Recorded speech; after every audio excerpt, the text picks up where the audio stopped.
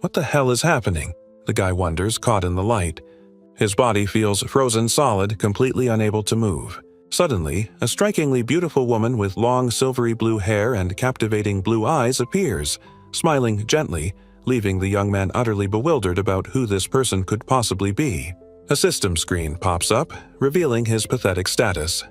Name none, gender male, level 1 Weiss, and stats mostly an embarrassing F rank, except for water, which is only E. Suddenly, the confused guy finds himself reborn, tiny hands clenched tight, staring up as a helpless baby, absolutely flabbergasted to realize he somehow started life over from square one. Looking around, the little fella's view is dominated by an impossibly ornate ceiling adorned with a massive, glittering chandelier, making him wonder where the heck he even is in this lavish place.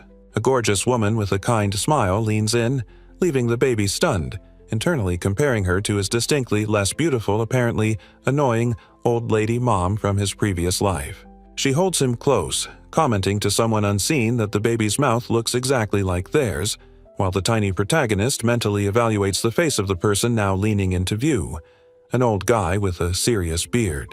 That same old man is addressed by someone off-screen with "Your Majesty," which jolts the baby, causing him to internally question in disbelief if this is actually his new dad, who just happens to be royalty. The imposing old man looks on as he declares the infant's name will be Noah, right next to some sort of list showing rather unimpressive elemental ranks like Fs and Es. The little guy feels his very name shifting, seeing Noah Ararat appear out of nowhere, wondering if his identity just got a sudden weird upgrade. Surrounded by folks in a fancy hall, the king proudly holds him, explaining his son's aptitude for water and declaring that makes him a prince, the Lord of Almeria. Seems like being baby royalty has perks. Just as he's processing the prince title, that digital status window pops up again, confirming Noah Ararat, 13th Prince of the Empire, though sadly, most of those stats are still stuck at a disappointing F. Then, right before his eyes, his water stat flashes and upgrades from a measly E to an E plus S. What the heck is an E plus S anyway? This whole reincarnation thing is getting weirder by the minute. Suddenly, that ridiculous E plus S rank wasn't ridiculous anymore. It erupted into a glowing, enormous SS, prompting gasps and incredulous shouts questioning if the little guy's powers had already awakened right here and now. A group of stunned onlookers gathers before a floating screen, their faces a mix of awe and disbelief, seeing the infant's overwhelmingly F-ranked stats punctuated by a single, shockingly high SS next to water. He watches the floating screen that everyone else is staring at, the one displaying his stats with all those pathetic Fs and that glorious water SS, internally amused that this is what has all these grown adults freaking out. Faces in the crowd light up with smiles and excited chatter, praising the newborn as awesome and declaring his exceptional rank is exactly what you'd expect from the son of an emperor. His father holds the infant high above the cheering crowd, announcing the arrival of someone with extraordinary talent, as brilliant light streaks across the sky and the assembled people celebrate the birth of the remarkable new prince. Born a prince with amazing water powers. Everyone cheered, shocked by his SS rank. He became the celebrated Lord of Almeria. The tiny baby, wrapped snugly, muses on his past identity as a village guy, thinking whatever he was before, he's definitely not that anymore. Quite an understatement given his sudden royal status. Time passes, and the system, or perhaps an official announcement, displays his new, rather lengthy title, Noah Ararat, 13th Prince of the Empire. Quite a status upgrade from anonymous villager. Stepping into a room fit for actual royalty, complete with huge curtains and a large door leading outside, really hammers home that this kid isn't exactly roughing it anymore in his new life. There he sits, the once average guy now a prince looking a bit pensive in a comfy-looking robe that drapes around him, probably contemplating the sheer absurdity of his situation. Turns out even his indoor wear is ridiculously fancy, with intricate embroidery decorating the collar, showcasing just how cushioned this royal existence is compared to his previous humble village life. Suddenly, a cheerful maid appears, smiling and reaching out, looking entirely too eager to assist with whatever minor task His Royal Highness requires, perhaps something simple like breathing. Yep, looks like the young man requires professional help just to put on his clothes, with 2 maids carefully guiding the luxurious robe onto him, ensuring the future Lord of Almeria is perfectly presented. 6 years old now, Noah Ararat holds the rather lengthy title of the 13th Prince of the Empire, looking about like he's still trying to figure out what exactly that means for his life. He's gotten entirely too used to being completely dependent, with maids literally dressing him every single morning, which, let's be honest, is still a bit awkward and makes his heart race slightly. Standing there as they help him, the kid can't help but reflect on his bizarre journey from being just a simple village boy to suddenly becoming the emperor's son and a prince. His new reality means living in an absolutely enormous, ridiculously fancy residence right next door to the actual palace, surrounded by ornate walls and grand decorations everywhere you look. And it gets better. He's now in the position of being the Lord of Almeria, the official homeland of the Water Clan, ruling over this entire beautiful landscape stretching out before him. Everyone sees my SS status, but for me it's just E+S a guy thinking, more subordinates make him stronger. He reveals that back when he was just some regular guy before all this royal craziness, his maximum level was apparently capped at a pathetic 8, which is kind of depressing when you think about it. And now, this whole reincarnation gig has seemingly unlocked infinite potential for the little prince, showing an endless symbol where his growth limit used to be, which is a nice upgrade from that measly level 8, honestly. His attendants meticulously fasten a prominent brooch, securing the rich fabric of his formal attire as the young prince prepares for his day, a routine he's still getting used to despite the endless pampering. One of the maids, beaming, confirms that his splendid dress, which is definitely not a dress but a rather formal coat, is fully adjusted, ready for the young master to make his appearance. Her companion, equally enthusiastic with a syrupy smile, adds that he looks quite handsome as always, laying on the praise a little thick for someone who's 6 and just got help getting dressed. The young man stands centered and stoic, flanked by his doting attendants, giving a concise little sound.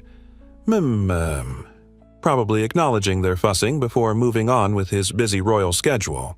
With a final adjustment complete, the young prince steps forward, his polished boots hitting the ground, looking ready to face whatever noble duty or utterly pampered activity awaits him next. Standing nearby, the maids continue their doting observations, remarking on how unusually calm their young master is for a 6-year-old, calling him amazing compared to typical, kids his age. As the young man walks forward with surprising composure, one of the maids muses that this collected attitude must be precisely what they mean by the dignity a ruler possesses, totally buying into his little royal act. The young ruler settles down for a meal, reflecting that despite the fancy setup and endless servants, being a prince at 6 years old means he's stuck with plenty of annoying obligations and rules he can't avoid.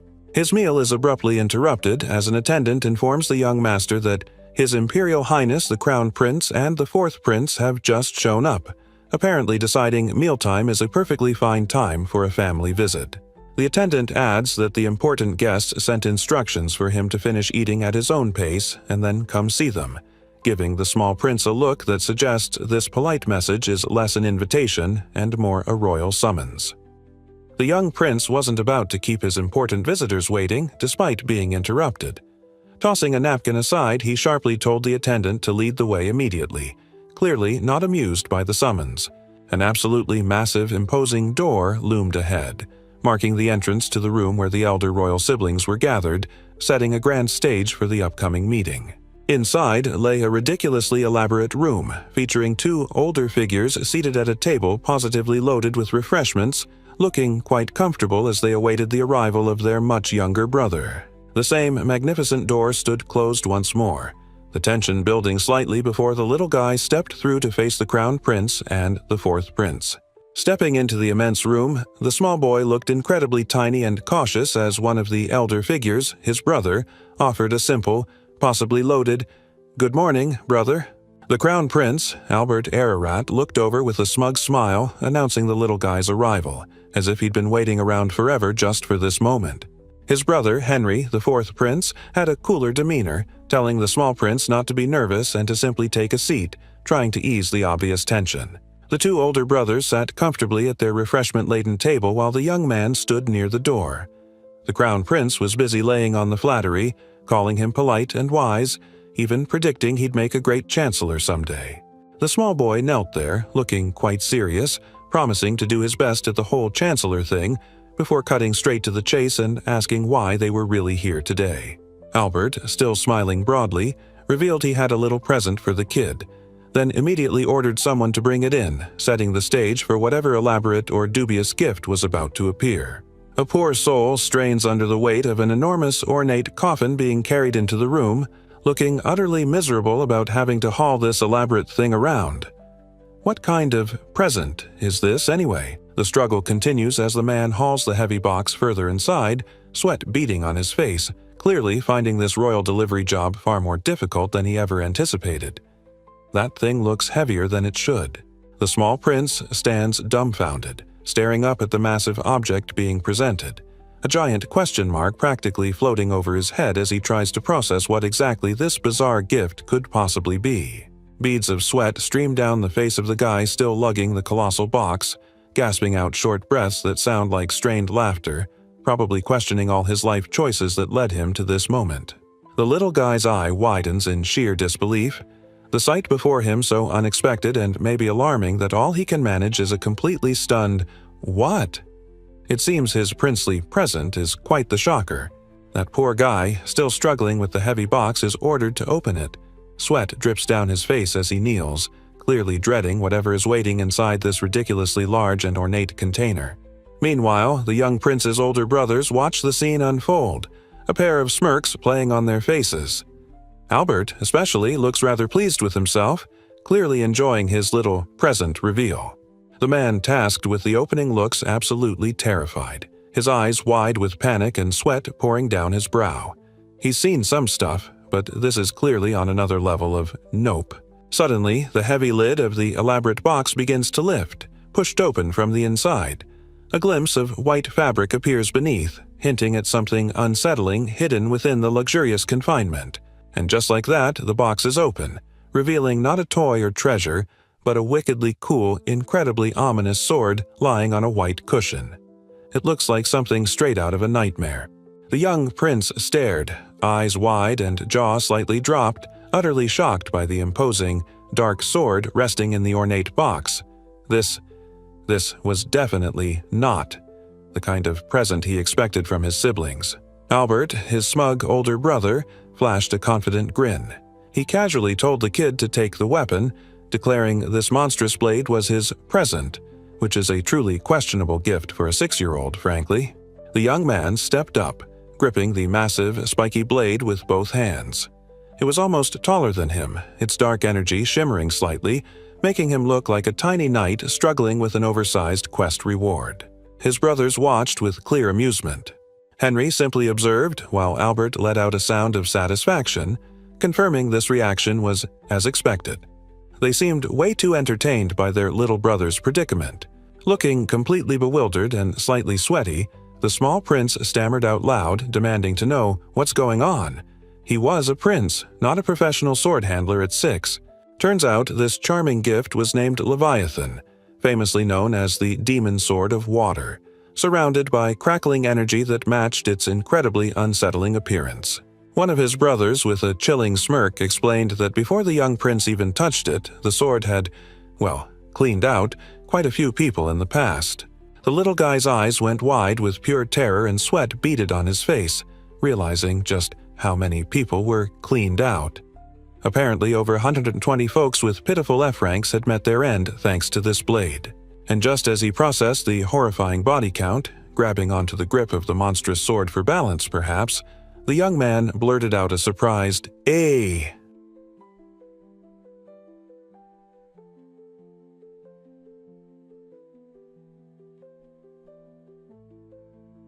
The young prince, still gripping the imposing sword, sweats and feels a rush of panic, realizing just how utterly dangerous this ridiculously heavy present from his brother actually is. A horrifying thought strikes him as sweat drips down his face. The moment someone can no longer hold this thing, they're apparently cursed to die instantly just for touching it. Great gift, guys. Standing near the ornate box and the enormous sword, his older brother Albert casually points out Noah's impressive Water SS rank, as if that somehow excuses handing a 6-year-old a cursed blade. Then the other brother, Henry, chimes in, explaining this isn't just any sword, Even S-rank folks can't handle it, but they were curious what would happen when someone with a freakishly high SS tried. Science, apparently. The young man's eye narrows in a surge of fury and realization, a fine sweat breaking out as he mentally curses his brothers for letting him touch this death trap, purely out of some twisted curiosity. The tiny prince stands before his smirking brothers, mentally holding back whatever sarcastic thoughts are brewing. It definitely wouldn't go over well if he let slip what he really thought about their twisted little gift. The smug older brother, Albert, flashes a grin, casually adding that, hey, most folks can't even lift the sword's box. Apparently, he finds it hilarious how weak everyone else is compared to their freakishly powerful weapon. Nearby, the poor guy who lugged the heavy box confirms it was agony, reporting to the princes that just being near the thing made his whole body freeze and felt like a million needle pricks. Sounds like a fun delivery job. Waving goodbye with a self-satisfied air, the two older brothers declare they've seen great things and offer a totally sincere, absolutely not sarcastic apology for disturbing the young man this morning with their death trap present. Left alone with the cursed blade, the small prince's face is a mixture of sweat and contemplation, his expression hardening slightly as he processes the sheer danger and likely political implications of the delightful gift he just received. Night falls over the grand estate, the crescent moon casting a soft glow across the rooftops, suggesting time passed under its silent watch. Years passed, and the pampered young prince bathes in a luxurious pool overlooking a cloudy sky, still needing a maid's assistance in his ridiculously fancy setup. He shifts uncomfortably, sweat beading on his face as the maid helps him, while she wears a noticeably troubled expression. Clearly, something is weighing on her mind. From behind the prince, another maid notices her distress and asks, "You don't look well," prompting him to turn his head slightly and ask, "What's wrong, Zoe?" The maid, Zoe, looks utterly flustered, saying, "Ah, forgive me, sir, you don't have to," but the insisting young man cuts her off sharply, demanding, "Enough, just say it." Still wet from his bath, the young master looks impatient as he cuts off his hesitant maid. He insists there's no need to wait for a better time and demands she just tell him what's on her mind right now. No beating around the bush. The troubled maid looks down, her face filled with worry and unable to meet his eyes. After a moment of struggling, she finally reveals that she was hoping to request some time away from her duties here at the estate. Water droplets slick his hair and face as the small prince turns, his earlier calm expression replaced by surprise. He looks intently at her, questioning why exactly she would want to leave the safety and comfort of his household. She explains, her gaze fixed downwards in sadness, that a terrible flood earlier in the spring completely destroyed her parents' farm. Now, her poor, single mother back home is left with absolutely no means to support or feed herself alone. The maid lifts her head slightly, a look of desperate resignation settling on her features, accompanied by a faint, sad smile. She finally confesses the unthinkable. As a last, desperate measure, she was planning to go to the red light district. The young man's eye shows intense focus as the maid heartbreakingly reveals her desperate plan, prompting him to sharply cut her off, deciding he's heard quite enough of her grim predicament. The maid hangs her head, a look of deep shame and distress etched on her face, sweat beading from the confession she was just forced to make about her family's terrible situation. Looking down, the small prince's face is wet and serious, a bead of sweat tracing down his temple as he seems to be intensely processing the awful fate his loyal attendant was facing. Still dripping wet from his bath, the young man suddenly raises his head with a determined expression, declaring with a clear, "All right," that he's made up his mind on what needs to be done. Standing tall despite being just a kid and soaking wet, the small prince proposes a solution. He'll bring her mother to the mansion and give her a job policing the back gate, offering 10 reens a month for her services. The maid stares up at the tiny prince, her eyes wide with pure shock and confusion. "Master?" she stammers, utterly bewildered by his sudden, unexpected offer. The young man turns away, still damp from his bath, explaining there's an empty house on the west edge of the city. His maid follows, murmuring that she'd never heard of such a job, let alone one paying 10 reens, way more than any normal guy earns. The small prince clarifies, looking back just slightly as he walks, instructing her that the house is for her and her mother to use. His solution sounds simple and final. The maid's eye flashes, blown wide with disbelief and intense emotion as the impossible generosity of his offer truly registers. A single sweat drop mirrors her inner turmoil, and just like that, she breaks down. Tears stream down her face, her cheeks flushed, completely overwhelmed by the young man's kindness. It's all a bit too much to handle. The maid collapses into a deep bow before the small prince, practically touching her forehead to the floor, her voice thick with emotion as she expresses her profound thanks, overwhelmed by his unexpected kindness and generosity. Meanwhile, the soaking wet young man looks away, mentally calculating the damage control. He realizes letting his servant go to a brothel would absolutely trash the reputation of the 13th prince, and worse, probably get him chewed out by the emperor. Their bare feet pad across the floor, wet marks left behind as they move away from the now finished bath towards the next part of their day, leaving the emotional moment behind. Tears still streak the maid's face as she stands, a look of determined gratitude setting in. The small prince observes her, noting internally that now she truly belongs to him as his servant. Looking up with tear-filled but smiling eyes, holding what looks like his towel, the young woman hears the young man's unspoken thought. She's his servant for good now, until she kicks the bucket or he decides to fire her, whichever comes first.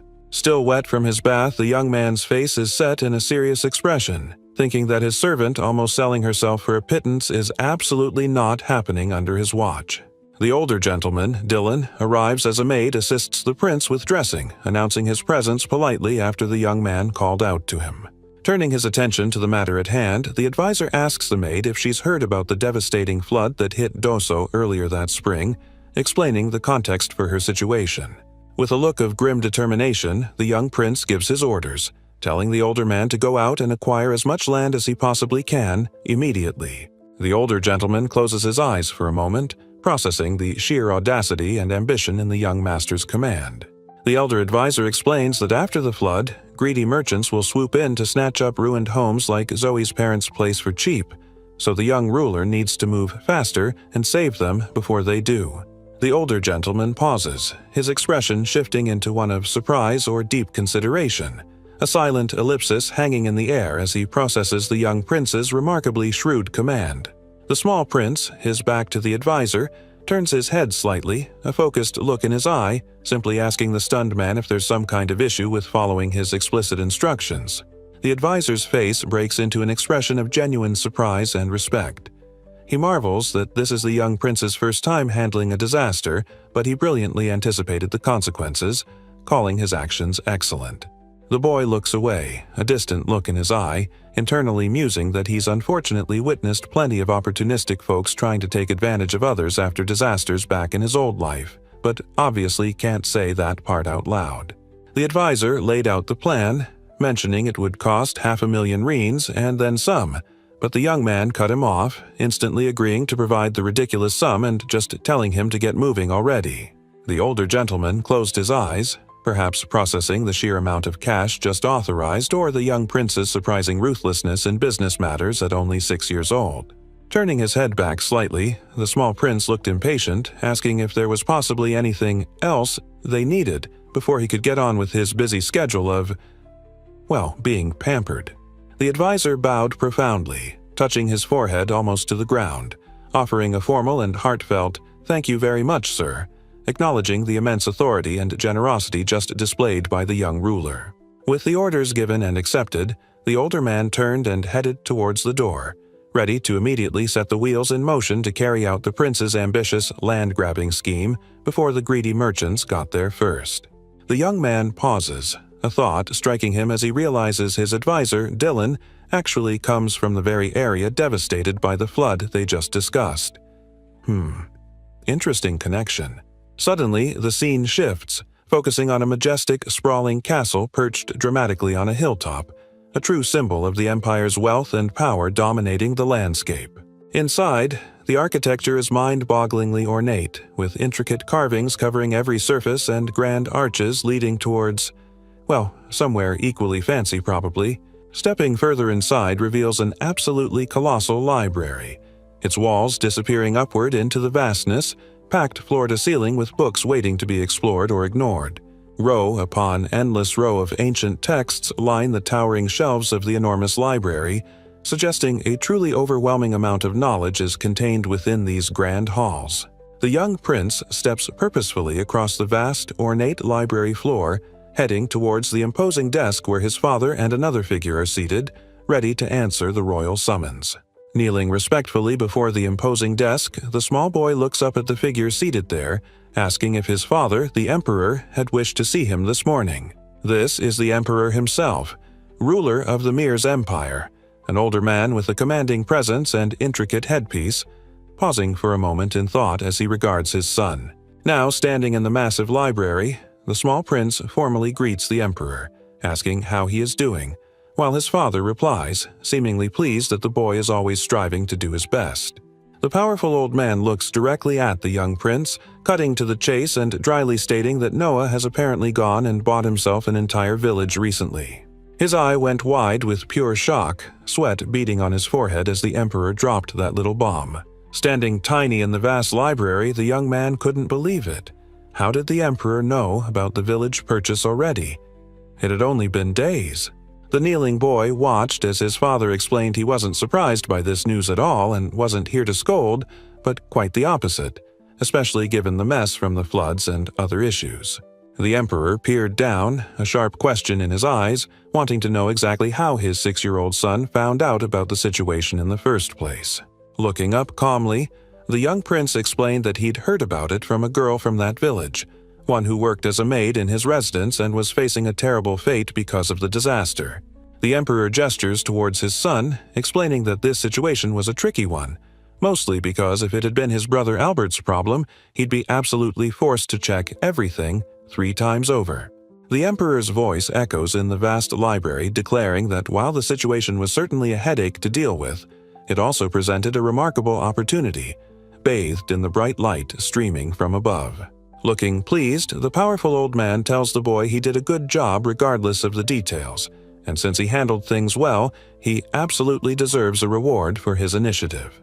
Turning towards the kneeling prince, someone points out that the teenager's current allowance is a hefty 8,000 reins a year, which frankly isn't exactly a lot for someone of his standing. The small prince looks down, his expression thoughtful, mentally calculating that the average annual income for a 30-year-old in the capital is only 120 reins, making his allowance enormous by comparison, but the powerful old man announces he'll raise the young man's allowance by 1,000 for now, a rather understated reward for saving a village, while the little prince offers a formal thank you from below.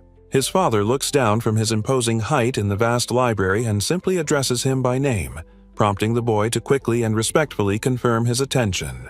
The emperor beams with pride, a satisfied smile spreading across his face as he tells the young prince he did a great job, urging him to continue his excellent work. The child's eyes widen, cheeks flushing slightly with a mixture of surprise and fierce determination, stammering out an eager yes at the emperor's praise. White clouds drift lazily across the sky, signaling the passage of time and perhaps a moment of calm after the intense conversation in the massive library. Stepping into the bustling market street, the young prince looked incredibly small amidst the throng of people, a 6-year-old in fancy clothes surrounded by stalls and shoppers going about their busy day in the city. From high above, the vast capital sprawled out below, a labyrinth of buildings and streets teeming with life, clearly the most prosperous city around, where everything converged in a vibrant display of activity. Down in the thick of it, the boy stood observing the market chaos. It was a place where people, goods, and money swirled together in a constant flow of commerce and exchange, a true hub of the empire. He couldn't help but think, being stuck in this 6-year-old body definitely put a damper on things, even with all the incredible range of stuff here designed to fulfill basically any desire a person could imagine.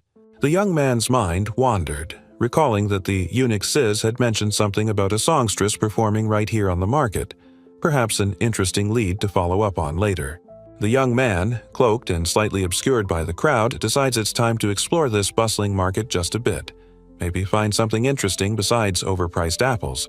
His exploration leads him past a building with a sign showing 2 mugs, clearly marking it as Kurth's place, a likely spot for local chatter and maybe that songstress mention. Stepping inside, the small prince talks to the guy behind the bar, probably asking about the songstress or just generally soaking up the atmosphere that adults think is appropriate for a 6-year-old. Suddenly, someone steps out onto a stage, a woman in a very unique outfit, radiating confidence as she moves towards the audience, leaving the little prince utterly stunned by her appearance. The young man stares intently, perhaps connecting the dots or just processing the performance, thinking to himself that he remembers hearing her name was Alice. On stage, the songstress reached a hand towards the light, looking completely lost in her performance, her whole being dedicated to the music. Her head tilted back, the talented woman belted out her song, her expression intense, as a sparkling light seemed to emanate from her during the performance. The entire room was focused on the circular stage where she stood, filling the space with her presence while the audience watched intently from their tiered tables, enjoying dinner and the show. Sitting amongst the crowd, slightly obscured from view, the young man observed the performance from his table, taking it all in with a contemplative air. He propped his chin on his hand, a subtle smile gracing his lips as he inwardly delivered his review, deciding it was, "Okay, not bad at all," a high praise from this tough critic. The young performer on stage poured her heart out. Her technique might have been raw, but the guy watching could tell she was singing with intense sincerity and effort, making her sound genuinely compelling despite the inexperience. Watching her focused profile, the observer silently mused, judging by the sheer earnestness radiating from her performance, that this singer definitely seemed like a truly serious person dedicated to her craft. Suddenly, the moment shattered as chaos erupted with blinding speed, a panicked voice screaming out desperately through the sudden noise and motion, pleading for whatever was happening to just stop immediately. A huge, bald guy stormed onto the stage, towering over the startled songstress and yelling aggressively, demanding to know what the heck she thought she was doing up there singing like that, which was a classy move, obviously. Without warning, the aggressive man lashed out, brutally striking someone who flew back from the impact, sending shockwaves through the room while others scattered and a voice weakly tried to protest that this place wasn't suitable for fighting.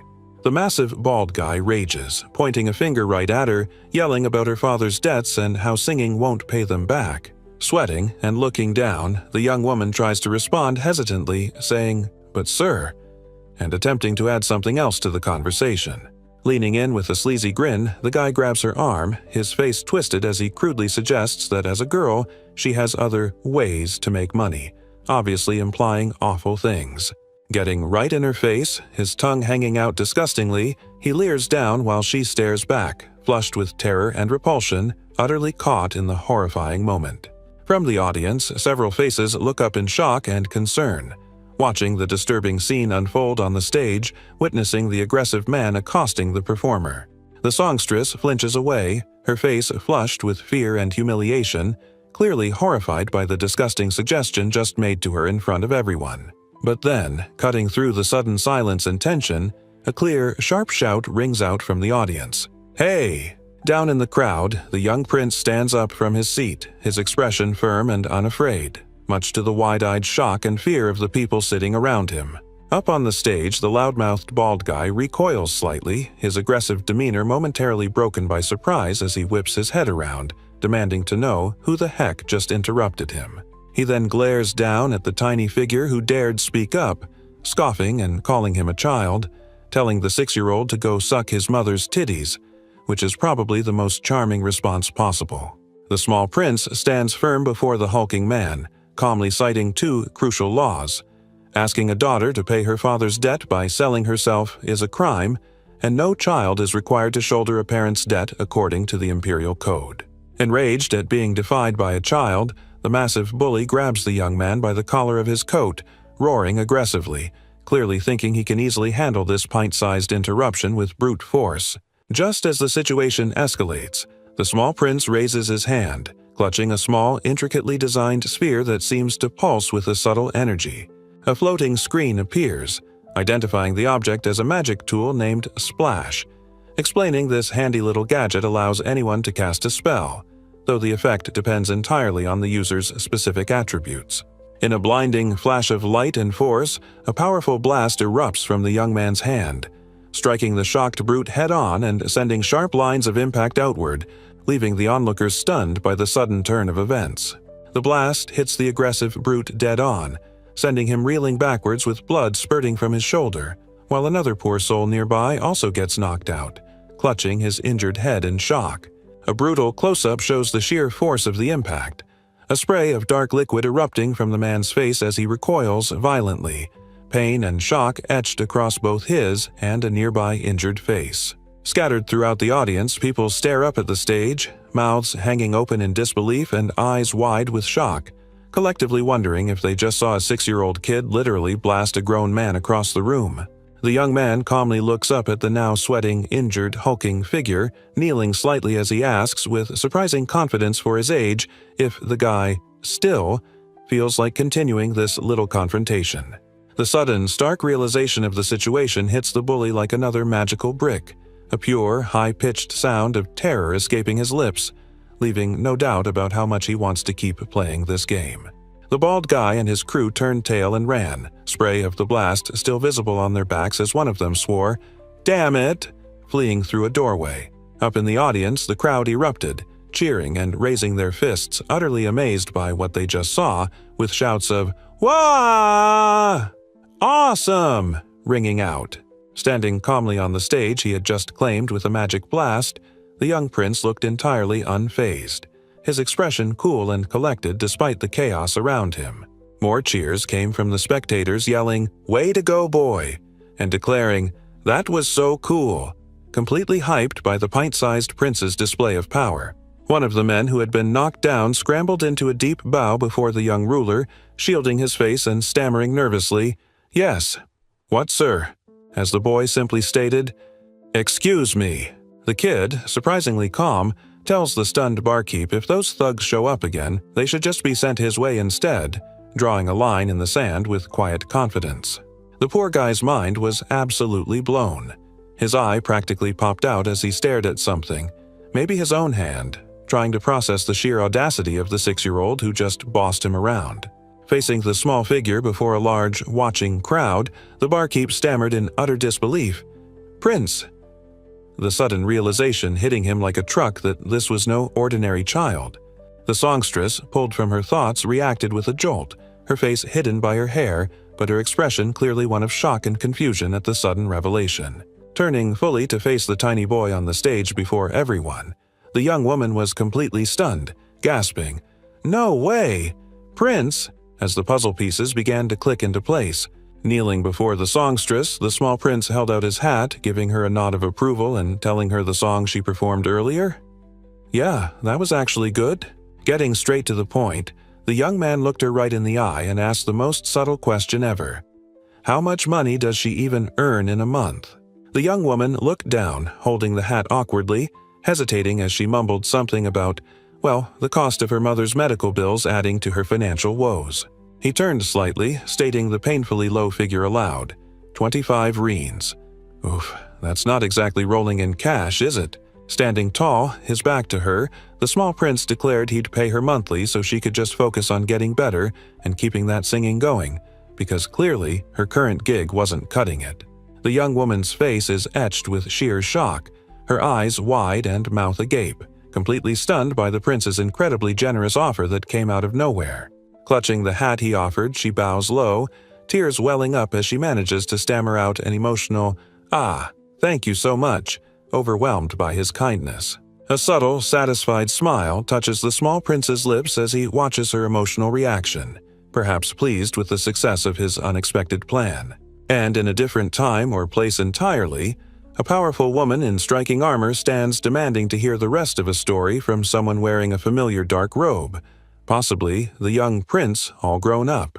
The crescent moon hangs in the dark sky, stars scattered around it as clouds drift lazily past, marking the passage of time or setting a quiet mood after the day's events. The young prince steps out onto a paved street, the setting sun casting long shadows as he walks determinedly in his fancy cloak, looking every bit the mini-ruler on a mission. A close-up shows the young man's intense focus. His eye is sharp, fixed on something or perhaps deep in thought, completely serious about whatever he's up to. Now, several figures are bowing so low their heads are on the ground before the little prince, one of them wearing a similar cloak, clearly showing extreme respect or perhaps submission. Outside the grand gate of his mansion, a group of people are prostrate before the young prince, their faces hidden as they bow deeply under the starlit sky, a rather dramatic show of deference. Walking away from a giant hulking bald guy kneeling on the ground, the little guy muses that this must be the main guy, the boss of those creeps who showed up earlier causing trouble for money. He glances away, a look of contemplation on his face, realizing that the people prostrate before him seem to know exactly who he is. Interesting.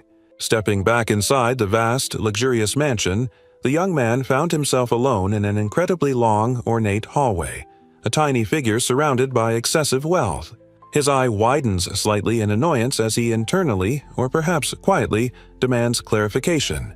Can people just waltz in and demand an audience with the prince whenever they feel like it?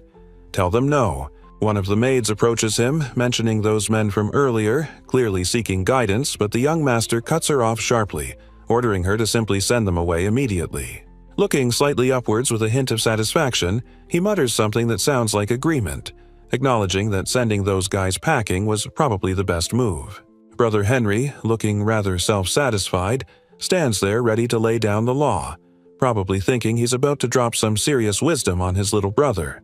The younger boy stands before the armored figure, who is pontificating about how ignoring lowlifes who cause trouble would be a total embarrassment to the royal family and the emperor's good name.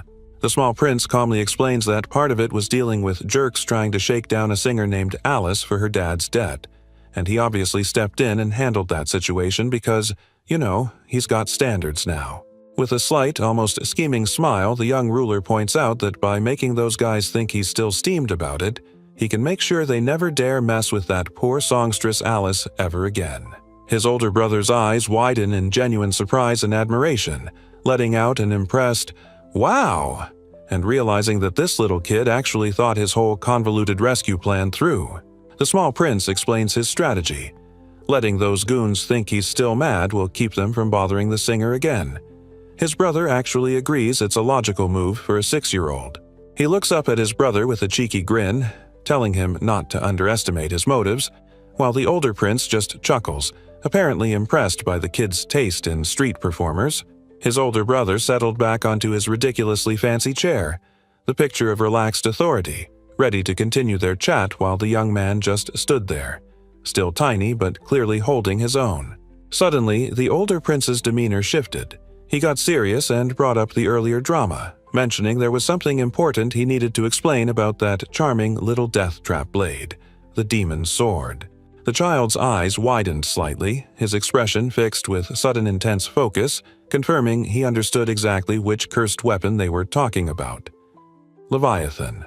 His older brother, Henry, leaned in slightly, his expression serious as he began to explain the weird truth about that cursed blade, making sure the little guy was paying close attention to his words. Reclining casually on a ridiculous sofa, the armored prince dropped the bombshell. That demon sword wasn't just some hunk of metal. Nope, it apparently possessed a conscious will of its own. What even is this thing? The small prince looked utterly flabbergasted, his eyes wide and mouth slightly open as he stammered in disbelief, struggling to process the idea that a sword could somehow have its own mind or purpose. A talking sword? Not ideal. Looking away, the older brother clarified that the demonic blade didn't exactly have conversations, but he was absolutely certain it did have a definite will, a distinct presence that couldn't be ignored. Creepy. Henry emphasized the real problem. The damn sword seemed to be weirdly fixated on hierarchy and status, a trait the young ruler echoed with a questioning look, wondering how a weapon could possibly care about social rank. The older brother Henry leaned in with a sly smirk, offering some truly excellent advice about handling the cursed blade. Just think of it like a dog. Yeah, totally makes sense. Then Henry got serious, explaining that before the kid even tried to swing the thing around, he needed to make it clear who was the boss. Apparently, making the sword give in was better for everyone involved, though the young prince looked like he thought that was a long shot. The small prince's gaze sharpened, focusing intently as he echoed the phrase, "Give in," clearly pondering the bizarre challenge of getting a literal demon sword to submit to a 6-year-old's will. His eyes widened slightly, a flicker of realization crossing his face as he quietly mused, "Maybe." The ridiculous idea of subjugating a cursed sword was starting to seem less ridiculous, possibly even doable. Suddenly decisive, the young man whirled around, shouting commandingly for someone to "Bring me that demon sword." His older brother behind him looked utterly taken aback by the sudden shift in attitude and the bold demand. The massive, ornate box containing the cursed sword was carefully lowered onto the table by the struggling servant, who looked utterly exhausted after hauling the monstrous thing around and was told it was hard for him. Sitting regally on his chair, the young man saw the tired servant wiping sweat and told him to go get some rest, a small acknowledgement for completing the ridiculously difficult task of delivering the death trap.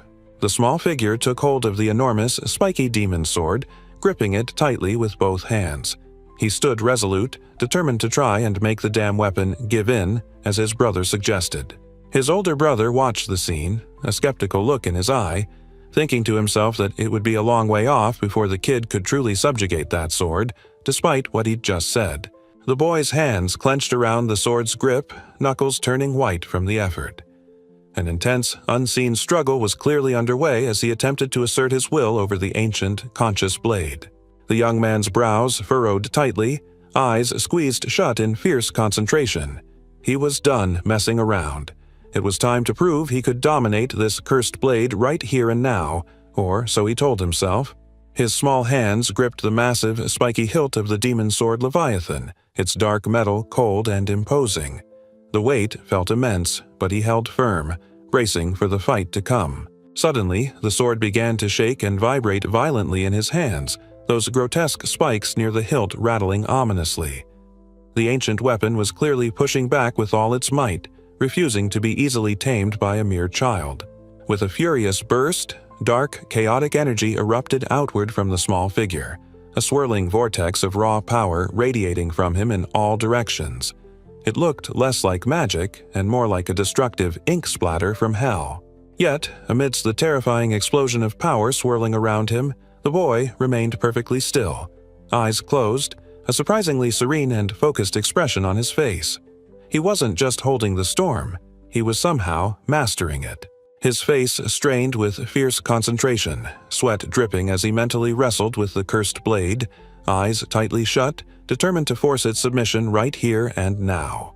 Clad in chaotic dark energy, the young man held the monstrous sword aloft, eyes blazing with resolve as he declared internally that he would absolutely prove his dominance, the ground cracking under the force of his will.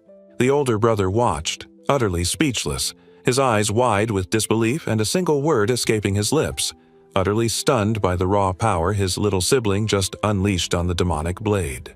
The grotesque eye embedded in the sword's hilt seemed to dim, standing next to the young man's sharp, victorious gaze. The ancient weapon had apparently reached a state of yielding. Standing tall, the once wild sword now glowed softly in his grip, smoke or mist rising around them as the older brother gaped, realizing the child had somehow completely brought the impossible blade to its knees. The older brother, utterly flabbergasted by the outburst of dark power, yells out to someone off-screen, demanding to see the young prince's current status screen immediately, needing proof of what just happened after wielding that cursed blade. Suddenly, a status screen pops up, displaying Noah Ararat's details. Level 1 Dinars, mostly F-ranked stats, but there it is again, next to water, the ridiculous, impossible E+SS rank. Undeniable proof that something absolutely nuts just went down. The young man looks entirely pleased with himself, a smug grin gracing his lips as he thinks, "Yep, just as I thought." The sudden surge of power and successfully forcing that demon sword to yield wasn't a fluke. His ridiculous water ranking is real and powerful. That absurd E+SS isn't just for show. Turns out his unique ability to make others his underlings and gain power from them doesn't just work on people, but apparently on anything, even cursed demon swords or probably inanimate objects if he wanted. His older brother stares in awe, utterly blown away that this little kid, at only 6 years old, could command such power and subjugate a literal demon weapon. He realizes everyone is about to see this incredible feat. Well, everyone except him, apparently, left to just hear about it. His ridiculous water ranking wasn't just E+SS anymore, it soared to a glorious SSS, marking the start of dealing with that cursed demon sword properly and the beginning of a whole new chapter. His brother, Henry, couldn't believe it, laughing incredulously and sweating, utterly floored that a 6-year-old actually possessed SSS water power. Like, seriously, SSS? And apparently, according to his amazed brother, that's just the kind of nonsense you can expect when you successfully strong-arm a literal demon sword into submission. Who knew? Holding the massive, now submissive blade high, the young man gave a slight smile and simply stated, "It seems so," confirming he had indeed brought the legendary demon sword Leviathan to heel. Looking off into the distance, the small prince seemed to ponder the sheer absurdity and potential of literally owning a conscious, subjugated demon sword at the ripe old age of 6. What a life! Yep, that ridiculously powerful E+S rank wasn't going anywhere. This was the true display of his water power, right there for all the system messages to confirm after he flexed on that demon sword. The cursed blade Leviathan stood there, a visual reminder that bringing it to its knees, just like his brother had said, upgraded his water rank to that amazing SS level, proving his weird power works on objects too. The small prince looked up at the ridiculously huge sword standing in the room, pondering what would happen if it just stayed. Well, instead of becoming a weapon loyal to him. His expression turned firm. This wasn't just a trophy or a weird gift, he really wanted to carry this monster around with him. Size difference and cursed nature be damned. Standing beside his older brother, the little guy got some practical advice. He just needed to grow taller, like the rest of the famously tall royal men, and he'd be swinging that thing around in no time. A sudden thought strikes the young prince, causing his eyes to widen slightly in realization. He just connected something important, maybe about the sword's size or his current stature. Looking towards the ridiculously large demon sword, the kid's face lights up with understanding. "Oh, right," he exclaims, realizing exactly what the issue is or what he needs to do about the cursed blade. Standing before his imposing older brother, the little guy is asked what's bothering him. "I want to try something," he replies, clearly hatching a plan related to that giant sword he just acquired. Despite being completely dwarfed by the massive blade, the young man puts his back into it, attempting to swing the heavy demon sword Leviathan. It's a comical struggle, but his determination is serious. A determined look settles on the prince's face as he eyes the task ahead. He closes one eye, focusing intently, perhaps calculating the sheer effort required to actually wield this monster of a weapon effectively. The young man holds the massive demon sword, but now it glows and seems smaller, shimmering as if transforming right there in his hands, proving his strange power works even on cursed weapons. His older brother stares, eyes bulging, mouth agape, sweat dripping from his face as he witnesses the utterly impossible sight of the demonic blade changing size like it's just a toy. Still reeling from the shock, the older prince stands behind the kid, who now easily holds the sword, shrunk down to a usable size, calmly explaining that, "This guy taught me how to do it," referring to his bizarre subduing power. Gazing at the now manageable demon sword, the older brother declares it's unheard of. It was a national treasure locked away for 200 years, but there was never any record of it being able to change size. He truly believes the kid is amazing. The small prince looks up, a subtle, knowing smile playing on his lips, stating confidently, "With this," implying the newly obedient size-adjustable demon sword is just the beginning of his plans. He beams, holding the now manageable demon sword easily. Apparently, the cool thing about subjugating a cursed blade is you can just carry it around whenever you want. Handy. Just as he's probably contemplating his next power move with his cool new sword, one of the maids interrupts them both in the grand, ornate room, politely asking for their attention. The maid looks a little hesitant as she explains the reason for the interruption. Apparently, the young master has received an invitation from someone important. The advisor clarifies exactly who sent the invitation. It's the third vizier, who is apparently hosting some kind of fancy banquet at his place and wants the young prince to show up. The young prince asks his maid about the timing for this unexpected banquet, and she clarifies that the invitation politely says he can just roll up whenever he feels like it. The young man figured out that being able to show up whenever he wanted meant he was officially the main attraction, so the whole shindig wouldn't actually start until he decided to grace them with his presence. Standing beside his towering older brother, the kid asked if he was joining the party, but Henry just shrugged it off, saying he couldn't stand noisy places and would definitely be skipping out. Looking up, the small prince simply accepted his brother's excuse, apparently totally fine with him skipping out on the fun, giving a small nod to show he understood. So his older brother checked if he was really going, and the determined little prince simply confirmed he was indeed heading out, ready for his grand entrance at the vizier's banquet. And just like that, the young prince, along with his brother and a maid, headed out the massive gates, ready to make their arrival whenever they damn well pleased. The face of the distinctive bald guy, marked with sharp black patterns, shows a flicker of annoyance and caution, clearly not thrilled with the current situation he finds himself in. Outside the gate, the group is still prostrate on the ground, heads bowed low in supposed deference, but their patience is clearly running out, someone declaring, "That's it." The bald leader abruptly snaps, his face contorted in pure rage, screaming he can't take it anymore, and crudely yelling at the kid to stop being such a shit in front of everyone. Standing coolly, the small prince turns his head slightly, his voice cutting through the outburst with sharp commands. "Oi!" And then, "Stop it." As the angry guy rises to confront the kneeling figures, the young prince raises his hand, ready to unleash the compact, shimmering power of his newly acquired demon sword Leviathan on the troublesome bunch. His eye, sharp and focused, flared with a bright light, the power gathering behind his gaze as he prepared to unleash something significant. The bald guy absolutely loses it, lunging forward in pure rage, screaming he's had enough of this nonsense, barely held back by the others desperately trying to restrain him.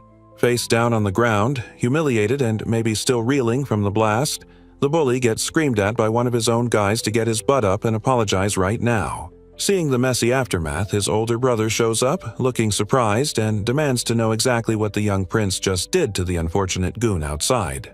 The little guy looks up calmly at his brother, a hint of a smirk on his face, and simply states, "Excuse me then," before turning to head out, leaving the bald guy's misery behind. His eye blazes with intense light and power as the young prince unleashes his magic, the moment charged with focus and formidable energy. The bald guy is utterly rocked by the sudden blast, his face contorted in shock and pain as blinding light erupts around him. Trying to save face, the brute manages a weak laugh and a sweat-drenched confession. Yep, the sheer intimidation he just experienced was just too much to handle. Later, perhaps reflecting under the quiet night sky, a thought hangs in the air. You're getting used to this kind of stuff, eh? Dealing with chaos like it's no big deal. With the immediate drama handled, a carriage speeds away, the horses pulling with urgency, carrying someone important away from the scene and towards whatever comes next. A grand carriage pulled by a single horse approaches the massive, ornate gates of an estate, where waiting guards smartly swing them open, clearing the way for the important passenger within. Stepping up to the entrance, the young prince, flanked by his loyal advisor, is met with a man bowing so profoundly low his head is nearly scraping the ground, surrounded by a line of standing guards. The figure rising from his deep bow is revealed as the third vizier, Jean-Brad Reduc, beaming widely as he offers a warm welcome to the visiting Prince Noah, looking entirely too pleased about the royal guest. Looking up at the vizier with a calm, confident expression, the small prince politely thanked him for the invitation, adding that it looked like a pleasant evening, projecting surprising maturity for a 6-year-old. Inside the building, the third vizier leads the young ruler through an incredibly vast and opulent hall dominated by a ridiculously oversized chandelier, the two figures looking tiny against the sheer scale of the luxurious surroundings as they proceed further into the estate. The enormous double doors swing open, revealing a blinding flash of light as a crowd of silhouetted figures stands ready, clearly anticipating the arrival of the important guests. Faces emerge from the crowd, beaming and clapping enthusiastically, welcoming the young prince with genuine smiles and a warm reception that was probably expected, but still felt nice.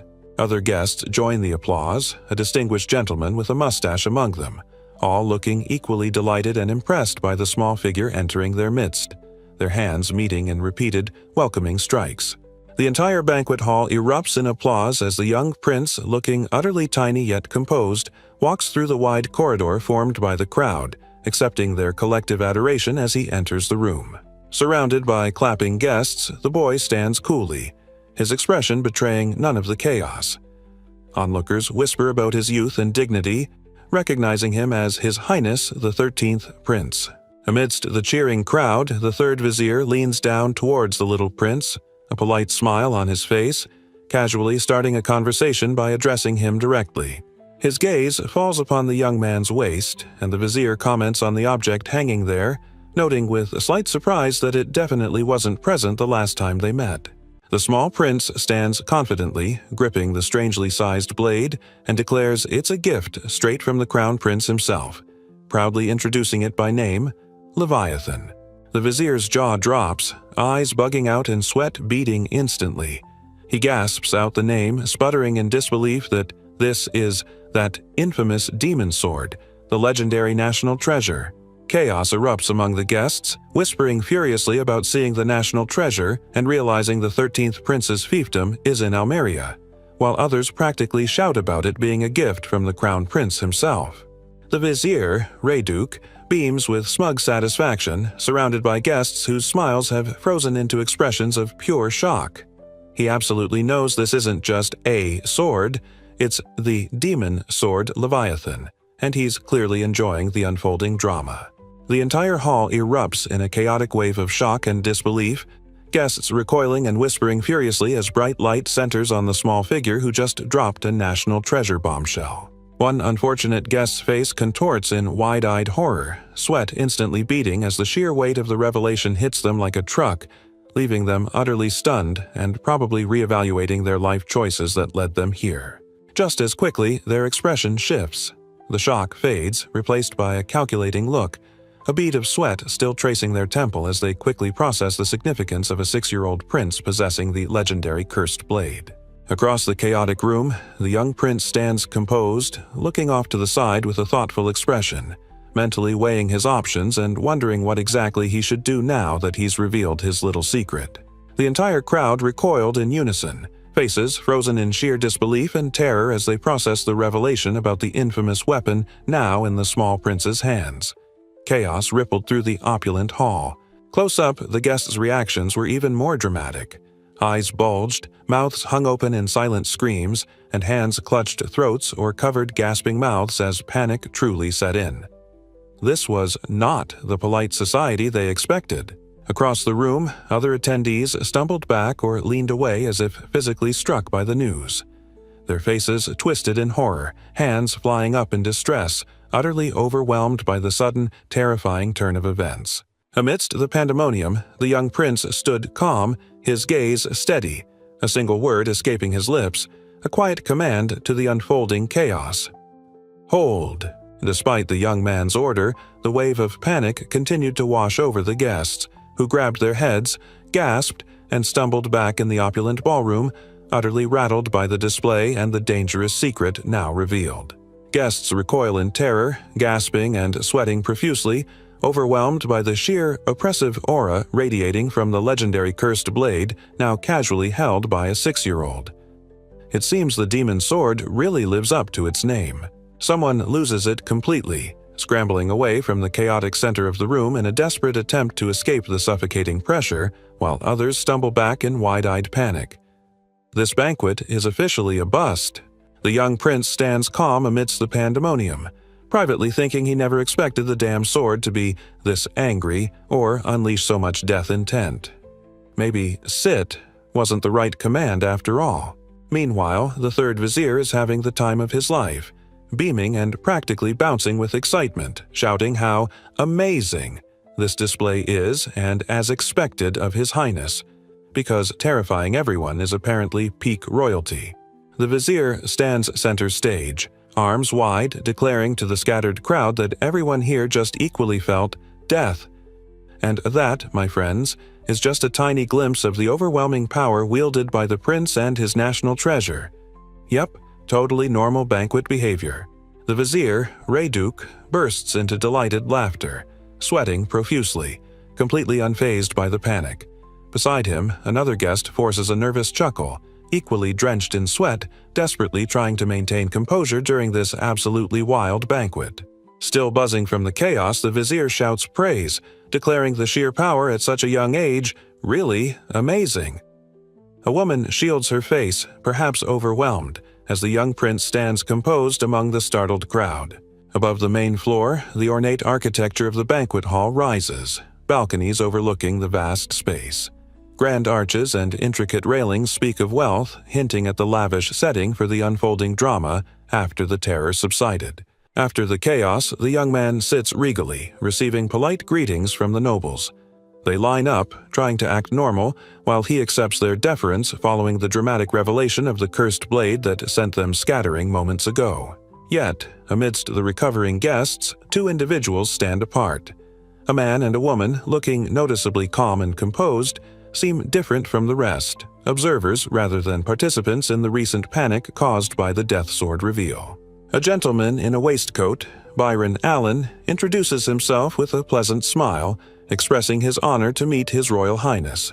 With a hand gesture, the man presents a young woman standing beside him, his daughter Cindy, hoping the prince would allow them the pleasure of getting acquainted with him. Seated regally, the small prince regards the girl and her father with a sharp gaze, directly asking if she is, in fact, his adopted daughter. The vizier's eyes widen in pure astonishment and his mouth hangs open.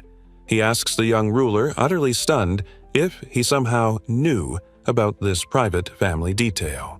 The small prince, looking away slightly, simply replies, "No," clarifying with a calm confidence that he merely deduced it through some casual observation. The vizier practically bowed, praising the little prince as marvelous for his deduction. But the young man, looking unimpressed, calmly demanded an explanation, asking him to elaborate why, for future reference. The small prince tilted his head slightly, a thoughtful look settling on his features. He let out a quiet, clearly processing the information the vizier had just provided him about his impressive insights. Turning his sharp gaze to the gentleman who introduced his daughter, the young prince asked directly if he was the second or perhaps third generation of his family line. The man confirmed it respectfully, just as His Highness stated. The gentleman mused internally, observing the small prince's calm, dignified behavior and concluding he carried himself exactly like someone born into the upper class. But then his gaze shifted to his own daughter, noticing she didn't possess that same ingrained presence. Byron Allen reflected that he could easily perceive the subtle yet distinct differences in demeanor between those born into the upper and lower classes. Meanwhile, the 6-year-old royal was just thinking, "Yeah, I have my memory of a previous life, so I know how commoners act, big deal." The vizier's eyes practically bulge out in sudden understanding, declaring, "So that's it." He's utterly blown away by the boy's deductive abilities, confessing he's incredibly impressed with the kid's sharp insight into the guests. The small prince stares coolly, hitting them with another bombshell. This child, the gentleman adopted? Yeah, she's actually a former slave girl, dropping the reveal with zero hesitation.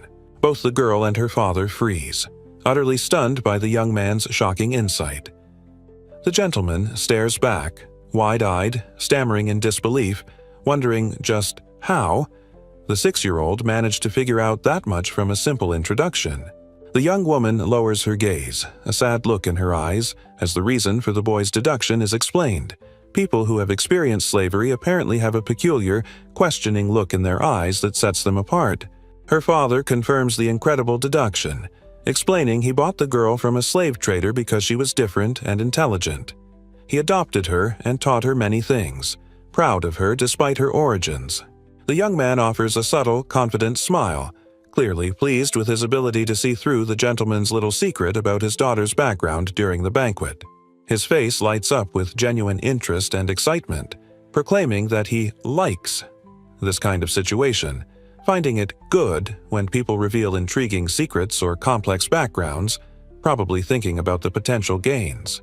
Both the gentleman and his adopted daughter stand frozen in shock, staring wide-eyed as the small prince effortlessly exposes her past as a former slave, leaving them utterly speechless and probably rethinking their entire introduction. Seated regally with his menacing sword nearby, the young ruler extends an invitation to the gentleman and his daughter, suggesting they visit his mansion soon. The gentleman, clearly intrigued, expresses a desire to hear more details about the girl's surprising backstory. The gentleman's expression shifts to one of eager anticipation, practically shouting "with pleasure," and stammering a delighted yes, at the prospect of visiting the prince's residence and sharing more about his adopted daughter. The vizier was totally blown away, remarking just how impressive it was that His Royal Highness saw right through the whole adopted daughter thing. The gentleman beside him could only agree, stunned by the insight. The small ruler wasn't finished dropping bombshells, explaining there was actually one more reason he knew she wasn't the guy's biological daughter. The vizier just stared, muttering a surprised response, clearly intrigued. Meanwhile, the young woman whose past was just revealed looked away, her gaze fixed downwards. A quiet solemnness settled over her features as she processed the prince's uncanny ability to see through appearances. And he realized the other clue was simply how she reacted when he unleashed his death intent earlier. She actually stood right up in front of her father, ready to shield him despite being clearly terrified herself. With their conversation now out in the open, the gentleman and his adopted daughter turned and walked away from the scattered guests, perhaps contemplating the prince's unexpected invitation and his strange insights. The young prince pointed out the final clue. A girl her age should be the one needing protection, not the one shielding her dad when death aura appears. The gentleman simply agreed, realizing the prince was absolutely right. The vizier, still beaming with awe, declared that the young ruler had seen through everything from the start, possessing a truly remarkable range of thought. He was utterly impressed by the kid's insight into everyone at the party. Time passed under a calm, cloudy sky, the grand estate standing quietly under the changing light. Back at the mansion, one of the maids politely announced that the third vizier had sent a token of gratitude, asking the young master what he wished to do with the unexpected gift. The maid explained this must be the thank you for attending the vizier's party, adding that exchanging such tokens was a fundamental part of aristocratic relationships, while her young master simply continued his meal. Accept the vizier's gift like usual, the young man instructs, acknowledging the need to maintain aristocratic pleasantries despite the recent chaos the cursed blade caused. Now that he'd made the demon sword obey, the young ruler knew just intimidating folks wouldn't cut it. He had to actually learn to wield the thing properly, otherwise it just wouldn't look cool at all. He held the now shrunk demon sword Leviathan, its dark metal shimmering faintly in his grip. It was still menacing, but now it was a manageable size, a loyal, if terrifying, tool at his disposal. The little prince grinned, excitement sparking in his eyes as he mentally addressed the sword itself. "Oh, you're excited," ready to feel the blade's power respond to his will. The maid looked utterly confused, asking him what he was so excited about, completely oblivious to the fact that the 6-year-old prince was literally chatting with his demon-possessed sword. The young prince's sharp eye gleams with sudden insight, a thoughtful expression crossing his face as he muses that he's just stumbled upon something rather interesting. He turns to his loyal maid, telling Zoe to simply wait and observe, while she looks on with a curious expression, probably wondering what kind of peculiar idea her young master has come up with now. Stepping out into the estate grounds, the 6-year-old prince stands before a massive tree, his attendant nearby, ready to witness whatever bizarre experiment he's about to conduct in the garden. The small figure grips the now compact demon sword, explaining that since his physical strength and speed stats are stuck at a pathetic E or F, he figures he can't exactly chop this tree down the old-fashioned way. He looks up with a fierce, determined expression, the motion lines indicating focus, his thought hanging in the air with a single word. But, hinting at a less than conventional method he's about to attempt. Suddenly, a clean diagonal cut slices right through the massive tree trunk. The dark wood separating as an unseen force moves with incredible speed and precision. A chaotic spray of leaves, branches, and wood debris erupts outwards, scattering violently as the unseen power tears through the surrounding foliage with overwhelming force. The destruction intensifies, thick lines of force streaking across the area as more debris explodes outwards, a violent demonstration of the bizarre, chaotic energy unleashed upon the tree. Standing firm amidst the swirling vortex of destruction, the small figure of the young prince remains perfectly composed, his back to the viewer as the sheer power of his attack decimates the giant tree. The attendant gapes in utter shock, her eyes wide and mouth hanging open as she stammered in disbelief, realizing that such a huge tree was just dealt with completely effortlessly right before her eyes. He explains that doing something like that, cutting down an entire tree effortlessly, wasn't just about raw strength, it required something else entirely. By mimicking the movements recorded within the blade, he was able to make the cut, explaining that these techniques were actually the inherited knowledge of Leviathan's former owners. Gazing at the shimmering blade, the child thinks this is just the thing to make him look good for a while, noting that the guy within the sword taught him how to do it. The young man tilts his head slightly, a thoughtful expression on his face as he processes the unexpected power and utility he's just discovered from his cursed weapon.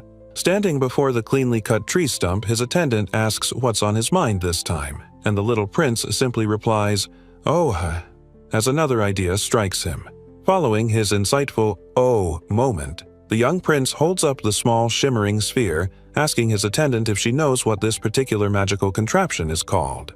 His loyal maid, Zoe, nods readily, identifying it as a magic tool known as a splash, designed specifically for activating magic.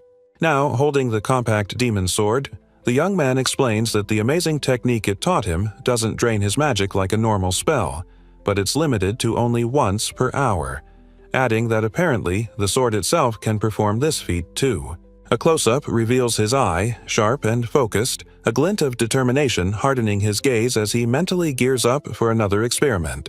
Standing before the cleanly sliced tree stump, the young prince raises his now perfectly sized demon sword, a determined expression on his face, and confidently declares, "All right, let's give it another shot." The demon sword Leviathan, now compact and obeying, glows with anticipation, crackling with energy as if eager to unleash the destructive technique stored within its very being, ready for another test run. Standing before the neatly sliced tree stump, the small prince raises the now manageable cursed blade high above his head, his attendant watching intently nearby as he prepares to try that impossible cutting move again. Meanwhile, his attendant Zoe smiles gently, musing internally that her master seems unusually excited today, probably wondering why he's so thrilled about chopping wood with a demon sword. A close-up shows the young man's intense focus, his eyes narrowed and determined as he grips the shimmering blade, motion lines emphasizing the sudden surge of speed and power as he executes the inherited technique. The compact demon sword flashes forward, a blur of dark metal and brilliant light streaking through the air, slicing with impossible speed and precision just like it did when it effortlessly felled that massive tree. The young man's eyes widened slightly in surprise, a spark of unexpected power radiating from him as he executed the inherited technique, maybe realizing just how fast this thing could go. The demon sword Leviathan slashed forward in a blur of speed, its dark blade carving through the air with impossible precision, leaving a trail of glittering particles in its wake. Another view of the impossible cut, the ancient blade ripping through space with intense force and speed, showing the sheer power unleashed by the 6-year-old and his terrifying weapon. Surrounded by streaks of light and motion, the young ruler swung the demon sword with surprising power, the technique flowing from him, a tiny figure unleashing a mighty, inherited strike. A close-up on his eye, sharp and focused, reflecting the intense speed lines of the action. He held the gaze of a seasoned warrior, not a 6-year-old, having just mastered another impossible feat. The immense power of the inherited technique erupted in a blinding flash of pure light. The devastating energy from the slash stretched vertically, a towering force cleaving through the air between the mansion and the garden. Standing before the raw power he'd unleashed, the ground cracked around the small prince's feet. He just stared up at the sheer, impossible scale of it. Nearby, his attendant Zoe stared, eyes wide with disbelief, whispering, amazing," utterly floored by the impossible display from her young master. Sweat dripped down the boy's face as he grinned, a mix of triumph and awe, realizing, I was able to change its course, but the sheer depth of the power was beyond him. The bottom, I can't see it at all. The dangerous blade itself seemed to almost speak, its unsettling form conveying a thought or feeling about the young man wielding it. It was dangerous. The young man stood triumphantly in the shimmering rain of power, a wild, almost manic grin on his face, somehow wielding the massive, now manageable demonic blade with ease. Text suggests his rare insight and terrifying sword make him untouchable. Who could possibly challenge him now? After all that excitement and showing off with the sword, it was time for a bit of downtime. Steam rose from the warm water of a luxurious indoor pool, the perfect place for a prince to relax and plot. One of the ever-present maids, looking cheerful as always, pointed out the obvious. After whatever ridiculous display of power he'd just pulled off, The young man's body was completely covered in dust. Time for a cleanup, apparently. Following up on the dust assessment, another maid, equally attentive and with a sweet smile, dutifully leaned in to ask the now wet prince if there was anything else on him that needed a good washing after his exciting activities. After his recent display of power, the young man is soaking wet from the bath, politely turning down further assistance from the attentive maid, telling her he's perfectly fine despite the sweat. His bare feet pad across the tiled floor, leaving wet marks behind as the small figure steps away from the pool, ready to dry off and move on with the rest of his day. Water drips from his hair and face, the young prince's expression serious and focused as he recovers from his latest demonstration and contemplates what's next on his busy royal schedule. As maids attend to him, toweling him off or helping him dress, another attendant arrives to announce that his lordship has a visitor waiting for him. A bead of water trails down his cheek as the boy's eye narrows slightly, focusing intently upon hearing about the unexpected visitor who has just arrived at his mansion. Still slightly damp from his bath, the young man turned his head, a focused look in his eye, clearly processing the news of an unexpected visitor arriving at his residence right at this moment. He was presented with a formal document, perhaps an official announcement or invitation, its ornate border surrounding stylized text that announced the identity of the person waiting to see him. Seeing the name on the document, the small prince's eyes widened slightly in surprise, a question forming in his mind. Was the visitor really the governor of Hujoy, Murray? That seemed like a pretty big deal. Standing composed after getting dressed, the small prince, with his now manageable demon sword tucked neatly into his belt, let out a subtle sound. As he registered the visitor's identity. Later, seated on a grand chair, the young ruler mentally or quietly commented on his visitor, noting that he was just an upstart from my domain, suggesting he found the man's status amusingly provincial. The governor of Hujoy, Murray, stood rather stiffly in the opulent reception room, his hands clasped politely as he waited to be formally introduced to the young prince who apparently considered him a total newbie. A closer look at the man's face showed a serious, maybe slightly nervous expression. Being the governor of a major domain under the emperor's son probably came with a certain level of performance anxiety. The small prince, despite his size, stood tall as the guest knelt, addressing him respectfully as Your Highness, and expressing the honor of a personal audience which must have felt pretty wild for a regional governor. The 6-year-old ruler, now seated, calmly dismissed the exaggerated formality, telling him there was no need to be so formal, have a seat, while the visitor simply bowed lower and agreed to the prince's casual command. Murray Dedo, settling into a chair, explained that this was their second meeting, the first being about a year and a half ago when the emperor had appointed him governor, acknowledging the young prince's incredible memory for details. The small prince, sipping his drink across the table, mentioned recalling that the governor had been specifically ordered by the emperor himself to assist with controlling the water situation back in Hojoy. Looking visibly uncomfortable, the visitor confirmed the young ruler's recollection with a simple, hesitant word, acknowledging the difficult task he had been assigned. The young man simply stared back, his small face impassive and focused, absorbing the governor's confirmation of the imperial order regarding the flood-prone domain. This Hujoy place, it turns out, is nestled right by a big old river, which naturally makes the land super fertile for growing crops, which sounds great in theory.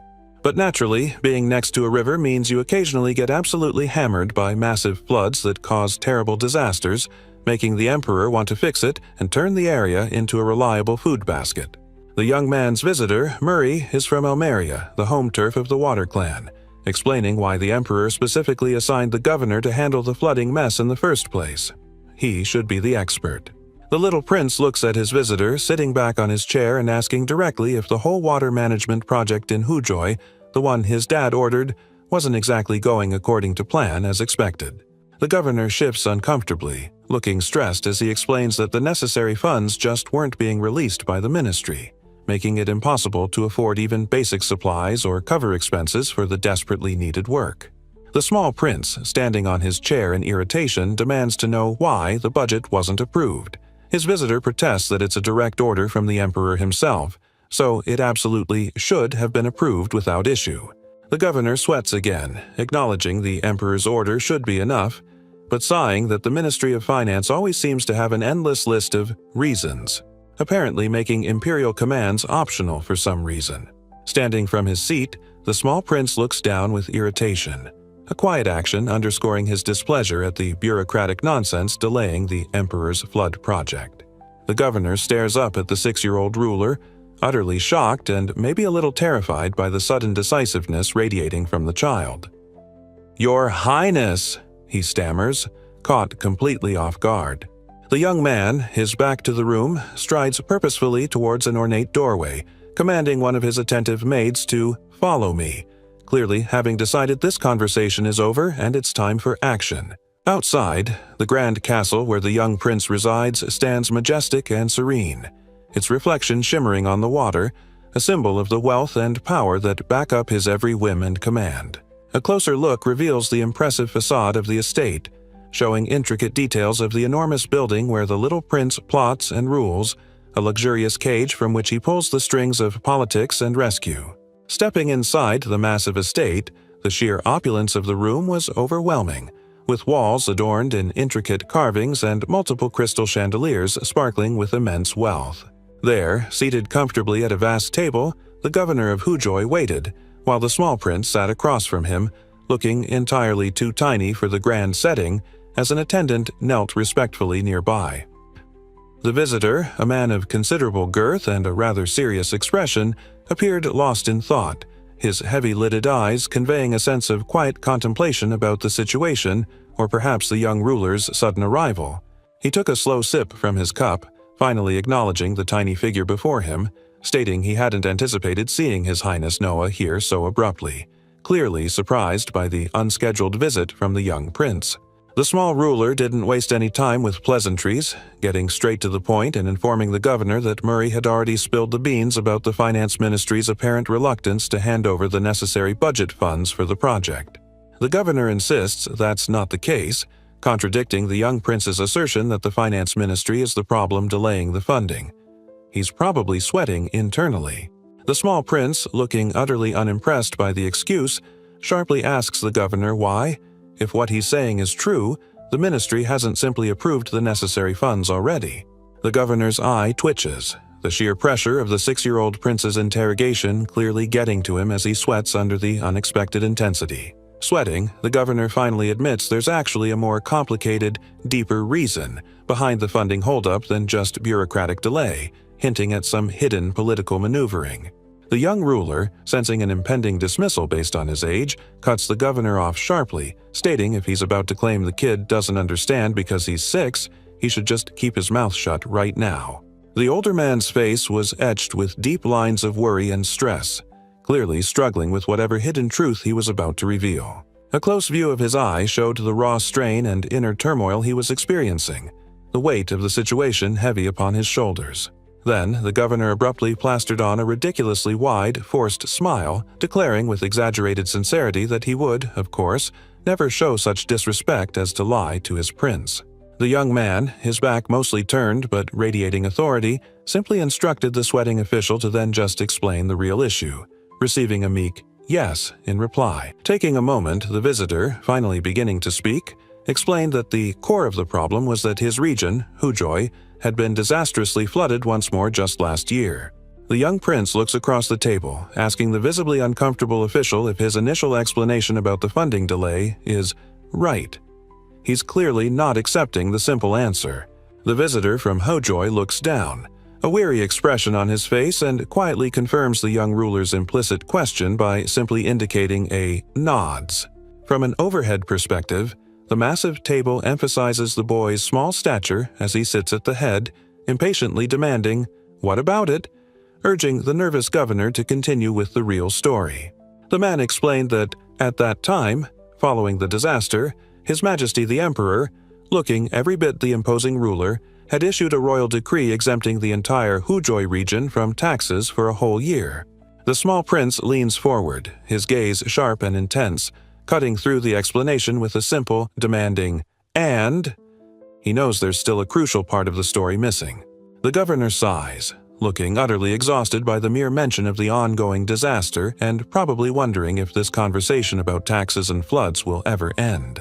He lets out another weary breath, appearing visibly stressed as he continues to explain the frustrating situation with the lack of funds. The minister's office apparently views the tax-exempt status from the flood disaster as a big, juicy tax slush fund just waiting for them to spend, according to the visitor's explanation. Looking nervous and sweating slightly, the older man then asks the young ruler if he gets it, implying the situation is more complicated than just bureaucracy. Suddenly, the visitor is completely startled, his eyes bulging and fork frozen midway to his mouth with a piece of sausage. The governor's eyes bulge in panicked denial, his mouth frozen open around the sausage he was about to eat as he stammers out a desperate, "No!" It was the emperor, the governor explained, who had issued the original decree regarding the flooded region. He had exempted them from taxes because the disaster had completely wiped them out, a simple fact the worried official reiterated to the young ruler. But the small prince just stared back, demanding to know why, clearly not buying the simple explanation for the budget holdup. His sharp eye glinted. It was simply, "Just because there's no tax you can collect," he stated, calling out the ministry's greedy real reason. The governor's face settles into an expression of weary frustration, acknowledging the painful truth behind the ministry's reluctance to release funds for the flood relief project. He knows the kid hit the nail on the head about their real motive. A startled face in the room reacts, eyes wide with surprise, clearly caught off guard by the bluntness of the young prince's observation, or perhaps the sudden tension in the conversation. Amidst the glittering chandeliers and opulent decor, the small ruler's thoughts cut through the air, internal commentary highlighting the absurdity of the situation. This corruption is presented as natural, and despite favors given, the core issue of funding remains ignored. The small prince stares ahead from his oversized chair, his eyes wide with disbelief, a single thought echoing loudly. "Are you kidding me?" Whatever just came out of the governor's mouth was clearly beyond ridiculous. The governor sits, frozen with a forkful of sausage halfway to his mouth, his expression a mixture of panic and being caught completely off guard, the simple act of eating interrupted by the 6-year-old's sharp questions. The governor's eyes practically bulge out, face frozen in shock as the bluntness of the young prince's deduction hits him like a ton of bricks. Looks like someone just got caught flat-footed. Still sweating, the official stammers that he didn't quite mean that, claiming he can't possibly tell the small prince the full story right now, desperately trying to squirm out of it. The young man fixes his intense gaze forward, cutting through the evasion with a simple, pointed question. Why, exactly, he can't? He'd be told the truth about the funding issue right here and now. His guest, looking a bit shifty, lowers his gaze and changes the subject slightly, asking if the prince is perhaps aware of all the chatter about building a brand new summer resort for the emperor. Ah, the young man gets it. He identifies the project as the annual summer villa construction north of the hot capital, adding with a slightly cheeky thought that His Majesty is getting on in years anyway. The bald governor, sitting smugly at the lavish table, explains that even though the project is called a villa, it's strictly for His Majesty's use, making it a top priority imperial undertaking. With a wide, self-important grin, he gestures broadly and insists that building this summer retreat is just as significant and grand as constructing an entire detached palace. Nearby, the young prince's advisor narrows his eyes, bristling internally, annoyed that this official is even bringing up His Majesty's name to justify the questionable priorities. Standing abruptly from his seat and spreading his arms wide, the pompous official emphasizes his point dramatically, shouting, "In short, it's a villa." As if that settles the debate on funding priorities. Beaming with unsettling enthusiasm, the man declares that the project will cost a staggering amount of money, proudly stating it's like building a small city for around 5,000 people. The governor sweats profusely, his face tight with discomfort, clearly feeling the heat under the young prince's interrogation about the delayed funds. He's squirming under the unexpected pressure. He tries to explain, eye wide with exasperation, stammering that it's for that reason, that the money for flood relief isn't being released, desperately trying to link it to something else. Throwing his hands up in dramatic frustration, the official declares that's why the treasury is running low, implying the massive summer villa project is draining all the available money needed for Hujoy's flood relief. A moment of silence hung in the opulent room, the weight of the absurd explanation settling in the air after the official blamed the villa construction for the lack of essential flood funds. Just as the blustering governor finishes his excuse about the treasury being low, the tiny figure seated calmly across from him cuts through the nonsense with a sharp, decisive, "Shut up."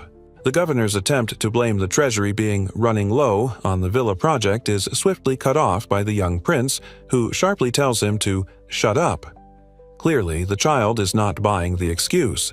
The elaborate chair where the young prince was seated is now empty, suggesting the conversation was abruptly ended, or the small ruler has risen, perhaps ready to take action after hearing the official's excuse. The stout governor is completely taken aback, his eyes wide with shock and his mouth hanging open as he lets out a surprised, "Eh!" Something the prince just did or said clearly caught him totally off guard.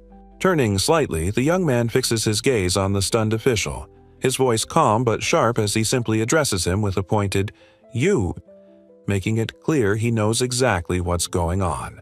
The low-angle view of another ornate, now empty chair confirms that someone else has also departed or is no longer seated, adding to the sense of disruption caused by the earlier exchange. The young prince stares ahead, his voice cutting through the air with a simple, chilling statement. Presenting that ridiculous excuse about funding for flood relief is a big disrespect, you know? The stout official's eyes bulge in pure terror, his mouth frozen open mid-sentence as a panicked sound escapes him. He's clearly not used to being called out so sharply by a 6-year-old. The intensity in the young man's eye sharpens. Focusing on the cowering man, he presses the point. "His Majesty, my father. You're trying to make my father look like a fool by offering such a flimsy excuse, right?" Sitting regally despite his size, the small prince drives the point home, stating that the governor's explanation, that flood control can't be funded because they're building vacation homes, is exactly what makes the emperor seem foolish. Overwhelmed by the accusation, the governor collapses onto the floor, sweat pouring from his face as he scrambles backwards, desperately begging for forgiveness and stammering that it's all just a misunderstanding. The sheer accusation sends the official into a complete meltdown, sweat pouring as he scrambles back, eyes wide, stammering that it's all just a misunderstanding, and begging for forgiveness. Seated calmly behind his mountain of a guest, the young ruler lays out the ultimatum. "Hand over the funds, then give us the money," he demands, or face the alternative, or. His Highness stares intently, his face devoid of childishness, finishing his threat with chilling clarity. "Would you prefer that I go tell this to His Majesty?" Yeah, that shuts people up. Suddenly, the older man is on his feet, yelling at unseen ministry folks, practically shouting about the budget for How Joy, and declaring, "It's our top priority, move right away." Back on the governor's terrified face, sweat streams as he shrieks, utterly broken. Right away," he screams, then, "Get a budget for How Joy right away." Yep, the kid's threat worked. Still reeling from the ultimatum, the terrified governor's face is a mask of panic, screaming orders to act faster and do it quickly, because apparently threatening to tell the emperor makes people very efficient. Standing calmly amidst the opulent room, the young prince looks to the side, an air of quiet power around him, having achieved his goal without moving even one step after delivering that chilling threat. His polished shoe steps forward onto the luxurious carpet, a small but decisive movement indicating that the conversation is over and the 6-year-old ruler is ready to move on to the next step of his plan.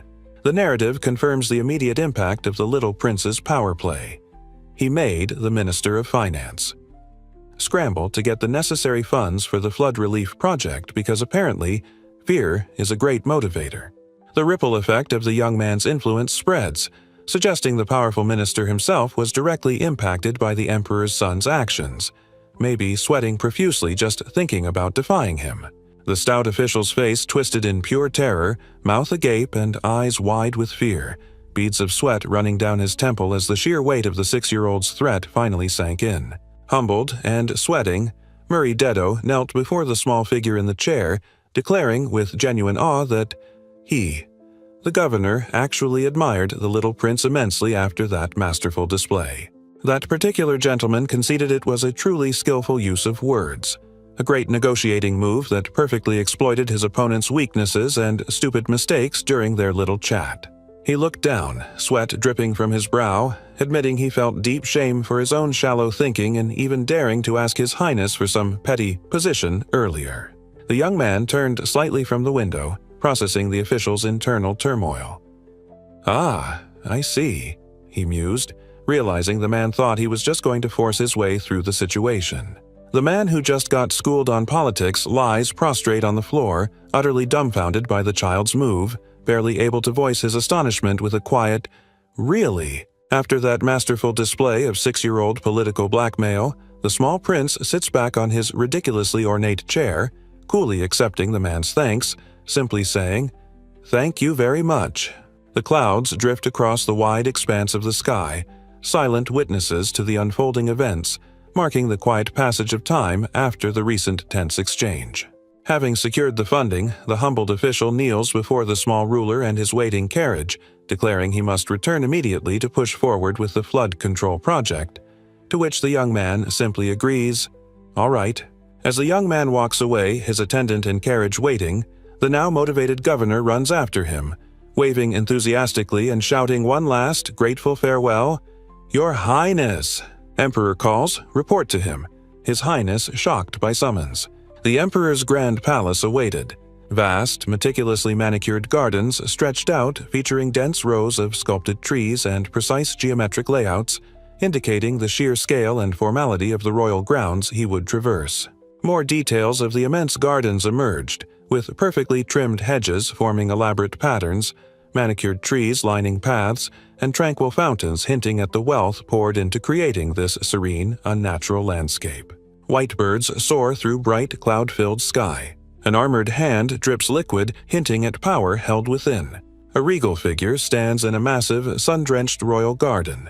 His Majesty, the Emperor, waited in his immense gardens, his stern profile suggesting important matters were at hand as the powerful old man expected his son to arrive shortly. Stepping into the vast, perfectly sculpted gardens, the tiny figure of the 6-year-old prince bowed deeply, announcing formally that he had arrived in response to the summons from the mighty emperor. Quite the entrance for such a little guy. Walking through the perfectly sculpted gardens, the path led him deeper into the heart of the vast palace grounds where his father awaited. The emperor welcomed the young man warmly among the flying birds, inviting him to relax and make himself comfortable, which the small prince politely thanked him for.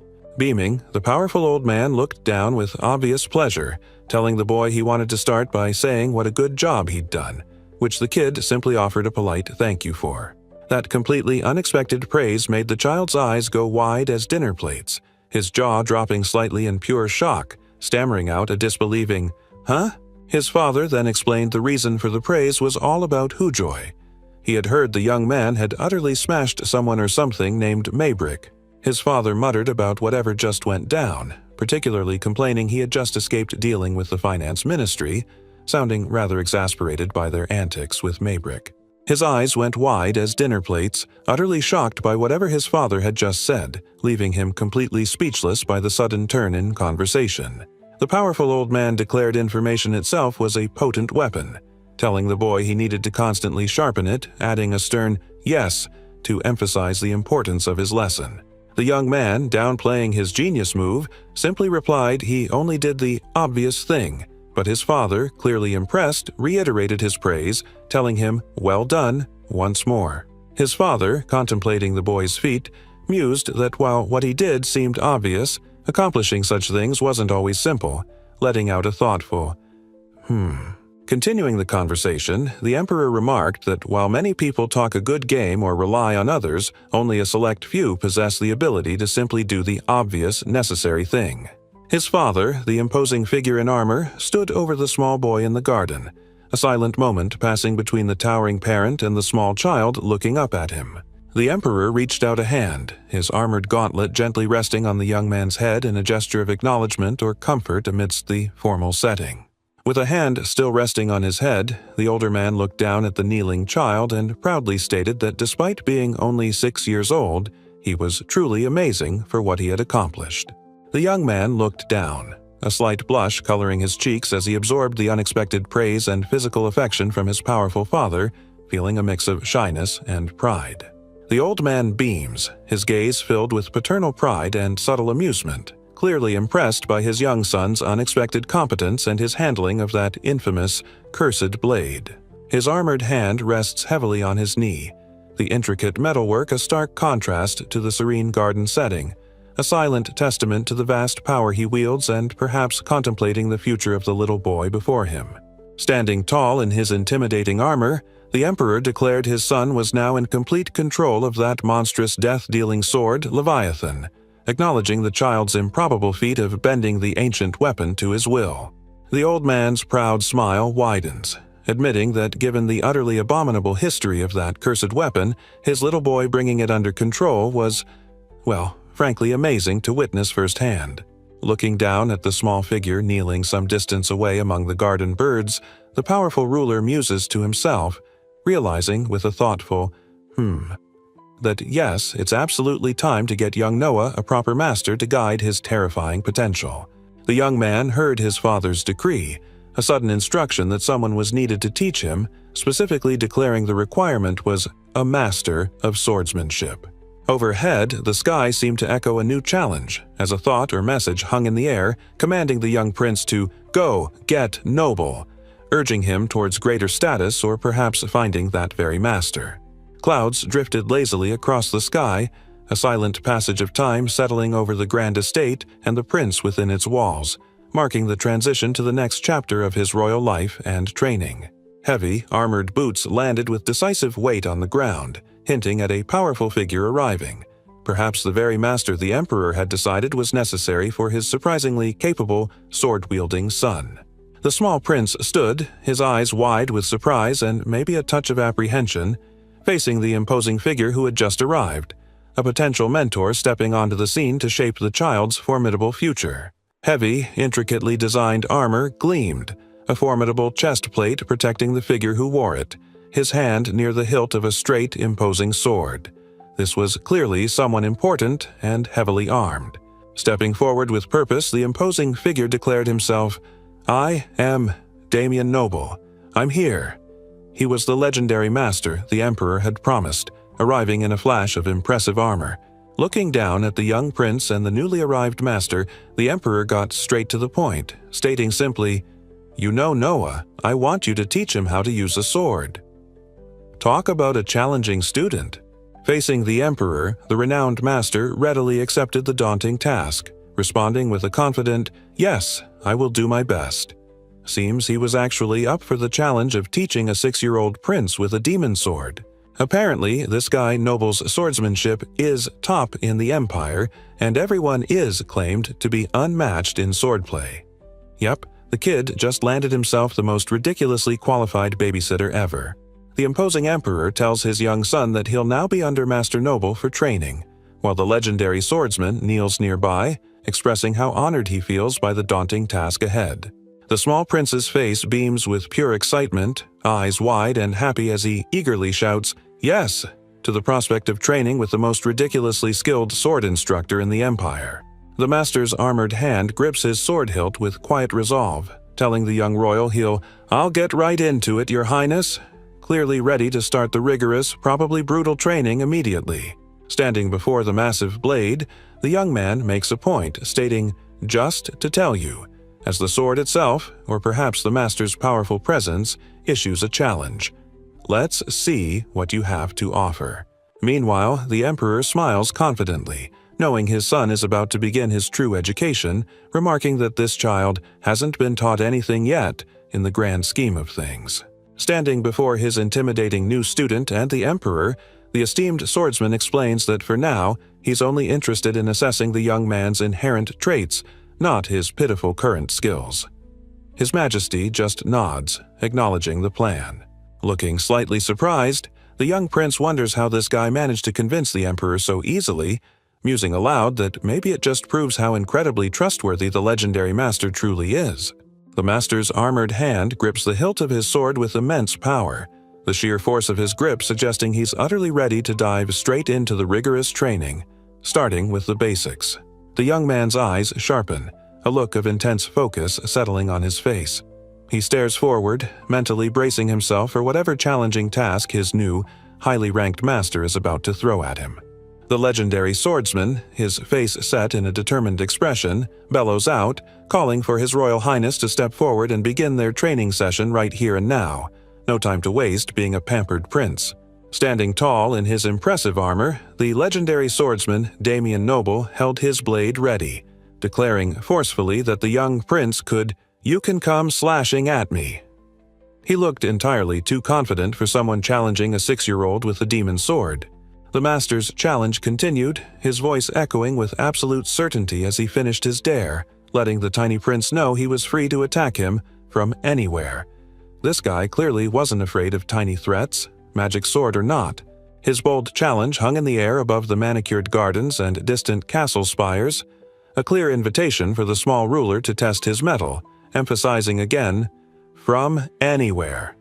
He was practically begging for a magical smackdown. Across the training ground, the young man responded to the taunt, gripping his now shrunk demon sword Leviathan, facing away with a determined 6-year-old intensity. He was ready to take this ridiculously powerful master up on his offer. Facing his imposing new teacher, the small prince held the still menacing blade and stated calmly, "I understand," accepting the challenge laid out by the seasoned warrior who stood opposite him, ready for the kid to, "You can come slashing at me from anywhere." This young prince stands resolute, gripping his strange, wicked-looking sword, with the intimidating figure of his new master looming large and serious behind him, hinting at the intense training and challenges ahead in this new chapter. With fierce determination, the 6-year-old charges forward, his small body a blur of motion as he swings the compact demonic blade high, unleashing an inherited technique against the legendary swordsman, daring him to attack. Across the training ground, the armored master reacts instantly, raising his own imposing sword with practiced speed and precision. His face set in a focused expression as he prepares to meet the small prince's surprisingly powerful assault head-on. The two blades collide with explosive force, a chaotic burst of dark energy and bright light erupting outward as the ancient power of the demon sword clashes against the master's legendary skill, sending sparks flying. The young man's eyes snap wide, his face etched with surprise and maybe a touch of awe, as he feels the impact of the clash and registers the sheer skill or power behind his master's defense. The legendary master Damian Noble stared down, his gaze fixed with fierce intensity, assessing the minuscule threat charging towards him with surprising speed, clearly not underestimating the challenge. The young man's tiny hands gripped the monstrous hilt of the demon sword, the grotesque eye staring out as the small figure poured raw power into the inherited technique, ready to unleash the force held within the blade. But the force of the counterattack hit the armored figure like a truck, his eyes widening in sheer disbelief as the lines of impact erupted around his face, realizing the kid's surprisingly powerful strike wasn't just for show. The small prince reeled from the clash, head snapping back, gasping from the sheer impact and surprising strength behind his new teacher's defense, feeling the full brunt of a legendary swordsman's power. Now they stood blade to blade, Master Damian Noble locking swords with the 6-year-old wielding his terrifying, shrunk-down demonic weapon in a chaotic display of clashing power and incredible skill. Looking down with a stern yet slightly surprised expression, the legendary master offered his assessment, informing the kid that honestly, he wasn't half bad for a pint-sized combatant. Then, a blinding flash of steel and energy erupted, a counterattack slicing through the air with incredible speed, deflecting the incoming force with overwhelming precision. The young man's eye narrowed, fixed with intense focus as motion lines indicated a blur of movement, perhaps reacting to the master's defense or preparing his next impossible move. From a low angle, the imposing armored figure stood firm, his massive blade raised to block, easily repelling the tiny prince's surprisingly powerful strike, a true clash of raw force and masterful skill. After the impact, a sword stood vertically embedded in the very ground, emanating sheer power, while the armored master casually walked away, leaving the young man to contemplate the impossible technique that just unfolded. The armored hand of the legendary master vibrated and shook violently, clearly reeling from the sheer force of the counterattack he'd just absorbed from the surprisingly potent inherited technique. Looking completely stunned, the esteemed swordsman Damian Noble held up his hands, which were trembling uncontrollably, the impact of the young prince's bizarre attack proving far more formidable than anticipated. Meanwhile, the young prince stood perfectly composed, his small hands easily gripping the menacing, now compact demon sword Leviathan, looking utterly unfazed by the clash and perhaps slightly pleased with himself. Back at the palace, the powerful emperor's eyes widened in pure disbelief, and his mouth dropped open as he processed the astonishing report or display of power, stammering out, "This is..." in utter shock. Out on the training grounds, the master, still in his imposing armor, looked down at his own sword stuck point first in the ground, likely contemplating how a 6-year-old with a possessed blade just put him in a difficult position. The renowned swordsman closed his eyes, letting out a deep, contemplative breath after feeling the sheer, bizarre power unleashed by the 6-year-old. He'd definitely seen some stuff, but that was something else entirely. Standing before the mighty emperor, the legendary master bowed his head, admitting defeat. He humbly confessed that he had absolutely nothing more he could teach His Highness. Well, that was fast. The emperor, clearly caught off guard by his top swordsman's sudden resignation, looked utterly bewildered. He demanded an immediate explanation, wanting to know exactly what the heck the master meant by having nothing to teach his son. Looking back towards the impossibly capable little prince standing in the distance, the master began to explain. He said the kid's abilities, particularly his strength and speed, weren't like normal human traits. He continued, stating that when it came to His Highness's strength and speed, they possessed a nature entirely unlike anything the master understood or could train. Trying to teach him standard swordsmanship was pointless. His master, the legendary swordsman, continued to explain that despite the kid's physical traits defying logic, but his skill with the sword was the real shocker, far beyond what anyone expected. "Has already reached the level of master," the armored warrior finished, stating the unbelievable truth while the tiny prince stood composed, holding the demonic blade, looking every bit the miniature expert he apparently was. The master's face crumpled slightly, admitting he was completely defeated, having nothing more to teach the pint-sized prodigy, explaining that with sheer skill alone, the boy had somehow managed to hoist the blade right out of his hands. The emperor's eyes widened, a surprised realization dawning on him. He could only let out a simple, "Ooh," hearing his top swordsman confess total defeat to his 6-year-old son. Breaking into laughter, the emperor beamed at his son, declaring, "You're doing great, Noah. That's good." Clearly more thrilled by the display of terrifying potential than concerned about the defeated master. Standing tall in his impressive armor, the legendary swordsman Damian Noble looked down at the little prince with a newfound respect, chuckling slightly as he declared, "You are indeed His Majesty's son."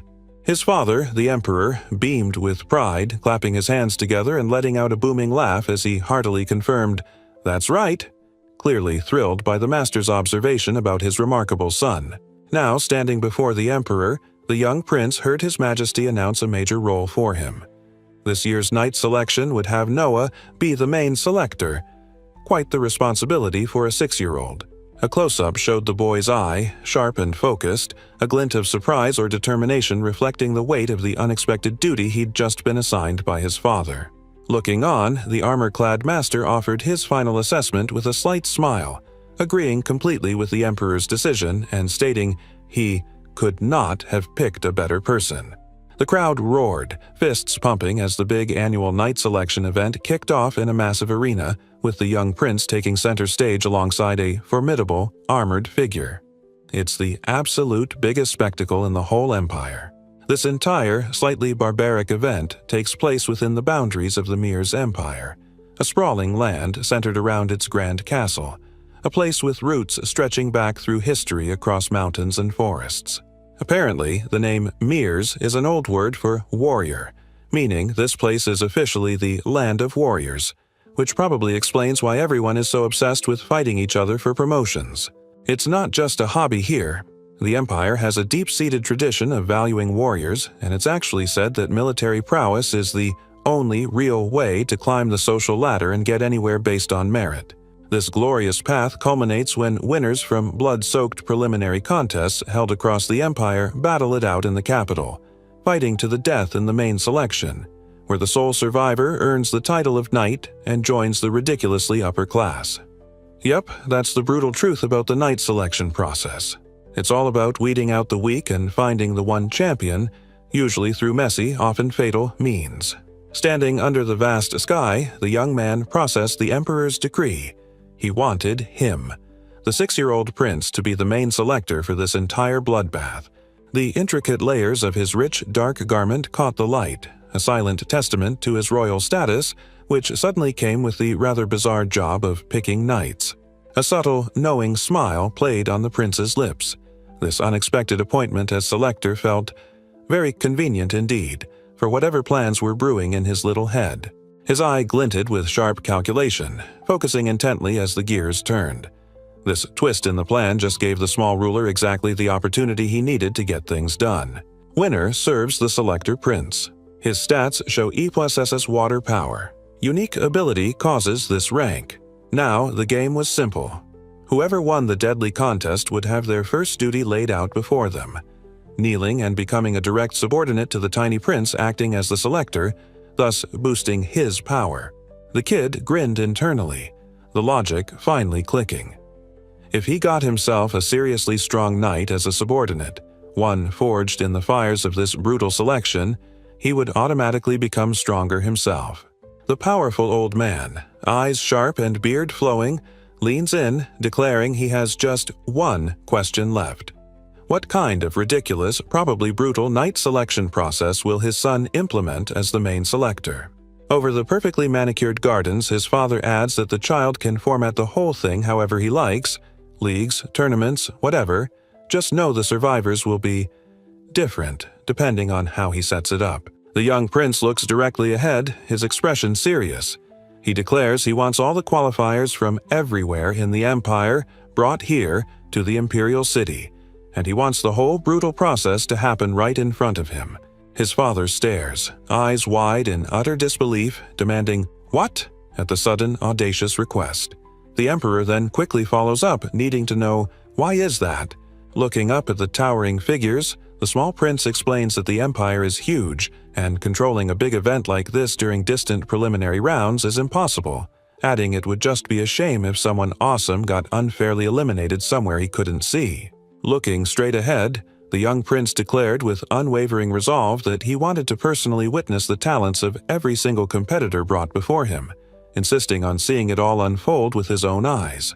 His father's eyes widened in pure surprise, mouth dropping slightly as he registered the sheer audacity of the request. He let out a sound of astonished realization, clearly not expecting such a bold move from his 6-year-old son.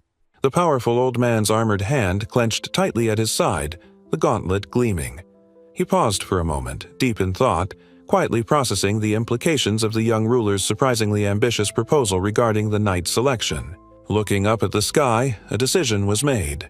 The emperor relented, announcing that the arrangement was indeed all right, and declaring that he would leave it to Noah to handle the entire selection process as he saw fit. Meanwhile, back at the opulent mansion, a large, formal room stood ready with an imposing table and chairs, flanked by silent, armored figures standing guard, awaiting the arrival of their young master to discuss the upcoming grand event. One of his maids, Zoe, stands nearby with a tea set, a pleasant look on her face ready to serve her young master. The small prince, seated comfortably, looks up at her and asks directly if there are any challengers from her village planning to compete in the upcoming knight selection. The woman smiles warmly, confirming that yes, there's always someone from her village who tries their luck each year, since it's really the only way for commoners to climb the social ladder. The young ruler absorbs this information, musing that he understands, given that he's consolidated all the qualifiers to the capital this year, anyone from her village is free to participate. His loyal maid looks down, a knowing smile on her face, and simply offers a quiet, followed by, "Yes," acknowledging her master's clever manipulation of the competition. The young prince, sipping his tea, saw his attendant looking troubled.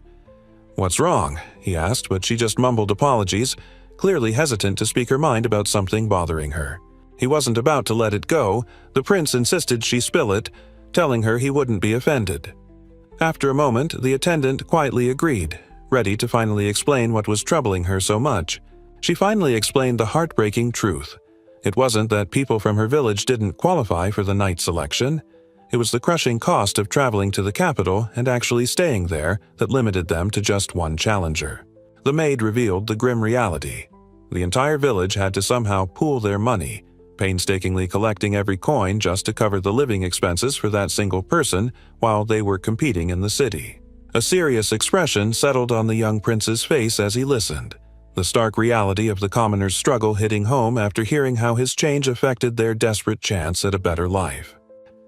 The worried attendant explained to the young man that if someone did get chosen, they'd be burdened with the entire village's expectations, a ridiculous weight for any competitor to shoulder all by themselves. She continued, her hand trembling slightly around a teacup, explaining there was a serious chance that intense pressure could prevent their talents from shining through, causing potential winners to be entirely missed during the selection. Listening intently, the small ruler's face set with fierce determination. "All right," he declared, his voice sharp and decisive, deciding right then and there they needed to just get rid of whatever was causing this unfair disadvantage immediately. His loyal maid stared at her young master, her eyes wide with utter surprise and confusion, letting out a single, questioning, "Huh?" completely taken aback by his sudden bold statement about fixing the problem for her village. The major barrier, she had just explained, was simply the crushing expense of travel and accommodation, forcing the village to scrape together every coin just to send one person to compete in the capital's brutal night selection. The young man confidently stated, "I'll take care of it." His loyal attendant worried aloud, "It will cost a lot of money," but the young ruler simply reassured her, "You don't have to prepare everything from scratch." The maid's eye widened in pure astonishment, mouth hanging open as she stammered, "Huh," utterly bewildered by how her young master planned to magically conjure enough cash to fix everything for her entire village. Legs tucked under the table, beside a teacup, the small prince confirmed emphatically, "Yes," declaring that his offer to fund the challenger's trip and stay would apply to anyone from her village who wished to compete. The young ruler, pointing decisively at his standing subordinates, laid out the first step of his ambitious plan. They needed to scour the city for every single vacant house and buy them all up immediately, no exceptions. The young man mentally confirmed his thinking, figuring if the number of empty houses was sufficient, that would work perfectly. They'd basically create some kind of massive, makeshift dormitory for everyone.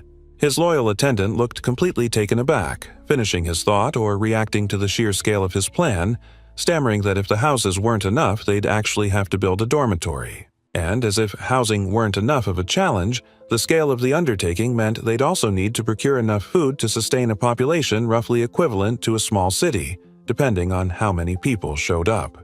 Addressing his subordinates again, the small prince issued urgent orders to contact any grain merchant they had connections with right away, adding that he would be heading to the capital himself to oversee things personally. Her face beams with genuine adoration, flushed with emotion, as the young woman thinks to herself that her master is simply amazing for what he just promised to do. Down in the capital, the young prince walks through a bustling market street, tiny amidst the throng of people and stalls, arriving to oversee his ambitious project. Standing in the busy street, the small ruler looks around, satisfied that procuring a consistent supply of food for the duration of the selection event appears to be entirely possible here. Ordinary people walk through the city streets, couples and families going about their day, the kind of everyday folk who might just possess hidden talents worthy of the upcoming brutal competition. Observing the crowds milling about the city, the young man quietly wonders if perhaps some of these people walking past might just have the potential he's looking for, a spark of talent waiting to be found. An armored figure reacted with surprise. "Oh," he said, confirming, "it's Noah." The kid was making an appearance somewhere unexpected again.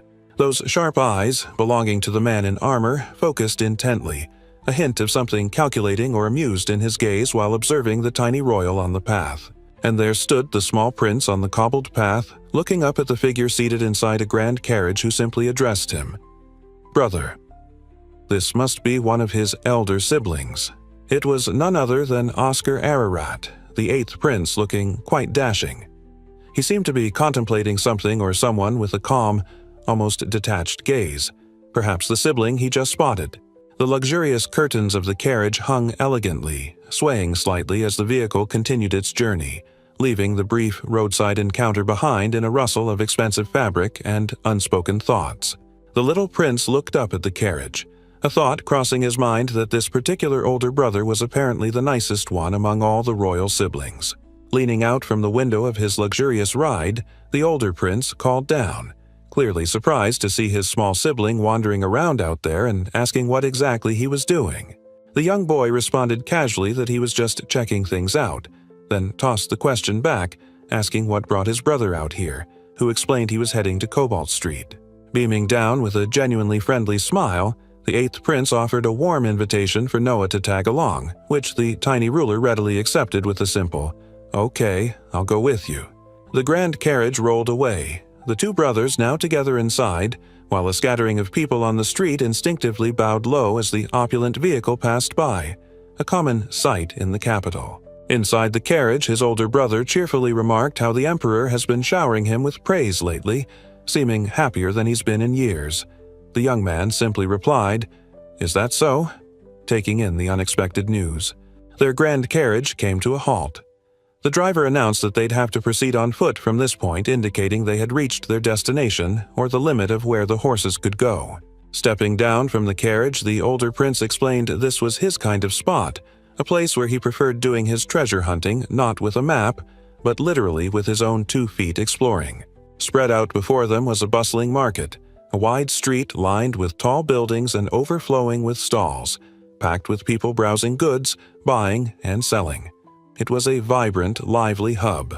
Looking around at the busy scene, the small prince remarked, "So, this is Cobalt Street." His older brother beside him had a pleased look, clearly enjoying their little expedition to this urban treasure trove. All right, so here they are on Cobalt Street, the young prince and his brother, checking out all these antique dealers in a place packed with history, apparently known throughout the entire empire for its old stuff. Turns out, in these parts, it's considered peak nobility to wander around this busy street and sniff out some genuine treasure among all the dusty relics. Talk about high-class hobbies. The older brother casually asks if antiques are expensive, and the little prince is just like, "Nah, 10,000 reins should be totally enough," as if that's just loose change for a royal's shopping trip. Looking at the young man's face, you realize that 10,000 reins is a ludicrous amount. The average dude in the city only pulls in about 10 reins a month, which puts that enough into rather stark perspective.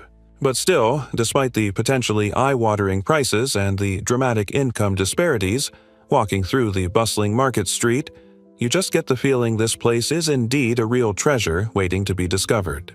Turning his back, the older brother commented that while there were indeed paintings around, most of the ones found here on Cobalt Street were unfortunately just fakes. The small prince leaned forward, his eyes fixed on a small ornate box sitting on a counter, examining it intently amidst the clutter of antiques. They continued their stroll through the packed market, the two brothers clearly visible among the crowds flowing past the various stalls lining the busy street. Standing together, the older brother beamed and gestured at an antique pot or vase, clearly enjoying the treasure hunt with the young man who eyed the object with focused curiosity. Their feet continued to walk along the cobbled street, their distinct footwear and cloaks marking their passage through the bustling heart of the city's antique district. His eye wanders slightly, the young man musing that apparently all the truly good stuff is hidden away in the actual shops, while the street stalls just seemed packed with, well, junk. Suddenly, the small prince's eyes snap wide with surprise, his attention caught by something unexpected he's just spotted among the clutter of antique wares. A close-up on his eye, a sharp, intelligent glint there, locked onto whatever caught his interest, the moment filled with the thrill of a potential discovery amidst the dusty relics. His small hand reaches out, carefully holding a rather ornate, antique-looking book or box, its surface covered in intricate patterns and celestial symbols, feeling its weight and texture.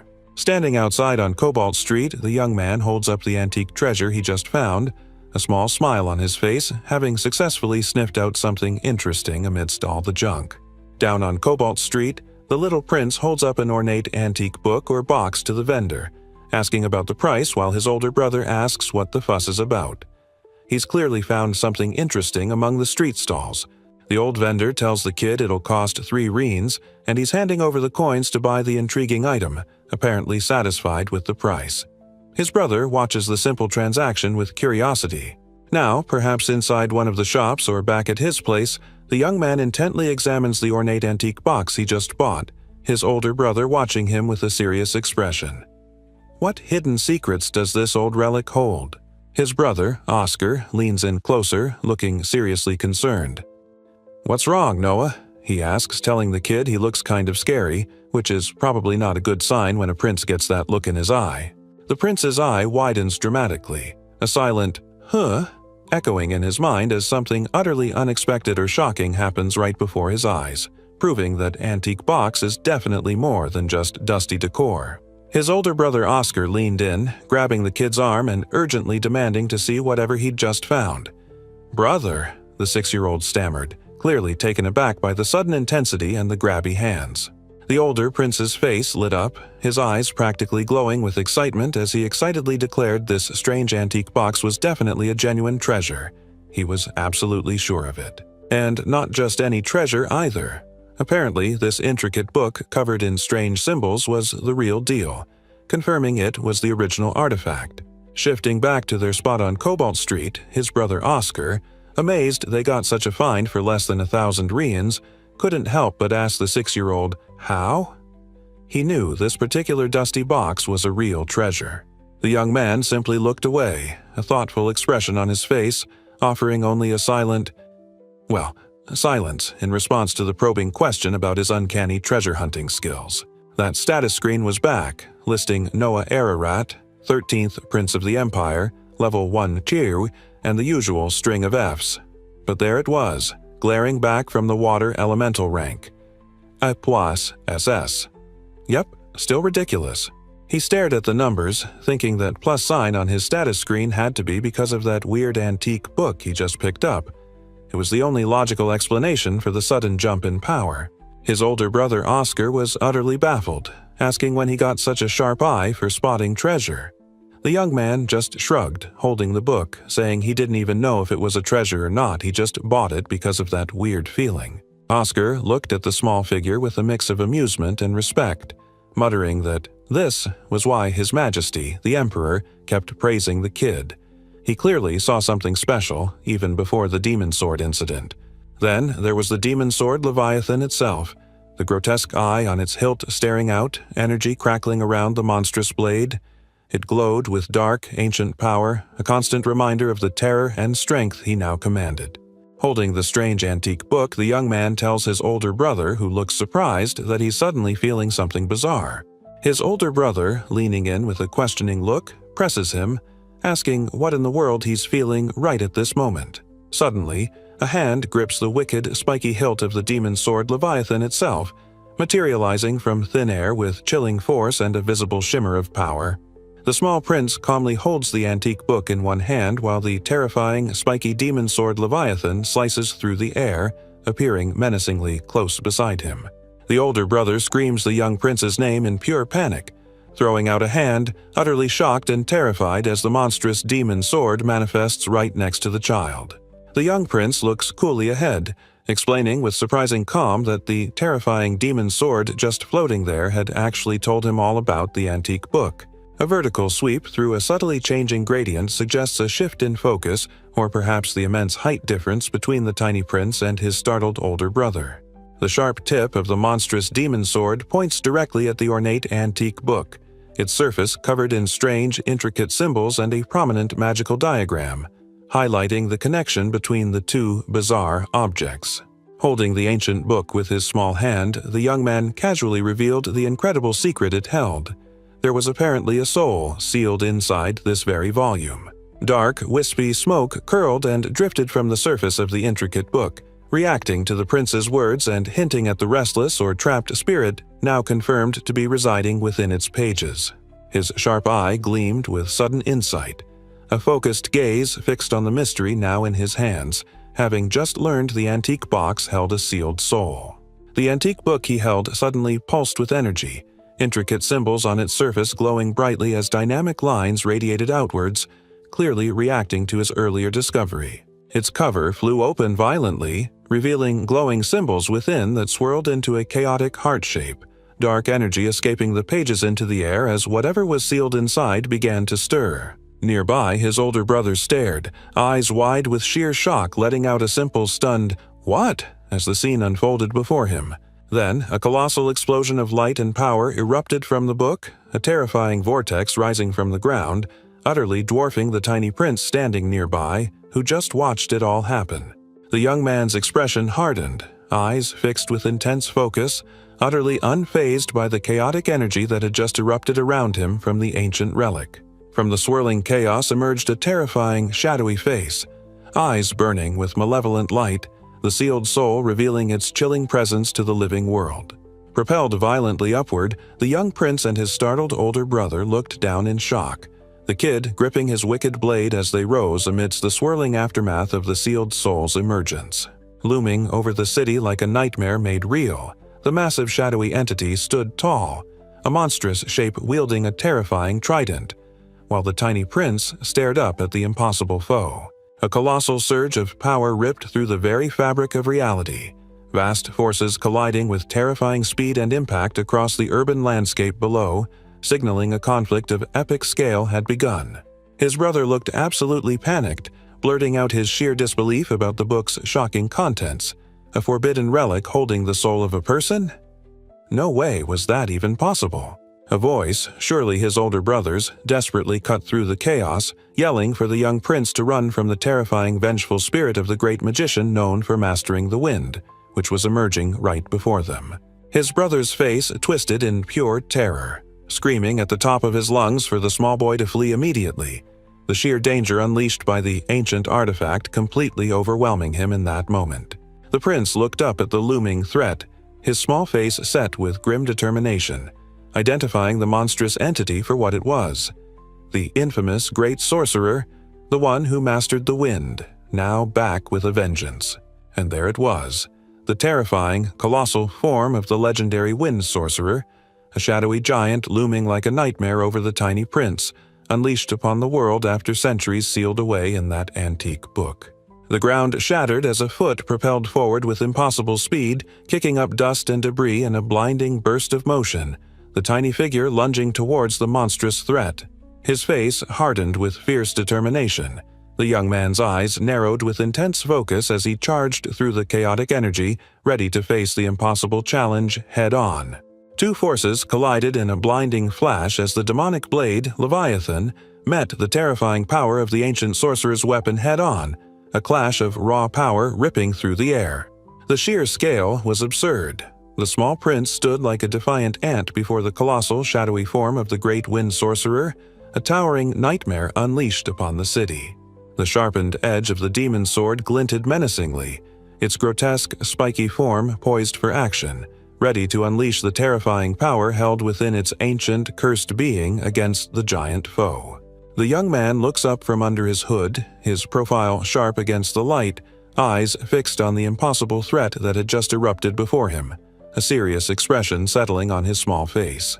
Standing resolute despite his size, the small figure holds the terrifying demon sword Leviathan high above his head with both hands, a beacon of power radiating outwards as he prepares to face the monstrous foe. After a devastating impact, the ground is left with a massive, smoking crater, dirt and debris raining down into the cavernous hole, the sheer scale of the destruction hinting at the terrifying power just unleashed. The wicked, spiky blades of the demon sword glow with malevolent energy, their sharpened edges reflecting the chaos, a close-up reminder of the ancient, dangerous power held within this cursed weapon now wielded by a child. With impossible speed, the young prince launches forward, swinging the now manageable demonic blade in a devastating arc, a blur of motion and power as he unleashes an inherited technique against the colossal enemy. Chaos erupts over the rooftops as a devastating slash of dark energy rips through the air, the impossible force tearing across the cityscape with terrifying speed and power. The ornate architecture of the buildings stands rigid below, their windows reflecting the unsettling light of the battle unfolding above, silent observers to the clash of monstrous forces. Another wave of bizarre energy erupts, slicing diagonally through the sky above the buildings, an unseen power leaving sharp, chaotic trails in its wake across the urban landscape. Amidst the swirling darkness, a blinding white core explodes, a terrifying surge of power centered just above the city, radiating outward in a chaotic storm of light and destructive force. Simple droplets of water hang suspended, shimmering reflections caught on their surfaces. a quiet counterpoint to the chaos, hinting at the elemental power wielded by the small figure in the midst of it all. Despite the chaotic energy swirling around him, the young man's face remained set with intense focus, sweat beading on his brow but his eyes sharp and unafraid as he faced down the impossible threat. Standing small amidst the shimmering debris and jagged lines of impact, the tiny figure looked towards the towering, ghostly image of the city in the distance, perhaps contemplating the sheer scale of the power just unleashed. A bead of sweat trickled down his temple, mirroring the adrenaline still pumping through his veins, his eye wide and intense as the shock of the recent, impossible battle slowly began to fade. Just then, a familiar status display popped up, showing his stats, and he immediately noticed something weird. The little plus sign, the one next to water indicating his bizarre E+SS rank, was completely gone. His older brother, still looking utterly rattled by whatever just happened, stared down at the small figure and stammered out a question, asking what exactly he was screaming about earlier in the middle of all that chaos. His older brother's face was a mask of sheer terror, sweat pouring down as he stared, utterly shocked and breathless, trying to process whatever insane power display just erupted from his little sibling. Looking down from above at the chaos, the elder prince, still drenched in sweat and bewildered, stammered in disbelief, wondering, "When did you get so strong? Wah!" Amidst the overturned market stalls and sudden rain. Forget the impossible power level for a second. The sweating, wide-eyed prince's immediate concern was shouting, "Rather than that, what was the damage to the city?" Because collateral damage is a real drag, apparently. Down on the busy street, ordinary folks stopped dead in their tracks, staring upwards with wide eyes and confused expressions, their simple echoing the general confusion about the bizarre spectacle that had just unfolded above their heads. The small prince, looking perfectly composed with a smug grin, pointed forward confidently, dismissing his brother's worry about city damage. "There's none," he declared, casually adding, "I shotted upwards," like it was just that simple.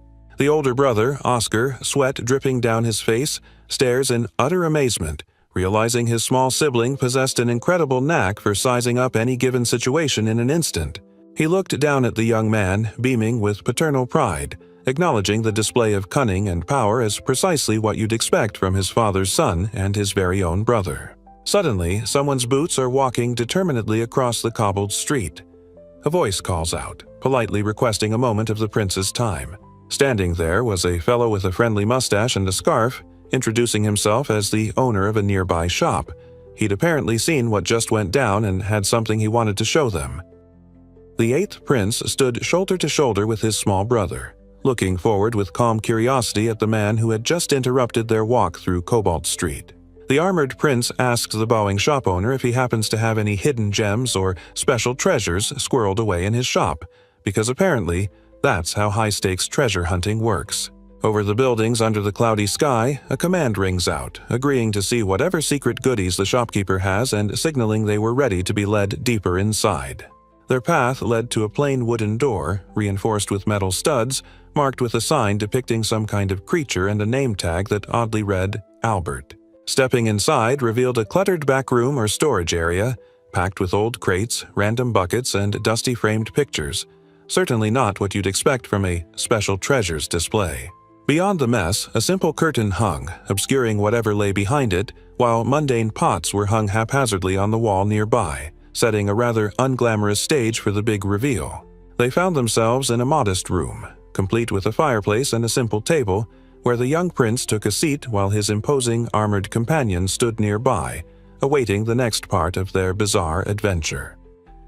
The small ruler instantly pegged the place as deliberately basic, figuring it was meant to showcase the best hospitality a commoner can offer by keeping it humble compared to a nobleman's pad.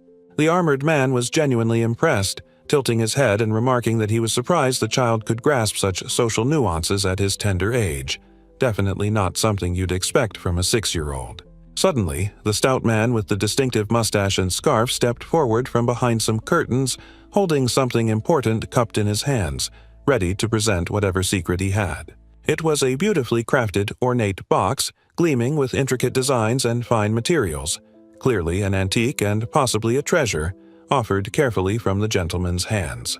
The stout man with the mustache, Alan Bardsley, bowed deeply, declaring his awe at the prince's great power display earlier and humbly apologizing for his delayed greeting, clearly impressed by the chaos he'd witnessed. But the young man just shrugged, stating it wasn't a big deal because it was just him cleaning up his own mess and wouldn't bother anyone else. The shop owner smiled, calling him humble, then got straight to the point, suggesting the 6-year-old prince was just the person to help him figure out the mystery of the ornate box he'd presented.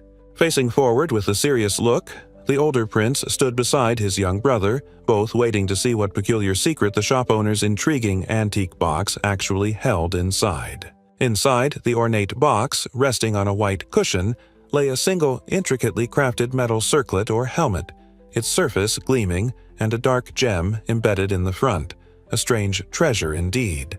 Looking up past the edge of the building, the night sky is visible through scattered clouds, tiny points of light suggesting stars or city reflections amidst the darkness. The stout shop owner explains that according to legend, when the true owner of this artifact appears, its real form will be revealed, prompting the young prince to simply remark that it looks like a ring. His eyes sharpen slightly, a serious expression on the young man's face as he ponders the shopkeeper's words, quietly repeating the idea of the true owner, to himself.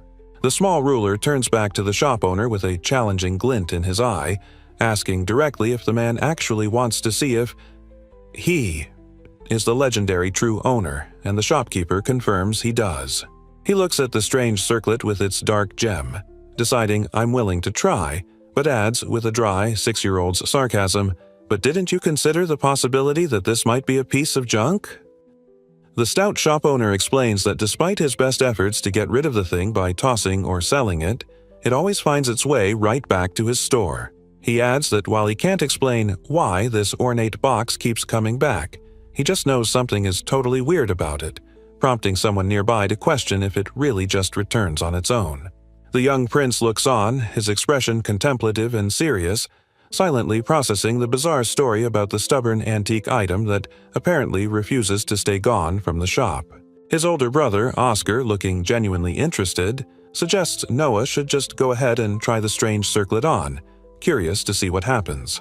The small prince leans forward and reaches out a hand towards the ornate box on the table, preparing to interact with the mysterious artifact that keeps finding its way back to the shop.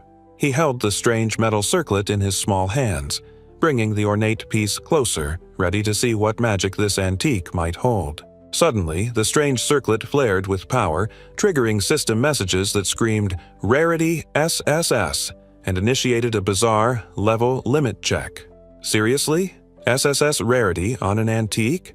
The young man's eyes went wide, utterly shocked by the ridiculous rarity reading and whatever the heck was happening with this ancient artifact. What?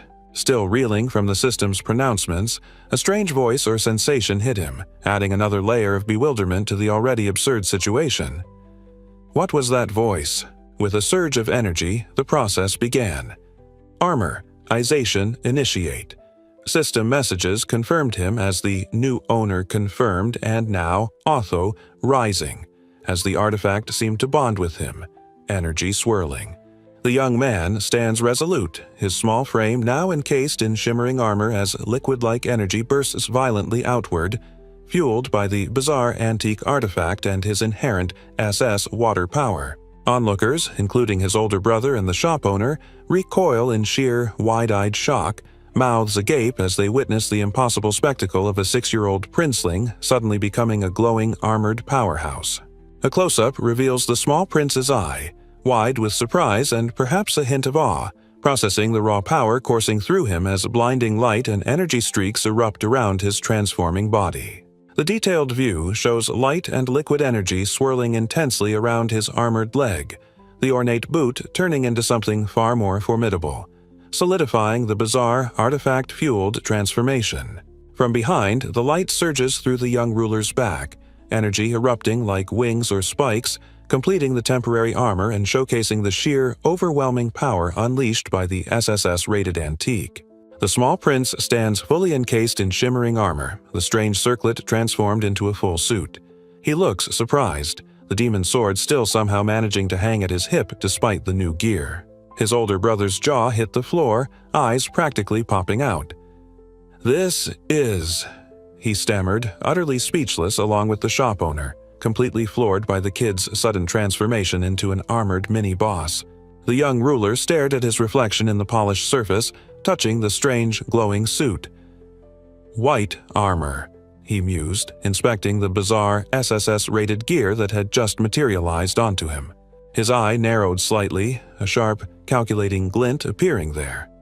The sudden transformation wasn't just for show. There was something else about this new, ridiculous SSS-rated armor he was putting together. And then, right on cue, his status screen popped back up. My status? It's still the same, he thought, noticing the stats hadn't changed after getting this crazy SSS rarity artifact. Weird. The small prince's eyes gleamed with satisfaction behind the visor of the pristine white armor that now encased him. A subtle, knowing smile played on his lips, clearly pleased with the unexpected and flashy upgrade he'd just acquired from an antique shop. Clad in his new gleaming gear, the pint-sized prince stood regally before the stout shop owner, Alan, instructing him, "Alan, I'll take this," decisively claiming the strange artifact while the shopkeeper readily agreed, "Yes, sir, I'd be happy to." Standing nearby, his older brother beamed, insisting, "No, let me pay for this," perhaps enjoying the kid's bizarre treasure hunt. The young man, however, calmly told him, "I'll get your payment delivered later," asserting his intent to handle the expensive purchase himself. Prince Oscar chuckled, contemplating the strange sight of his little brother in SSS-rated armor after dealing with a demon sword. He mused that Noah was, indeed, something different, before declaring the unexpected artifact was now my gift to you, likely deciding to cover the cost after all. The view shifts back to the street, showcasing the familiar architecture of the city under a cloudy sky. The moment of shock and power display seems to have passed, leaving the building standing silent witness to the bizarre events on Cobalt Street. The luxurious carriage rolled smoothly down the street, carrying its important occupants away from the antique shop after their bizarre discovery. Inside, the young man explained to his older brother that according to the strange connection he felt, the armor could be summoned or dismissed whenever he wanted, and even better, it seemed to repair itself as long as the ring wasn't damaged. His elder sibling, utterly astonished by the revelation, placed a hand on his shoulder, exclaiming that he'd simply never heard of anything so amazing in his entire life, completely blown away by the magical, self-repairing gear. Back on the bustling street, the carriage waited, a reminder of their departure, while someone remarked that finding something so genuinely interesting, even after that weird display, was par for the course for Cobalt Street. "Noah," his brother called out, the young man turning back as the older prince addressed him, perhaps about to say goodbye or ask one last question after their eventful treasure hunt. A heavy boot splashed down. The attacker screamed, sword raised. Someone in armor yelled, "Watch out!" But then, in a bizarre twist, that same hulking brute stood guard, holding a massive shield raised before the small prince who, utterly unperturbed, held his wicked little sword ready for whatever came next. Meanwhile, the brute found himself grappling on the ground with someone, tangled together as stunned onlookers yelled in disbelief, asking what the heck was happening, while the tiny prince calmly observed the sudden chaos. Standing coolly in his opulent cloak, the young prince addresses the guy still tangled on the ground, calling him exactly what he is. A persistent bastard, clearly over this whole confrontation. The armored attacker screams in utter shock, yelling about the shield that somehow appeared from nowhere, completely bewildered about where the hell that defense came from. The young man, back from the chaos, calmly explains with a slight smirk that the demon sword Leviathan reacts to hostility towards him and linked itself to his new ring, acting as automatic defense. His attacker stares back, mouth slightly agape, repeating the bizarre concept, automatic defense. Still utterly floored that a sword or a kid's ring could just conjure protection like that. A faint, almost resigned smile touches the armored man's lips as he lets out a quiet, "Phew," perhaps finally accepting that this 6-year-old is just built differently. The voices echo across the grand estate, one exclaiming, "Amazing," another adding, "You've already mastered it," clearly reacting to the ridiculous powers the young prince keeps acquiring. Time passed quietly under the cloudy sky, bringing them to the next day at the luxurious residence, leaving the previous day's chaos behind. As his maids meticulously dress him, the young man reflects that now that the debt collector goon attacked him, that persistent creep definitely won't get a second chance to bother anyone ever again. His profile, sharp and determined, reflects a quiet satisfaction. Thanks to his intervention and powers, Alice and her family should be safe from that particular nuisance. Looking out at the familiar grand buildings of his estate, the little prince decides he should probably tell Alice himself what went down and reassure her that the debt collector problem is officially solved. Fate arrives at a familiar door. Music and destiny find their stage. His gaze is set on coming days.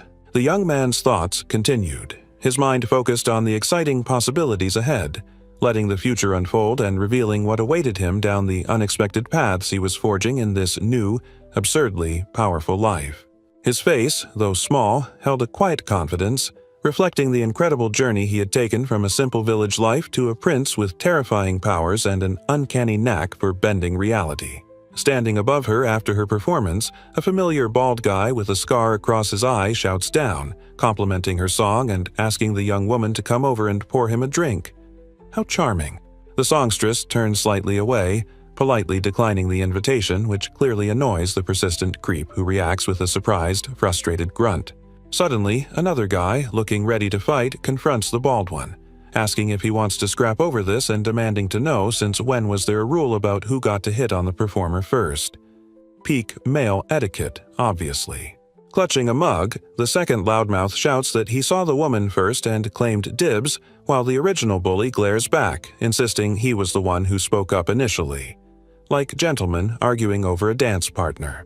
The young woman stands there, looking down with an unreadable expression, perhaps fed up with the spectacle, as a voice calls out for the bald guy to come down, rudely dubbing him Gorilla Face. Ignoring the call from below, the two loudmouth thugs charged at each other, completely fueled by toxic masculinity and convinced they were about to end the other guy, yelling challenges about killing each other. Suddenly, something unseen collided with immense force between them, a jarring impact that ripped through the air, scattering particles and disrupting the impending brawl with unexpected power. But instead of colliding, large, circular shields of energy flared into existence, pushing the two brawlers back as the tiny prince stood calmly between them, completely unharmed and observing the chaos he somehow orchestrated. Despite the shields, the fight got messy fast. The hulking brute screamed in agony, clutching his twisted arm as the unexpected defenses seemed to turn their own force against them, leaving both men writhing in pain. Collapsing onto the floor in a heap, the bald bully writhed, screaming in pain and cursing at the tiny figure standing above him, demanding to know what the heck the little shit had just done to him. The young man channeled intense power through the dark blade, unleashing a blinding, razor-sharp attack that sliced through the air with terrifying speed and precision. Standing small but utterly imposing between the two hulking figures, he held the strangely glowing weapon steady, facing down the stunned men whose earlier bravado had completely evaporated. Jagged lines of force ripped across the two brawlers, their bodies contorting in shock and pain as the invisible attack struck, sending sparks and debris flying from the impact of the bizarre energy. Utterly defeated and humiliated, the two overgrown goons turned tail and scrambled away, sprinting down the alley as onlookers from above watched their pathetic retreat. Up on a balcony, startled spectators pointed and whispered, their faces a mixture of awe and confusion, realizing the tiny figure was the prince and marveling at the unbelievable swords play they'd just witnessed. From the balconies, the crowd erupted in cheers, one person shouting how the prince's swordsmanship was absolutely top-notch, exactly as expected after that wild display. Meanwhile, the young man stood coolly on some steps, the menacing, now compact demon sword held easily at his hip, a tiny figure radiating immense, unsettling power after clearing the stage. More spectators joined the fray, howling with laughter about how utterly pathetic the defeated thugs were, while others screamed how incredibly cool the whole thing was. Gotta love a good beatdown. Stepping away from the chaos, the small prince looked up at the songstress, tiny compared to her height, and with surprising gentleness asked Alice if she was okay after all that drama.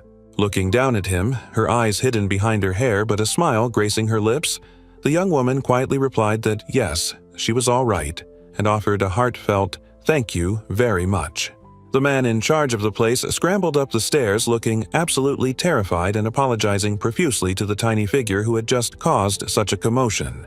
The young man, unfazed by the apology, looked up sharply and delivered his command. "From now on, don't you dare let unsavory customers like those back into this establishment." Hearing the bold order, the guy just stood there, utterly bewildered, sweat beading on his face as he began to protest the impossible instruction, his mind racing with practical concerns. He stammered out the harsh truth, explaining that this business, frankly, was practically kept afloat by the very type of customers the kid just told him to ban. What about the bottom line? At this unexpected business dilemma, the small prince's eyes widened slightly before he hit them with the truly absurd solution. "All right, then I'll just buy the whole damn store." The stout shop owner stared, jaw dropped, utterly bewildered by the small figure's preposterous declaration, letting out a completely stunned sound as the 6-year-old princeling casually offered to purchase the entire establishment. A hand emerged, clutching a cloth bag heavy with coins, offered to the dumbfounded man as payment for the outlandish proposal that had just been made to save his business from unsavory clientele. The young man stood resolute, confirming the ridiculous offer to buy the whole damn store and emphasizing there were 1,000 reins right there, so this nonsense with the thugs was absolutely never happening again. Capiche? The man's face completely transformed, his earlier worry melting away into pure, ecstatic relief and profound gratitude. "Yes!" he practically screamed, profusely thanking the pint-sized royal savior who had just solved his biggest business problem. Meanwhile, the young woman whose life was just dramatically improved looked down, overwhelmed with emotion. She stammered quietly to the tiny prince, confessing she didn't know how she could ever possibly repay everything he had just done for her. Standing tiny on the paved path, the young man tells the songstress all he wants from her is her voice. All she has to do is simply keep singing. His intense gaze fixed forward, the small prince repeats his simple command, "Just keep singing," focusing his surprising will on the young woman. Looking away slightly, he expresses his hope that His Majesty the Emperor will eventually hear her perform too, urging her to keep doing her best until then. The young woman smiles brightly, eyes hidden but her expression radiating pure joy and renewed hope, offering a resounding "yes" in response to his unexpected support. Facing each other again, the little ruler calmly asks if she'll perform another song, and she looks up, her eyes gleaming with emotion, asking if he would please listen. The small prince beams, eyes closed in satisfaction, giving his final instruction to the songstress. "Yeah, just keep singing. That's your one job now." Looking down, her face mostly obscured by her hair, the young woman murmurs a soft sound of agreement or contemplation, taking in his simple request after all that chaos. Suddenly, his eyes widen and mouth drops open in surprise, exclamation marks popping up as the songstress Alice, dressed in her performing outfit, stands calmly behind him, radiating, well, sparkling energy, apparently. Elsewhere in the crowd, shocked onlookers gasp and comment, realizing the performer is about to do something completely different. Definitely not her usual song after that wild intervention. The young man tilts his head, his eyes wide with surprise and perhaps a touch of intrigue, realizing that his simple request for her to sing again is about to lead to something entirely unexpected. She grew up in the blink of an eye. He smiles, ready for the future.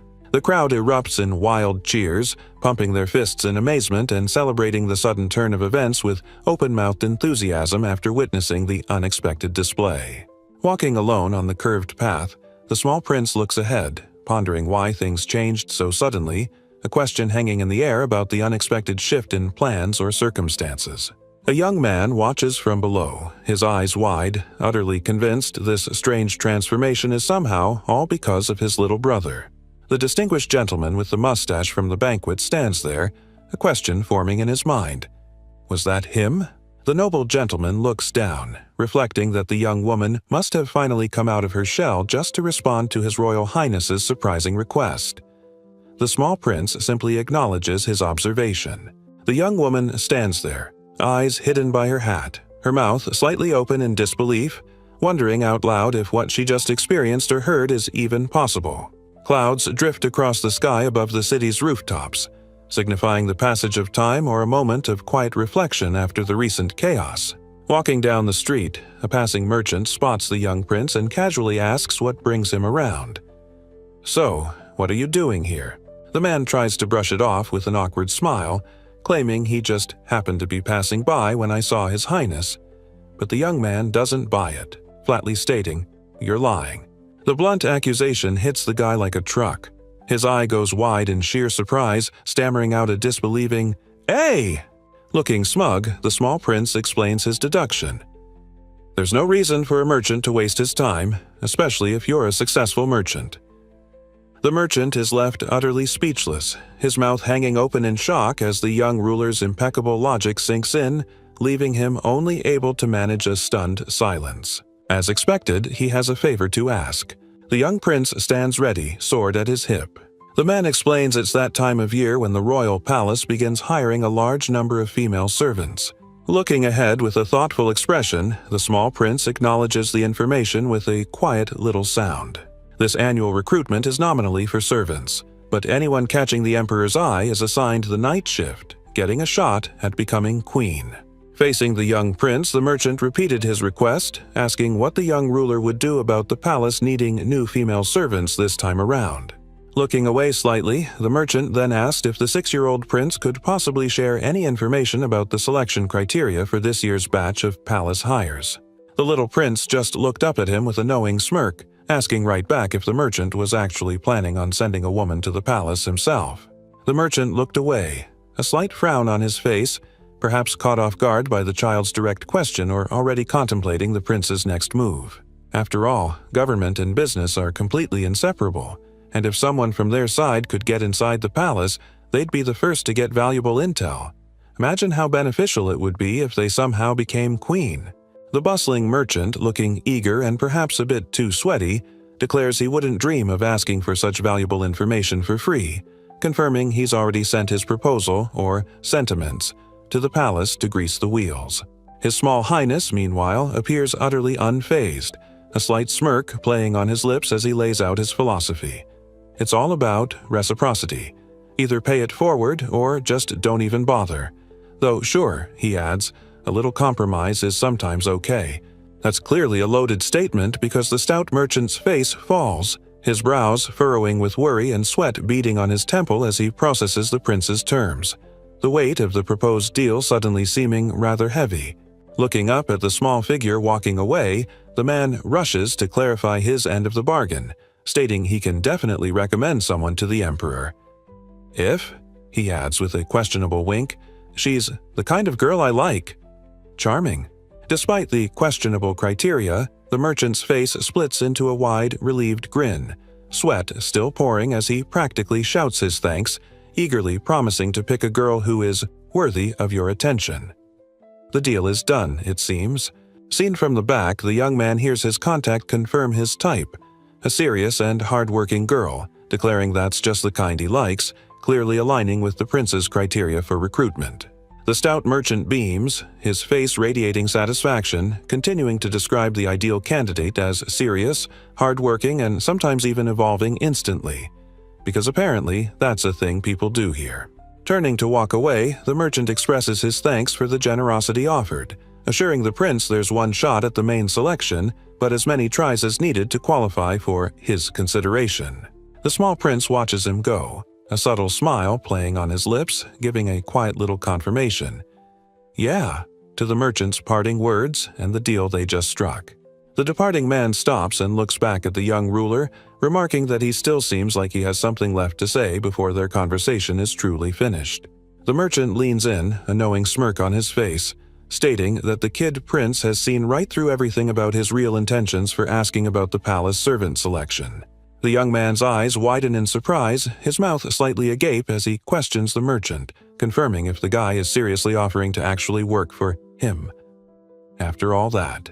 Turning away and walking off, the small ruler accepts the offer, telling the now kneeling man that his service is good, but issues a stern warning that he absolutely will not put up with any betrayal from his new subordinate. Overwhelmed, the merchant practically shouts his gratitude, his face twisted with emotion as he accepts the harsh terms and the opportunity the powerful 6-year-old prince has just granted him. A subtle, knowing look settles in the young man's eye. A quiet confidence there, having just added another useful piece to his growing collection of loyal, subordinates. His status popped up again: Noah Ararat, Level 1. Pathetic Fs everywhere, except water, E+S. The stone walls of the grand residence stood tall. He noted the little plus signs on intelligence and spirit, realizing it happened after Byron came under his command. Standing over the kneeling man, the young ruler mused that constantly adding subordinates would indeed make him stronger and stronger. It was time to start filling up the whole thing.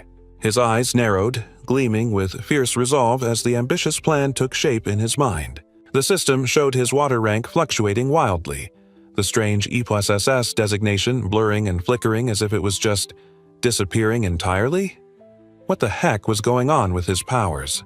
He realized that peculiar plus sign wasn't some glitch after all. It represented his growing pool of subordinates. And that powerful S rank was apparently his from birth because the Emperor declared Almeria his domain. Then, just as he was processing the bizarre stat mechanics, word came of major trouble brewing in Almeria, his own territory. Worse, it was a serious incident that felt completely beyond his direct control. Talk about inconvenient timing. Elsewhere, swift footsteps echoed urgently down a long corridor, the sound of boots hitting the floor indicating someone was moving with speed and purpose, likely carrying important, probably bad, news. Arriving back at his opulent residence, the young man was greeted by his attentive maids, but he wasted no time on pleasantries, immediately ordering a carriage. He needed to go directly to His Majesty to address the troubling news from Almeria. The maid reacts instantly, eyes wide in surprise and perhaps apprehension, stammering out a nervous "yes" to the unexpected command for a carriage, clearly knowing something serious is up. The young man's face is set in a grim, questioning expression, his mind racing. What happened to Almeria? Why? The dire situation in his domain weighs heavily on his small shoulders. The grand tower of the imperial palace looms above a rocky hillside, framed by meticulously sculpted trees, a symbol of the vast power he's rushing towards to deal with this sudden crisis. The emperor looks thoughtful, his stern profile etched with concern as he muses on the troubling message. Incident in Almeria. The news from his son's domain is clearly significant. Standing alone in the vast, empty courtyard under the sky, the emperor looks down at his small son, utterly surprised, demanding to know. How did you know about the incident in Almeria already? The young man's eyes went wide with pure shock, his mouth slightly open in surprise as the emperor demanded to know how he was already privy to the serious news from Almeria. Looking up, the small prince simply replied that no, he didn't know anything, but he'd just been, indicated about the problem, which prompted His Majesty to ask if he knew anything at all. Crouching down, the small prince deduced that if his unique abilities were reacting, then there should be some anomaly or major disturbance that occurred in his domain, trying to figure out the source of the weird signal. Suddenly, another figure arrived, bowing respectfully and urgently addressing the powerful old man by declaring, "Your Majesty!" The newcomer covered his face, his posture suggesting distress or shame, while standing before the towering figure of the emperor, likely bringing even more unsettling news about the situation unfolding in Almeria. The emperor looked down, his expression shifting to one of deep understanding, acknowledging with a satisfied, "I see," and praise that the young man was amazing for knowing about the crisis in his domain. Standing tall in his imposing armor, the powerful old man delivered the heavy news, declaring that a full-blown rebellion is happening in Almeria, the young prince's very own domain.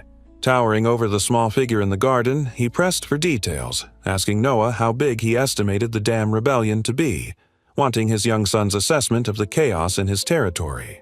A look of grim realization crossed the young man's face. That strange incident his powers had signaled, he mused, was exactly what he suspected. A full-blown rebellion. His eye, sharp and focused, held a steely resolve. The challenge was clear, and the 6-year-old ruler was ready to confront the damn rebellion that dared threaten his domain.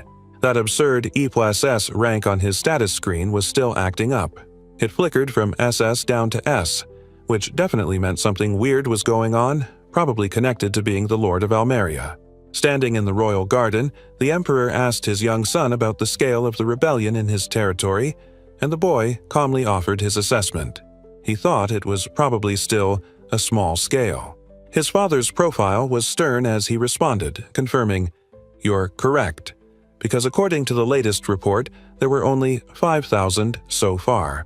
The child looked away, processing the confirmation of the numbers. Despite being right, he thought to himself, I didn't think it was the correct answer he was looking for from his father. Towering over the small prince in the garden, the emperor laid it out. "What do you think, Noah?" he began, emphasizing, "It's a small scale and it's your territory," before dropping the big question, "Are you willing to handle this yourself?" The small prince looked away, his expression turning serious and slightly hesitant as he processed his father's daunting question about taking on an entire rebellion by himself. Looking back up, the young man shook his head, his eyes wide as he regretfully stated that he wasn't sure he could handle something this massive on his own right now. His father, the emperor, stared back, completely taken aback by the unexpected answer, letting out a single, surprised sound that clearly conveyed his astonishment. The small ruler explained his reasoning. He felt too young and totally clueless about actual battlefields. Plus, he seriously doubted if hardened soldiers would actually follow orders from a 6-year-old during a rebellion, suggesting one of his older brothers go instead. The powerful old man looked utterly stunned, admitting he honestly didn't expect that kind of response and was genuinely surprised his son would turn down the offer to lead. "Very well," the powerful old man declared, accepting the young prince's unexpected wisdom. "I'll take your counsel and choose one of your brothers with you. Who do you think is better?" he asked, waiting for the little guy's strategic suggestion. Looking up towards his brother, the young man didn't hesitate, stating his preference clearly. He believed Brother Henry would be the best choice for the daunting task ahead. The small ruler explained his reasoning. Given the scale of the rebellion, a head-on approach was best, requiring no surprise attacks. Therefore, Henry, the most cautious of all his siblings, was the ideal candidate. A thoughtful expression settled on the old man's face as he processed his son's surprisingly strategic analysis, the wisps of his beard seeming to mirror his contemplation. "Excellent choice," came the voice from above, and with that confirmation, a decisive reply echoed beneath the clouds, "I'll do it," as the chosen brother accepted the mission. Clouds drifted, a quiet day passed by. A carriage sped, carrying someone important. A symbol of power, destiny called them. The patterned surface underfoot, a grid of sharp star shapes, added to the formality of the surroundings, suggesting a place of ceremony or importance awaited their arrival inside the grand structure. Seated confidently amidst opulent curtains and a patterned wall, an imposing veteran figure with a sharp gaze and intricate golden armor radiated authority, a quiet intensity about the man who seemed ready for anything that might come his way. Henry, the 13th prince of the empire, looked surprised, asking his younger brother why he didn't grab the chance to lead. He emphasizes that in this warrior empire, racking up military wins is key for getting ahead later on. And the older prince points out the obvious, stating that Noah also possesses that infamous demon sword. This sword, a monstrous and powerful weapon, ties into their shared legacy or recent bizarre events. The small prince looks serious, declaring he has no intention of dying. He admits he can't lead an army without battlefield knowledge, fearing his inexperience would tragically cost soldiers their lives in the process. His older brother beams, clearly impressed, telling the young man he really is amazing for thinking that far ahead and considering all the potential consequences of leading forces into battle. With a determined grin, Henry declares he's good against cavalry and that they should just head over to clean up the young prince's troubled territory already, ready to jump into action against the rebellion. A slight smile plays on the young man's lips as he considers the rebellion's forces, musing aloud about whether the rebels actually have a significant amount of cavalry. The demon sword Leviathan crackles with dark energy, its grotesque eye gleaming, ready to unleash its terrifying power at a moment's notice. It's definitely not just for show. Suddenly, the small prince's eyes snap wide with alarm, his face a mask of surprise as something unexpected unfolds before him, demanding his immediate attention. Leaning forward urgently, the 6-year-old shouts a command, desperation in his voice, yelling at someone to immediately stop the fast-moving wagon. A horse strains forward, pulling a speeding carriage, the driver desperately holding the reins as the vehicle rushes away, the target of the young man's sudden, urgent demand. His older brother yells, completely blindsided by the kid's sudden panic and demand to stop the speeding carriage. The little prince realizes the cursed sword is reacting to something, and that can only mean one thing. Whoever is attacking is targeting him directly. With a determined leap from the speeding carriage, the small figure dramatically declares he won't drag his brother into this mess, taking matters into his own hands. The young ruler lands, eyes wide in surprise as a bizarre, glowing magic circle suddenly appears on the ground nearby, signaling something definitely wasn't right here. From the glowing symbol on the ground, a blinding burst of chaotic energy erupts violently, ripping through the air and shaking the very earth around it. The bizarre, glowing magic circle on the ground intensified, its intricate patterns pulsing with unstable energy and radiating an unsettling light. As the magic circle pulsed, blinding light and chaotic energy exploded upwards, engulfing the young man in a terrifying surge of power that seemed to rip through the air. Witnessing the terrifying energy erupt, his older brother's face contorted in pure panic as he screamed the small prince's name in sheer terror, utterly helpless. Yet, the chaotic power didn't harm him. Instead, the magic circle solidified into a glowing, intricate cage, trapping the small figure within its radiant energy, containing the explosion.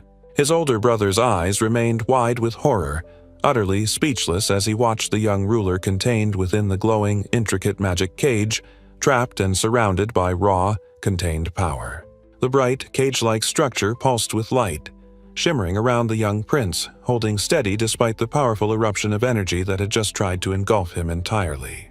Standing composed within the bizarre, glowing containment, the tiny prince faced outwards, surrounded by swirling chaotic magic and ready for whoever or whatever was responsible for springing this trap. Even at 6, the kid knew the score. Being the Lord of Almeria made him a natural target for these rebels who were now actively attacking him, a rather inconvenient truth for a prince on the go, and there they were. 2 figures emerging from the trees, hooded and menacing, swords drawn and ready to make a move, clearly not here for a polite chat about their grievances with the crown. Framed by looming figures, the small prince stood his ground, outnumbered by the hooded attackers who had just revealed themselves, confirming this wasn't a random incident but a targeted strike by the rebellion. One of the hooded figures barked a sharp, desperate command to the others, urging them to move now while the prince was caught in the trap. And just like that, they lunged from the trees, the hooded attackers descending towards the small figure caught in the glowing cage, blades glinting with ill intent. But the small prince wasn't just waiting around. His eyes hardened with resolve, his small hand gripping the demonic blade, ready to unleash a counterattack with surprising speed. Then chaos erupted as the hooded figures closed in, their swords flashing as the tiny ruler somehow faced multiple opponents simultaneously, a blur of motion and clashing steel in the middle of the trap. One of the attackers crumpled, blood trickling from his mouth, utterly humiliated by the defeat. He cursed his luck, muttering about losing to a child and how absolutely ridiculous this was. The hooded attacker stared in disbelief, his face twisted in shock and mouth frozen open, utterly floored by the speed and power of the tiny prince's defense and counterattack. He clearly underestimated the kid big time. The demon sword Leviathan ripped through the air, its dark energy flashing as the young man delivered the final, decisive strike to one of the trapped rebels, finishing the short, brutal fight. In the eerie silence that followed, the small prince stood alone amidst the glowing remains of the trap, looking utterly calm and victorious while the hooded attackers lay broken and defeated on the ground around him. Watching from nearby, his older brother was absolutely blown away, shaking his head in stunned amazement. He muttered under his breath about how incredibly awesome that display of power was. The armored prince approached, scratching his head, demanding to know about that weird shield that just popped up out of nowhere. He couldn't believe it. His little brother actually got even stronger since they last hung out just days ago. The small prince held out the peculiar glowing ring, explaining cheerfully that it was a neat little magic tool he snagged while browsing antiques on Cobalt Street, and it just happened to work wonders when paired up with Leviathan. His older brother Henry burst into laughter, completely tickled by the explanation and admitting that the kid's bizarre exploits just kept getting more and more ridiculous. This response was even better than he'd anticipated. Surveying the scene of the downed attackers, the armored man commented it would have been nice to figure out who was actually pulling the strings of this little rebellion, but lamented that his little brother had apparently wiped them all out. The small prince stood calmly some distance away, looking rather innocent beside the defeated figures his brother stood over, and clarified matter-of-factly that actually he didn't kill a single one of them. His brother's face contorted in utter disbelief, eyes wide and jaw slack as he stammered a loud, disbelieving, "What?" completely floored by the kid's casual contradiction and the state of the supposedly defeated rebels. Sweat pours down the face of one hooded attacker, eyes wide with absolute terror, utterly broken and gasping for air. The young prince explains, holding the strange blade, that after knocking them down, he stunned them with Leviathan's killing intent, because guys like these would totally off themselves just from that pressure. His older brother Henry, still dusting himself off, confirms with a surprised, "It's true," clearly impressed by the kid's twisted method of non-lethal force.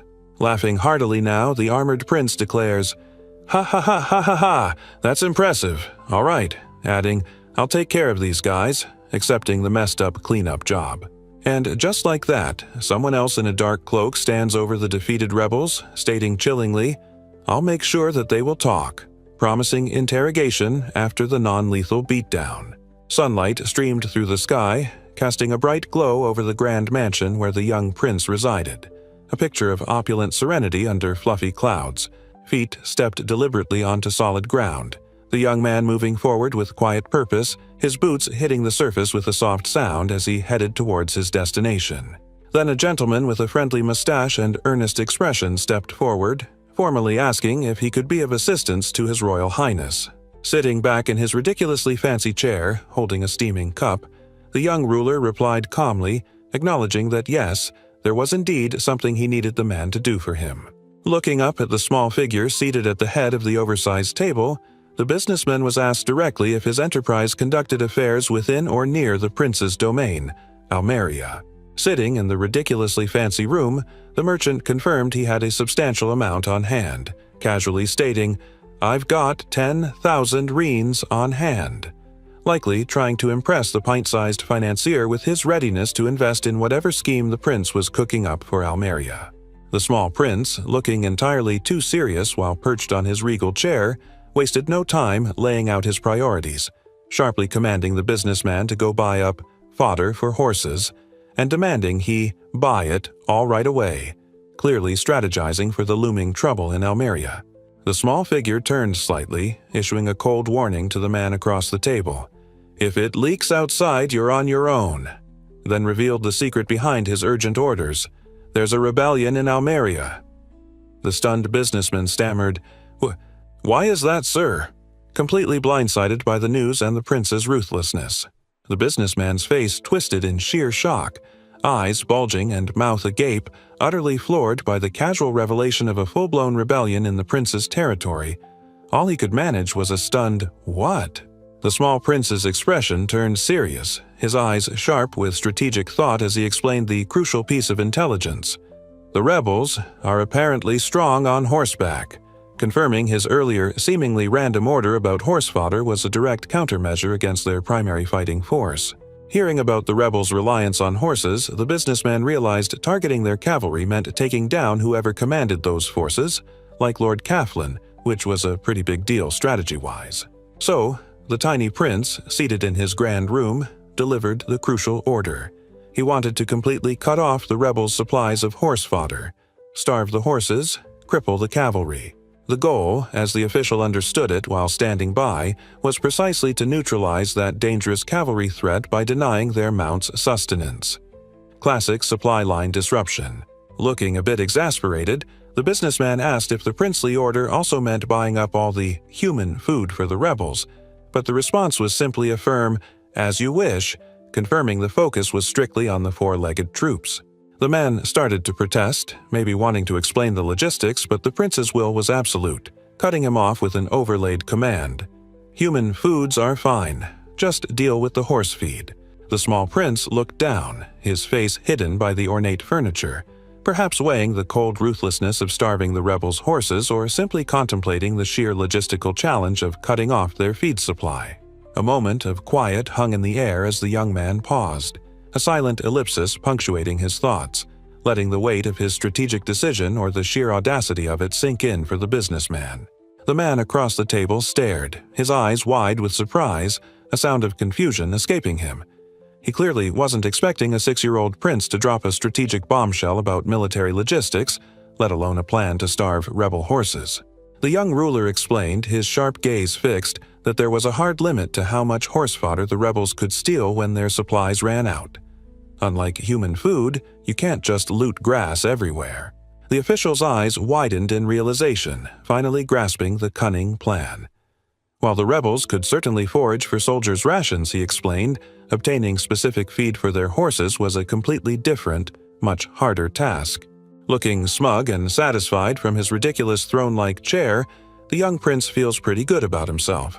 Yeah, that's exactly what he was talking about when he laid out his brilliant cutthroat plan. The businessman, Alan, practically vibrates with excitement, shouting about the 6-year-old's outstanding thinking and eagerly promising he'll get right into it. Seems like he's fully on board with starving some rebel horses. Watching the overly enthusiastic businessman stride towards the door, probably clutching that bag of reins, the small prince observes coolly, flanked by his stiffly bowing maids. Off the guy goes to buy all the horse feed. Perched at the enormous table, clutching his teacup, the tiny ruler reflects that pulling off this supply chain disruption should definitely make it a little easier for brother to fight that rebellion. Every bit helps, right? A sudden flurry of water droplets splashes outwards, scattering like rain or tears across a vast, empty space, a quiet visual reminder of the floods that started all this chaos and the elemental power at play. 2 white birds busied themselves, pecking at scattered bits on the ground. Now, back in the serene garden, the emperor explained the rebels had tried to capture the young man and turn him into a card. Apparently, the assassin they caught had just spilled the beans. The small prince took it in, musing, "I see."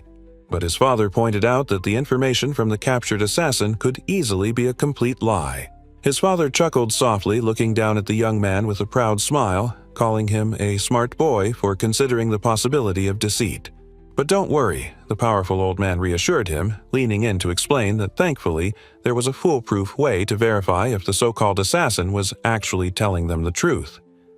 The young prince, looking incredibly serious for a 6-year-old, muses on the cryptic path of the snake, stating that since he doesn't really get the whole torture thing, he'll just accept whatever it is without overthinking it, which is a pragmatic approach, I guess.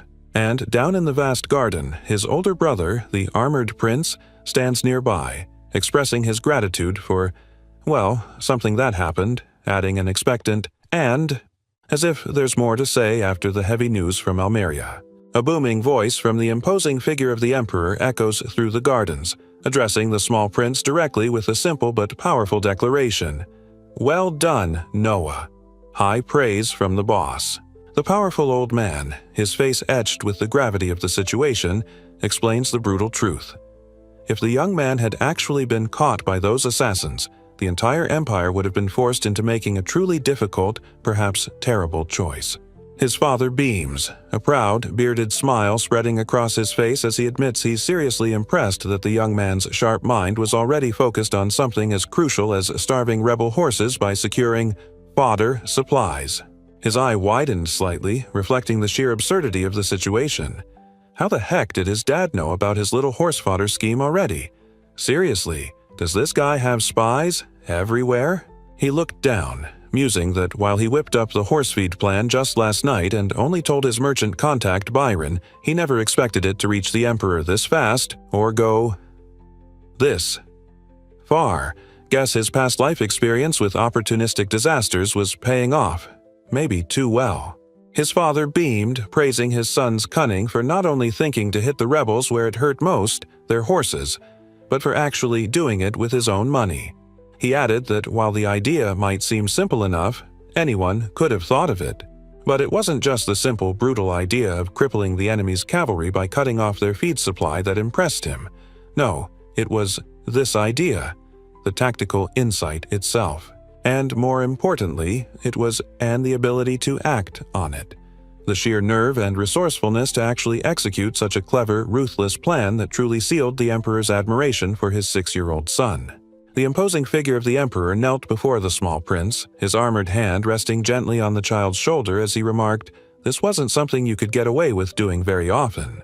The child's eyes went wide. A look of pure surprise etched across his face, processing whatever unexpected statement his powerful father had just made about his recent scheme. A subtle, grateful smile touched the young man's lips. His gaze cast downward slightly, offering a quiet but sincere, "Thank you very much," in response to the emperor's words. His father, the towering emperor in his ornate armor, mused aloud that he absolutely had to reward the young man for his actions. But clearly, mere money was far too common for a matter like this.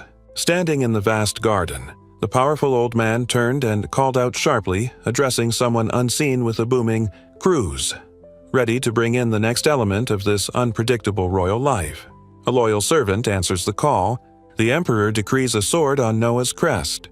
The small prince looks utterly surprised. Apparently, in this warrior empire, putting a sword on your coat of arms is a huge honor, strictly forbidden without the emperor's direct permission. It's considered the highest battle-related honor he can bestow upon anyone. The powerful old man beams with pride, his eyes crinkling with amusement, thoroughly pleased with his son's recent accomplishments and the exceptional young man he is becoming. Looking utterly thrilled, the small prince beams, declaring with enthusiastic confidence that undertaking this important task is entirely his pleasure, ready to dive into whatever challenge comes his way.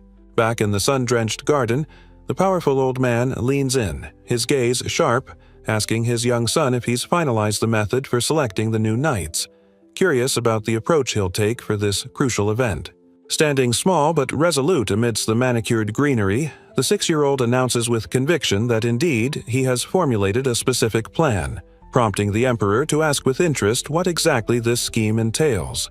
With a focused expression, the small prince asks his father if he could demonstrate the selection method right away, and the emperor, looking amused and perhaps a little intrigued, gives his immediate go-ahead. Set in the formal garden with attentive robed figures holding buckets, the 6-year-old prince sits regally on a chair, radiating a faint glow as he prepares to reveal his unique, and likely bizarre, plan for the prestigious knight selection process. The mighty emperor sits regally in the vast garden, clad in his imposing armor, a proud smile on his face as his robed attendant stands respectfully behind him, awaiting instructions. The young prince raises his teacup, a subtle smirk gracing his lips. "All right," he confirms with quiet confidence, ready to demonstrate his unusual plan for the knight selection. His attendant, standing ready, suddenly unleashes a burst of water magic from his hand, sending a chaotic splash of liquid erupting outwards with surprising force and speed. The powerful old man's eyes bulge, his mouth hanging open in utter shock as he witnesses the unexpected display of power unfolding right before him in the garden. Meanwhile, the small ruler sits completely unfazed, calmly holding his teacup as a massive surge of swirling water magic erupts beside him, a bizarre force radiating outward while he remains dry. The robed attendant, with intense focus, unleashes a blast of powerful water magic from his hand, sending it erupting outwards with incredible force right there in the garden. The unleashed power swirls into a chaotic torrent of liquid and light, the raw water magic blasting chaotically outwards with overwhelming force and speed. The attendant's hand remains steady, gripping the bucket while the powerful water magic continues to surge uncontrollably from the container, a display of directed elemental force. Meanwhile, the young prince sits utterly composed at a table in the garden, calmly sipping his tea, completely unfazed by the massive, chaotic water magic erupting just feet away from him and interacting with a strange, hovering platform. Brilliant light streaks mix with swirling water droplets, an abstract visualization of immense speed and elemental energy ripping through the air, showcasing the power unleashed during the demonstration. The explosive water magic continued to tear through the air from a low angle, a torrent of light and liquid blasting outwards over the landscape as the demonstration of incredible power raged on. The powerful old man's face contorted in pure astonishment, eyes bulging and mouth agape, utterly floored by the sheer, impossible spectacle unfolding right before him in the supposedly serene garden. Meanwhile, the small ruler remained completely relaxed, a subtle smile playing on his lips as he casually held his teacup, droplets of water suspended around him, enjoying the dramatic effect of his unique selection method. The emperor, recovering from the shock, settled into a look of deep contemplation, his expression a mix of seriousness and grudging admiration as he processed the overwhelming power his young son had just effortlessly displayed. The ground itself couldn't take the strain, jagged lines of force radiating outwards across the surface, silent evidence of the bizarre, powerful magic that had just been unleashed during the demonstration. The small prince stood ready by his creation, stating he wouldn't just let people attack him, he'd watch how far they could push before deciding what to do next. He gazed up at the towering water barrier he'd conjured, remarking that this impressive construct should definitely be able to withstand the long, brutal process of the knight selection without issue. His father, the emperor, looked on with a mix of admiration and caution, acknowledging the impressive defense but warning that there were still risks involved. Someone strong enough might actually be able to penetrate his protection. But the young man's eyes narrowed with fierce determination, calmly stating that he was completely prepared for that possibility, seemingly unfazed by the idea of someone powerful challenging his watery shield. The emperor's eye widened slightly, perhaps surprised by the sheer confidence in his son's voice or already anticipating the level of power someone would need to overcome that incredibly robust defense. A close-up on the emperor's proud, booming laugh, mustache practically vibrating with delight after his son's unexpected move with the water shield demonstration. He's clearly tickled pink. The mighty emperor beams down at the young prince, utterly thrilled by his unexpected power display and tactical genius, proudly declaring, "That's my son, the prince of the empire." The scene shifts back to the grand estate, the familiar ornate architecture standing under a cloudy sky, hinting at a return to the prince's own domain after the demonstration at the palace gardens. Stepping back inside his luxurious residence, the small prince is greeted by an attendant who politely informs him that Mr. Byron is in the reception room. Looks like the merchant is back for another chat. The merchant, Alan, kneels before the small prince, offering a deep bow and a nervous, "Well, come back, sir," clearly ready to report on his horse fodder acquisition mission or perhaps seeking the next task. The young man greets his visitor with a bright, slightly amused smile, commenting that they've arrived ahead of schedule. He seems pleased with the promptness. Kneeling, the merchant quickly explains their strategic advantage, noting there are only a limited number of places where the crucial horse fodder can be transported from, making seizure surprisingly easy. Suddenly, an attendant appears, looking a bit flustered as she politely calls out to get her young master's attention, likely having an urgent message or important announcement for him. The young ruler turns his head slightly, his expression serious and focused, acknowledging the maid's sudden interruption as he awaits whatever important news she has to deliver right at this moment. Looking back over his shoulder, the 6-year-old prince gives a calm but clear command, simply telling the attendant and whoever might be accompanying her to come inside and state their business. The maid interrupts their meeting, looking panicked as she urgently reports there's a man at the main gate with serious wounds. Clearly, something unexpected and alarming has just arrived. A voice adds details about the injured man, saying he traveled all the way from Almeria and carries an important report specifically for the young prince, explaining why the sudden arrival is such a big deal. The injured man is brought before him, kneeling on the floor, looking utterly exhausted and in pain, having clearly endured a difficult journey to deliver this urgent news.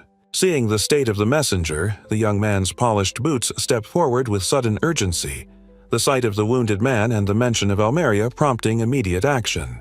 Standing between the clearly battered messenger and the now shocked businessman, the small prince looks surprised, likely hearing the initial, perhaps dire, summary of the important report from his troubled domain. Covered in blood and dirt, the battered captain of a 10-man squadron from Almeria's Adora province knelt and, despite his wounds, formally declared his pleasure at finally meeting His Imperial Highness. From a short distance away, the small prince stood, cloaked and composed, regarding the injured man with a subtle acknowledgement, a quiet sound escaping him as he took in the messenger's state. Pushing through the pain, blood staining his face and armor, the wounded man raised his voice, yelling with desperate urgency that, in Almeria, his home province, a full-blown rebellion was happening right now. Meanwhile, the businessman stood nearby, reflecting that this was certainly an urgent report, noting that his own superiors were indeed revolting, something he personally didn't agree with, but realizing His Highness somehow already possessed this crucial information. The man then mused with a look of concern that he actually felt sorry for the young ruler, because despite the dramatic turn of events in his domain, His Highness stood to gain absolutely no personal benefit from this particular chaotic situation. The badly injured man, battered armor stained with blood, kneeled painfully before him, gasping a pained acknowledgement as the small prince stood composed, simply stating that everything was all right.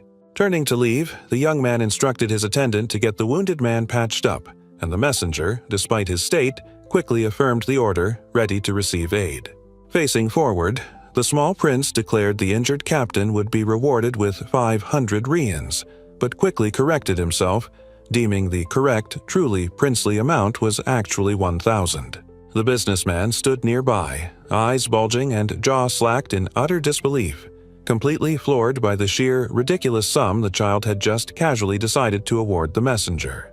As the small ruler and his attendant walked away, the man who had just witnessed the extravagant reward could only stare after them, stammering questions about what in the world that whole exchange was even about.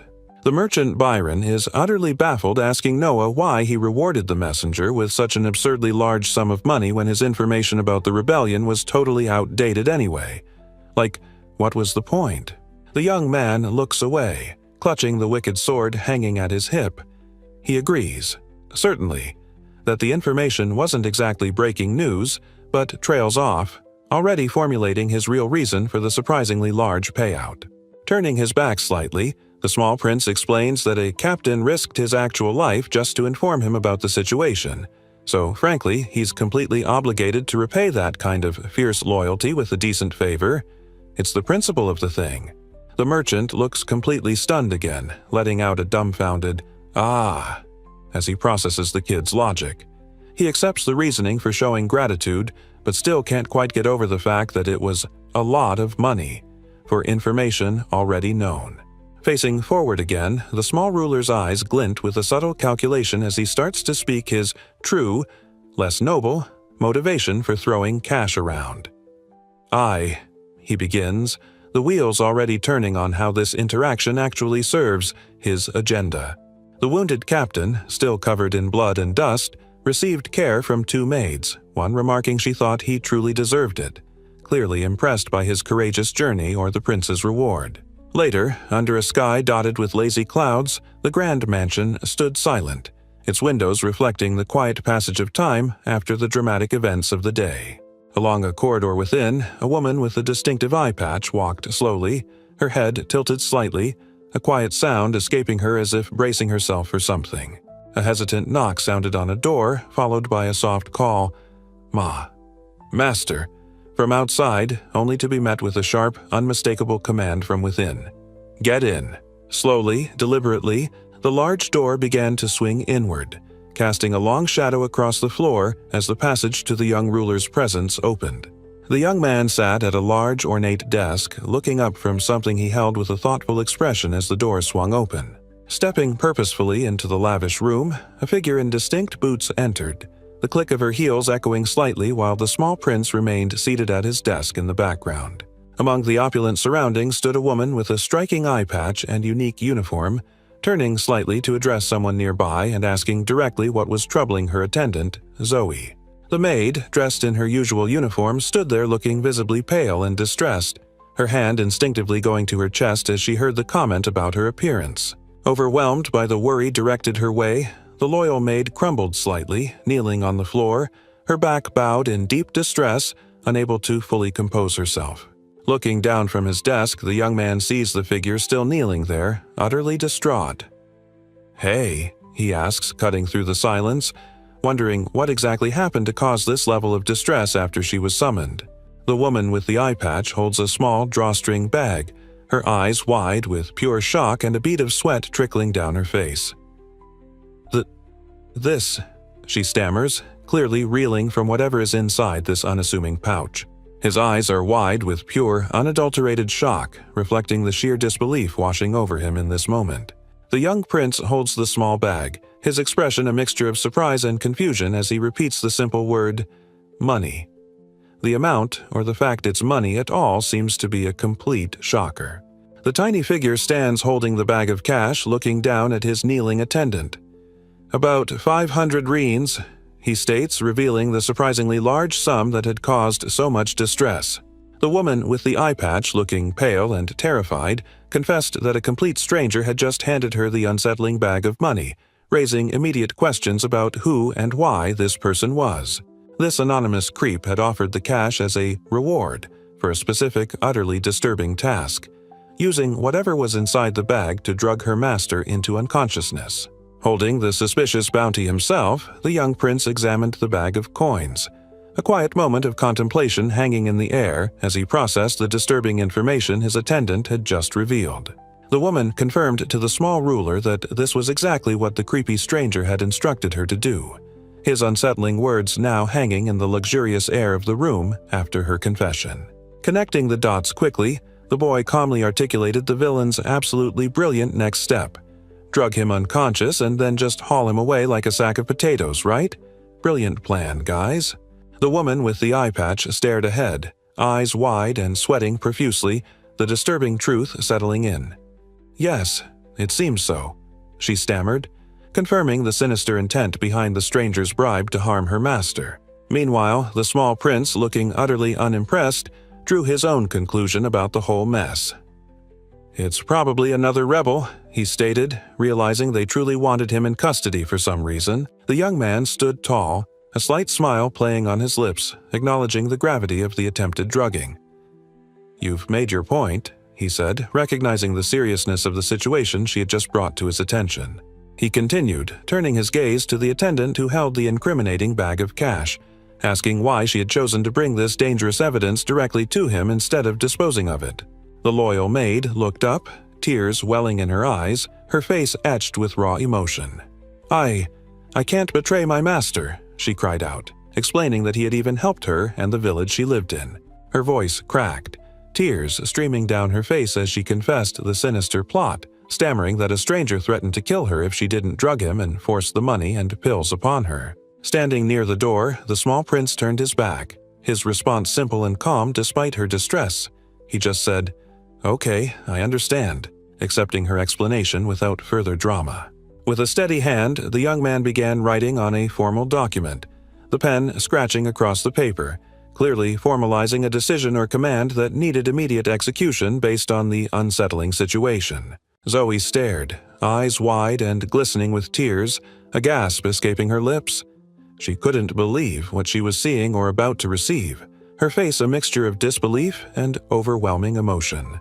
The young ruler stood before the kneeling woman with the eye patch, ready to deliver judgment or perhaps a reward, addressing her directly and stating the surprising nature of what was to come. "Your reward, this is..."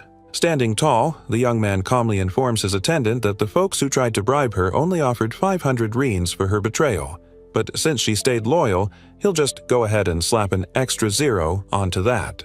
Tears streaming down her face, the distraught woman gasps out the unbelievable figure, stammering, 5,000, utterly overwhelmed by the sheer generosity of his counteroffer. She recoils, holding the document and shaking her head frantically, her voice thick with emotion as she cries out that she absolutely cannot take such a ridiculous amount of money. It's just too much.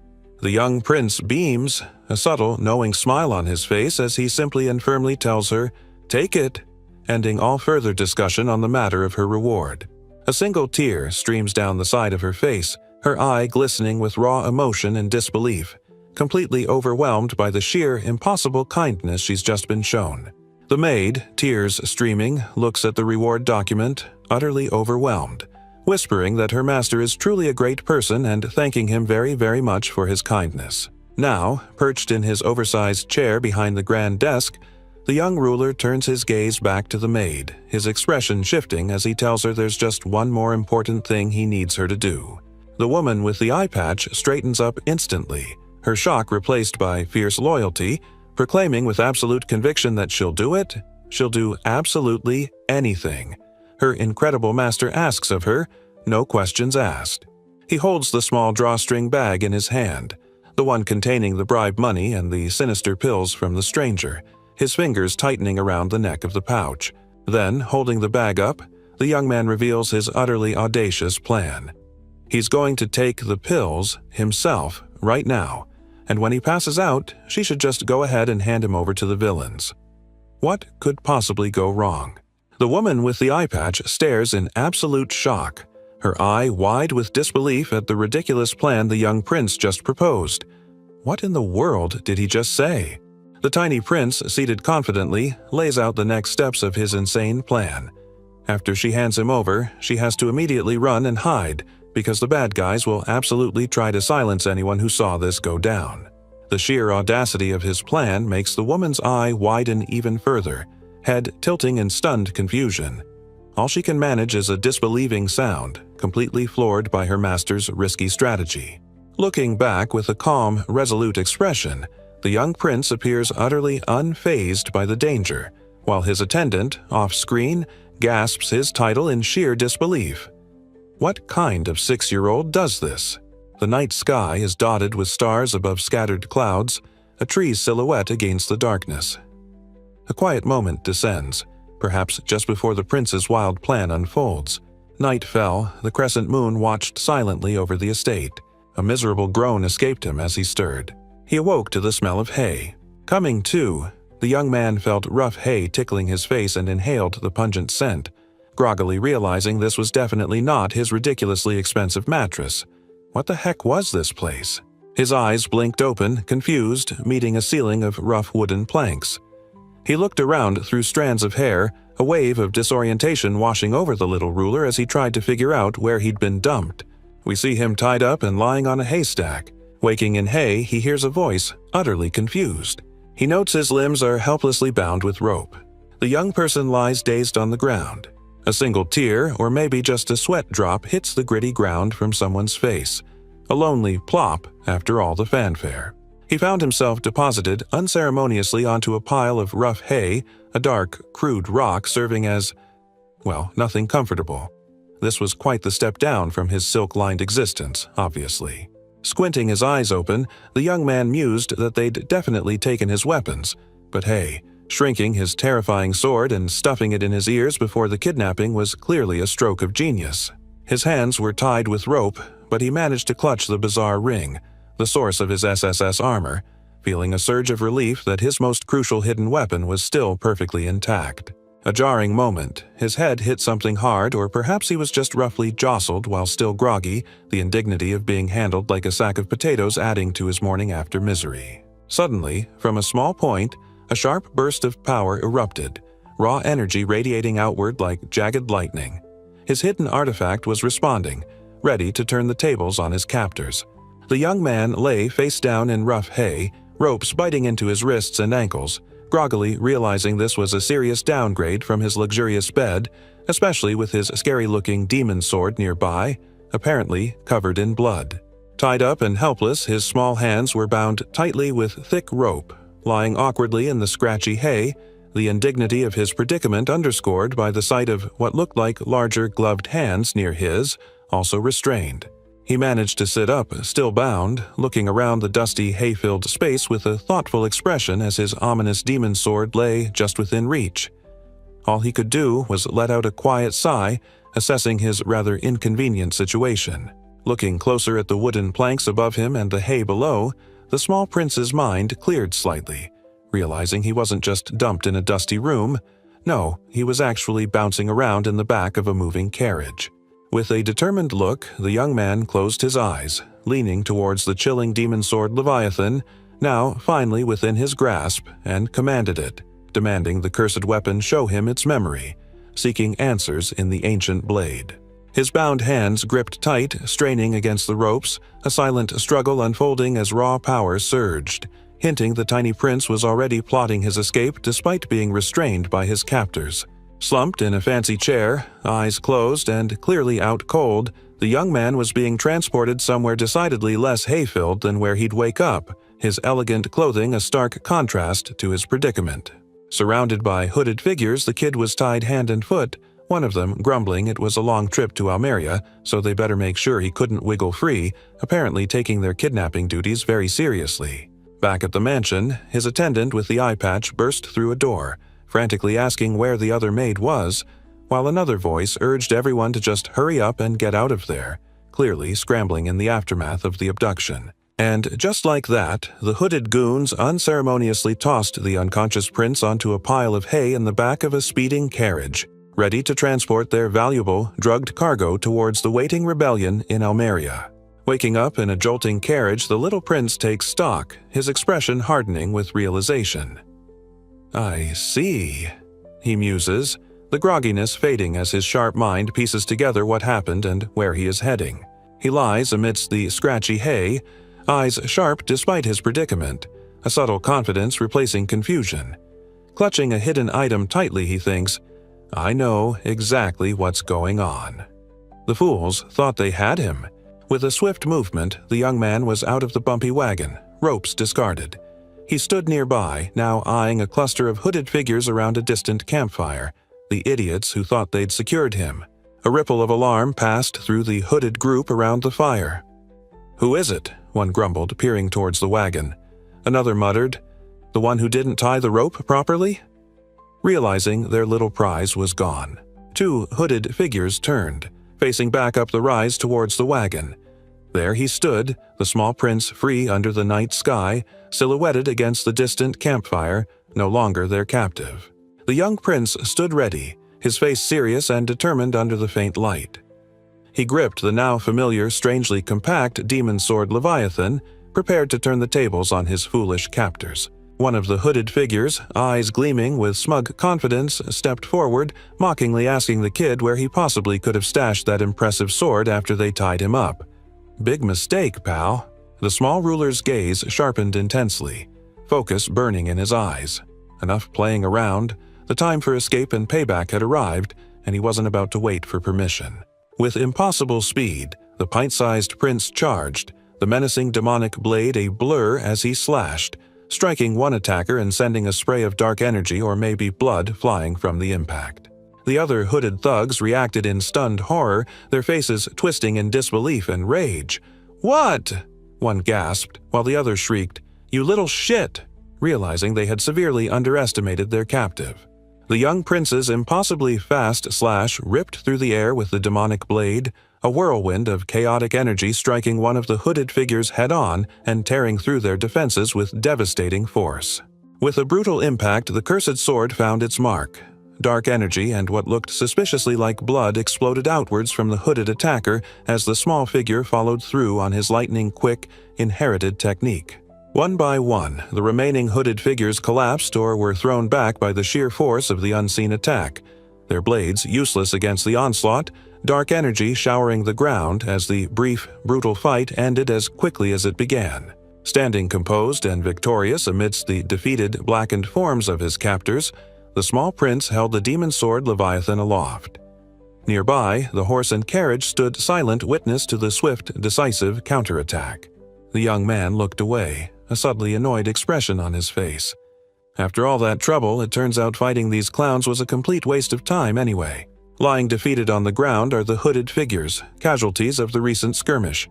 Apparently, these idiots were part of the Almerian rebellion and thought bribing one of my servants to kidnap me was a solid plan after their last assassination attempt went sideways.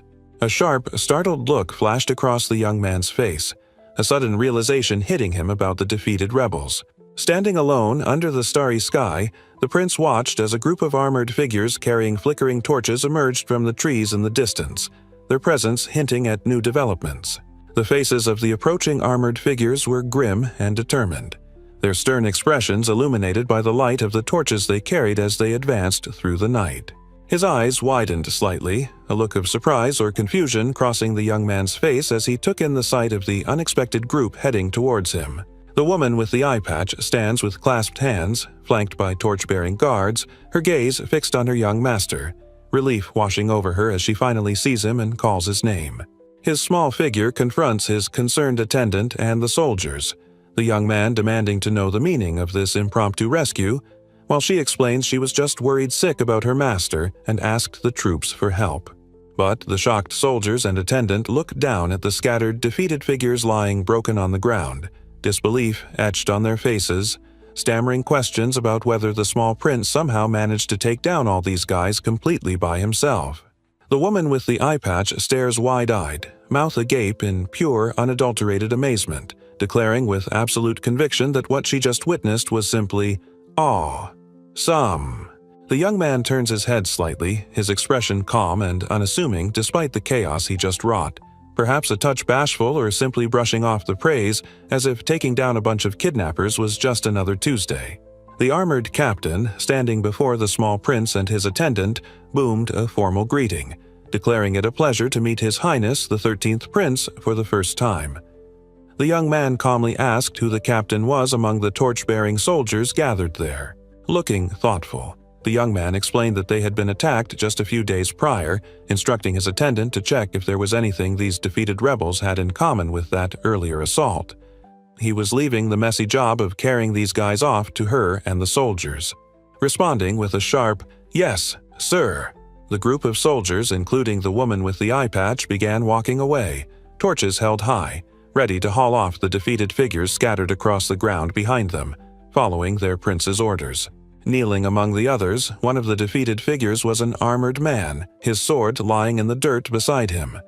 This was the captain who had greeted the prince moments before, now brought low, perhaps by Noah's earlier counterattack. With a decisive step forward, the armored captain's boot hit the ground, ready to comply with the young ruler's command. He was one of the rebels captured, now tasked with helping his former enemies with the cleanup. The armored man's sword, the one he used to demonstrate his skill earlier, stands point first in the ground, glowing faintly with power after their clash in the grass. The young prince looks over, his expression serious and a little wide-eyed, watching the scene unfold before him. Something about the sword or the impending action is catching his attention. An armored hand reaches down towards the hilt of the strange glowing sword stuck in the grass, seemingly ready to retrieve the powerful blade from where it landed. Suddenly, the small prince shouts out, his voice cutting through the air with urgency, yelling a sharp command to the figure reaching for the weapon. "Don't touch that!" From above, the scene shows the armored master kneeling or reaching for his sword in the grass while the tiny prince stands nearby, issuing his command amidst the scattered ground and other armored figures watching the unexpected drama unfold. His eye widened in shock, the realization hitting him like a punch to the gut.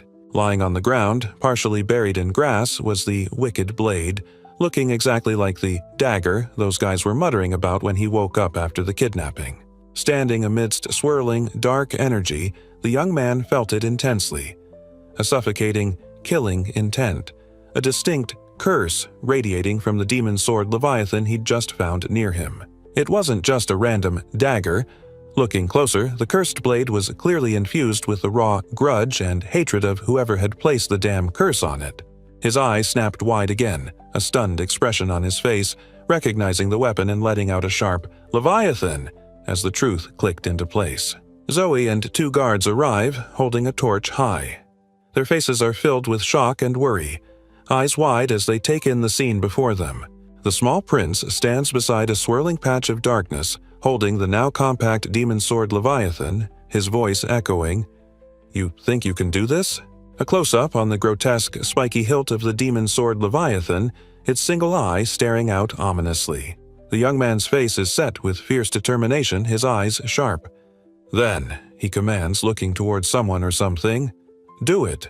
Zoe and the guards stare, eyes wide with utter confusion, a question mark hovering over the maid's head. Before them stands the prince, now holding the ridiculously large, terrifying demon sword. He unleashed the sword's terrifying, chaotic power. His attendant and guards stared, utterly shocked by the display. Something incredible soared towards the vast, starry night sky. Amidst the defeated rebel attackers lying broken on the ground, the young prince stood calm, just as his attendant and guards arrived and stared in disbelief, his loyal maid stammering his name in shock at the scene. Looking down upon the planet from high above, the sheer scale of the world felt immense, perhaps hinting at the vast impact the recent events and the small figure who caused them would have. Incredible power soared towards the stars. Royal gardens bloomed beside fountains. Majestic castle towers reached for the sky. Heavy, armored boots landed with decisive weight on the ground, hinting at a powerful figure arriving. His steps echoed with authority, suggesting this was the legendary master the emperor had decided was necessary for his surprisingly capable son. The emperor, looking pleased and powerful in his ornate armor, stood before the young prince, declaring with a commanding smile, "There you are." He was clearly ready to get started. The young prince, looking sharp in his uniform and carrying his mysteriously compact sword, strode forward with quiet confidence, ready for whatever important meeting or task awaited him today. His father, the powerful emperor, beamed down at the small figure, reaching out to place a hand on his head while proudly declaring that he had done well done, which is high praise indeed from the man in charge. The small ruler looked up, a bright smile on his face, confirming that yes, he was glad it worked out. A bit of an understatement given the recent chaotic success with rebels and demon swords. The emperor's expression turned serious, revealing critical intelligence about the rebellion. The leader was a man named Baker, his gaze sharp as he shared the details of the enemy commander. And that rebel leader, Baker, was apparently dealt with rather permanently. He was reportedly shot between his eyes by a water column that appeared out of nowhere last night, a truly bizarre end for the rebellion's figurehead. He looked pleased with himself, realizing his plan worked. Using the dagger's lingering grudge as a target, Leviathan's ultra-long-range snipe had successfully taken out the rebellion's master. With the rebels' leader abruptly out of the picture, his older brother Henry quickly put down the entire Almeria rebellion, smoke still rising from the contested lands in the distance. Back in a grand hall, ornate pillars supported a high, textured ceiling, setting a formal stage for the next important report. An official reported that most of those who had plotted the rebellion were captured, adding formally that they wished to ask for His Majesty's approval regarding the prisoners. Someone seated at the head of the long, formal table considered the report for a moment, letting out a quiet as the captured rebels' fate hung in the balance. The vast hall stretched out, its ornate checkered floor leading to a grand throne where the emperor sat, an imposing figure looking down at the small figure standing far below, ready to report on the recent capture of the rebellion's plotters. Nearby, a great hall was filled with rows of seated figures. A formal assembly gathered under towering columns, their faces turned forward, perhaps discussing the fate of the captured rebels and their network. His Majesty, the Emperor, leaned in, his stern face etched with a decisive, ruthless determination, his powerful gaze fixed as he considered the reports on the rebellion and those now in custody. Among the crowd observing the proceedings, a familiar bearded merchant, Alan Bardsley, stood with a rounder-faced man, both watching intently alongside the young prince, who looked calm and composed despite the gravity of the situation. The emperor's face hardened, a chilling fury in his eyes as he declared the brutal sentence for the captured rebels and their families, ordering his forces to get the cattle and horses ready. We'll tear their whole family to pieces. Some guys loudly agree, praising a brutal decision. The emperor sits. Someone thinks it's a great idea. Someone steps forward to politely object to the plan. But before the objection is even finished, the small prince steps into view, walking with unwavering confidence, utterly dismissing the entire grim plan with a sharp, "That's not gonna happen." Facing his powerful father from below, the emperor's eyes bulge, his face contorted in pure disbelief and fury at the sheer audacity of his young son's defiance, letting out a stunned, "What?" The crowd in the grand hall stared back, faces twisted in sheer disbelief and raw panic, sweat beading on their foreheads as they processed the audacity of the small figure who had just dared to contradict the emperor's brutal decree. His father, the emperor, looked utterly flabbergasted, his beard practically bristling with confusion and fury as he demanded, "What do you mean, Noah?" Unable to believe his son had just defied his sentence so openly. More horrified faces in the assembly reflected the general chaos. People gasping and sweating as the tension in the opulent hall ratcheted up, witnessing the unprecedented stand taken by the 6-year-old prince against imperial wrath. Standing tiny but resolute on the vast, checkered floor, the young man looked up at the shocked faces around him, declaring with quiet authority that punishment should only ever be carried out in strict accordance with the established laws. The stunned onlookers recoiled further as the grim details of the imperial law for rebellion were laid out, specifying death by beheading for the leader, hanging for conspirators, and varied punishments for the rest based on their involvement. The young prince stands firm, arguing that if the emperor himself ignores the law, the whole empire will descend into chaos. He urges his father to reconsider his brutal decree, upholding the principle of legality despite his tiny size. A heavy silence falls over the grand hall after the young prince's bold challenge to the emperor's authority. The tiered seats are filled with onlookers, frozen in disbelief by the unprecedented defiance from the tiny royal. Two distinguished men in the assembly look utterly taken aback, sweat beading on their faces. The audacity of the 6-year-old prince directly defying the emperor's word in front of everyone has clearly left them stunned and probably terrified for him. The stark checkered floor of the immense hall is bathed in light and shadow, highlighting the spot where the small prince stood against the emperor's decree. The silence hangs heavy, underscoring the dramatic confrontation that just unfolded here. The mighty emperor stands tall and imposing on the elevated platform, his heavy armored boots on the opulent checkered floor. His lower body alone conveys immense power and authority, challenged moments ago by the small figure standing below him. The intricate checkered floor of the grand hall lay silent, stark patterns emphasizing the sudden, tense pause after the unexpected challenge to authority. The powerful old man, the emperor himself, let out a heavy sigh, his face etched with weariness and maybe a hint of annoyance after the confrontation with his young son. Then, despite his obvious displeasure, His Majesty made a grudging admission, stating clearly for all to hear that Noah's reasoning about the law was indeed correct. Down in the crowd, faces twisted in pure, sweaty terror, staring in disbelief as the small figure who dared defy the emperor's word just seemed to get away with it. Back on his elevated throne, the mighty emperor looked down from his seat of absolute power. The confrontation momentarily settled within the vast, opulent hall. The tense silence hung over the grand hall, then the emperor's voice boomed, cutting through the air above the checkered floor, declaring the young man had done well. The small figure stood far below at the foot of the vast, empty staircase, a solitary dot in the immense royal space, the weight of the emperor's complicated reaction settling on him. His Majesty continued, addressing the assembly, acknowledging the 6-year-old had in fact called him out and was correct in pointing out his flawed judgment regarding the rebels' punishment. But the powerful old man's stern face showed this wouldn't be easy. He declared he absolutely wouldn't settle for anything lenient, insisting the punishment be the absolute heaviest allowed by law, asking if everyone thought that was a good compromise. Looking up with a slight knowing smile, the small prince readily agreed to the harsh but lawful punishment, casually stating that maximizing the severity while sticking to the rules was no problem at all, sir.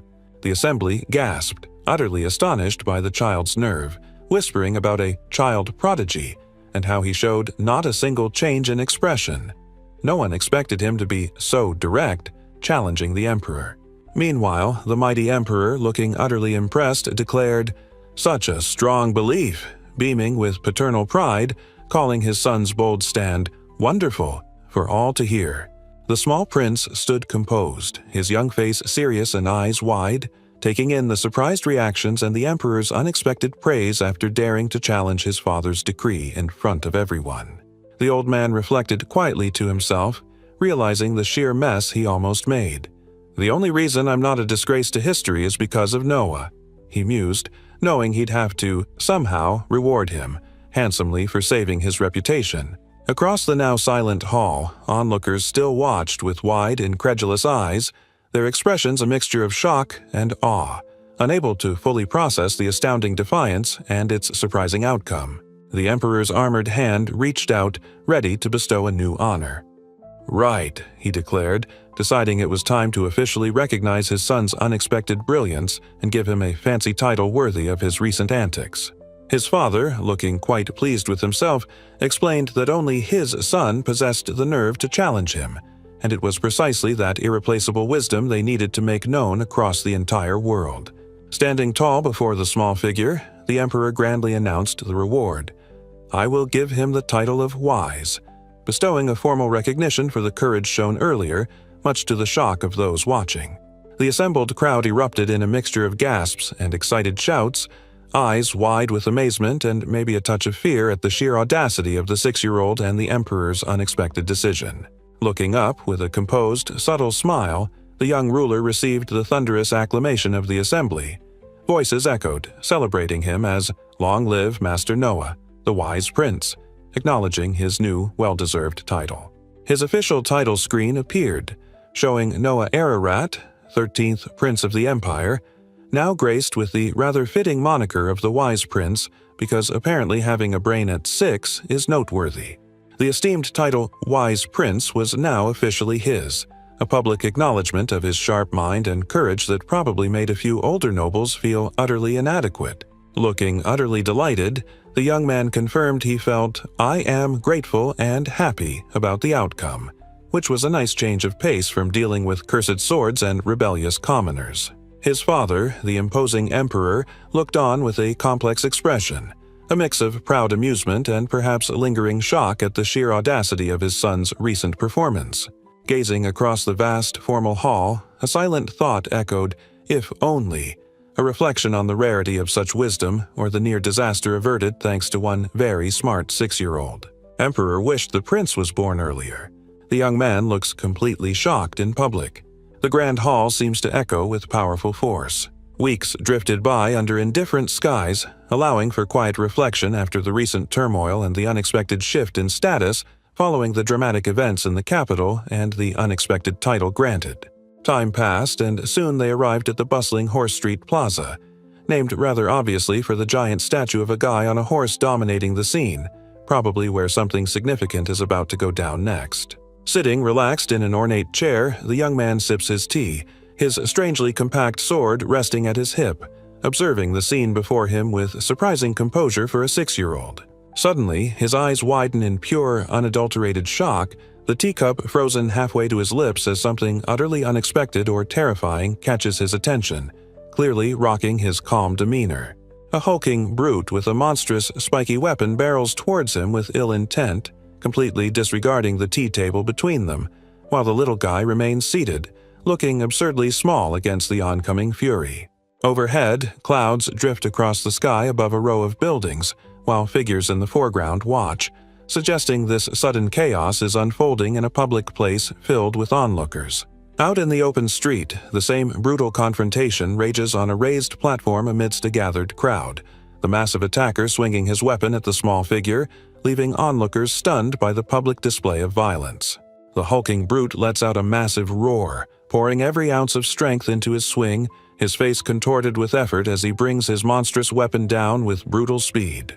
But the tiny prince remains utterly unfazed, calmly seated behind his tea table, his ridiculously menacing demon sword springing forth to effortlessly block the massive blow heading straight for his face. Among the shocked onlookers, a guy with spiky hair can't believe what he's seeing, muttering that they told him to attack the prince, but it's clearly not working out like they expected at all. From above, the crowd watches the scene unfold on the platform. Apparently, they weren't given any specific standards to pass, which makes this whole situation, well, interesting to say the least.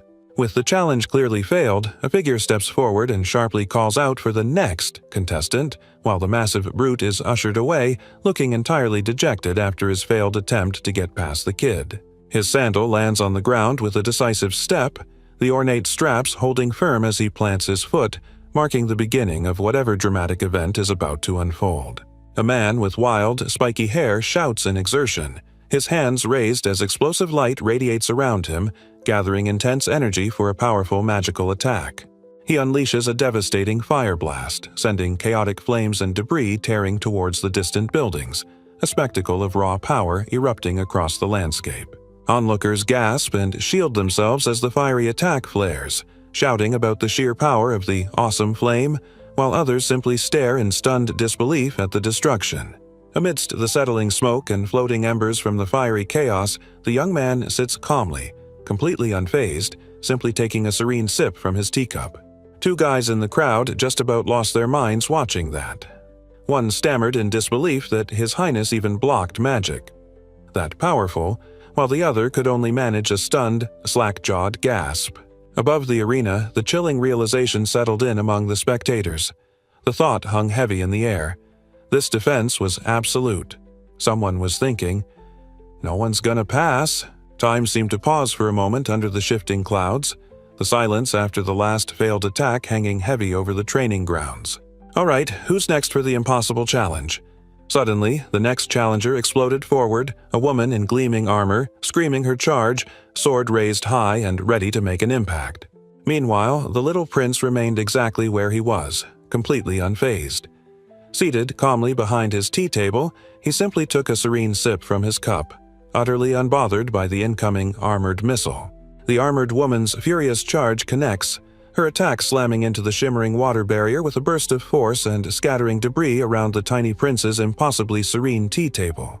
The sheer impact of the attack rips outwards, intense lines of force highlighting the moment as the mysterious barrier holds firm, effortlessly repelling the full brunt of the armored assault. Across the shocked crowd, two onlookers stare with eyes wide and mouths agape, utterly floored by the spectacle unfolding. Surely that devastating attack didn't just harmlessly dissipate.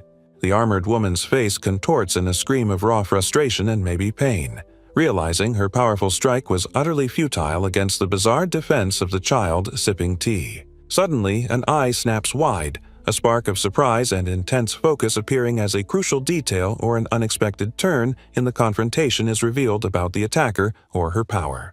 The young man sits perfectly calm behind his tea table, effortlessly deflecting the brutal attack with his terrifying little sword as debris and dark liquid spray around him, utterly untouched by the chaos. Pushed back by an invisible force, the armored challenger reels from the impact, her long hair whipping behind her as the motion lines emphasize the sheer power repelling her assault. She's sent flying backward from the bizarre defense, her armored form contorting as the unexpected energy slams into her, leaving her clearly stunned by the ineffective nature of her attack. The force of the magical barrier hits her armor with stunning impact, sending glittering particles and sheer power radiating outwards, demonstrating just how completely her momentum was negated in an instant. The chaotic energy of the defense manifests as abstract splatters, dark and violent, scattering across the air like the aftermath of the impossible clash that just neutralized the powerful charge. The tiny prince remained perfectly composed behind his tea table, but the armored challenger was suddenly down, a wicked blade impaled in her shoulder, dark blood splattering the ground and his cloak in a dramatic, unexpected display of counterforce. Her eyes were wide with pure terror and shock, the armored woman's face a mask of disbelief and pain as she reeled from the sudden, brutal counterattack from the tiny figure she had just charged. Looking down from above, other challengers or guards reacted with stunned disbelief as the armored woman fell, someone yelling, "What the hell are you doing?" completely shocked by the drastic turn in the selection process.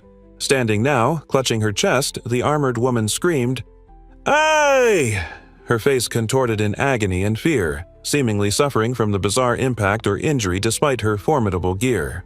The small prince turned his head slightly away from the chaos he had just unleashed, letting out a quiet sound, "Mom," perhaps contemplating the unexpected effectiveness of his defense or simply acknowledging the conclusion of that particular challenge. The armored challenger stares wide-eyed in utter shock after her powerful attack backfired spectacularly, leaving her visibly stunned and likely questioning all her life choices that led to this ridiculous moment. As the injured warrior kneels, someone in the crowd protests letting her off, pointing out she attacked the prince, but the tiny figure's command cuts through the noise. "Just let her go already." The young prince's voice is calm but firm, his gaze intense as he repeats his instruction to the surrounding guards. Despite her actions, the woman should be released without further fuss. There she is, kneeling before the small ruler, the terrifying sword he wielded now stuck in the ground nearby. The armored woman, utterly confused, can only stammer a bewildered sound, unsure what to do now. The young man looks down, a hint of amusement in his eyes, explaining he never specified how. One would pass his little test, but based on her performance? Yeah, she definitely passed somehow. The crowd couldn't believe it, whispering furiously about the armored woman who had actually stabbed His Highness but somehow, inexplicably, still, managed to pass his bizarre selection criteria. Despite her formidable armor, someone watching the demonstration mused with awe that the young man who had just let the challenger go was such a big-hearted person after that wild display. Time passed under a cloudy sky, the grand estate standing silent and ornate after the dramatic events of the day, ready for whatever noble duties or bizarre encounters awaited its tiny ruler. Stepping inside the opulent residence, the young man found himself a tiny figure dwarfed by the ridiculous scale and intricate detail of the endless, elaborate walls surrounding him. Looking down, he walked across the massive room, leaving behind a figure kneeling respectfully near a table laden with ornate chandeliers and furniture, perhaps another visitor acknowledging the prince's strange power. Cleaned up and getting his bruised shoulder wiped, The young prince looks up and casually demands to know the name of the person he just defeated, like it's just another part of the interview process now. Reeling from the bizarre turn of events, the armored woman looks utterly flustered and belts out a series of apologies, probably still trying to process how she somehow passed the test by stabbing the selection committee. Having calmed down slightly after her dramatic apologies, the warrior now sits there, looking serious and perhaps still utterly bewildered by the pint-sized prince who not only blocked her attack, but then let her pass the test anyway. The small ruler, getting his injuries tended to, casually remarks that her armor is pretty well made and asks if she got it herself. She nervously confirms it's an heirloom, passed down through her family. Suddenly, the armored woman looked incredibly worried again, sweating profusely. She nervously asked about what would actually happen to her for the serious crime of having dared to hurt His Highness earlier during the test. The young man regarded the warrior, a subtle puff of air escaping him, his expression calm despite her panicked questions about consequences. She was worried about a crime, but he wasn't about to let that happen. He explained that the supposed crime she was stressing over didn't actually exist, flatly stating that he was, in fact, technically the one who ordered her to attack him in the first place during the test. The armored woman just stared, looking utterly bewildered by his logic, her mouth slightly open as she simply managed to start her response with a hesitant, but processing his unexpected declaration. He calmly cut off her protest, adding that he totally could have prevented her attack if he'd truly wanted. So, really, it wasn't like she was actually in the wrong for following his strange, dangerous orders. Her eyes widened even further in pure, unadulterated shock, jaw dropping as she stammered, struggling to comprehend his reasoning. He wanted someone who would attack him without any regards for their own safety. That is, the armored challenger knelt low, her body language speaking of submission and acceptance after the bizarre test she just endured, her white boots resting on the ground. Her face set in a determined expression, the woman named Shirley Glans formally declared her solemn promise to remain completely faithful to the prince for the rest of her days. Suspended in a shimmering, ethereal space, the armored figure knelt before the young man seated calmly on a grand chair, formally dedicating her life to him in this strange, silent ceremony. The small ruler simply offered a subtle, knowing smile and a quiet sound, acknowledging the earnest pledge made by the warrior now bound to him. Suddenly, a status screen appeared, displaying Noah Ararat, the Wise Princes. Stats: Level 1, mostly Fs, but with several F+ grades and water back to E+S, showing her loyalty had added to his complex power. Standing there after the Wild Knight selection trial, the young prince watched his status screen flicker, noting the F+ grades next to most stats now. He inwardly mused that surely the warrior who had just tried to stab him might actually be the single person whose loyalty boosted his bizarre abilities the most. Nearby, the warrior he'd just defeated and then accepted knelt respectfully, her head bowed, addressing the tiny ruler with a quiet, "Your Highness," acknowledging his position and perhaps his recent unexpected leniency. Thankfully, a rather stout gentleman with the impressive mustache, introduced as Gudo Croy, the emperor's own court physician, arrived to assess the damage, stating that luckily the bone and tendon weren't dislocated and he could stitch up the young man's shoulder just fine. Looking up at the physician, still damp from his earlier bath or maybe just the stress of being stabbed, the small prince gave a direct command. "I see. Do it," ready to get this patching up process over with so he could get back to ruling. With skilled hands, the physician carefully held the needle and thread, preparing to stitch the wound, a small but necessary step in patching up the pint-sized prince after his rather unconventional knight selection process. The newly recruited warrior, Shirley, still clad in her distinctive armor, looked utterly stunned by something she saw unfolding before her, eyes wide and mouth agape with surprise. Her young master, sitting shirtless as a physician tended to his shoulder, noticed her reaction. "What's the matter, Shirley?" he asked, pausing his own recovery to address his bewildered new subordinate. Turning slightly, the armored woman confessed her astonishment. "I was just impressed that this is how the doctors treat cuts," she explained, admitting she'd never actually seen a proper physician since her village had none at all. Hearing that stark reality, the tiny prince's eyes went wide with disbelief and concern. "What?" he exclaimed, completely floored.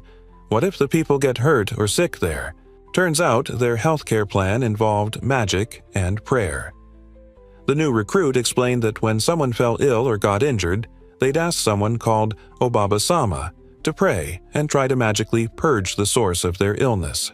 The stout physician, clearly knowledgeable in the empire's medical ways, explained that such reliance on prayer and questionable magic for healing was unfortunately quite normal practice in the poorer outlying villages. Hearing this stark reality, the young man, perched shirtless on his chair with wide, concerned eyes, immediately pressed for more information, asking how someone actually goes about becoming a qualified doctor in this place. The physician, stroking his mustache, casually explained the usual path. Typically, someone looking to become a doctor would train under a mentor who was already established either in a business or practicing medicine. As the conversation continued, the physician, still tending to the young master's shoulder, looked over at the newly recruited warrior, calling out, "Shirley," prompting her to snap to attention, looking utterly bewildered by the sudden address. Fixing his intense gaze forward, the young prince seized the opportunity presented by her village's plight, commanding the warrior to bring him the smartest and hardest-working individuals from her impoverished hometown. The armored warrior looked utterly bewildered, stammering in confusion, perhaps processing the ambitious scale of the plan or the sheer cost involved in bringing and training talented villagers in the capital. Meanwhile, the small prince directing the ambitious project pointed decisively at the stout physician, ordering him to take on these future doctors from the village as apprentices, a command the older man readily accepted. Still utterly flustered by the logistics, the armored woman clutched her chest, stammering questions and asking His Highness exactly what wild plan he was even talking about and how it would be funded. The young man's gaze was sharp with intense resolve, his small body tense as he focused on the complex undertaking he was about to orchestrate despite his lingering injury, clearly determined to see it through. With unwavering conviction, the small prince then declared he would personally fund the tuition and living expenses for anyone from the village with a strong will to become a doctor and treat everyone there, laying bare the full scope of his generosity. The armored woman's eyes went wide, utter astonishment washing over her face, a deep blush coloring her cheeks as the sheer generosity of her small master's offer sank in completely. This incredible promise meant everyone in the warrior's village, the ones struggling to survive and pooled their money, might now have a real chance to improve their lives through education and opportunity, thanks to him. The overwhelming wave of emotion, the relief and gratitude, became too much, a single tear escaping her eye and tracing a path down her cheek amidst her disbelief. Clutching her hands to her chest, the overwhelmed woman bowed so deeply she nearly touched the floor, her voice thick with emotion as she repeated her profound thanks to the tiny prince who had just given her village hope. A few days later, the clouds drifted lazily over the grand estate, signifying the quiet passage of time after the dramatic events and the generous, life-changing promises that had been made. The young prince and his newly recruited warrior, Shirley, stand outside a shop, perhaps checking out the display windows, his tiny figure contrasting hilariously with her imposing, armored form as they peruse the goods within. Meanwhile, someone else entirely walks into a nearby shop, a casual figure heading past shelves lined with bottles and various wares, seemingly just another customer on a normal day out. Back outside, the armored woman turns, her eyes wide with amazement, letting out a stunned sound while the small prince stands behind her, looking perfectly composed amidst the city buildings. What could possibly surprise her? This must be the place. The entrance to a shop stands before them, a sturdy wooden door marked with a sign featuring a beast and a nameplate, promising whatever lies beyond those solid walls. Stepping inside, the place is a total mess, cluttered with boxes, crates, and random junk everywhere, hinting at a backroom or storage area rather than a fancy display space, not exactly the treasure trove you'd expect. The young man sits at a large table in his opulent residence, a teacup before him, facing a stout merchant while his newest warrior stands nearby, seemingly waiting for this important guest to reveal his purpose. The merchant, looking eager with his scarf and mustache, finally asks the small prince directly, "You mean you're looking for a gift? For His Royal Highness the Fourth Prince?" Looking serious, the small ruler confirms, "Yeah," explaining that his older brother, the Fourth Prince, is suppressing the rebels on my behalf, so he needs to buy him a gift to thank him. The stout man gestures towards a curtained doorway, announcing dramatically, "The other day, I just got these stuffs. hinting that he has some potential gift options ready for his prince to browse through, including whatever shadowy figure stands behind the curtains. A large man emerges, holding up a framed portrait for inspection, likely presenting the first potential thank you gift for the fourth prince who was kind enough to clean up Noah's rebellious mess. Two guys wheeled in a massive table on a cart, its elegant legs visible below a protective cover, looking like they were delivering the next piece of ridiculously oversized furniture for the mansion. The woman who emerged from behind the curtain held a small, ornate box in her hands, presenting it with a calm, stoic expression, clearly showing this was another potential gift for the fourth prince. But this was the main event. A stunning, life-sized statue of a woman in flowing robes, adorned with crystals and flowers, emanating a radiant, almost magical aura, undoubtedly presented as a high-value treasure. His eyes widened in sheer disbelief and surprise as he processed whatever astonishing revelation or detail about the presented gift had just hit him. Standing before the radiant statue, he mused aloud that he'd immediately seen through its dazzling appearance, realizing it wasn't actually made of crystal but just glass, leaving the merchant utterly impressed by the kid's sharp eye.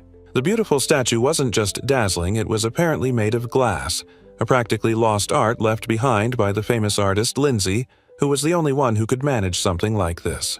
"Wait, you can make a statue of a goddess out of glass?" the young prince stammered, looking utterly flabbergasted by this unexpected artistic revelation. The merchant added that this remarkable artist, Lindsay, apparently created very few pieces, and to top it off, only 2 goddess statues like this one were even left in the entire world. "All right, I'll take that," the small ruler declared decisively, a bright, slightly smug smile spreading across his face. This ridiculously rare glass goddess would make a perfect gift. The stout man's face lit up like a Christmas tree, rubbing his hands together. "Excellent," he beamed. "That will be 10,000 reens." Just a casual purchase, obviously. The stout man receives the heavy bag of money, his hand closing around the drawstring. The young man casually explains there's over 10,000 reens in there. The ridiculous extra is his reward just for picking out a gift for his brother. Suddenly, a familiar voice calls out, "Oh, there you are, Noah." It's his older brother, Oscar, looking pleased and slightly amused as he spots the kid. The small prince turns in surprise, calling out to his brother who stands nearby in ornate armor within the luxurious room, while the merchant who was just paid a fortune kneels respectfully in the foreground. His older brother's eyes widen in sheer surprise, his expression turning from amused greeting to genuine shock at the sight before him. The young man's eyes widen too, mirroring his brother's astonishment, a silent gasp escaping him as he reacts to whatever unexpected thing his older sibling just saw. His brother Oscar stared at the stunning glass statue, questioning if this masterpiece by the legendary Lindsay was actually the real deal right there in the room. The stout merchant beamed, assuring them there was absolutely no way he would dare present a fake artifact to His Royal Highness. This was definitely the genuine article. Meanwhile, his older brother looked troubled, realizing with a quiet "damn" that the 2 related items seemed to appear almost exactly at the same time, which felt too coincidental. Suddenly, a spark of pure understanding flashed in the young prince's eye. He had it, a sudden insight connecting the dots about the strange timing or the artifacts themselves. Standing composed amidst the elaborate room, the small ruler looked around and casually asked if anyone happened to know where the other one of these peculiar artifacts might be located. Treasure's value increases with uniqueness. 1 is special, 2 less so. The young man, no longer an infant celebrated for his magic, stares off into the distance with a thoughtful, slightly somber look. He's clearly grown up now, perhaps contemplating the future or the weight of those extraordinary talents everyone raved about at his birth. One shocked bystander, sporting a questionable mustache and a patterned scarf, gasps in utter disbelief, practically shouting, "Hey!" as he witnesses the impossible stat appear. The young man, no longer a baby prince, reaches a cautious hand towards the shimmering, crystalline plant growing from the massive object, a focused intensity in his gaze. Looks like the heir to the throne has some weird gardening projects now. We see the girl's shocked face. The stunning glass statue, a supposed masterpiece by Lindsay, shatters violently outwards, exploding into countless crystal shards and scattered flowers, apparently unable to withstand whatever strange energy or reaction just erupted from the room. Looking entirely too calm after the dramatic breakage, the young prince generously reassures the bewildered merchant, telling him not to worry because he can totally keep the money already paid earlier for the now shattered artifact. The stout merchant's jaw hits the floor, eyes bulging out like saucers as he gasps in utter disbelief, stammering the young ruler's title while the armored warrior beside him looks equally flustered by the unbelievable turn of events. Standing amidst the shimmering shards of the broken statue, the small prince, holding the money bag, proceeds to make things even more absurd, calmly stating that this additional sum is apparently for the merchant's wages. The sheer audacity of the gesture sends the merchant into a complete spiral of confusion and sweat, his eyes wide and mouth agape as he stammers the word, utterly failing to grasp why he's suddenly getting paid extra after the merchandise was destroyed. Prince wants word spread about broken statue. Merchant and warrior were utterly shocked. The young prince was utterly impressed. His older brother Oscar beamed, thanking the kid and declaring that the dramatic incident definitely made his statue, the one he kept intact, even more valuable now. The tiny ruler mused that he didn't really want to break the artifact, but hey, if it meant increasing the value of brother Oscar's own treasure, then fine, so be it. Oscar just shrugged.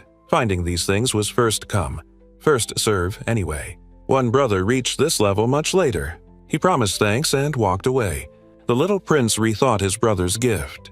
Shadows stretched long across the brick wall as dusk settled, leaving only a single window glowing with distant light, hinting at a quiet street after hours, perhaps where their next target was located.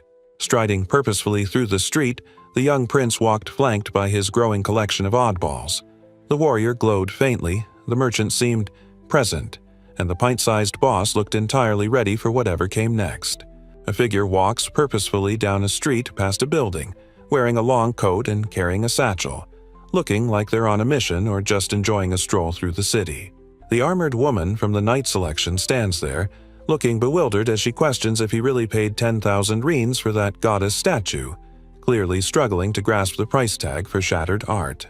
Turning away slightly, the young man quietly reflects that real treasure isn't just some object, implying there's more to value than dazzling displays or exorbitant price tags.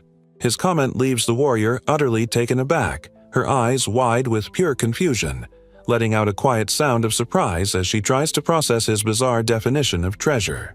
And suddenly, His Highness's stats pop into view. Level 1, still mostly Fs, but there's that weird E+S next to water again, a constant reminder of his bizarre, subordinate-fueled power source. Her eyes reflected pure surprise, processing the young man's unexpected declaration about what truly held value. She turned to him, clearly baffled by the comparison, stammering questions as he calmly stated it was just like you. Looking completely flabbergasted, the armored woman processed his bizarre statement, echoing the profound realization that people are the treasure. The armored warrior beamed, her face alight with fierce loyalty and admiration, pledging emphatically to follow you for the rest of my life. Walking along, the young man accepted her dramatic pledge with a simple, "Yeah," strolling alongside the newly devoted warrior through the bustling street. The time draws near for him to become an adult, entering his own domain. Until then, his focus sharpens on what needs to be done. To collect, he'll need more treasure. The grand estate stood, silent witness to his plans unfolding under a cloudy sky, another day dawning for the prince and his growing collection of oddballs. A loyal maid bowed respectfully, wishing the young master a good day, while he simply acknowledged her with a quiet sound, ready to begin whatever bizarre plans awaited him. The armored warrior waited by the grand doors, a sudden sharp realization striking her like a physical blow just out of nowhere. It landed like a silent punch, that stark, jarring moment of pure truth she hadn't seen coming. Towering, ornate double doors stood there, looking all fancy, marking some seriously important place ready for entry. The sheer weight of the realization echoed through her, a chaotic jolt she couldn't possibly shake off. The warrior stood rigid beside the doors, stunned, speechless, processing the utter impact of what she'd just grasped in that moment. The shocking truth hits like a truck. Grand doors swing open to a blinding light. 12 years old, the wise prince stands tall. Stepping back into the familiar opulence of his ridiculously fancy mansion, The young man was once again surrounded by intricate carvings and dazzling displays of wealth, definitely not the humble beginnings he once knew. He paused, looking towards his incredibly loyal warrior standing nearby, who seemed to shimmer with a faint light, a familiar figure still at his side after all these years, ready for whatever came next. Figures sit across huge table. Maid looks out grand window. Crowd gathers in formal garden. The formality of the garden was striking, with perfectly trimmed hedges and decorative plants framing the seated crowd, all patiently waiting for the start of whatever strange spectacle was about to unfold in this royal arena. Back inside at the table, the small prince looked over at his maid, asking if she was worried about the social line or perhaps the ranking of people, sounding utterly unimpressed by her potential concern. The young prince stood facing a maid who simply identified herself as Gigi. Meanwhile, another maid by the window gestured emphatically, explaining that the line of guests bringing gifts for His Highness's birthday had already stretched for 3 entire days with no end in sight. Her companion, possibly Gigi from earlier, chimed in with a touch of wry amusement, mentioning that last year the gift line only lasted a single week, which seemed to utterly shock the first maid. The maid's eyes went wide, jaw dropping in pure, unadulterated astonishment, clearly overwhelmed by the sheer scale of this year's birthday chaos compared to last year's mere week-long parade of presents. A voice, likely from a superior, cut through the excitement, sharply telling Gigi to get back to work, and she instantly snapped to attention with a compliant, "Yes." Time flowed under silent clouds above. He arrived at the Ministry of Military Affairs. The young man walked down the long hall. An official with a formal uniform stood waiting, explaining that his brother, Prince Henry, had asked him to come inside as soon as he arrived at the ministry building, suggesting an important meeting awaited. Henry stood beside him, explaining that he was personally appointed to this position by the emperor due to his success suppressing the Almerian rebellion, while his younger brother was appointed for mastering the demon sword Leviathan. Lines of light streaked back, a blur of motion as the young man moved with purpose, leaving the formal palace gardens behind and heading towards the heart of the capital's authority. He found himself standing before the imposing doors of the Ministry of Military Affairs, a place his older brother Henry proudly declared was now his workplace after that little rebellion cleanup. The rapid motion continued, the feeling of speed pulling him deeper into the grand building, past halls and corridors towards wherever his brother awaited him inside. Soon, he stood before another set of grand doors, this one marked clearly as the Office of the Minister of Military Affairs, the destination of his unexpected visit. He gave a polite rap on the door, and a voice from inside immediately recognized him, confirming, "It's Noah," and giving a simple welcoming, "Ma'am, come in," inviting the small prince into the minister's domain. Henry, armored and stern, acknowledges the young prince's arrival in his impressive new office. The older brother formally greets the pint-sized royal, using his recent title, "Good morning, Your Highness, the Wise Prince." The small prince simply offers a quiet sound in response, looking rather stoic for someone who just got addressed by his fancy new moniker. His brother, getting down to business, says something about rice keek, looking utterly serious about whatever scheme for gaining status or influence he's contemplating. Henry, now Minister of Military Affairs, explains how his talent for leading armies and the bravery of his reports got him put in charge of the second branch of the regular army, a clear reward for putting down Noah's rebellion. Henry explained the emperor's direct order was to have someone named Rice lead the second army into battle to utterly crush the rebellion stirring up trouble along the southern frontier. His older brother went on to explain that His Majesty wants the second regular army to make a show of force, proving their strength to those southern barbarians because appearing weak would only invite more trouble. Listening intently to the strategic details from his brother, the young man simply registered the information, confirming with a quiet sound that he understood the emperor's rather aggressive approach. The imposing armored figure of the minister settled onto a chair, sitting by the window with a cup of tea, allowing a moment of quiet reflection after laying out the daunting imperial orders. Standing once more before the window, his brother continued the discussion, emphasizing the need to send the second army, waiting for the younger prince to offer his own thoughts on the matter. The young prince, facing his armored brother, decided to cut to the chase and demand the honest truth about something important before they went any further with this whole army business. With a sharp, serious gaze, the 6-year-old ruler looked up and asked directly, wanting to know the precise actual number of soldiers currently in the Second Army his brother was about to send south. His older brother's eyes bugged out, jaw practically hitting the floor as the kid's unexpected and pointed question hit him like a ton of bricks. He just stood there, sputtering in pure shock.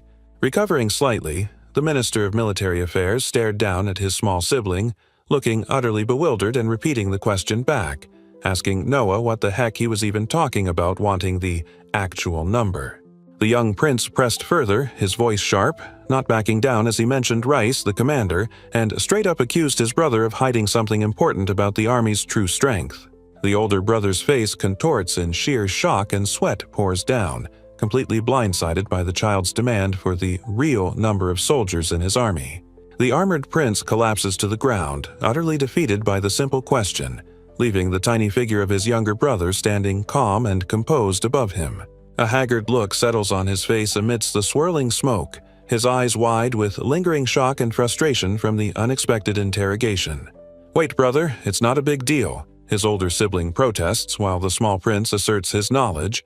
"The regular army's funding is tied directly to the number of soldiers on the books, right?"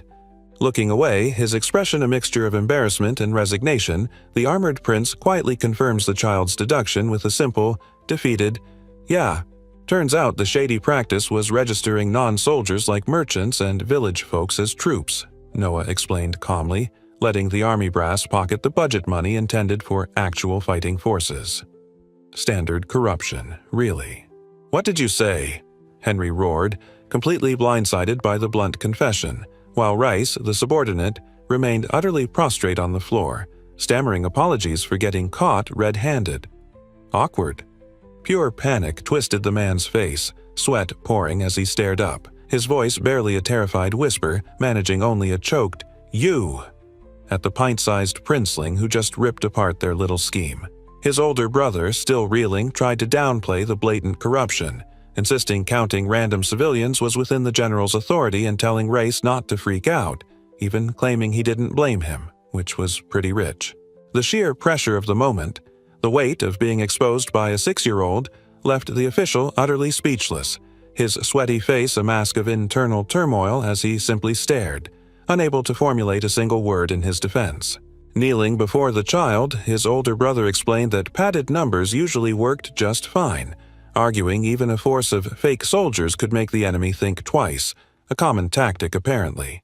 The young man's expression shifted, a flicker of concern or calculation crossing his face as he quietly processed his brother's rather cynical justification for the army's creative accounting. Facing him, his brother conceded the point, adding that while technically true, perhaps calling it a massive army of 100,000 sounded a little better than just saying they had a lot of fake soldiers on the payroll. A subtle, satisfied smile touched the young ruler's lips, his eyes gleaming with approval. "That's what I'm talking about, brother," he stated, clearly pleased that Henry was starting to grasp the true strategic implications. His older sibling smiled with genuine admiration, acknowledging the young man's sharp intellect. "You really know your stuff, Noah," he declared, impressed by the kid's ability to cut through the nonsense and get to the heart of military matters. Henry explained they couldn't use fake numbers this time because the Emperor ordered a real win, prompting the young prince to state that was precisely why he asked about their usual creative accounting practices. Sweat beaded on the minister's face as he hesitantly admitted the actual number of soldiers was, well, about 2,000, a far cry from the inflated official count he'd been maintaining. The small ruler then issued a stern directive, telling Henry and his subordinate to actually replenish those numbers before they dared send the army south, which the now sweating official promised to do immediately. After sorting out the army's real size issue, the young man casually turned to his older brother and asked if he could perhaps borrow some pen and paper for a moment. Standing at a table, the small prince took the writing tools, his expression focused as he began to write something on a piece of paper, the purpose of this sudden request now becoming clear.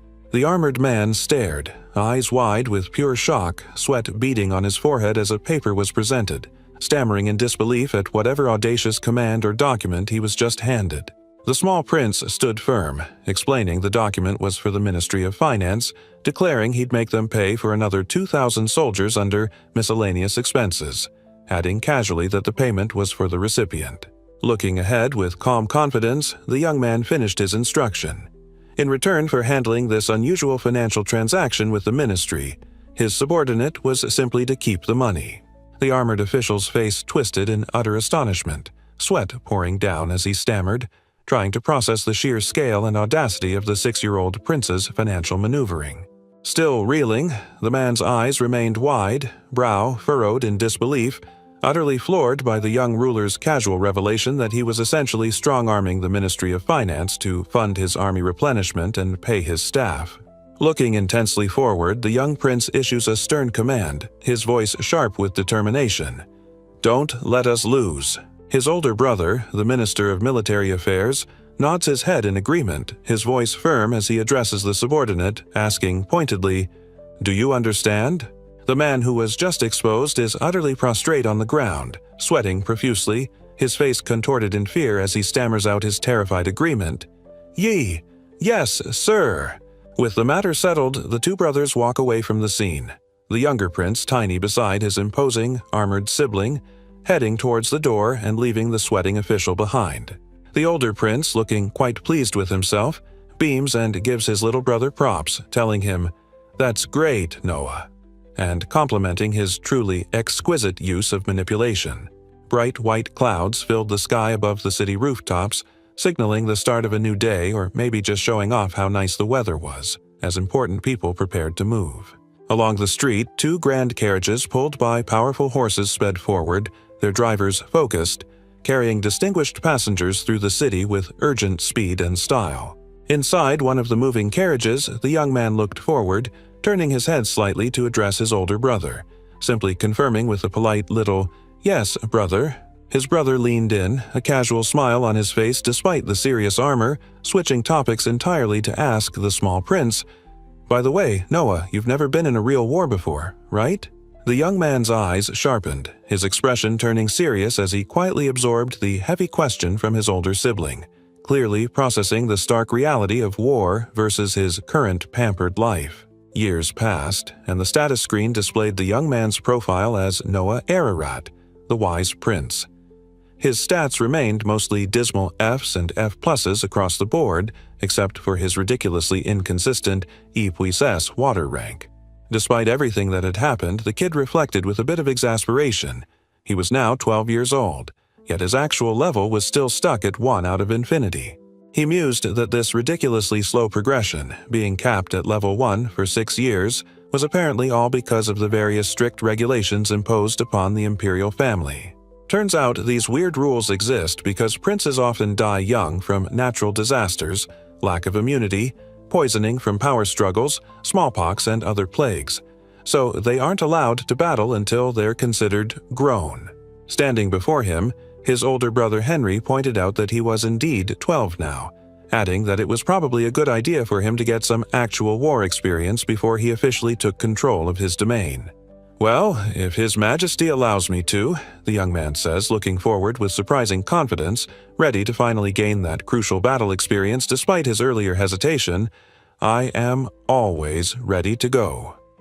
"You also have that demon sword," the armored prince adds casually, leaning slightly as if that monstrous blade is just a handy little tool for his sibling, so it shouldn't be too difficult. Apparently, cursed weapons make war easy. The grand carriage sped along, taking them towards the turbulent domain.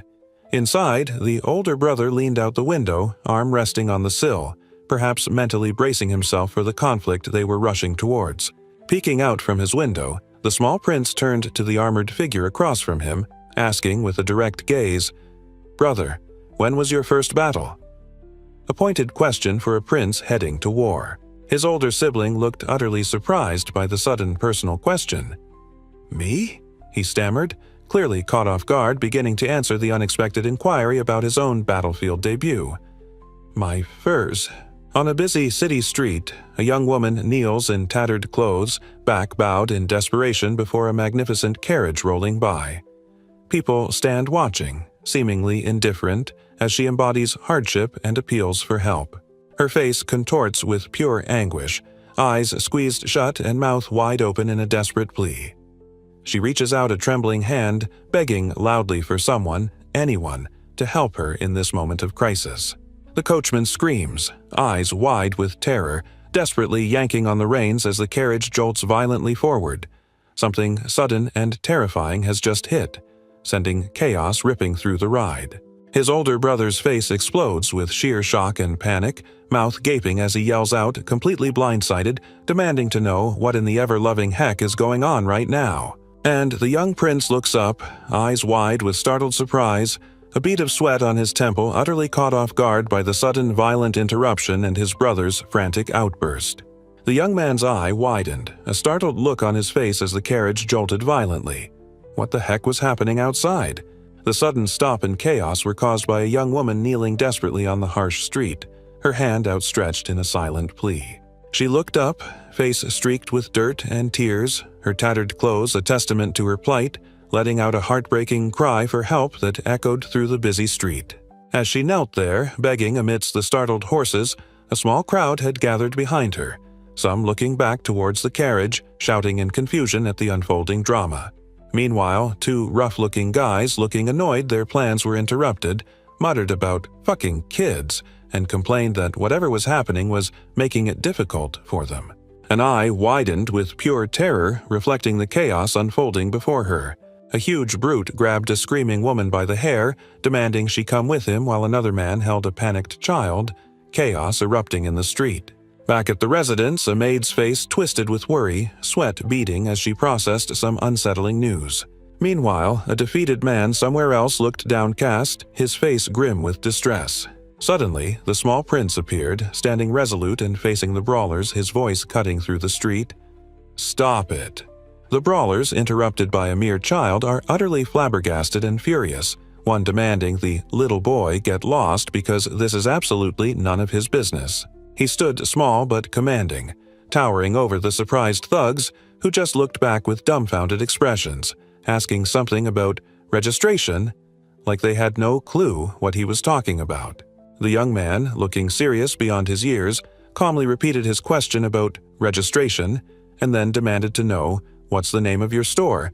and asked about a certificate, because apparently fighting wasn't enough. The two men exchanged worried glances, clearly realizing the child wasn't just some random annoyance. He was somehow connected to official business, and their little street brawl was about to get complicated. He then dropped the legal hammer, patiently explaining that under imperial law, doing business without proper registration is, a serious crime, just in case they weren't aware.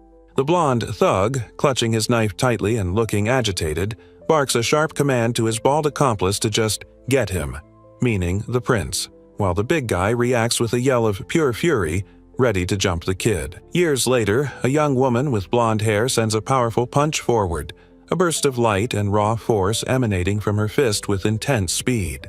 That same powerful fist collides head-on with the spiky, menacing hilt of the demon sword Leviathan, raw energy and chaotic force erupting at the point of impact.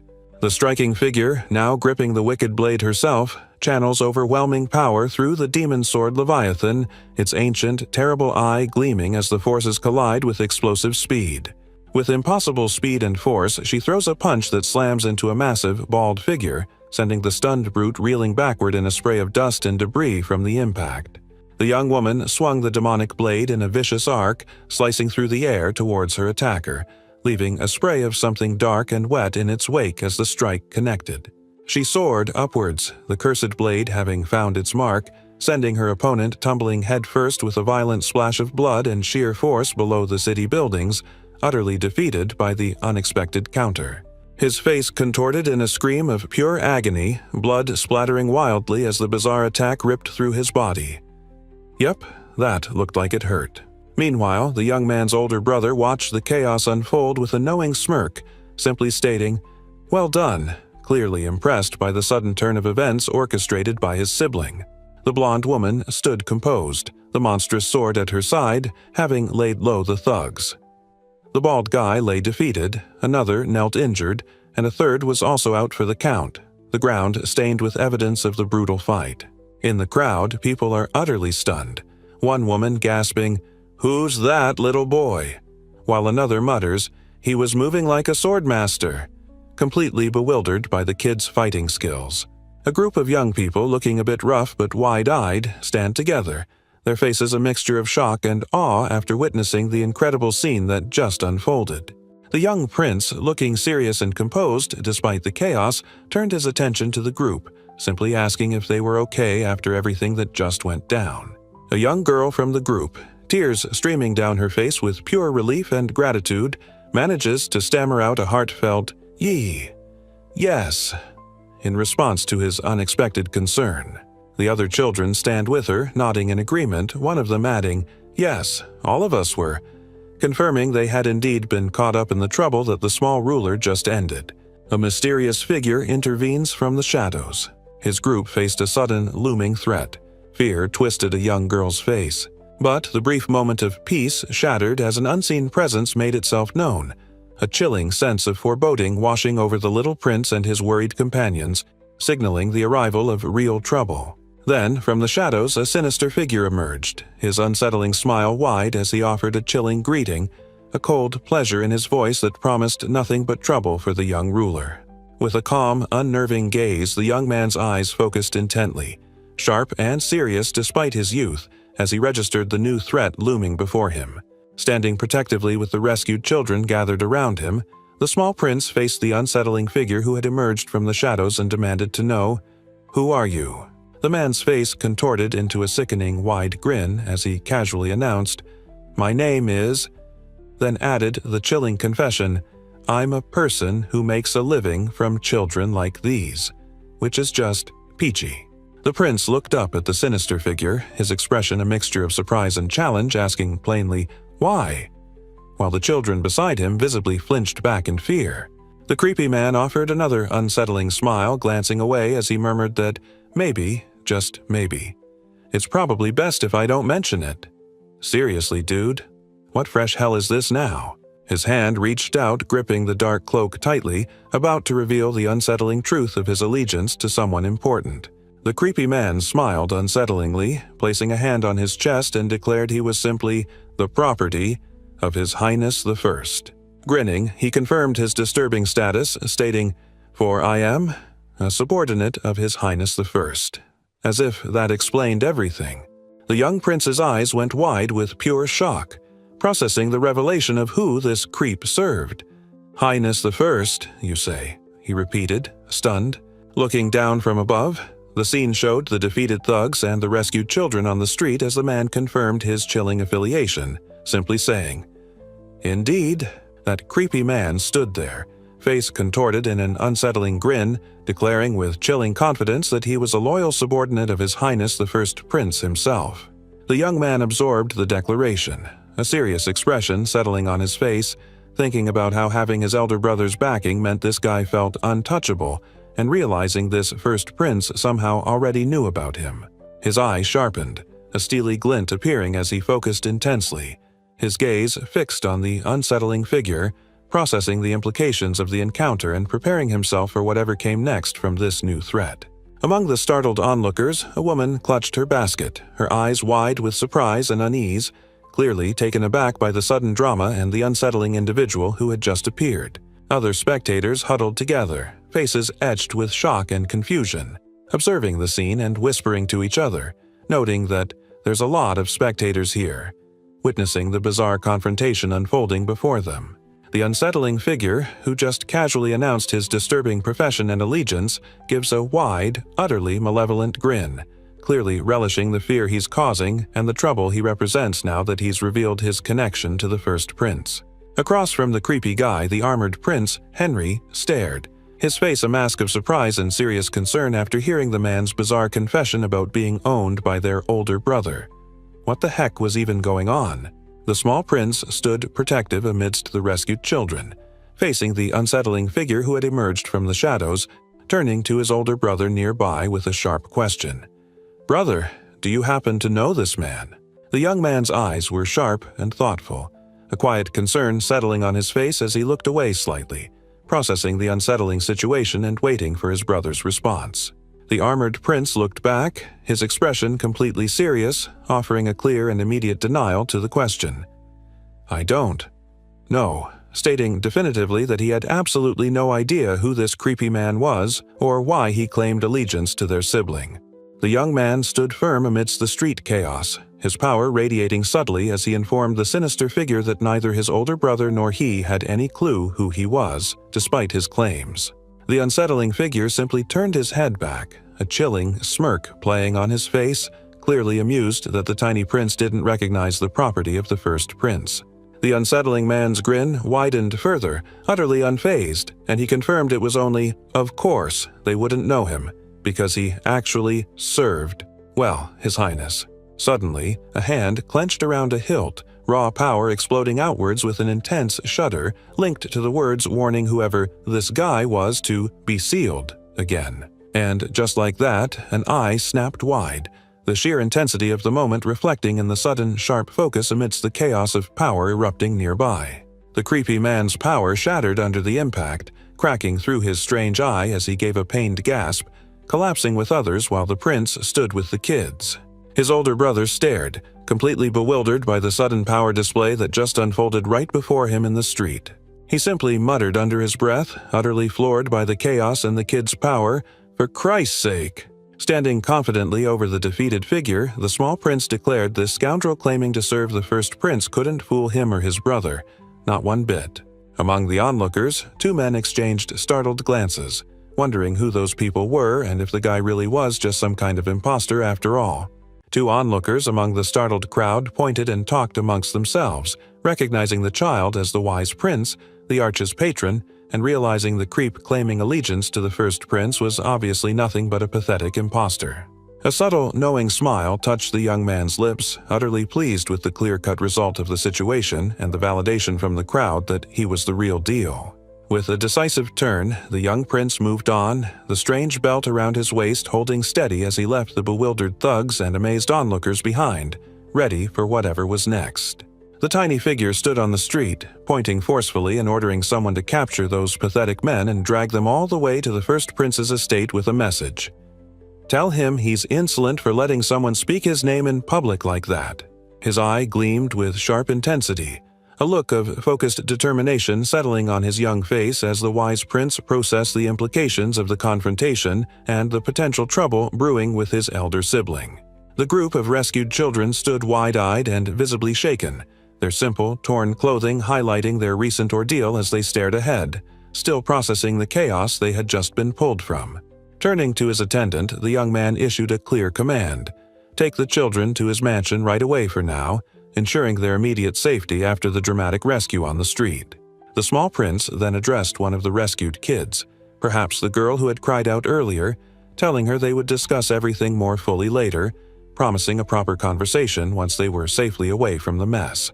With the immediate crisis handled, the tiny figure of the young ruler turned and walked away from the carriage, leaving his imposing, armored older brother standing nearby after the unexpected confrontation. His brother, Oscar, watched him go, a genuinely impressed smile spreading across his face as he declared that the way the boy handled everything was truly splendid, clearly proud of his little sibling's street justice. His older brother, armored and stoic, looked on with a hint of appraisal, acknowledging that the young prince had, in fact, handled that whole chaotic situation pretty well. The young man in the carriage looked thoughtful, a subtle relief crossing his face as he inwardly mused that he was just glad I could manage it that way. Sitting back slightly, he reiterated his thought, "I'm just glad I could manage it that way." Seemingly satisfied with the outcome of his convoluted plan to catch the imposter, he continued his internal monologue. Leaving the imposter to his brother seemed best. If he screwed up, Henry would resent him, and the black market slave trade would keep going. Being under the first prince's command meant he couldn't just off him anyway. The armored prince beside him watched the young ruler, a serious expression settling on his face as he absorbed the intricate and rather ruthless logic behind his little brother's actions. A quiet moment in luxury. A smug smile touched his lips. His methods are always unexpected. Night falls over the grand estate, the crescent moon casting a soft glow across the rooftops. Time passed under its silent watch, bringing a moment of quiet after the day's events. Hands held a knife and fork, cutting into a thick piece of steak on a plate. A simple act, likely enjoyed in luxurious surroundings after a day filled with princely duties and unexpected chaos.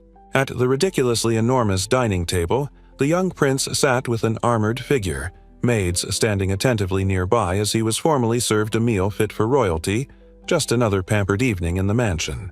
A maid stood poised by the window, her presence adding to the air of formal service in the opulent room, the intricate details of the architecture highlighting the sheer wealth of the estate. The vast expanse of the linen-draped table stretched across the floor, emphasizing the grand scale of the dining hall where important conversations often unfolded, making even a simple meal feel like an event. Suddenly, his visitor, the governor of Hujoy, leaning forward slightly with a hand to his face, began to speak, politely addressing the young ruler with a nervous, "Your High, UNSS." The small prince paused, his eyes sharpening with intense focus, a serious expression settling on his face as he looked up, clearly processing what the gentleman had just said and preparing his response. The young ruler, having concluded his business, calmly dismissed the official, understanding the man would now rush off to execute the urgent command regarding the rebellion and the horse fodder supply. Later, perhaps reporting the consequences of his recent actions, the young prince addressed His Highness the First Prince, bringing up the somewhat delicate topic of the man who had been found in Brother Gilbert's house. The conversation centered on this man, a figure with a distinctive scar below his eye, his expression etched with seriousness, clearly someone significant to the unfolding events and power dynamics. The First Prince seemed surprised by the unexpected topic, raising an eyebrow and noting that bringing up that particular individual was quite the way to start their discussion. The young prince explained his findings from interrogating the bastard.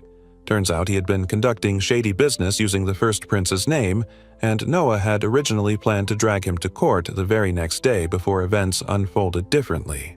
The man with the scar below his eye acknowledges the point being made, a look of understanding settling on his face as the conversation delves deeper into the complicated situation.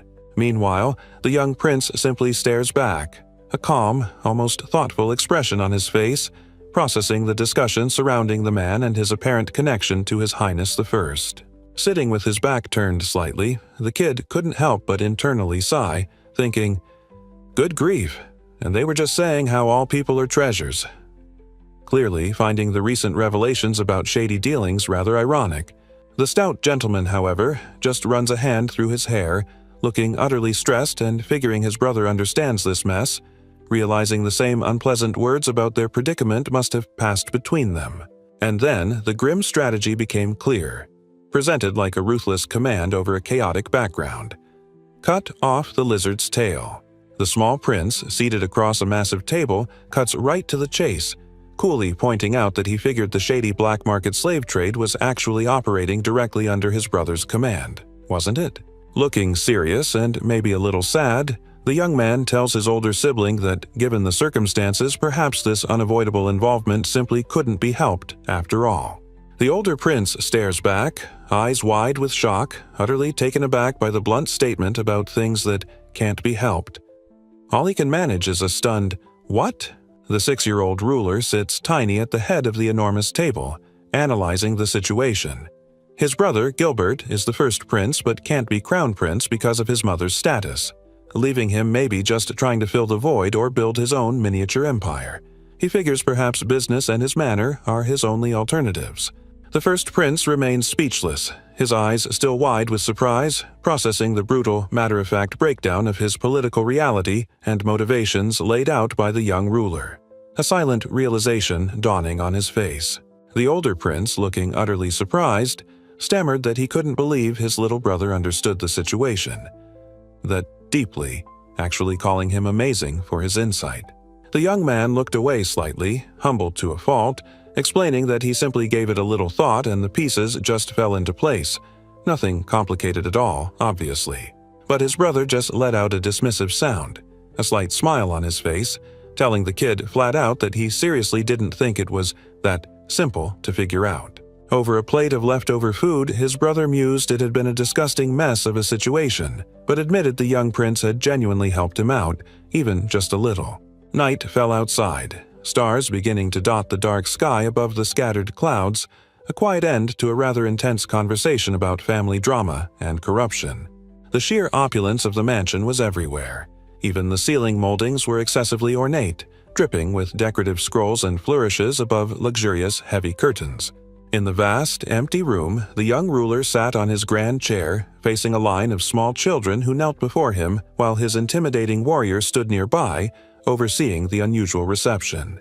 The rescued children knelt huddled together, their tattered clothes and wide, wary eyes showing the hardship they'd endured, looking up at the prince with a mixture of fear and hopeful confusion. Looking at the small figures before him, the young man's voice cut through the silence, echoing his simple but powerful promise. "And you, all, will never be sold ever again." Standing beside the prince, the armored warrior also addressed the kneeling children, her voice conveying finality and assurance, declaring, "You are all free now." The rescued children looked up, their eyes wide with a mix of surprise and raw hope after hearing they would never be sold again. Two of the girls glanced at each other, uncertainty and wonder clouding their young faces as they processed the impossible promise they had just been given. The young man watched them, his expression thoughtful, quietly observing the small figures who had just been declared free. Then the small ruler addressed them directly, asking the group if they had somewhere they could go now that they were no longer slaves. One of the girls looked up, her face etched with the harsh reality of their past, and simply answered, "We don't." One child was sold to pay for her mother's funeral, another cut off from the family simply to reduce the number of mouths to feed, and a third just traded for some powder that year. This was the harsh reality of their desperate lives. Sitting calmly in his absurdly grand chair, the young prince pondered the situation, figuring that if their parents were the type to sell them off once, they'd probably pull the same move again the moment they got their kid back. Not exactly a stable family environment. His gaze sharpened, a thoughtful, serious expression settling on the small prince's face as he processed the heartbreaking stories and the bleak future these children faced if he simply sent them back. Two of the rescued girls looked up, their young faces streaked with dirt and worry, eyes wide with uncertainty as they processed the reality of having nowhere safe to go, their plight laid bare.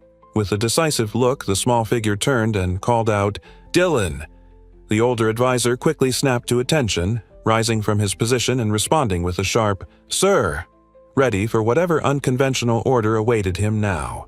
The young man stood tall, his small face set with determination, declaring they would absolutely take the children in, ensuring they had a safe place to sleep and a decent job to support themselves moving forward.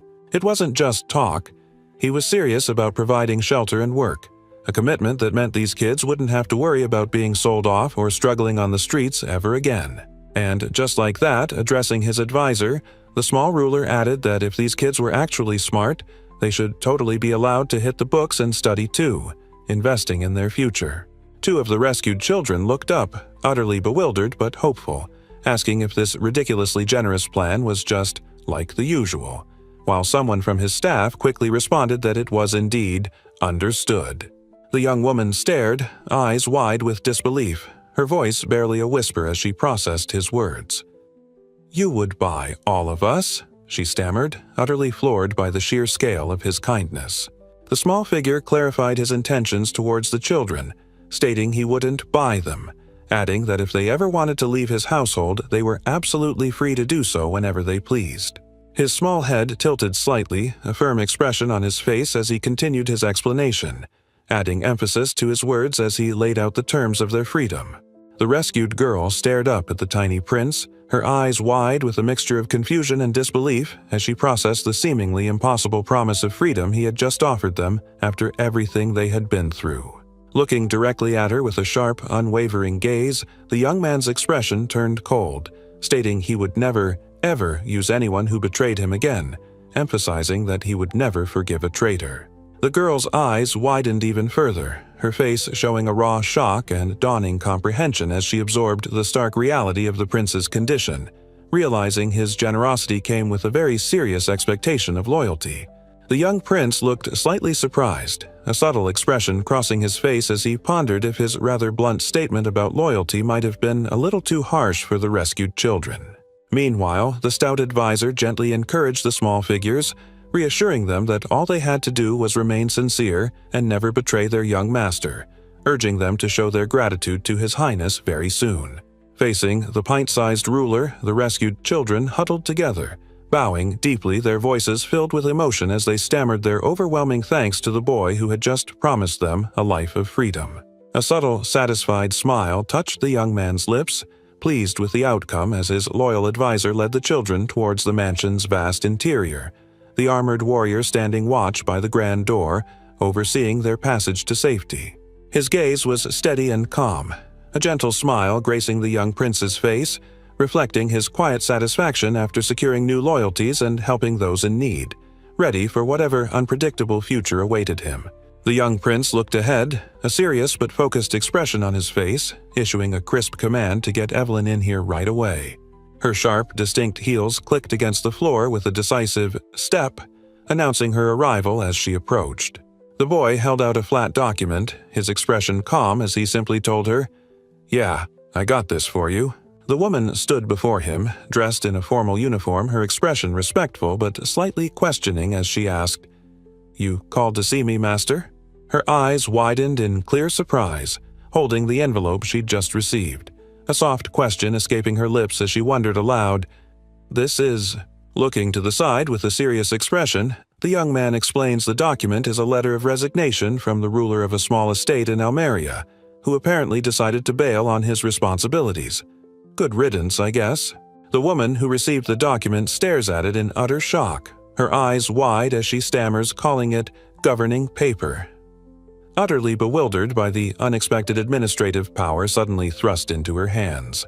Standing confidently, the young prince gestures, telling the stunned woman that yes, she's officially part of the officials now, and instructs her to follow him, ready to show her what being a royal subordinate means around here. A map view shows the newly acquired land divided by a river. Text reveals the emperor gave the prince a great deal of land, and he's sending someone to rule it on his behalf. The locals are already calling this official the deputy ruler. Sounds like a major promotion, especially for a former maid. The young ruler beams, explaining that out of all the maids he's had over the years, she's the smartest one in the house, and it would simply be a shame for someone with her brainpower to be stuck just serving guests. The newly appointed deputy ruler looked absolutely floored by the promotion, stammering her confusion to His Highness. "But, Your Highness, she began, unsure what to even say about the unexpected job offer. Whatever she was holding, maybe weighted items from her maid uniform, clattered to the ground, completely forgotten in her astonishment and shock over the impossible assignment. The young man cut her off, explaining that while he understood her hesitation, she was going to grow into the role, and her success would show everyone he was right to trust her with it. Tears welled in the maid's eyes as she confessed, her heart pounding, that instead of seeking power or promotion elsewhere, she just desperately wanted to stay and serve her master, the young prince, more directly. Her eye, wide and glistening with raw emotion, showed the depth of her feelings, a quiet gasp escaping her lips as she faced the difficult choice between her master's ambitious plans and her simple desire to stay by his side. The young ruler, smiling confidently, looks towards his loyal maid, now appointed deputy ruler, and gives his final command, telling her explicitly to head out there and put in the work for him in his domain.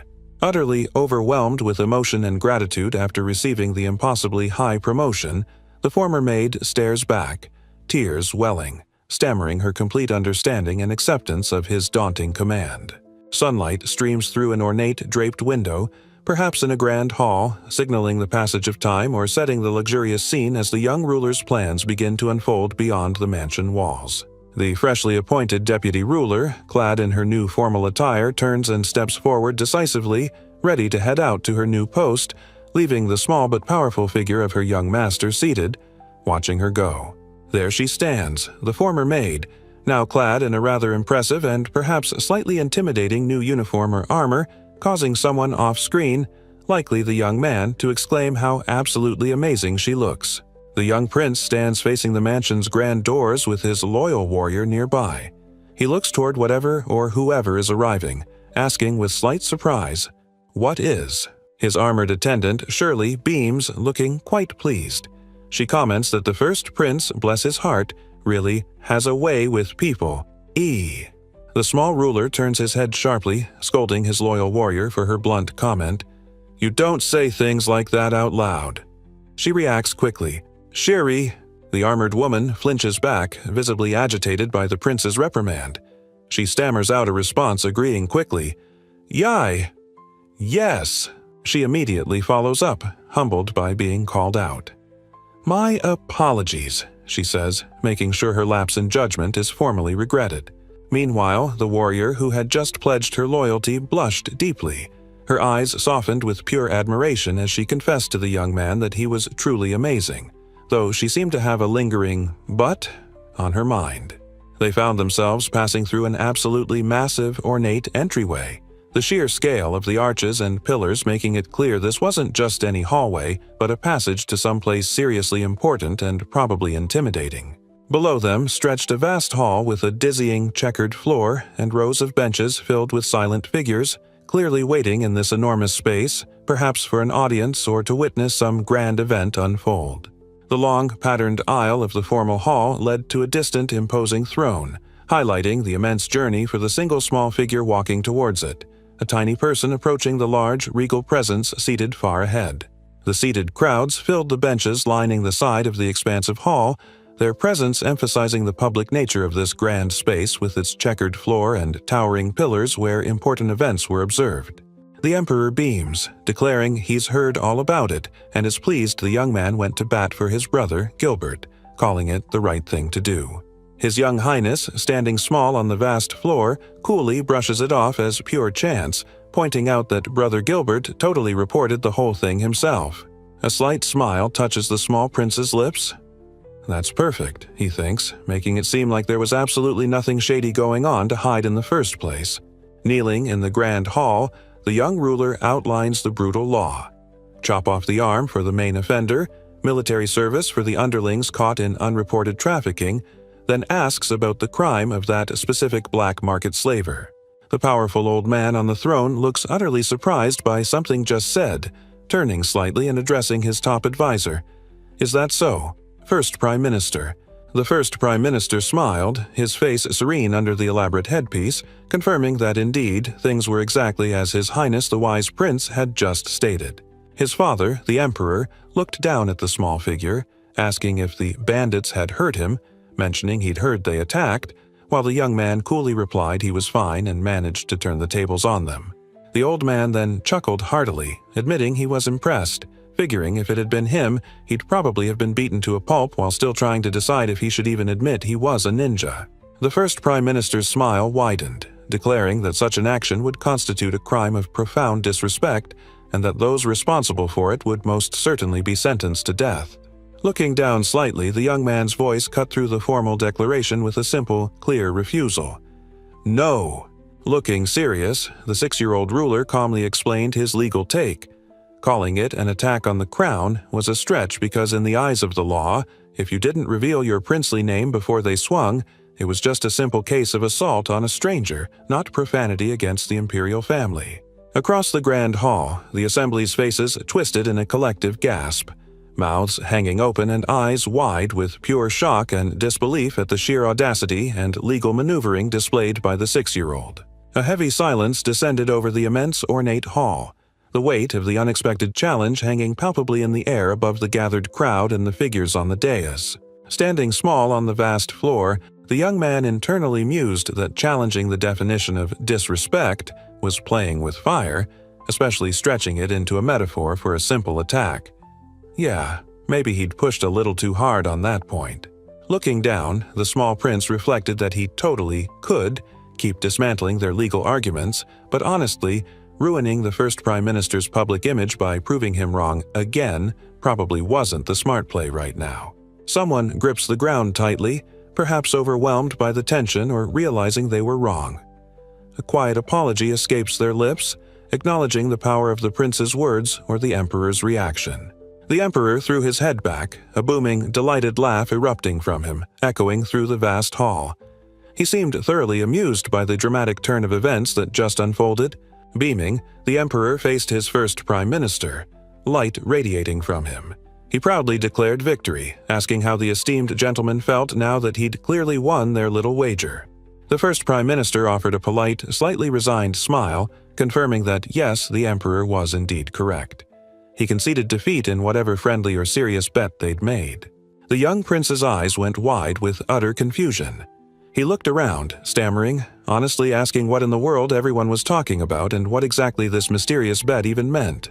So, it turns out the emperor had cooked up a little game with the first prime minister, a bet playing out right there in the grand hall. The powerful old man explained he was just doing a test, seeing if his son had the guts to talk straight about the law, even when contradicting the big boss himself. The young man just blinked, utterly bewildered. I see, he mumbled internally, wondering why they were testing him like some science experiment, and for what weird reason anyway. Looking down, the child heard that they knew he was always strict about rules and laws, and the whole point was just to make sure he was aware of that particular trait. The emperor's voice boomed out once more, his gaze fixed on the small figure below. "Noah," he called, signaling the end of the strange little test. In the grand hall, the emperor, towering in his ornate armor, made a booming pronouncement. "In the name of the emperor of the empire, I hereby appoint Noah Ararat as the minister of justice." Talk about a promotion, right? This announcement hit the crowd like a ton of bricks. 3 guys in the assembly just about lost their minds, their eyes bulging and mouths gaping in sheer, unadulterated shock. Ooh. Indeed. Meanwhile, the kid, who was apparently just answering questions as usual moments ago, simply reflected on the bizarre consequences of his actions, his glowing fist hitting the floor, the impact a silent exclamation point on his unexpected rise. And just like that, the little prince, looking completely bewildered but somehow still composed in his uniform, was appointed to be the Minister of Justice. At 6 years old. Yep, sounds about right for this life. Time drifted quietly under a sky filled with lazy clouds, signaling a moment of calm and perhaps a reflection on the absurdity of a child becoming the Minister of Justice. The impressive dome and ornate architecture of the Ministry of Justice stood tall under a cloudy sky, ready to house the rather unexpectedly young new minister appointed just moments ago. Stepping out of a grand carriage, the young man descended onto the street, a faint glow surrounding him as he prepared to enter the imposing building where his new, absurdly important job awaited. Turning his back, the young ruler approached the ministry building, its detailed facade looming before him, a silent witness to the sheer absurdity of a 6-year-old prince becoming the head of the empire's legal system. Walking down a long, formal hall, the new Minister of Justice passed rows of deeply bowing officials who greeted him with cries of "Your Highness," and declared, "We've been waiting for you," likely sweating about reporting to a child. Settling into a massive, plush chair, the young man looked a little surprised by the sheer size and opulence of his new seat, perhaps wondering if he was actually supposed to rule from this tiny throne. Settled into his ridiculously oversized chair in the opulent Ministry of Justice office, the pint-sized new minister looked up as another figure stood waiting respectfully before his imposing desk. The man introduced himself as Vinny Uji, stating that he'd been requested to take on the rather unenviable role of Vice Minister of Justice, likely wondering how exactly he ended up reporting to a 6-year-old. The young minister looked him over, leaning back slightly in his chair. "So, you're the number 2 here, huh?" he mused, adding that he seemed quite young to be in such a position, clearly on the rise. Getting straight to business, the small ruler, perched on his massive chair, asked his new subordinate what exactly his first order of business as the Minister of Justice should be, then casually told him to explain all the approximations to him. The vice minister stood near the ornate window, likely trying to figure out where to even start explaining approximations and core duties to his unexpectedly tiny and incredibly sharp boss. The young Minister of Justice explained the weighty custom of his new role, detailing how his ministry, or the emperor himself, was traditionally tasked with personally judging those guilty of rebellion, treason, and other heinous crimes. His subordinate, the vice minister, confirmed with a simple statement that yes, this meant the ministry was effectively doing the same work as the regional courts, a rather redundant setup apparently. Turning to his surprisingly blunt young boss, the man began to speak hesitantly, wondering if the time comes. But the little prince cut him off, asking pointedly, "Are you going to judge me too?" Perched on his oversized chair, the young ruler looked down at the vice minister and flatly asked the most subtle question ever. "How much of a bribe are you taking?" Leaving the official completely stunned. The vice minister's face twisted in sheer panic, sweat breaking out as he stammered wide-eyed, that kind of thing," clearly caught entirely off guard by the kid's blunt accusation. The young minister fixed his sharp gaze on the sweating official, demanding the real story and calmly stating that whatever truth he revealed would be completely forgotten the moment he left the room. The official, utterly defeated by the child's bluntness, bowed slightly in resignation, confessing that yes, just as expected, His Highness truly lived up to his title as the Wise Prince.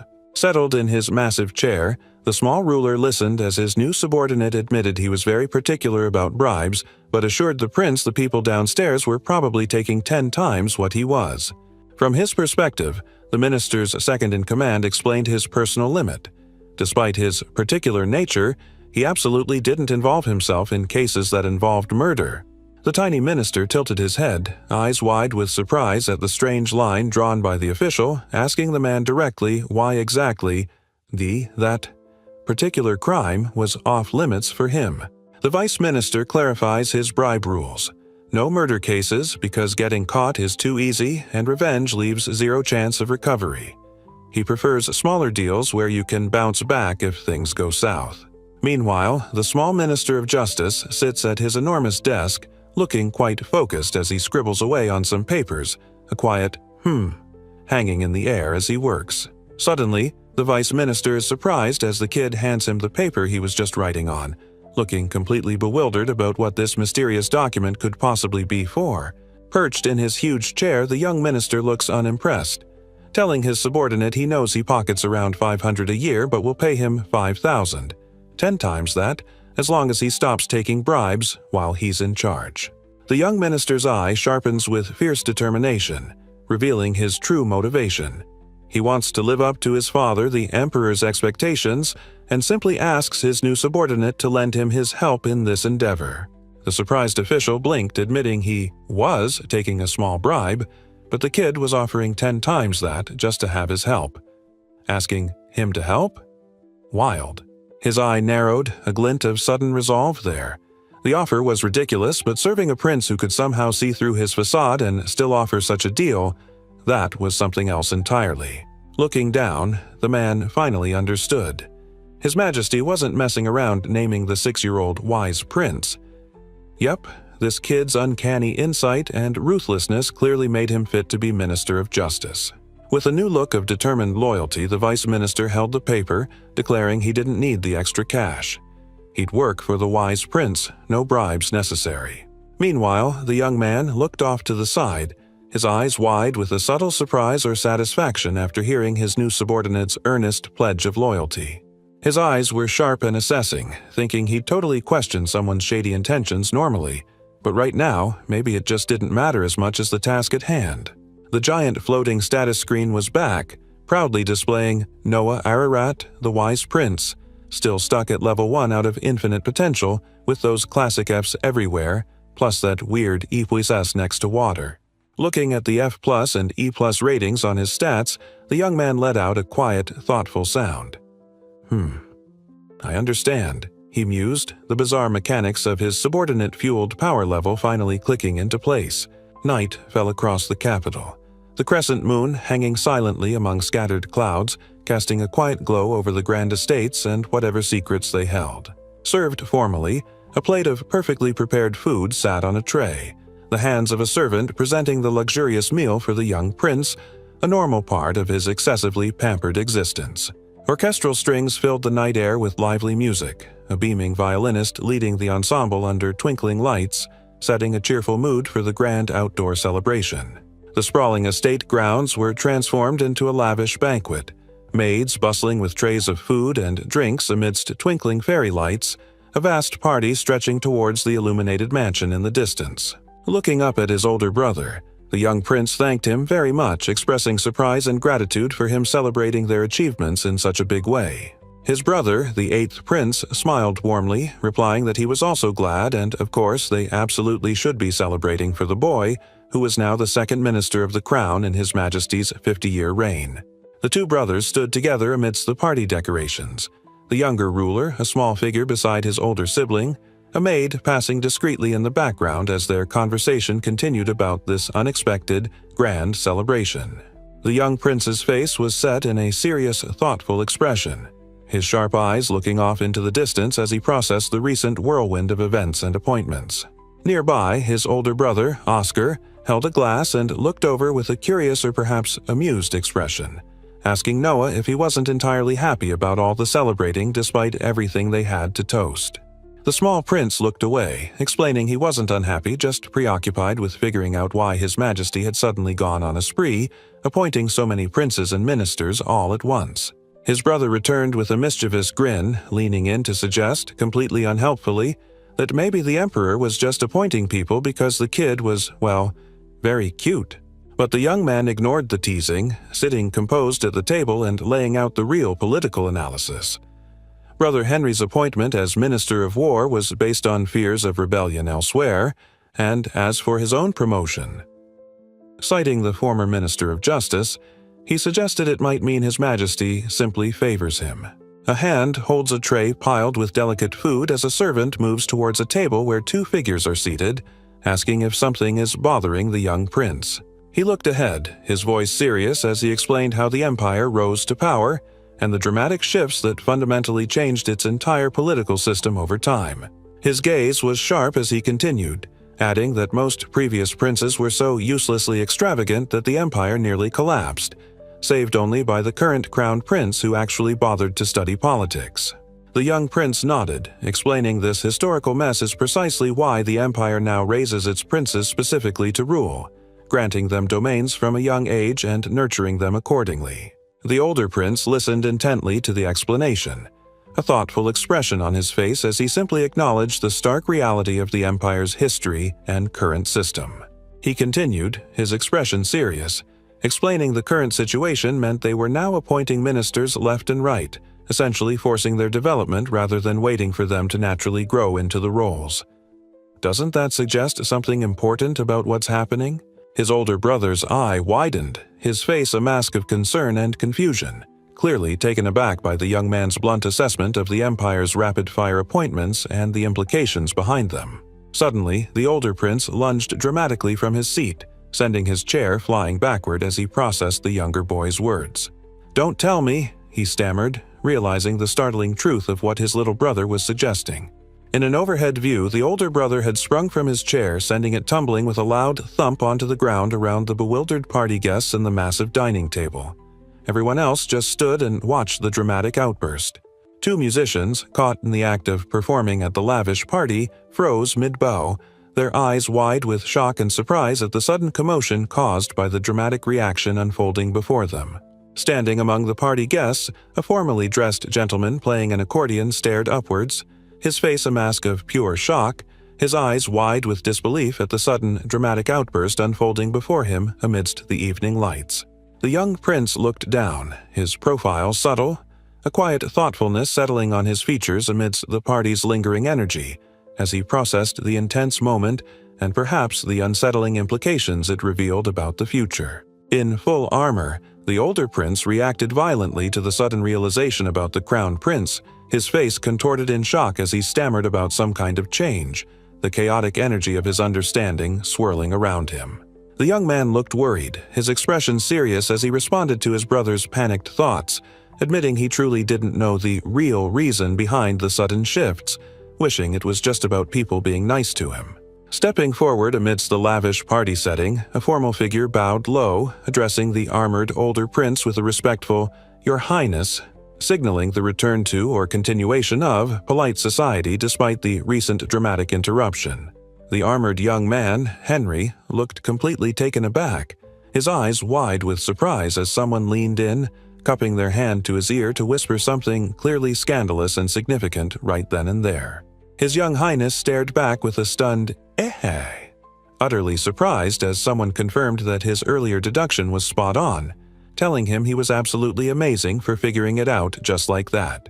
Later, perhaps, information came through, delivered against a starry, quiet backdrop, stating that they had just received direct intel from the very person who was paying off the bribe, revealing a crucial link in the scheme.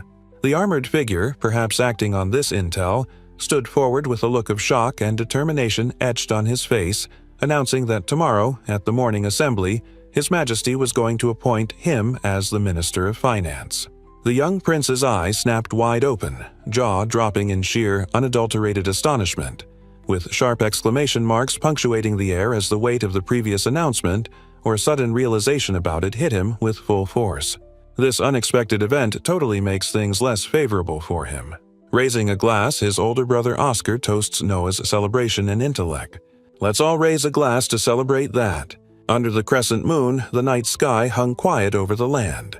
High above the city lights, two figures on a balcony discussed the rebels they'd captured and their dark plan to force the emperor's abdication and put the crown prince on the throne, just as they'd been told it would unfold. After 40 years on the throne, and his heir waiting 50 years, the emperor muses that they simply can't afford to wait any longer for certain things to happen. One gentleman, giving a slight knowing squint, pointedly states that there's absolutely no proof linking the crown prince to any wrongdoing, and honestly, good luck finding any anyway. Standing under the starry sky, the emperor acknowledges knowing certain things but declares that's precisely why nothing will happen to Albert. Instead, they'll just execute the Keats family and call it a day. Standing before the grand estate, the man seems to ponder something deeply, an unnerving glow surrounding him as silent ellipses hang in the air, hinting at dark thoughts beneath the calm exterior. His father turns, a sharp question in his voice, asking about that strange incident with the letter of resignation and wondering if his young son really got Oscar to leak that information. Emperor hears news about his son's actions. Someone confirms young Noah was present. The emperor is clearly impressed. Standing in the moonlit garden, the powerful old man questioned if the formally dressed messenger was certain his young son had been aware of the emperor's intentions, receiving affirmation that this was precisely the report he'd been given about the boy's foresight. His Majesty beamed with paternal pride, a wide smile crossing his face as he let out a soft chuckle, declaring that his wise son was, as expected, truly amazing as ever for somehow understanding his hidden plans. The emperor turned, pondering future successors. He judged his elder sons unfit. A troubled figure glowed, deep in thought. The emperor, standing in the garden, pondered the heavy question of who would possibly be his successor, listing his sons Henry, Oscar, and even young Noah as potential candidates for the daunting responsibility. His intense gaze flickered as the possibility settled. Could it really come down to Henry, Oscar, or even the surprisingly capable young Noah as potential candidates for the throne? The emperor's eye narrowed, his expression hard as he declared he wasn't interested in who was responsible, just the outcome. He didn't care who it was. Towering in his armor under the moon, His Majesty acknowledged the young man's success, stating he'd done well, but now it was time to face the trials he would personally hand down. The imposing building of the Ministry of Justice stood under the sky, its grand gates marking the entrance to the place where the empire's laws were upheld, or perhaps made. The Vice Minister of Justice, a young man named Vinny Uji, held a document formally and stated that his report or conclusion on a matter was finished. That concluded it. Looking tiny behind his massive desk, the young Minister of Justice received a briefing from his subordinate, who explained that this particular rebellion was being treated as a major crime, instigated with the help of an accomplice. His second-in-command, Vinny Uji, stood ready to deliver the latest report, looking entirely serious as he held out the formal document for the young Minister of Justice to review. As the young minister took the document, his eyes scanned the contents and he let out a quiet sound of contemplation, processing the information before him intently. That thoughtful sound quickly morphed into surprise as he absorbed the details, realizing the report explicitly stated that the key figures involved were all gathered around the crown prince. A chilling weight settled over the opulent office as the full implications of that specific revelation began to sink in for the young ruler. He continued to scrutinize the document, a serious expression fixed on his face, noting that no matter how you looked at it, the listed names, the crown prince's lieutenants, former teachers, his knights, were all names the boy had definitely encountered before. The implications of the report were stark, laying bare the chilling truth. This wasn't just a rebellion, but a calculated insurrection orchestrated right from the very top, a conspiracy directly linked to the crown prince himself. Faced with such an explosive revelation about the highest levels of the empire, the younger official, pale with worry and sweat beading on his brow, stammered, utterly bewildered about how they could possibly handle this monumental crisis now. Sitting small and composed behind his massive desk, the wise prince paused, a thoughtful sound escaping him, contemplating the full weight of the situation as his subordinate waited, clearly shaken by the unfolding drama at court.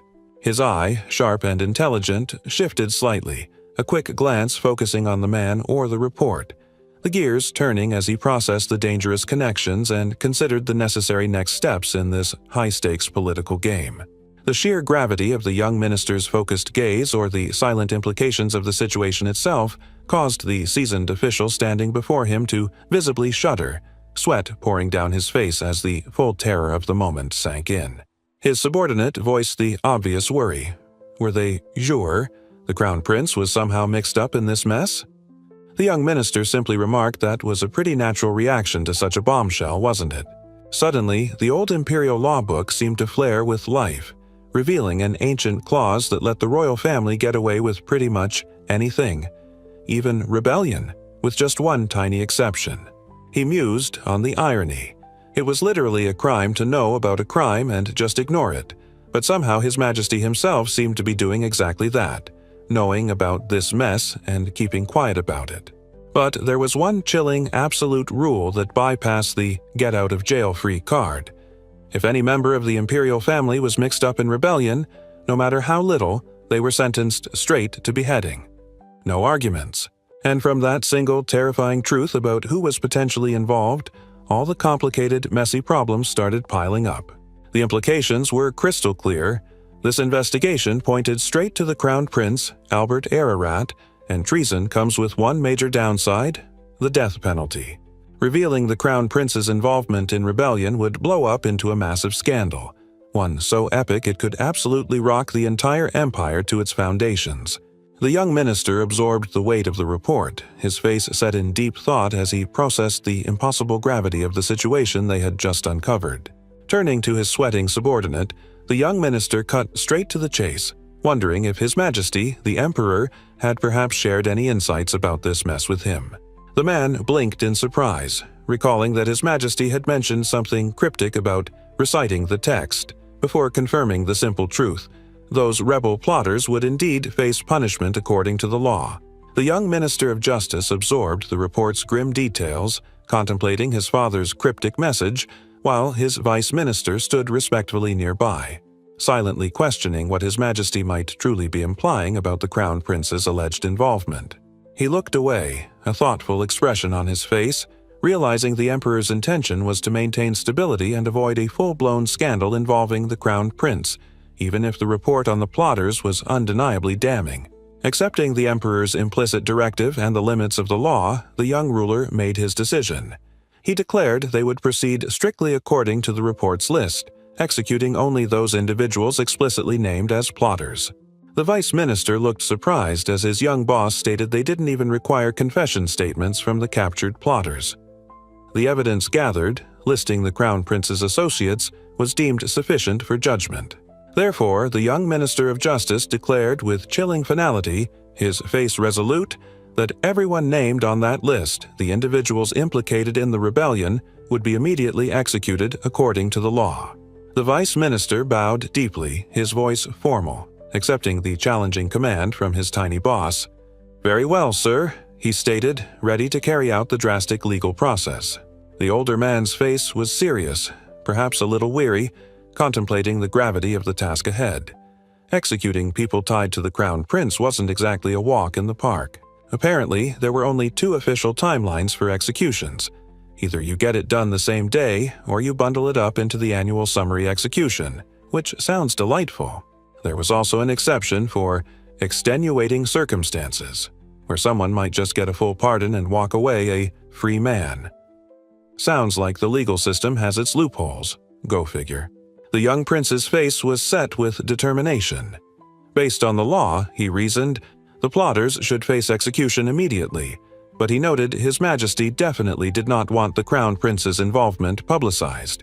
Sitting in his enormous chair behind the desk, the young minister leaned forward, fixing his gaze on the figure before him and sharply asking where they thought they were going right now. Looking determined, the wise prince replied that he was heading for an audience with His Majesty, just to double-check something important and make absolutely sure about it.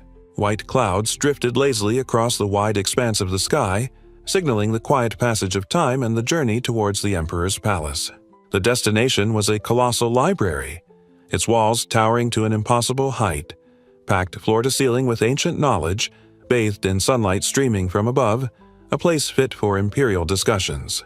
At the very top of the grand staircase, a small, ornate chair waited behind a vast desk, the solitary seat of power within the immense library, ready for the arrival of the emperor and his guest. The emperor, looking as regal and imposing as ever with his crown and beard, beamed down at the small figure. "Oh," he acknowledged, "you came, Noah." Kneeling respectfully on the vast, silent floor, the young man looked up at his father, ready to speak. "Yes, sir," he replied, awaiting his turn. Across the immense library, the tiny figure knelt, addressing his father seated at the enormous desk. "It's about the rebellion matter," he stated as the emperor asked him to state your business. The powerful old man leaned slightly, his expression serious as he asked for the results of the investigation. "I see," he said. "What's the verdict?" Looking up with a clear, unwavering gaze, the young minister of justice delivered the grim legal outcome.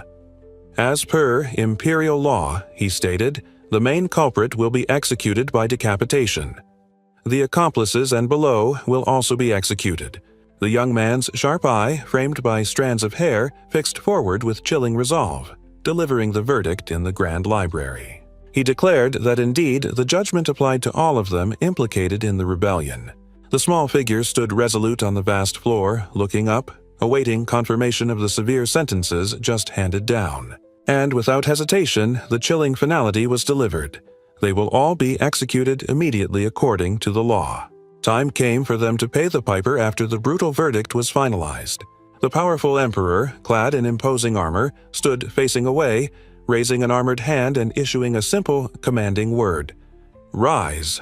The mighty old man beamed down, his expression filled with paternal pride and a hint of smugness, acknowledging the situation with a satisfied and declaring, "Well done."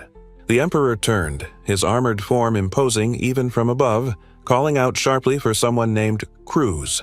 The robed figure standing nearby immediately snapped to attention, responding with a crisp, "Sir." The emperor spoke about the young man kneeling before him, confirming he did very well. As a reward for his accomplishments, he declared, "Give him an additional of 1,000 reins on his annual salary." The young man processed the unexpected raise, inwardly musing it was likely a subtle signal from His Majesty to keep the crown prince out of the mess. He doubted such a verdict warranted extra cash anyway. Emperor places hand on child's head. Proud father declares, "That's my boy." Young man hears, "Well done, Noah." High above in the vast library, the emperor's voice echoed his trust, counting on the new minister of justice to keep up the excellent work, receiving a sharp, respectful, "Yes, sir," in return. White clouds drifted lazily across the wide expanse of the sky, signaling the quiet passage of time and the conclusion of the intense political drama. The carriage wheels churned, carrying the new Minister of Justice swiftly along the paved streets, his ride probably way fancier than necessary for a 6-year-old bureaucrat. His luxurious carriage finally pulled up in front of the absolutely massive Ministry of Justice building. Guess this is where the pint-sized legal expert would be spending his time now. Inside the opulent vehicle, the young man in his crisp new uniform leaned back, looking rather pensive, likely weighing the sheer absurdity of being Minister of Justice at the tender age of 6. Suddenly, the wise prince's eyes widened, jaw dropping slightly as something completely caught him off guard right outside his carriage window. What the heck was happening now? Outside a big, fancy building, several figures lay sprawled on the ground, clearly defeated, swords scattered around them, suggesting someone had just had a very bad day. Someone rushes onto the scene, demanding to know what chaos just erupted, while a man nearby, looking utterly shaken and bleeding, addresses her with a hesitant, "You're high, Ness." The injured man wipes blood from his face, stammering nervously that, there are intruders inside, painting a grim picture of unexpected violence within the building. The armored woman's eyes widen in sheer disbelief and shock. "Intruders?" she gasps, utterly floored to hear such a thing happening right here. The injured guard kneels on the ground, reporting to the tiny figure that countless people have already been killed by the intruders, adding grimly that they're still inside. The young minister's face sets with fierce determination. "If that's the case," he commands sharply, "go to the Minister of War office and inform my brother."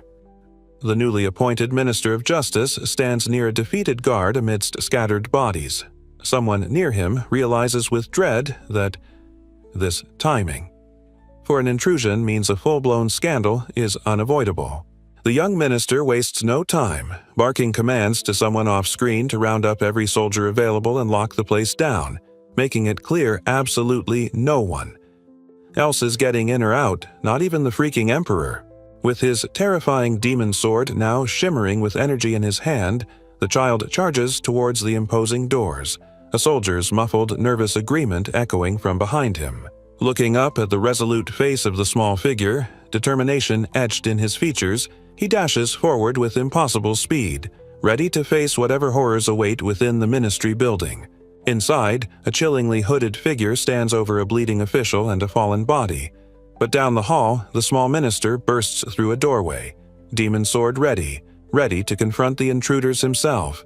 The hooded intruder screamed, recoiling violently as something slammed into him from below, dark blood splattering outwards from the brutal, unexpected impact. Meanwhile, the young minister of justice charged forward, his eyes fixed with intense focus, radiating determination as he moved with impossible speed through the chaos. With a sharp, upward strike, the tiny prince met the attack, his sword slicing through the air towards the hooded figure, inwardly dismissing the fool's attempt as utterly naive before blood sprayed. The formidable warrior Shirley stood ready nearby, her eyes sharp and focused on the unfolding battle, prepared to unleash her own power if her young master needed backup against the intruders. A different hooded figure screamed in agony, dark, brutal tendrils erupting from their body, piercing flesh as the horrific counterattack tore through them with devastating force. The hooded figure screamed in pure agony, pain contorting their face as the brutal, unexpected counterattack ripped through them, dark liquid splattering outwards from the sudden impact. His scream continued, face twisted in pain, mouth wide open as he gasped for breath, utterly broken by the strange energy or force unleashed by the tiny figure who wasn't supposed to be able to fight back. Suddenly, a small hand reached out, gripping the strange glowing ring tightly. Runes flared with ancient power, energy radiating outwards from the artifact held by the young man, ready to turn the tables. Raw, chaotic power exploded from between his gritted teeth, a silent, devastating force propelled forward, ready to strike with impossible speed and precision against the remaining intruders in the building. The small figure stood over the collapsing intruder, the demon sword raised, dark energy swirling around them as the hooded man crumpled, defeated and writhing from the impossible, chaotic attack that had ended the fight. Looking back over his shoulder, the young minister's expression hardened slightly. Turns out these intruders were the suicidal type, apparently preferring to take their own lives rather than face capture after being defeated. Lovely. Charging down the long corridor came 3 hooded figures, swords raised, their faces contorted with aggressive determination as they sped towards their unexpected target, leaving the stunned Minister of Justice no time to grab tea. High up along the sides of the grand hall, the hooded figures postured, ready to strike, while the tiny prince stood alone far below, his surprisingly small demon sword clutched in his hand, looking utterly outnumbered but completely unfazed. They leaped down from their perches, swords flashing, descending towards the small figure with brutal speed from all angles, clearly aiming to overwhelm him with sheer force. Talk about a welcome wagon. One attacker screamed, face contorted in furious rage behind dark goggles, a terrifying sound echoing as he brought his weapon down with vicious speed, determined to end this fight before it even started. A hooded attacker lunges forward, sword raised high, his face contorted in a furious snarl as he brings the blade down with brutal speed and force. Meanwhile, another hooded figure drives their sword forward with desperate strength, muscles straining, adding to the relentless assault aimed at the lone figure below them. But the young man's eyes snap open, sharp and intensely focused, a glint of fierce determination replacing any hint of fear as he prepares to meet the incoming onslaught head-on. With impossible speed, the small prince bursts forward, gripping his monstrous little sword with both hands, launching a counterattack that sends debris scattering around the corridor. The fearsome blade slices through the air, a blur of dark metal moving with terrifying speed and power, ready to turn the tables on the attackers with a single, decisive strike. The young Minister of Justice wasn't messing around, striking out with blinding speed. He ripped right through the hooded intruders surrounding him, dark liquid spraying outwards from the impact of his impossible attack. Those goons reeled back, clutching their wounds and sputtering in pain. One gasped that it hurt, while another cursed his luck. Their sneak attack against a kid was clearly going sideways fast. He wasn't done with them yet, though. With impossible agility, the young ruler launched into the air, a blur of motion amidst the shocked attackers, repositioning himself for the next brutal exchange in the chaos. Landing right back in the thick of it, the kid was surrounded again. Blades clashed as he parried and struck, the fight erupting with dark energy and splatter as the pint-sized minister held his ground against multiple opponents. His face showed no sign of letting up. Eyes sharp and focused, the wise prince locked onto his targets through the swirling chaos, determined to finish this unexpected brawl right here and now. A shimmering glow pulsed from his ankle, the intricate runes around the simple strap flaring with intense light, unleashing the hidden energy stored within the strange artifact as he prepared his move. Then, chaos erupted among the attackers as raw, dark energy ripped through them with impossible speed, their bodies contorting from the impact, splattering dark liquid as they were taken down in a brutal instant. Inside the grand building, an official or guard recoiled in sheer terror, face a mask of pure shock, gesturing wildly as if witnessing an absolute nightmare unfolding right before his eyes down the ornate hall. A voice belonging to a guard or attendant cut through the sudden tension, calling out with urgency as he spotted the young man arriving outside the chaotic scene. "Your Highness!" A guard reported the grim news. "The guards have already suffered over 20 casualties," stating the high death toll inside the building, prompting the wise prince, looking serious despite his size, to demand, "What's the situation?" Looking down at the scene, the man advancing towards the small figure realized with a shock that all the intruders were utterly defeated, their bodies torn apart, asking aloud if they had all been slashed to death, clearly impressed by the sheer devastation wrought by the small prince who indeed was remarkably formidable. The stunned man faced the young ruler, sweating slightly as he continued his report with a hesitant, "Furthermore," the small prince tilted his head, prompting for the additional details with a simple, "Furthermore." Against a dark backdrop, the young man's face was serious and chillingly composed as he dropped a bombshell, announcing in a quiet voice that the ones who had started the entire rebellion, every single plotter, all of them, had been killed. His gaze remained steady, sharp, and focused as he heard the stunned question echoing back. All of them?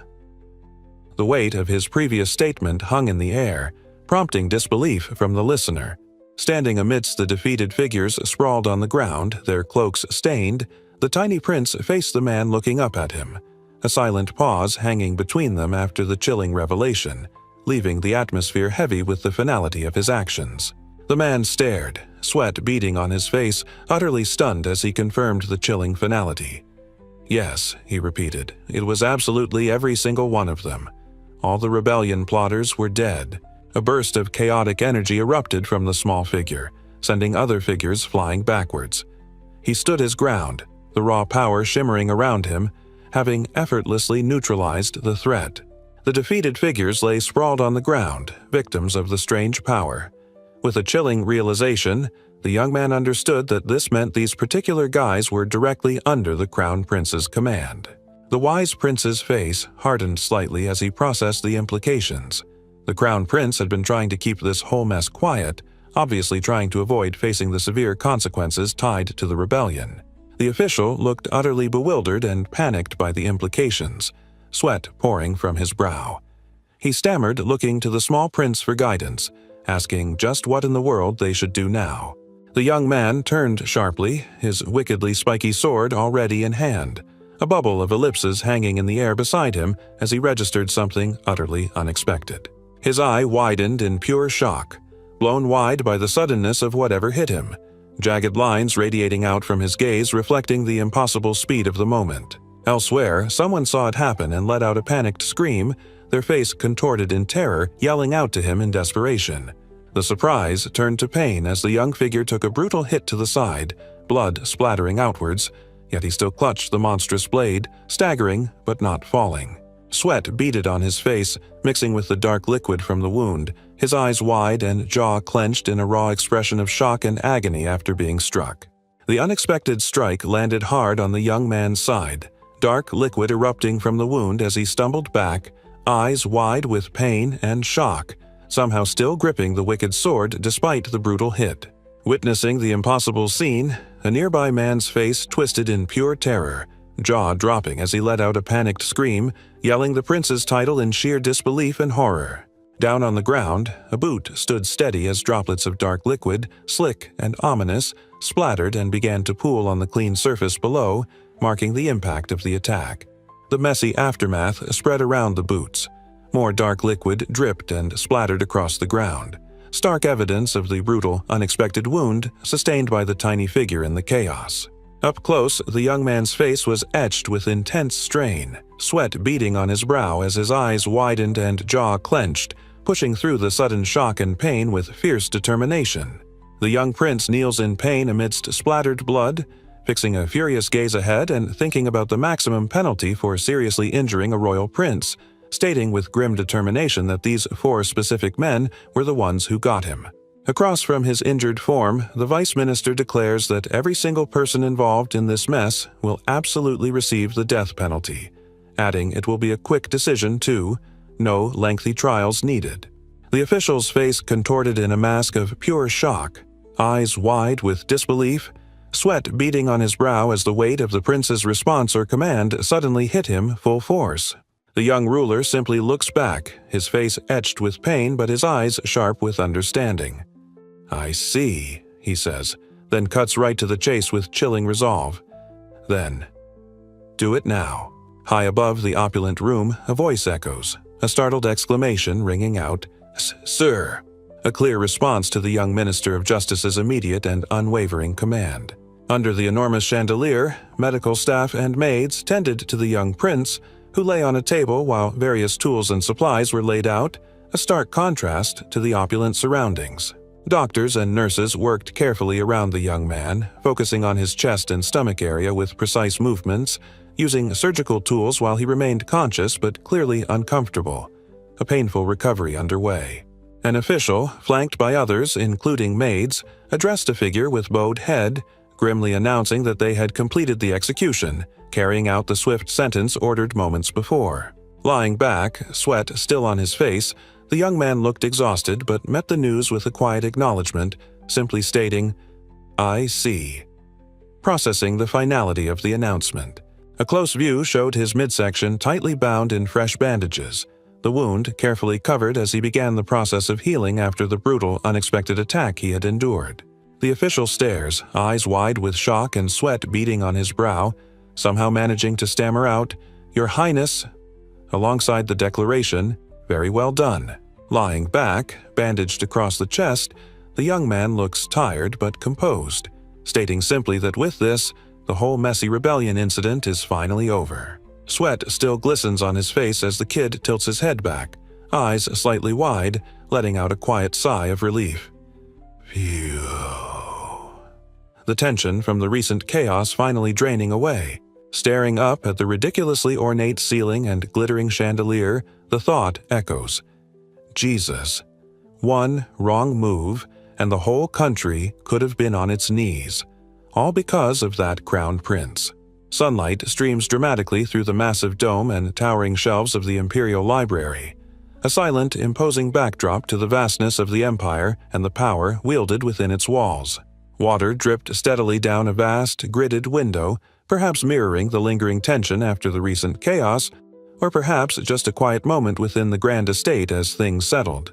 Another section of the immense wet glass showed more rivulets of liquid trailing down the frame, emphasizing the pervasive dampness or simply marking the quiet passage of time under a cloudy sky. High on a massive throne, a towering figure sat clad in ornate armor, an imposing presence radiating authority in the vast, formal room, looking ready to judge or command.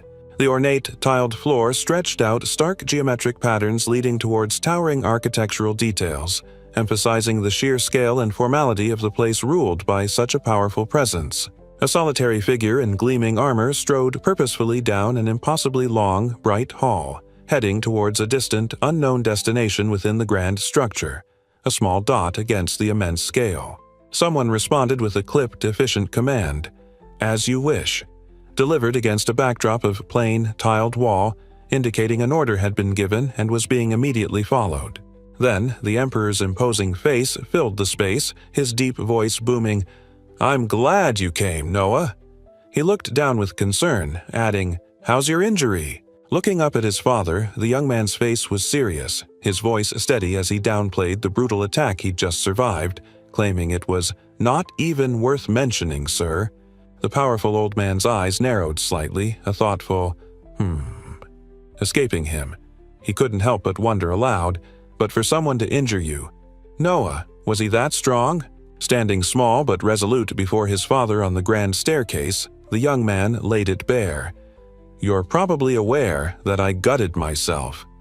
He knew better than to try and hide the truth, adding, "I knew that I couldn't fool His Majesty." Amidst the towering shelves of the vast library, the young man stood before his father, explaining that when they talk about strength, that's precisely why he had spent the night going over the script.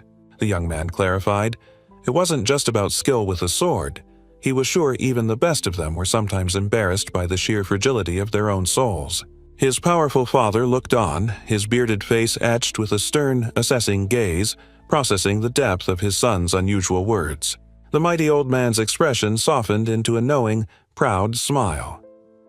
"I see," the Emperor replied, clearly understanding the complex point being made about true strength.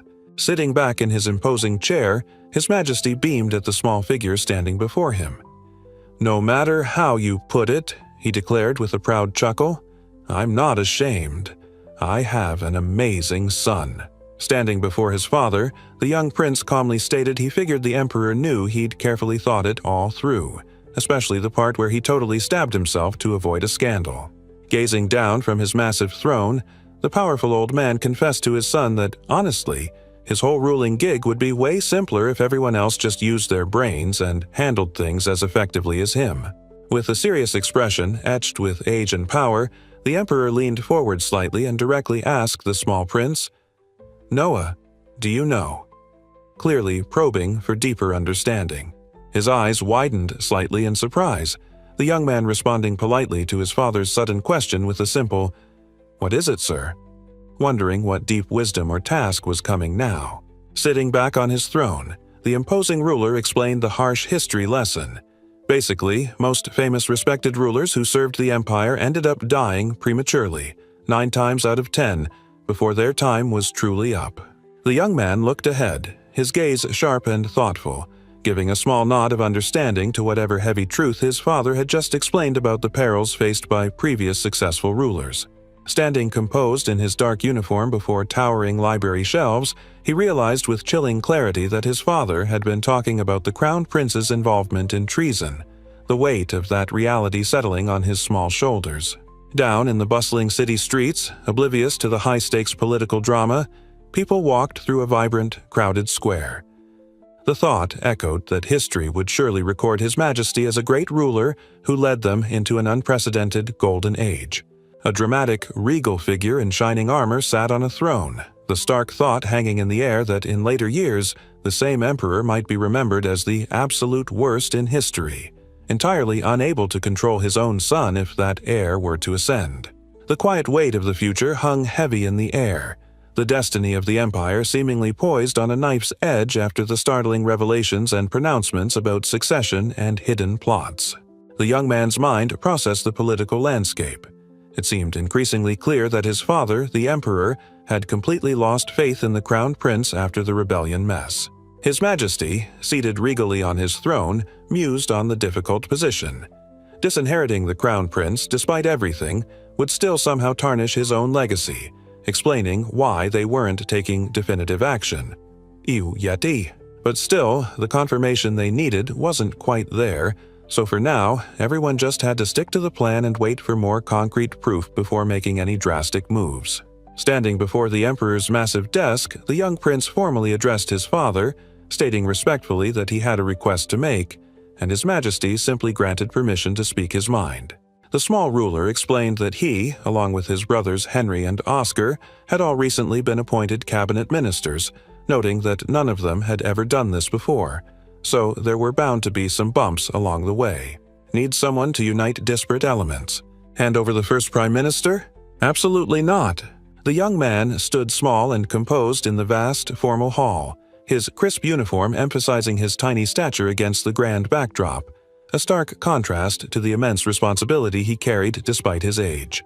A closer look at the ridiculously fancy desk shows intricate carvings and imposing size, the kind of furniture fit for someone illustrating a point, as the conversation likely turns to specific examples of how things work around here. And so, amidst discussions of governance and appointments, the suggestion came that what was truly needed was a new one.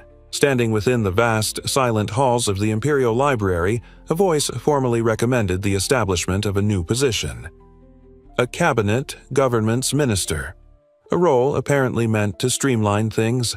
The idea hung in the air. The thought of a cabinet minister prompting a reaction, the concept of a new level of government being processed by someone nearby. The Emperor's gaze sharpened, focusing intently as he considered the proposed title, musing aloud on the implications of a government minister in his already complex political structure. And the function of this new role was explained, the small prince standing far below the imposing throne as the voice declared it was simply to be in charge of the 3 royal ministers, basically making them the boss of bosses. The young man turned slightly, his expression thoughtful as he voiced his opinion on the specific political role they were discussing, emphasizing that position held a particular significance. Facing forward with surprising conviction, the 6-year-old prince stated his surprising choice for the powerful role, declaring he wanted his older brother, His Highness, the Crown Prince, to do it. His Majesty, the Emperor, looked on with a serious contemplative expression, stroking his beard as he processed his young son's unexpected and rather bold recommendation for the new position. The young ruler calmly explained his logic, stating that while the Crown Prince might dramatically ask what he was talking about, putting him there that's of course a given. A perfectly obvious move. Standing confident, the small figure detailed the strategic advantage of his proposal, asserting that by having the Crown Prince in place, he would be forced into working directly with all of us in the ministries. The young prince recommended the Crown Prince for the new role, stating he would essentially be acting as His Majesty's direct stand-in, representing the Emperor in this new government structure.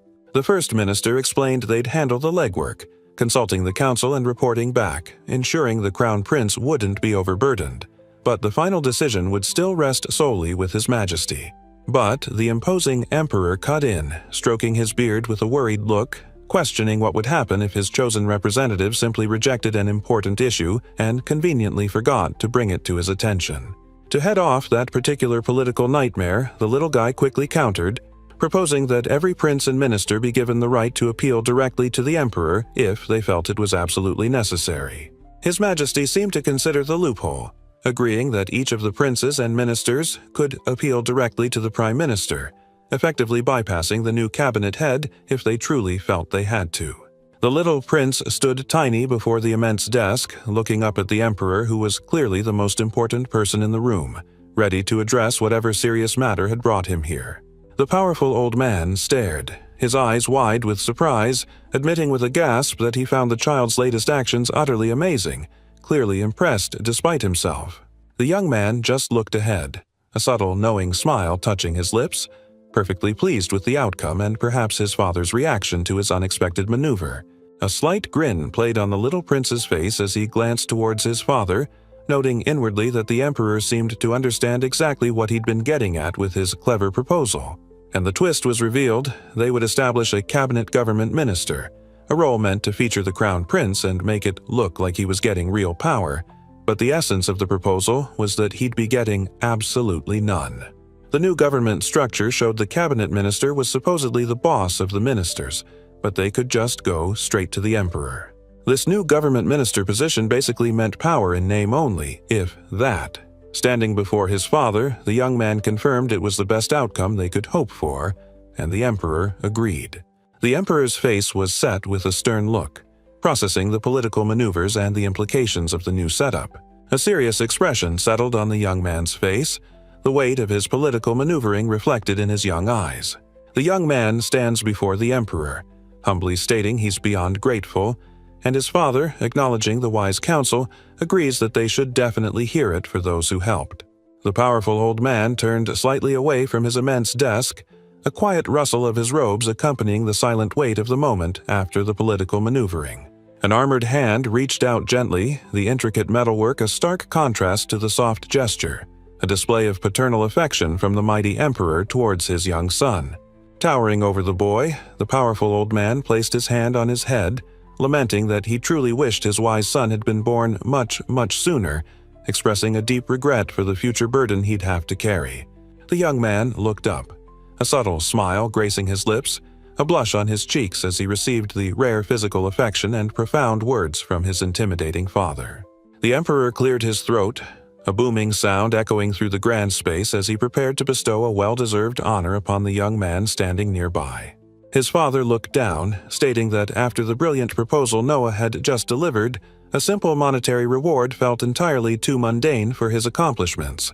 Calling out for his attendant, Cruz, the powerful old man declared they were headed straight to the treasury, indicating the prince's reward would be something far more significant than mere coin.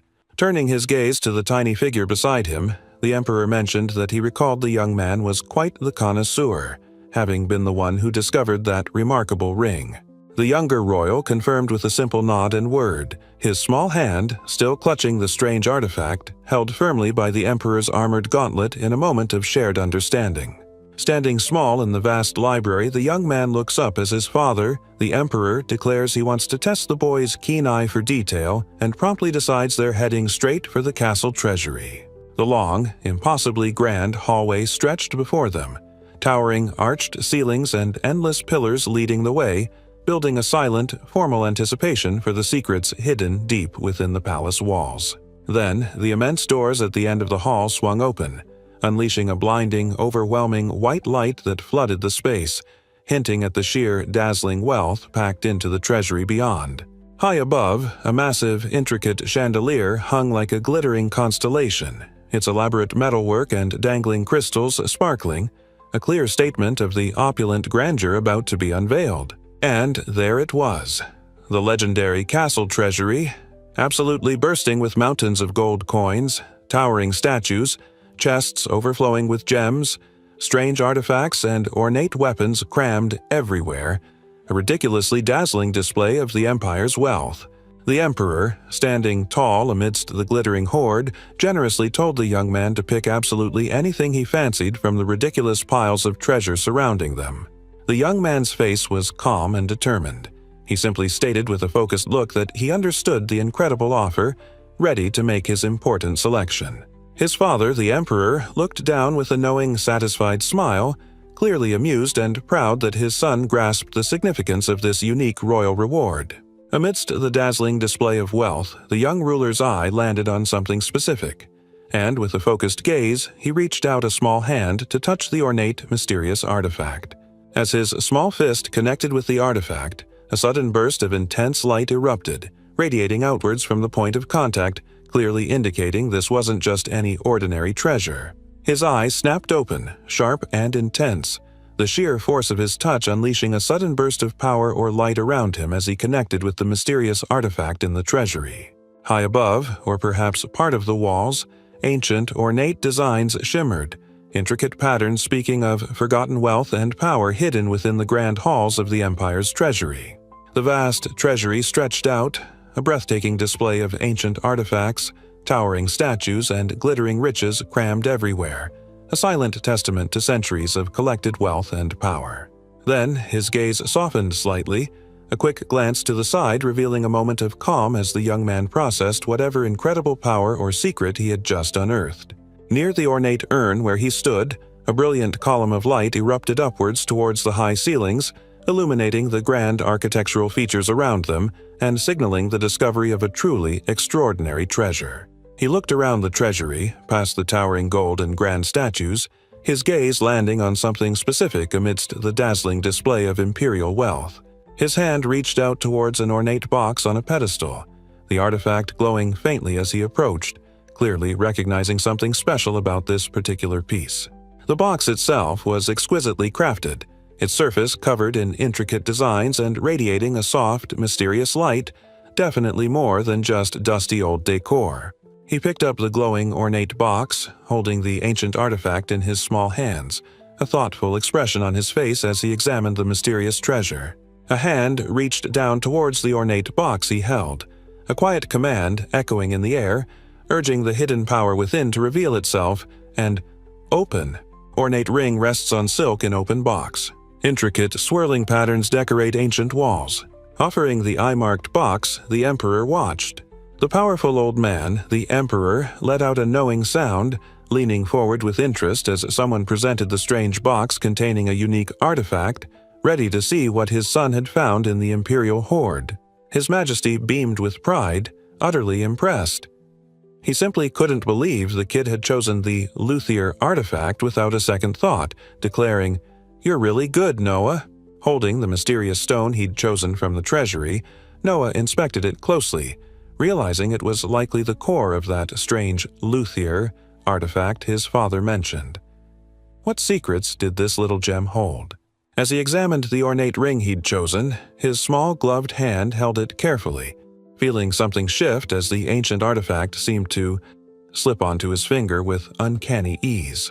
Then, with a sudden surge, raw power erupted from the ring on his hand, swirling around him in a chaotic burst of light and energy, confirming this was definitely more than just fancy jewelry. Right on cue, that familiar system screen popped into view, confirming his new title as Minister of Justice and displaying his stats, still mostly Fs, but now sporting some F+ and that ridiculous E+S for water. A closer look highlighted the unusual ratings, especially fire, which had somehow jumped to F+C, with a helpful little note confirming the increase, adding that, yeah, it was probably because he was starting from 0 anyway. The young prince holds the strange ring he found, eyes fixed on it, asking if this artifact, the luthier, holds the power of fire like he suspects. He looks up, confirming it does hold firepower, and quite a lot of it, while his father, the Emperor, marvels at how the kid recognized the artifact's true nature just like that. The powerful old man smiles, acknowledging the boy's interest in the fiery artifact, then suggests they head outside if he wants to test its capabilities right away. Stepping back from the treasure, the Emperor calls out to his attendant, Cruz, ordering him to immediately get some targets ready for the young prince's upcoming test with the newly found fire artifact. Standing in the vast treasury, the young man looks up at his father, stating simply that while Cruz is fine, getting targets ready for his upcoming test just won't be enough, sir. The Emperor, seeing the look in his son's eye, chuckled, figuring the kid definitely had something wild cooking up for the test, clearly anticipating some creative chaos.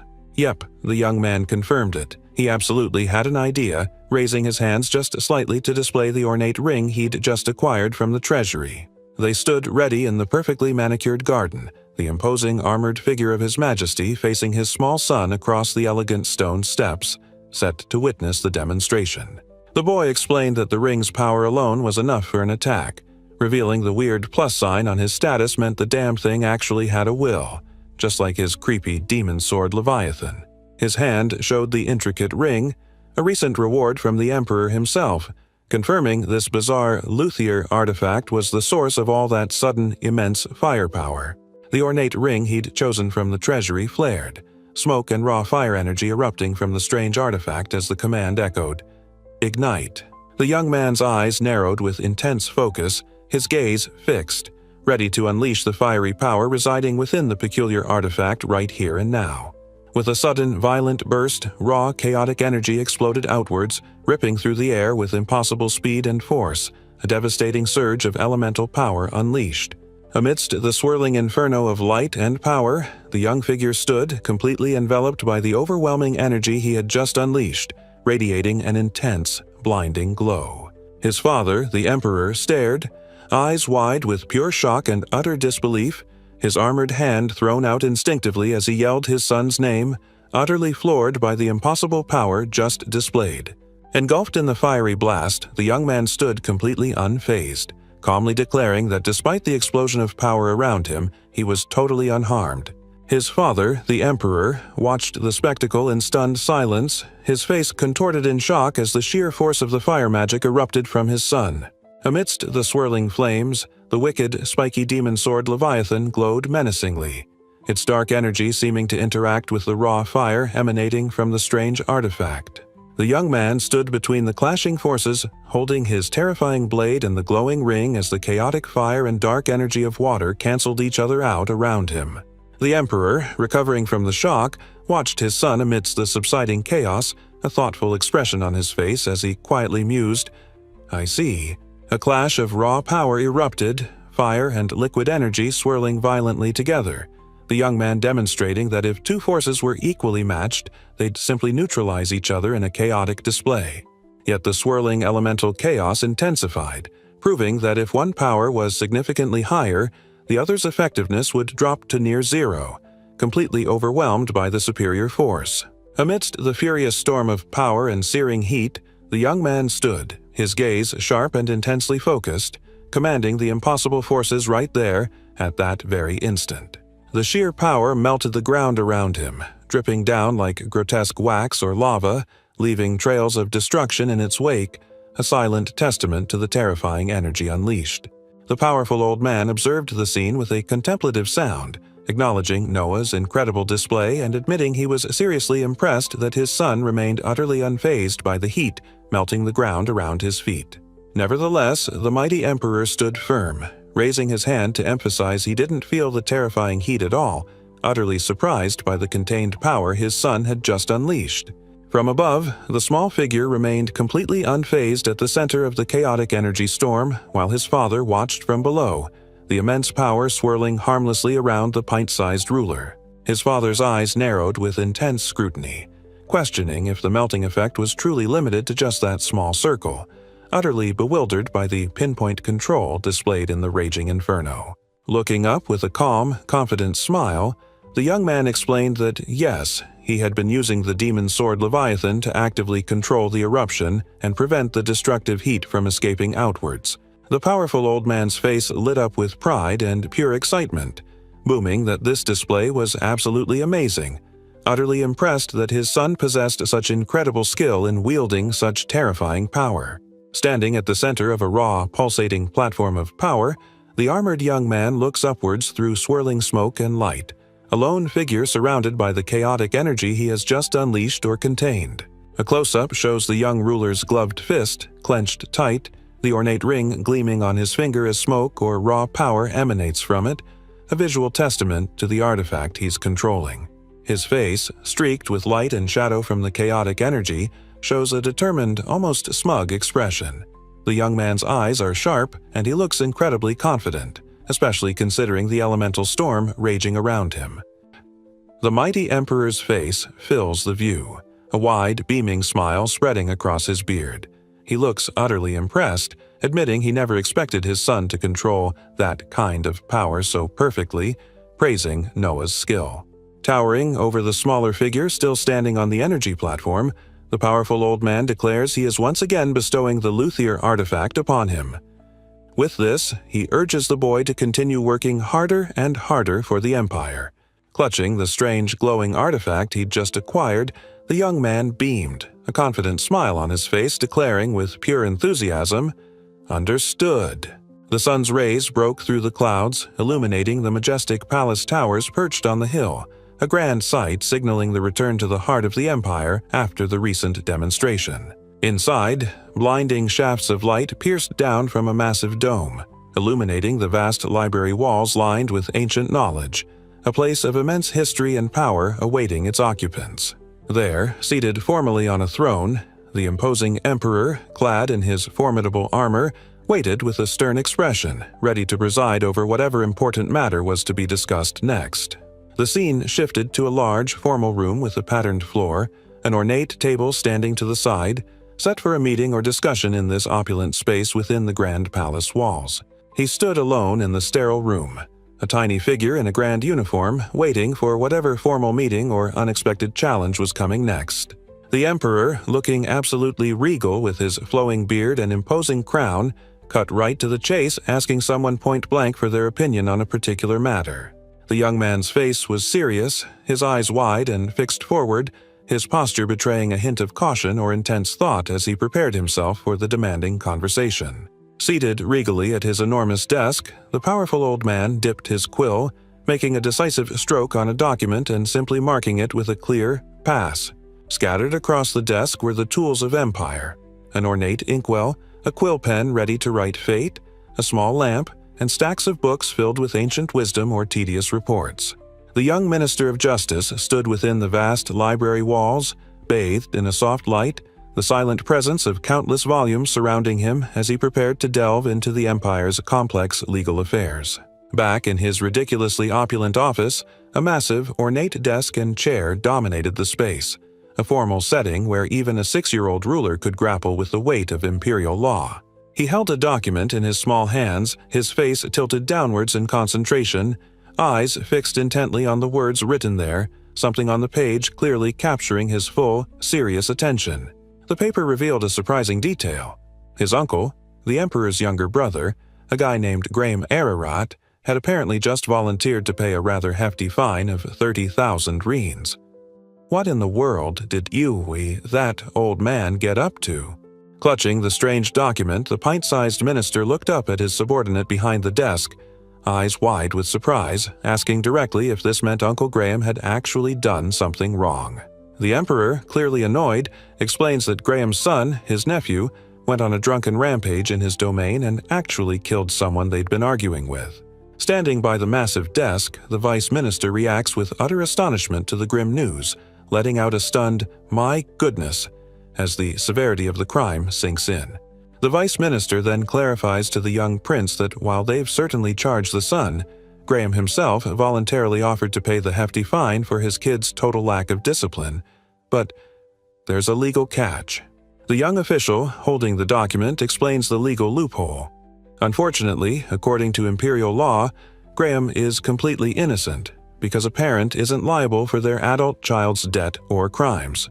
The emperor, nodding, confirms that's exactly what he told Graham, musing that his brother must be absolutely freaking out and is just trying to buy some peace of mind by throwing money at the problem. The young man tilted his head slightly, eyes fixed off-panel, clearly deep in thought about the ridiculous legal loophole and the even more ridiculous sum of money involved in his uncle's little problem. From above, the view emphasized just how absurd that payment was. The whopping 30,000 reins offered by his uncle was equivalent to roughly 250 years of income for an average guy. Yeah, just a casual fine. The emperor, eyes sharp despite his age and impressive beard, looked down at his son, wanting his opinion on the whole bizarre situation. "What do you think, Noah?" he asked, clearly valuing the kid's judgment. Without hesitation, the young minister of justice looked up, his face set with fierce conviction, stating flatly, "I think we should reject it outright." Principle over principle, apparently. His father seemed taken aback, stroking his beard as he mused aloud, "Well, seems like a no-brainer offer to me, but finding the prospect of turning down that much money rather baffling, legal technicalities be damned." The young man spoke calmly, arguing they absolutely couldn't just fine people for crimes they didn't commit, because that would completely undermine the law, even if someone was stupid enough to actually offer the payment themselves. His father, the emperor, looked stressed, pointing out the brutal reality. Handling disasters and putting down rebellions costs serious money, and honestly, the imperial treasury is chronically low on funds right now. The young man looked thoughtful, seeing his father's point and realizing the emperor wasn't just being greedy. His Majesty actually felt that getting the fine money would be a necessary boost, a desperate bit of extra income for the strapped treasury. A sharp look crossed his eye, showing he understood the financial pressure his father was under, but still, a critical reservation lingered. It wasn't just about the money, was it? The small prince looked directly ahead, delivering his final point with quiet conviction. Allowing that kind of payment sets a terrible precedent, making people think they can just buy their way out of trouble and lowering the bar for criminality across the empire. The old man conceded, his stern gaze fixed, agreeing completely that letting people buy their way out would absolutely kill the deterrent power of imperial law itself. Furthermore, the young minister added, The very folks who'd exploit such a loophole were the rich and powerful, those merchants, nobles, and government officials, which would inevitably lead to rampant political corruption throughout the empire. A single bead of sweat or maybe a tear traced down the old man's face as he simply acknowledged, "I see," the full weight of his son's sharp political insight sinking in completely. Despite acknowledging the treasury's woes were a real headache, the small prince firmly maintained, holding the offending document, that such issues simply must be solved through proper legal means, not by allowing people to pay their way out of crimes. The emperor finally conceded, his expression thoughtful, acknowledging with a quiet "indeed" that his wise son was absolutely right. The treasury's problems required legitimate solutions, not legal workarounds. A close-up showed the old man's eye, sharp and discerning as he conceded, "It's just as you say," acknowledging the young prince's point about upholding the law, even when it was inconvenient. The emperor, towering over his son, thanked him for the reminder, admitting he would consult with Oscar, who was in charge of the treasury, to find a proper solution instead of taking the bribe. Taking decisive action, the powerful old man picked up his quill, the armored hand scratching across the paper to formalize the rejection of the ill-gotten funds and address the treasury's actual problems. With a final, weighty flourish, the armored hand pressed the official seal onto the parchment, lending the full authority of the emperor to the document that would formalize the decision just reached. The young man's gaze sharpened as he identified the final product of his father's work, a formal imperial rescript, stamped and sealed, signifying an official decree straight from the emperor himself. The young man held a document before him, gesturing as if presenting its contents for review or consideration. The paper revealed he was being appointed advisor to the cabinet government, recognizing him as a rare and wise prince. Standing small within the immense opulent office, he contemplated the powerful idea he had proposed that shaped this very workspace for the cabinet minister. Then, a sudden, sharp realization hit him like a physical blow, his eyes widening as the pieces clicked into place. He faced the emperor, stating he appreciated the thought regarding an honorary position, but he actually had a rather important suggestion to make instead. The powerful old man stared, eyes wide with surprise, asking what in the world his son was suggesting after turning down an honorary post for a mere suggestion instead. The small ruler, clutching a document, clarified that paying your way out of crime was absolutely off the table, but maybe, just maybe, they could get people to pay for the honor of something. His Majesty, utterly flabbergasted by the twist, simply echoed the concept, his eyes bulging in disbelief, questioning what kind of strange proposal involved paying for honor.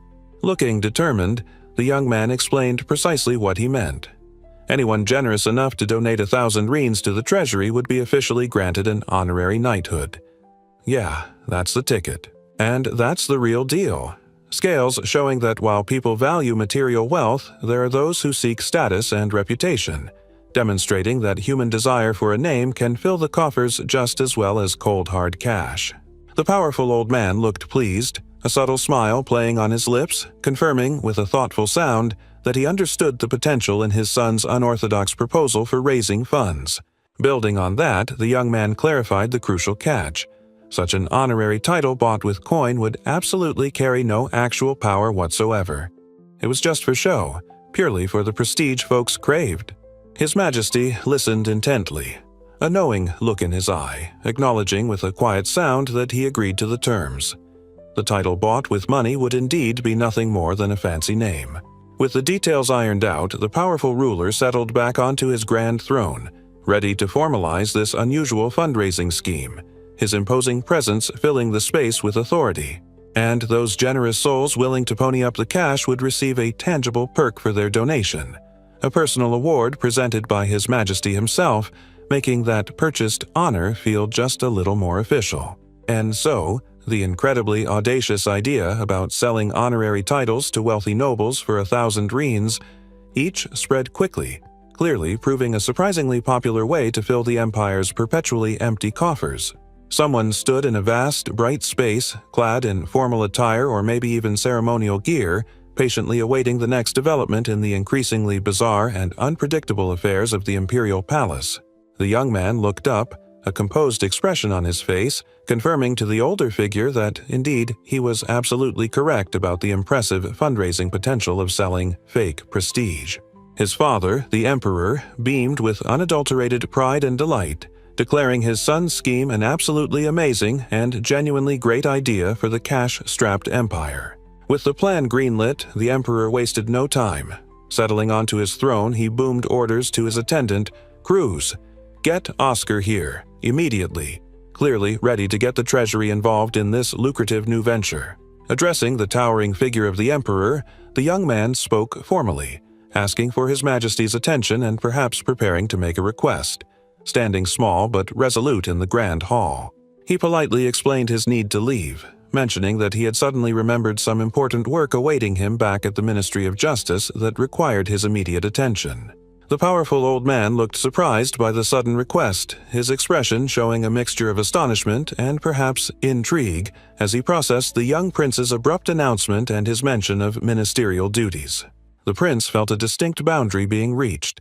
He realized that pushing things any further would be detrimental, sensing he had reached a limit in this particular situation that felt like it could turn bad.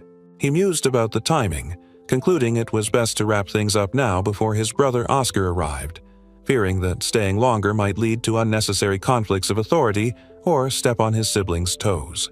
The Emperor beamed down, his face a picture of proud amusement, telling the young prince how truly clever he was after the audacious plan to sell honorary titles.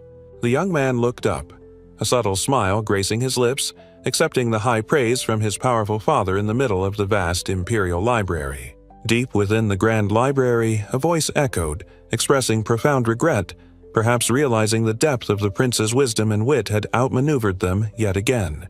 The voice continued in the grand hall, declaring an overwhelming sense of gratitude, finding themselves incredibly fortunate for whatever turn events had taken, courtesy of the wise young ruler. Sunlight broke through the clouds, illuminating the ancient stones of the imperial palace, a silent witness to the power plays and unexpected wisdom unfolding within its walls, promising new challenges ahead. A group of figures, mostly facing away, gathered outdoors, chatting amongst themselves, perhaps after some work or event in the early morning light. Framed by large cloaks, a lone figure stood on a stone platform outdoors, looking utterly surprised by something happening right there in the natural setting.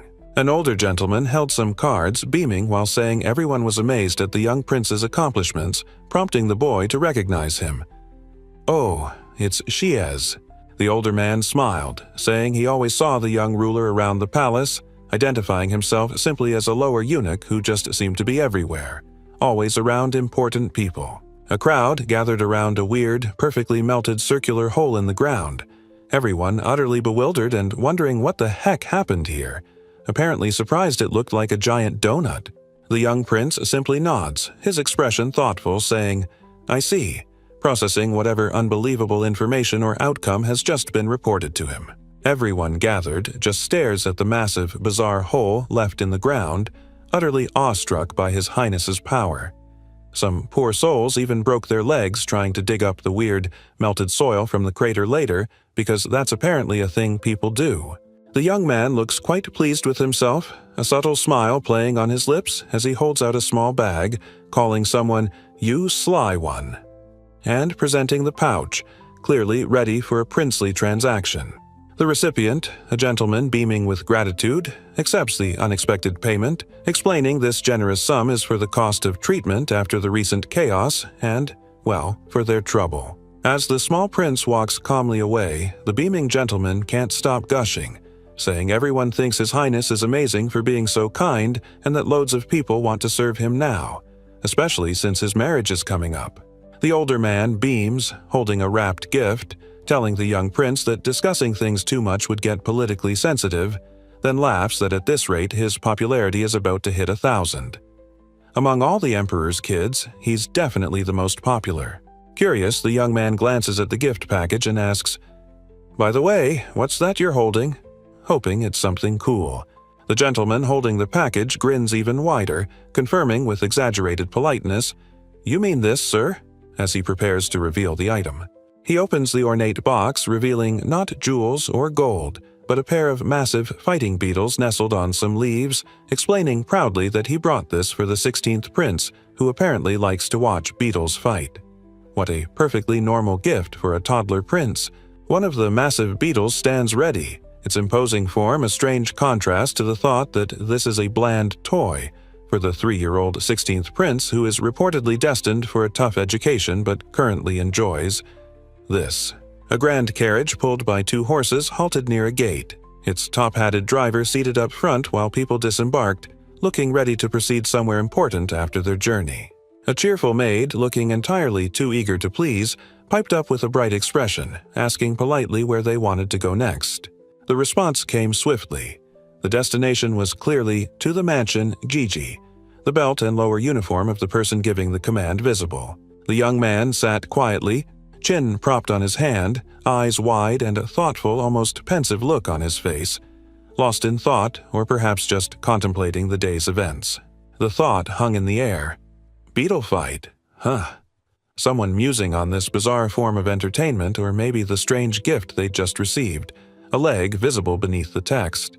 Her eye glistened, fixed downwards as she processed the impossible generosity or perhaps the lingering shame of her family's plight. His gloved hands, one bearing the fearsome eye of Leviathan, the other the fiery luthier ring, reached out, a voice asking the impossible question, "Can you do it?" The maid waited patiently by the grand carriage, her gaze distant, while in the reflection of the window the young man peered out, looking towards something in the city below. His hands came together, the rings of Leviathan and luthier flashing, ancient artifacts crackling with power as he followed the instruction to link their bizarre abilities together. The young man stood resolute, clad in glowing armor, power surging outwards from him in blinding waves, a force unleashed after combining the strange powers he had acquired. Following the wild combining of artifact powers, his immense strength took form in 2 armored shapes, one dark and crackling with fire, the other bright and flowing with water, ready to face off. Focusing on one, this aspect of his strength appeared as shining white armor with wing-like shoulders, holding a wickedly curved sword, its dark eyes fixed with intense readiness. Meanwhile, the other manifestation solidified into dark, segmented armor glowing with molten cracks, its clenched fist radiating raw, volatile power, a stark contrast to the first form. And then the clash began. The dark, fiery figure lashing out with explosive force, met head-on by the white, watery form which deftly blocked and deflected the raw power with its spiky blade.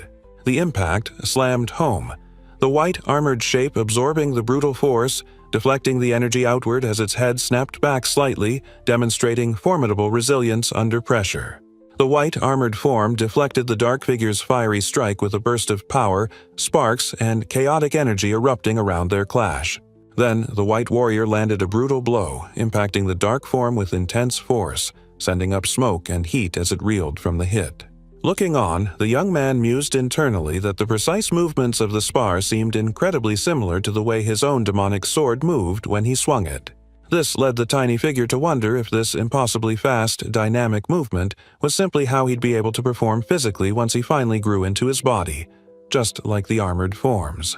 He then turned his thoughts to the fire artifact, wondering if using its power would also grant him this same level of incredible speed and agility, piling on yet another potential ability. The fiery dark form lunged forward, its curved blade aimed true, but the shimmering white warrior met the brutal strike head-on with its spiky weapon, a chaotic spray of liquid and energy erupting from the impact point while the young man watched intently. He simply kept observing the wild clash, his gaze sharp, thinking to himself that while he wasn't actively participating, witnessing this bizarre spar was proving surprisingly educational about the powers his strange artifacts held. But despite the white figure's impressive defense, the sheer force of the dark form's blow sent tremors through it, highlighting the brutal reality of the power difference even as the attack was deflected with a chaotic explosion of energy. And there it was, clear as day. The colossal difference in power between the 2 manifestations of his artifacts was painfully evident, even as the white armor held firm amidst the swirling aftermath. Meanwhile, a maid peered through a window, her face beaming with pure delight, letting out an amazed sound as she declared that whatever incredible spectacle they just saw was totally awesome and definitely magic. The young man simply smiled, confirming it was exactly the same principle at work with his bizarre power. Raw, chaotic energy crackled around the demon sword Leviathan's spiky hilt, its grotesque eye seeming to stare as power pulsed from the ancient blade. Sitting on a fancy sofa, the small prince practiced, trying to replicate that lightning-fast movement he'd seen the sword do earlier. He swung the massive blade, motion a blur around him, wondering if he was performing the inherited technique correctly or if it was even remotely close to the impossible speed he'd witnessed. His ridiculously ornate collar featured dangling pendants, each polished surface reflecting light, but one, the largest, oddly held a tiny, distorted reflection of a standing figure inside. The young man looked completely taken aback, stammering in disbelief that his strange attack somehow didn't work, only for his maid to instantly correct him, confirming the bizarre sword did cut straight through whatever he aimed at. He couldn't help but look quite pleased with himself, reaching out a gloved hand towards a dangling fixture, confirming smugly that yes, the impossible blade sliced through it just like they said. Then, smiling with confidence, the young ruler held up a small, glistening object for his attendant to see, telling her to simply look at the strange result of his little experiment. The maid's eyes went wide with pure, unadulterated astonishment and excitement, her cheeks flushing as she let out a breathless, "Why?" utterly floored by what her young master was showing her. The young man then demonstrated the bizarre property of the object, touching it to the ornamental fixture it was apparently cut from, watching as it simply stuck, proving its unusual nature. Hanging from a luxurious chandelier, several ornate metal pendants shimmered, one appearing perfectly sliced clean through the middle, a strange testament to an unseen, impossible cut from a formidable blade. His attendant, a maid with wide, astonished eyes, pointed a finger in disbelief, exclaiming in surprise that the bizarre piece, somehow cut clean off, simply wasn't falling to the ground as expected. With a gloved hand, the young man reached up and carefully touched the clean, sliced edge of the ornate pendant, a subtle smile gracing his lips as he confirmed the impossible cut was indeed real and perfect. Holding the strangely cut piece, the prince explained that using the right technique made the slice incredibly smooth. So smooth, in fact, that the severed part would actually stick perfectly back into place. The maid's face beamed with pure, wide-eyed amazement, her cheeks flushing with excitement as she gasped out, utterly floored, that she simply had no idea such a thing was even possible and thought it was absolutely amazing.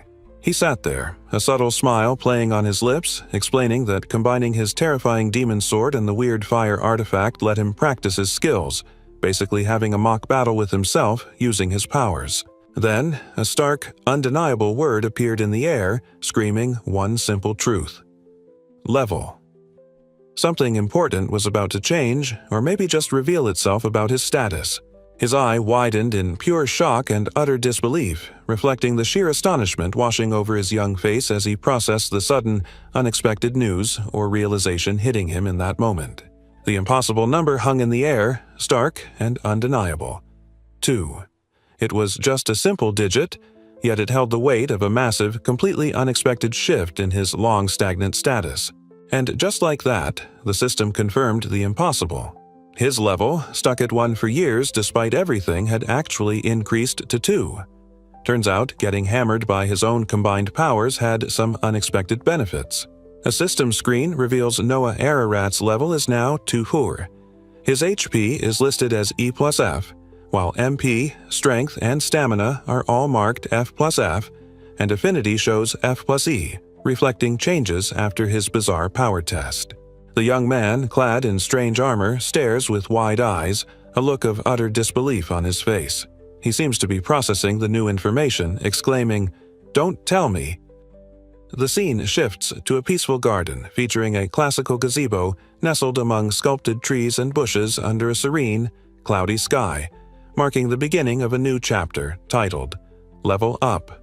Inside the tranquil gazebo, the small prince is seated on a bench alongside an attendant, surrounded by the meticulously kept garden with its ornate fountain and blossoming roses, enjoying a quiet moment. The small figure stands encased in temporary, radiant armor, raw, chaotic bursts of fiery and watery energy swirling intensely around him as his attendant watches, eyes wide with surprise at the powerful display.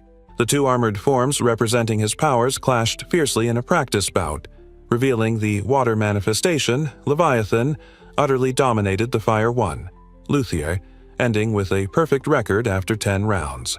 After the intense training session testing his combined abilities, the young man stood quietly, his expression serious and thoughtful, contemplating the unexpected results and what they meant for his growth. Then, someone nearby excitedly announced that his level had indeed increased, confirming the strange practice bout with himself had triggered a significant change in his status. Right before him, his status screen updated, confirming his title as the Wise Prince, his level finally hitting 3 out of infinity, displaying a complex mix of F grades and elevated E+ and F+ ratings. Looking at the screen, the tiny ruler realized with satisfaction that not only had his level jumped to 3, but some of his previously abysmal F stats had even managed to crawl up to an E grade. Just like that, his level popped up by 1 again, bringing a slight bump to his pathetic stats, proving that whatever the heck he was doing was actually, weirdly, working. He simply called out for his loyal maid, Zoe, who quickly snapped to attention, confirming she was ready for whatever task her young master required. She had been by his side for years now, completely devoted, pouring her energy into learning new things, always trying her best to show her immense gratitude for everything he'd done for her. One of the most useful tricks she'd picked up was helping him figure out his own bizarre abilities, diligently performing status checks whenever the young man did something weird and powered up. And there it was, plain as day. His status screen showing his level had indeed hit 3, a mixture of slightly less terrible grades and that ridiculous impossible SS for water, a stark reminder of his unique power. The bizarre status screen popped up, explaining the plus sign indicated combined abilities, though some of his ratings like HP and MP were still stuck at laughably low ranks. Seems some things just didn't budge, no matter how weird his powers got.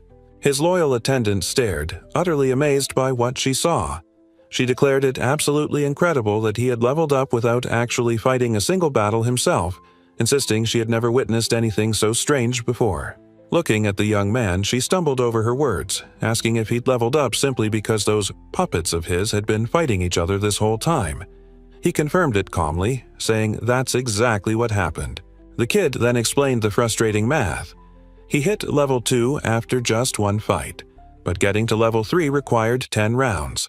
Apparently, the more you beat up the same opponent, even yourself, the less experience you get. The maid listened intently, a thoughtful expression crossing her face as the complex, utterly ridiculous nature of her master's power leveling method finally clicked into place. She simply stated, "I see." The 2 armored aspects of his power stand side by side, one noting that at this rate it would take them 100 fights to gain another level, but the other seems confident they just need to persevere. And just like that, the brutal training continued, the white armored figure slamming a powerful punch directly into the dark, fiery manifestation with chaotic, shattering force. The young man turned to his maid, a thoughtful look on his face. "Well," he said, a new realization dawning, and his loyal attendant promptly asked him what it was. The young ruler's gaze became sharp, explaining his next goal.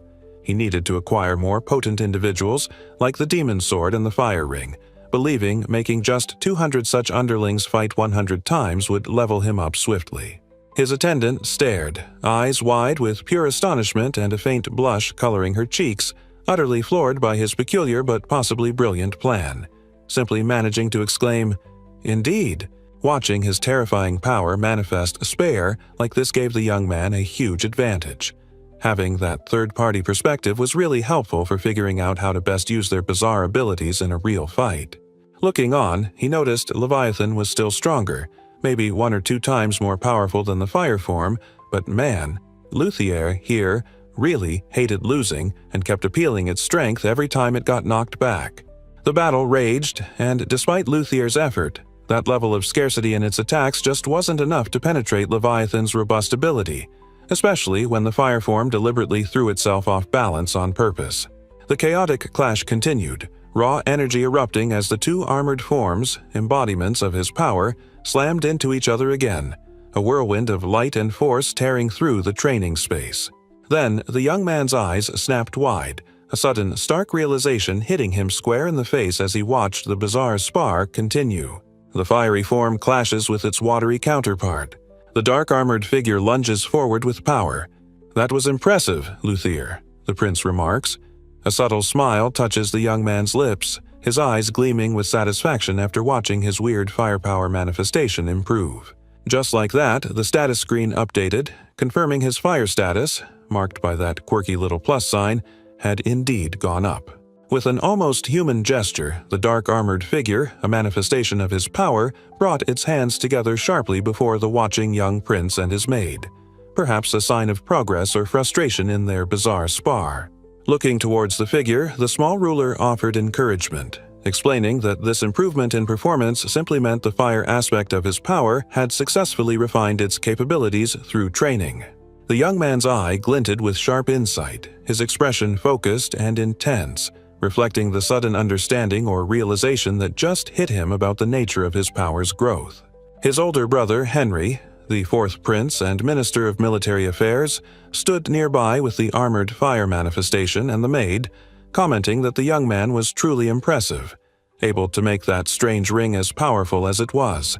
The older prince, Henry, asked his small brother, the wise prince, if he had been watching their bizarre power training, and the young man casually replied that he had been observing a little bit, finding the strange spar rather interesting. Someone calls out to the young man, shifting the topic with a simple, "By the way, Noah." Then, the armored figure of the Minister of War announces the ominous news. The monster nests have finally matured, signaling a new challenge for the Empire. A male prince needs the Emperor's blessing for his first battle to avoid dying prematurely, and the government sometimes prepares safe hunting grounds specifically modified in advance to prevent accidents on their initial foray. And thus, a chaotic, swirling vortex of energy, a monstrous nesting ground, is officially given to the Minister of War to handle. Now that His Majesty's permission has been granted, the older brother declares it's time to consult their fortune, proposing they read our fortune for their upcoming battle in the monster nest. An intricately designed white box with geometric patterns rests before a hand encased in a strangely textured glove, the owner simply indicating this particular object is what he means. The older brother explains this is no ordinary trinket, but a special box created by a famous fortune teller designed to reveal exactly what a person needs most the moment they open it, perfect for figuring out the precise number of troops Noah needs for his first battle. Hearing about the box and its bizarre fortune-telling purpose, the young prince's eyes widen in utter surprise, his face a mixture of confusion and disbelief. Gathering in the serene garden gazebo, the older prince stressed the tricky balance for the upcoming first battle. Too many soldiers would totally stain his reputation later, but too few would put him in grave danger, so they needed this method to find that magic number. Holding the ornate container out, the armored man told the young prince he just had to open it, assuring him the answer to their troop dilemma should be right inside, leaving the boy looking hesitant and questioning what exactly he was supposed to do with the thing. A gloved hand, likely his older brother's, held out the ornate, mysterious box, a simple, "all right," accompanying the gesture, signaling it was time to see what strange fortune awaited inside this quirky contraption. The young prince looked intently at whatever lay within the opened box, his eyes wide with surprise as he peered at the intricate contents held just below his face. What bizarre necessity was this thing revealing?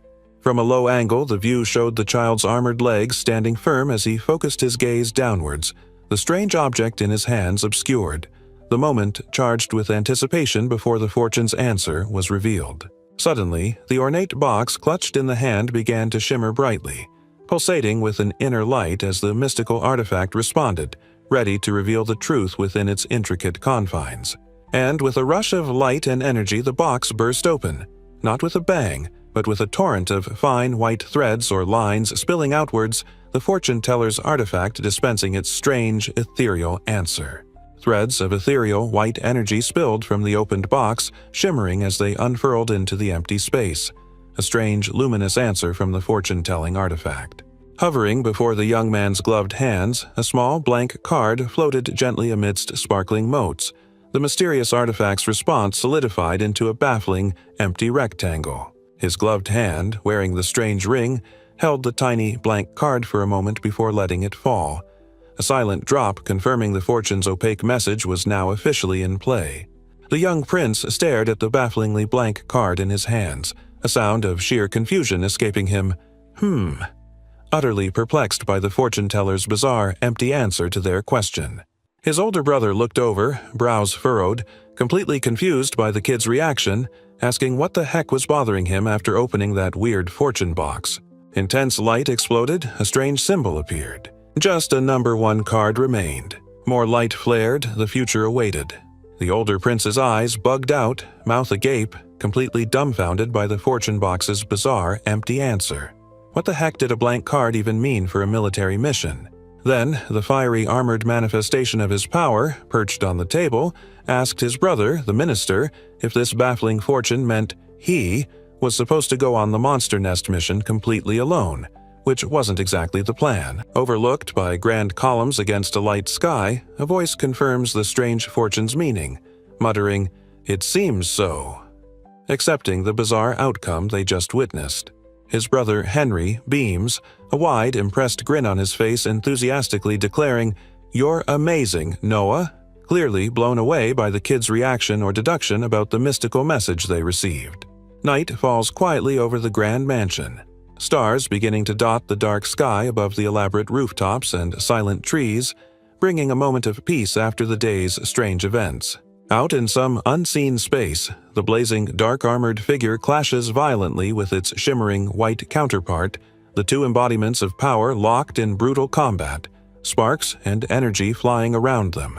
The young prince watches intently from his opulent sofa, tiny versions of his armored power forms duking it out on the coffee table below, overseeing the bizarre training session designed to boost his level and stats. Late at night, the young master's attendant appeared at the ornate doors, announcing a guest waited for him, making him wonder who in the world would show up at such an hour. It turned out the visitor was a messenger sent directly by His Majesty, arriving with some sort of royal appointment, a rather unexpected development that left the young prince looking quite surprised. Deciding he wasn't about to keep an imperial messenger waiting, the small prince settled back and told his attendant to let him in, while strange, glowing lines of energy pulsed from his hands and tiny fighting figures sparked on the table. Stepping through the doorway was a seriously imposing guy in gleaming armor, introduced as a subordinate of the 4th prince, apparently named Is Cake, looking every bit the stern royal retainer. This armored figure, clearly someone important connected to the 4th prince, was here directly from him, likely carrying a message or order from the older brother. The armored messenger, looking a bit surprised himself, stated he was here to deliver His Majesty's wishes directly, because apparently that's just how important messages work around here. The young prince, back in his uniform, simply looked up and told the messenger, "Yes, sit," granting permission to proceed with whatever imperial announcement had just arrived. A heavy presence settled over the room, the weight of the imperial order hanging in the air as the powerful figure stood ready to deliver it. Towering over the small figure kneeling before the ornate chair, the imposing messenger waited, emphasizing the sheer distance between the recipient and the one who sent him. The messenger explained the serious etiquette involved. Apparently, addressing the emperor's wishes directly was crucial, and intervening while the representative delivered an imperial order? Yep, that was strictly forbidden and definitely a crime. First battle postponed, stand by for orders. She understands and accepts the new command. Prince stands tall, armored man kneels before him. Kneeling respectfully before the young ruler, the armored man acknowledges it's been quite a while since he last saw His Highness, his voice filled with formal deference in the grand room, patiently awaiting permission to state his business. The pint-sized royal confirms it has indeed been a while, then looks a bit surprised, asking if this meant the gentleman had been acting as Brother Henry's personal attendant or at-home person back at the Ministry of Military Affairs all this time. This imposing figure, an armored warrior, represents those called heiresses, individuals from noble backgrounds, explaining that the royal family sometimes puts their own former slaves or servants into high command positions. It's certainly a unique career path, huh? And compared to Evelyn, the maid appointed to a mere deputy role a while back, this other young woman, Rice, has landed herself an even bigger step up the ladder. Quite the promotion, apparently. But beyond all those peculiar promotions and shifting statuses, something else, one more crucial thing, needed to be understood about this evolving situation. Now, Rice holds the official status of a government official, but she's also simultaneously a servant of the royal family, a weird dual status as a direct underling, not just to Prince Henry, but to young Noah himself. And right after he finishes announcing that royal order, the imposing armored messenger from earlier gets down on one knee, bowing low before the tiny prince, showing utmost respect for the little guy. The ridiculously ornate ceiling and heavy draped curtains of the grand room looked down, emphasizing the sheer luxury of the space where important, and probably confusing, royal business was conducted. Inside the lavish room, the young prince sat perched on a massive sofa, looking utterly tiny, while the imposing armored figure who had just arrived stood before him, ready to deliver whatever important message he carried. The small ruler looked up at the armored figure beside him, his expression sharp and direct as he cut to the chase, demanding to know exactly why his planned first battle had been postponed at the last minute. Standing before the tiny figure seated on the large sofa, the armored man, addressing him formally, explained that the delay was due solely to His Highness's incredible authority, leaving the small prince utterly bewildered and asking what that even meant. The armored figure went on, explaining that when Brother Henry reported the results of their bizarre fortune-telling to His Majesty, the Emperor was apparently greatly pleased and they decided to take another opportunity later. The young prince absorbed the explanation, his expression serious and slightly surprised as he simply acknowledged, "I see," processing the strange reason for his first battle being postponed. Out over the crowd, the young ruler stood dramatically on a rock, thinking that if the royal family was involved, the spectacle deserved a big audience, musing that citizens sure love a good commotion anyway. The armored messenger explained His Majesty was now seriously considering with Prince Henry and Prince Oscar how to spread the young man's greatness empire-wide, noting it was completely unprecedented for someone to face their first battle completely alone, like the fortune box suggested. The small prince listened, a subtle, thoughtful expression on his face, quietly processing the implications of his strange authority and the unexpected plans brewing for his greatness. High above, the night sky offered a quiet backdrop as the thought echoed that there was no room for anything else to happen for a while after that major first incident, leaving Noah to contemplate, if that's the case. Back on Cobalt Street, that famous hub for antique hunting where the discerning elite sniff out dusty relics, people bustled among the stalls under the afternoon sun, searching for hidden treasures or maybe just overpriced trinkets.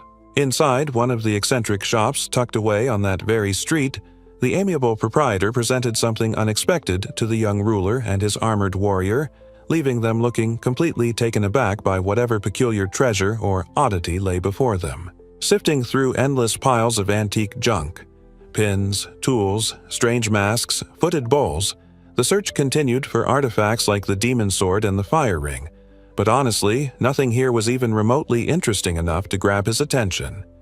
There stood the shop's entrance, marked by a sign depicting a two-headed dragon, its heavy wooden door clearly labeled "Closed," suggesting this particular treasure trove wasn't open for any more bizarre discoveries just then.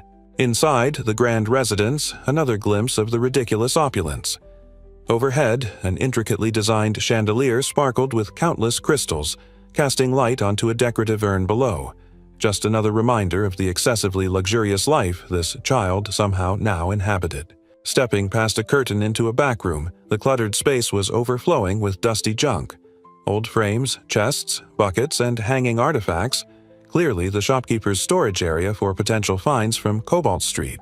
Inside the room, the young man, seated at a table, casually asked the stout merchant if he happened to have weird stuff like cursed puppets or similar items that might be considered treasures, while his armored warrior looked on curiously.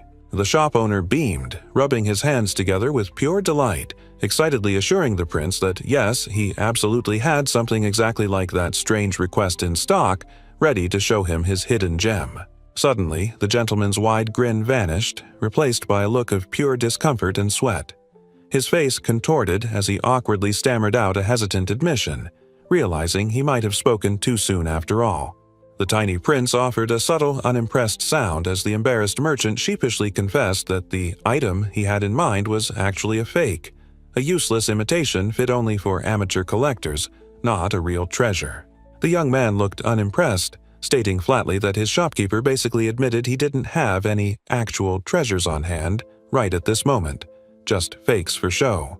Sweating profusely, the stout gentleman bowed low, apologizing for not living up to the kid's expectations. But the young ruler, barely looking back, simply said it was fine, and that something else was more important now. Handing over a surprisingly heavy bag, the small prince informed the shocked merchant there were 10,000 reens inside, telling him to contact him if he ever found a truly rare or valuable item he was looking for. The stout merchant's eyes practically popped out of his head, clutching the unexpected bag of cash as he stammered his enthusiastic agreement, utterly overwhelmed by the prince's bizarre generosity for such a simple task. Giving a subtle smile, the young ruler promised that, of course, if the merchant actually found something genuinely good next time, he'd definitely receive yet another big reward, before casually wishing him farewell. Days passed quietly under cloudy skies, bringing a moment of peace after the intensity of the recent knight selection and his new, bizarre responsibilities as Minister of Justice. The armored warrior, Shirley, looked completely taken aback, her eyes wide with surprise, still trying to process something unbelievable she'd just witnessed or realized about her unusual young master. "Oh," she stammered, turning to him. "I'm just wondering about what you did earlier," the armored woman asked, utterly bewildered by his strange actions. Standing beside her, the pint-sized prince listened as she questioned how he'd received nothing yet handed over a ridiculous sum of money, scratching her head about him paying someone 10,000 reens. The young man smiled subtly, a knowing glint in his eye, acknowledging her confusion. "Oh, you're thinking about that, huh?" he mused, perfectly pleased she'd noticed his peculiar business transaction. Strolling along the market, the young man mentally observed that this casual throwing around of cash was just how aristocrats rolled when they shopped, remembering how utterly gobsmacked his past self would have been by it. His companion, the armored woman, and the merchant they were dealing with both stared, eyes wide with pure shock, a collective gasp echoing their absolute disbelief at whatever casual declaration of wealth the little prince had just dropped. Suddenly, the guy with the scarf got right in someone's face, yelling about what they'd just said, demanding they repeat it and clearly getting way too aggressive over an antique. The terrified vendor sweated buckets, stammering apologies and confessing that, honestly, the bizarre item the prince just bought had actually already been reserved by another customer earlier. Grabbing the poor vendor by the shirt, the aggressive bully raged, screaming that he'd already told the guy he was going to buy it for him, causing the vendor to squeak in terror. Striding down the bustling market street, the pint-sized figure in armor was abruptly stopped by a looming presence whose leg alone took up half the view, a sharp voice cutting through the crowd. "Stop right there!" The bulky man spun around, face contorted in disbelief and fury, sweat flying as he roared back, completely losing it after being told to stop, screaming, "Ah, you bastard!" Suddenly, a new guy stepped forward, sporting a rather slick look and a wide, perhaps overly friendly grin, spreading his hands in greeting and addressing the little prince with faux surprise. "Ah, my. If it isn't Noah-sama." The young man looked back at the unexpected greeter, his brow furrowed slightly in surprise as he questioned how this stranger knew his name, wondering aloud, "You know who I am?" The man continued his introduction, bowing formally in the fancy room.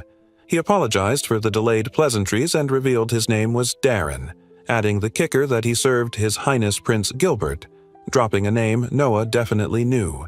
The ministry building loomed, a rigid tower against the sky, a long pipe reaching out like a probing finger towards the outside world. The man who knew his name, Darren, flashed a slick, unsettling grin, mentioning they'd totally bumped into each other before, like at the Ministry of the Imperial Household or something, right? The kid blinked, his young face thoughtful, internally echoing the name of that ministry, the one supposedly all chummy with the royal family. This ministry wasn't just about paperwork. Its officials handled the royal family's personal business and the whole damn treasury, making them feel oh so important and utterly dismissive of anyone else, apparently. Brushing off the ministry talk, the guy in the waistcoat immediately changed the subject, asking what the young man was even doing here, but was quickly shut down by the prince, who didn't care about that, pointing out the real issue. He'd just seen this dude being a total bully. The man named Darren flashed a wide, unsettling grin, addressing the young ruler with mocking amusement and asking pointedly how, as the Minister of Justice, he could possibly not know something so obvious that even he was asking about it. The young man looked down, a serious expression settling on his face as he processed the unsettling arrogance and the pointed question, his mind working quickly to understand what exactly this smug individual was implying. That arrogant man then explained with a wave of his hand that people in his ministry of the imperial household were practically above the law, immune to most crimes except for internal disturbance, possessing exorbitant privileges to maintain the stability of the royal family itself. Listening, the child's eyes sharpened as he suddenly recalled the obscure detail. He didn't usually deal with those folks, so he'd forgotten. But there was indeed a specific rule about their legal immunity, confirming the man's outrageous claim was somehow correct.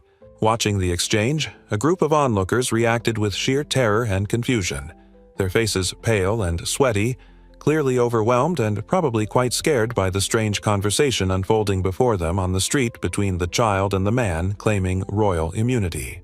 That arrogant jerk Prince Gilbert's guy just flashed a smug grin, telling the kid that because of his status, no matter how unimportant something seems, he absolutely shouldn't butt into his business.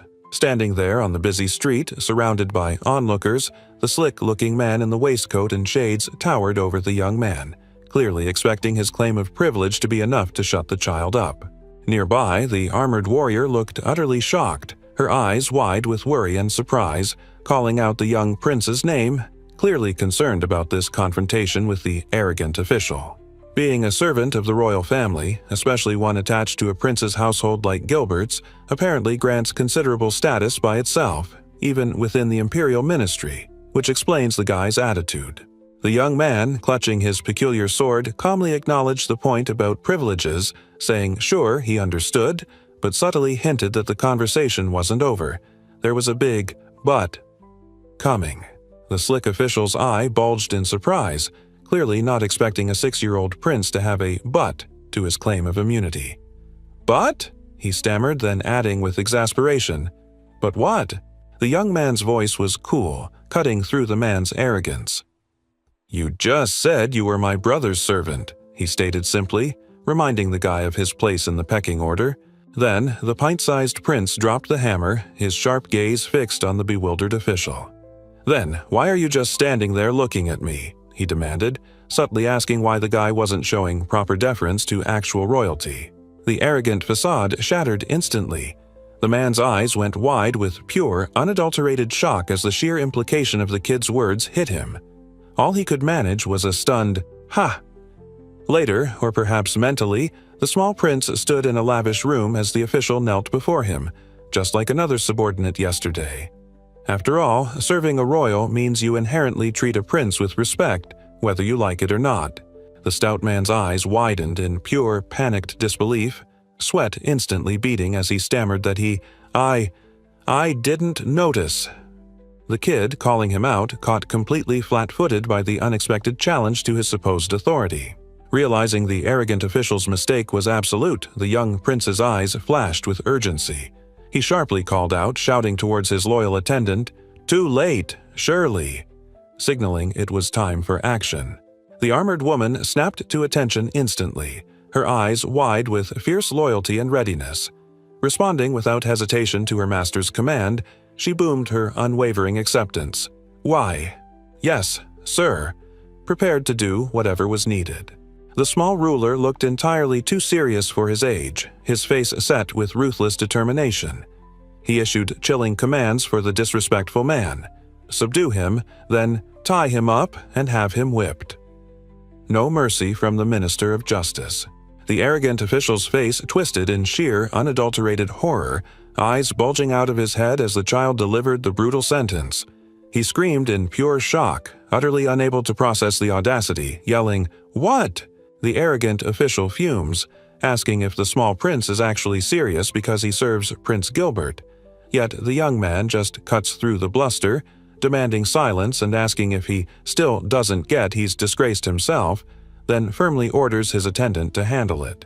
His armored companion, Shirley, responds instantly, charging forward with fierce determination, her expression set with loyalty and readiness as she confirms she's completely on it and ready to carry out the command. With explosive speed, the armored woman's punch connects, slamming into the arrogant official and sending him reeling backward, while another figure behind him also reacts in pain. Seriously, messing with this kid never ends well. The armored woman looks up urgently, eyes wide and seeking something to restrain the now defeated man. She calls out, asking for something to tie him up with so they can complete the prince's rather brutal sentence.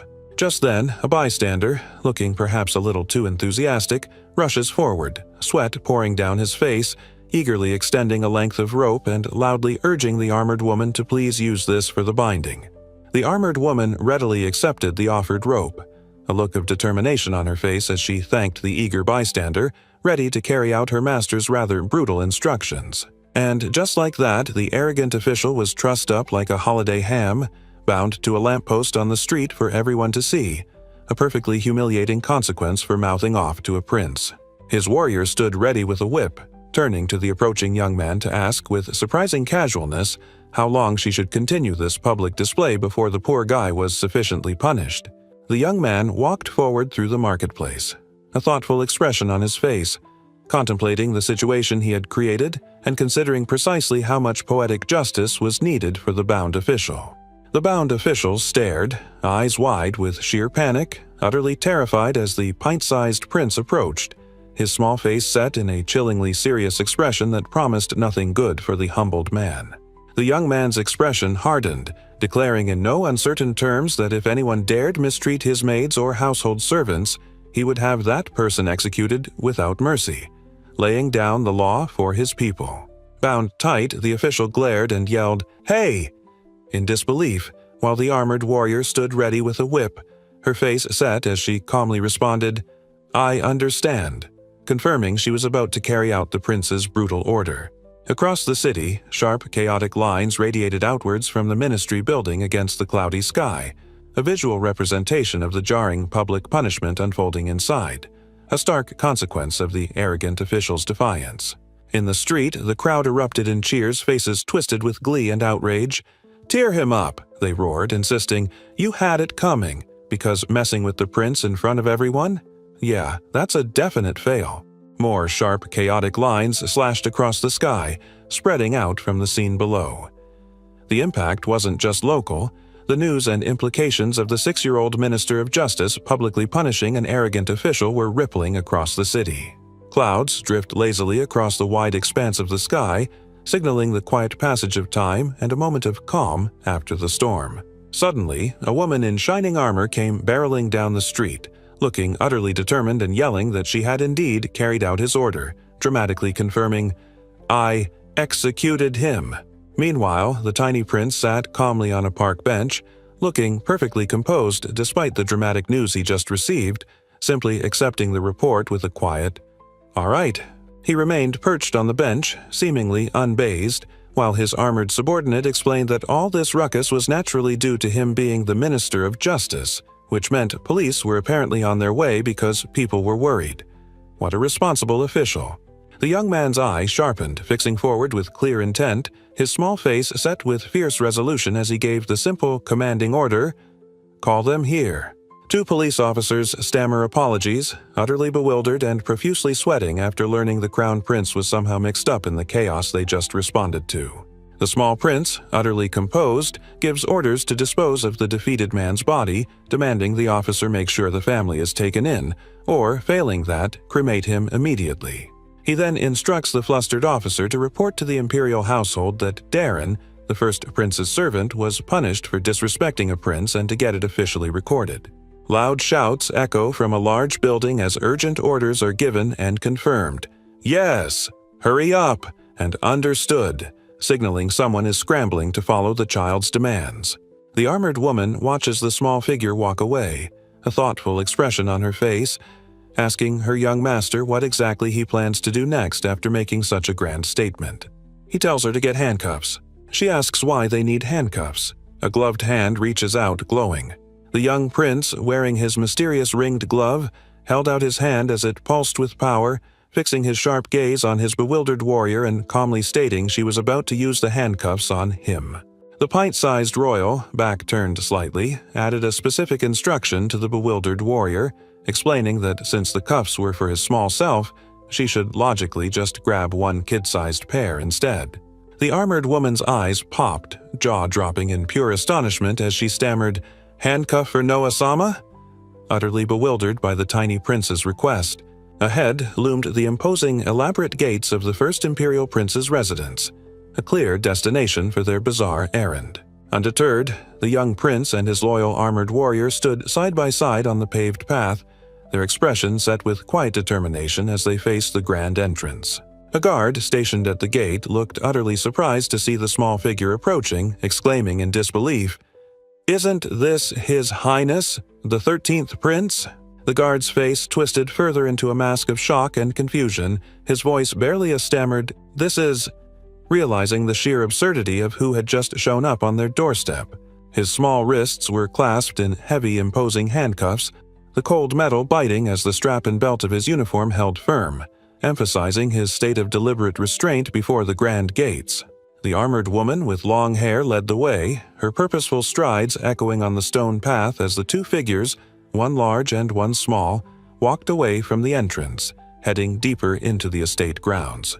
The young prince stood resolute, looking forward with a serious expression as he explained his purpose for being here. He had come to offer an apology and deliver a message directly to his brother.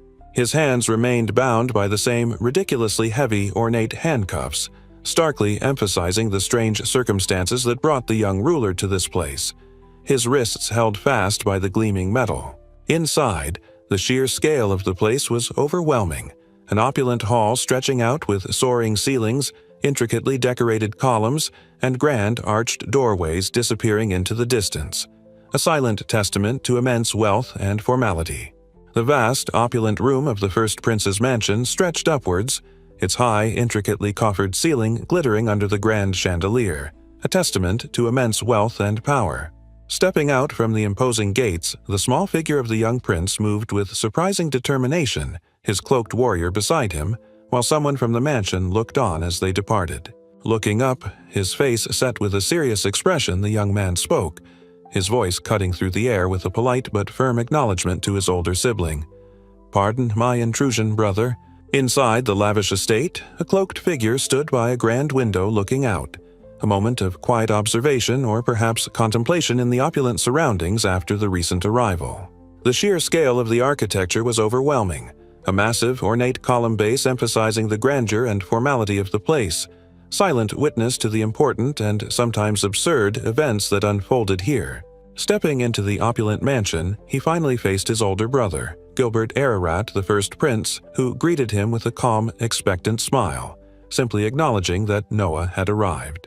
His older sibling looked utterly bewildered by the tiny prince's handcuffs, asking with a slight smirk if this was some new game, prompting the young man to start explaining about their little trip to Cobalt Street. Standing before the cloaked figure of the first prince, the small handcuffed boy continued recounting the wild events that had just unfolded over on Cobalt Street, explaining why he'd shown up looking like a criminal.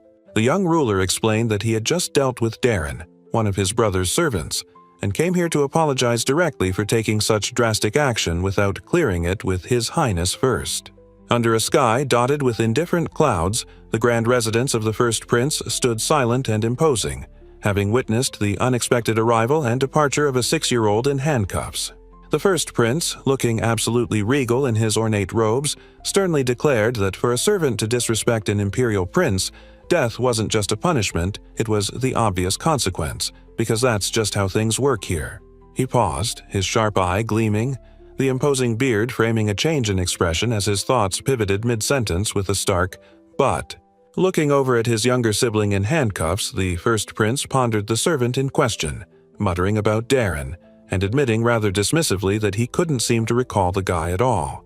As the handcuffed prince and his armored warrior stood before the open doorway, another man emerged to clarify, apologizing and explaining that Darren was someone who had moved from the mansion to the imperial household a few years prior. Suddenly, a gloved hand grasped a small, glowing object, revealing the strange flat card from the fortune-telling box and eliciting a surprised exclamation, perhaps signaling the bizarre artifact was reacting to their conversation.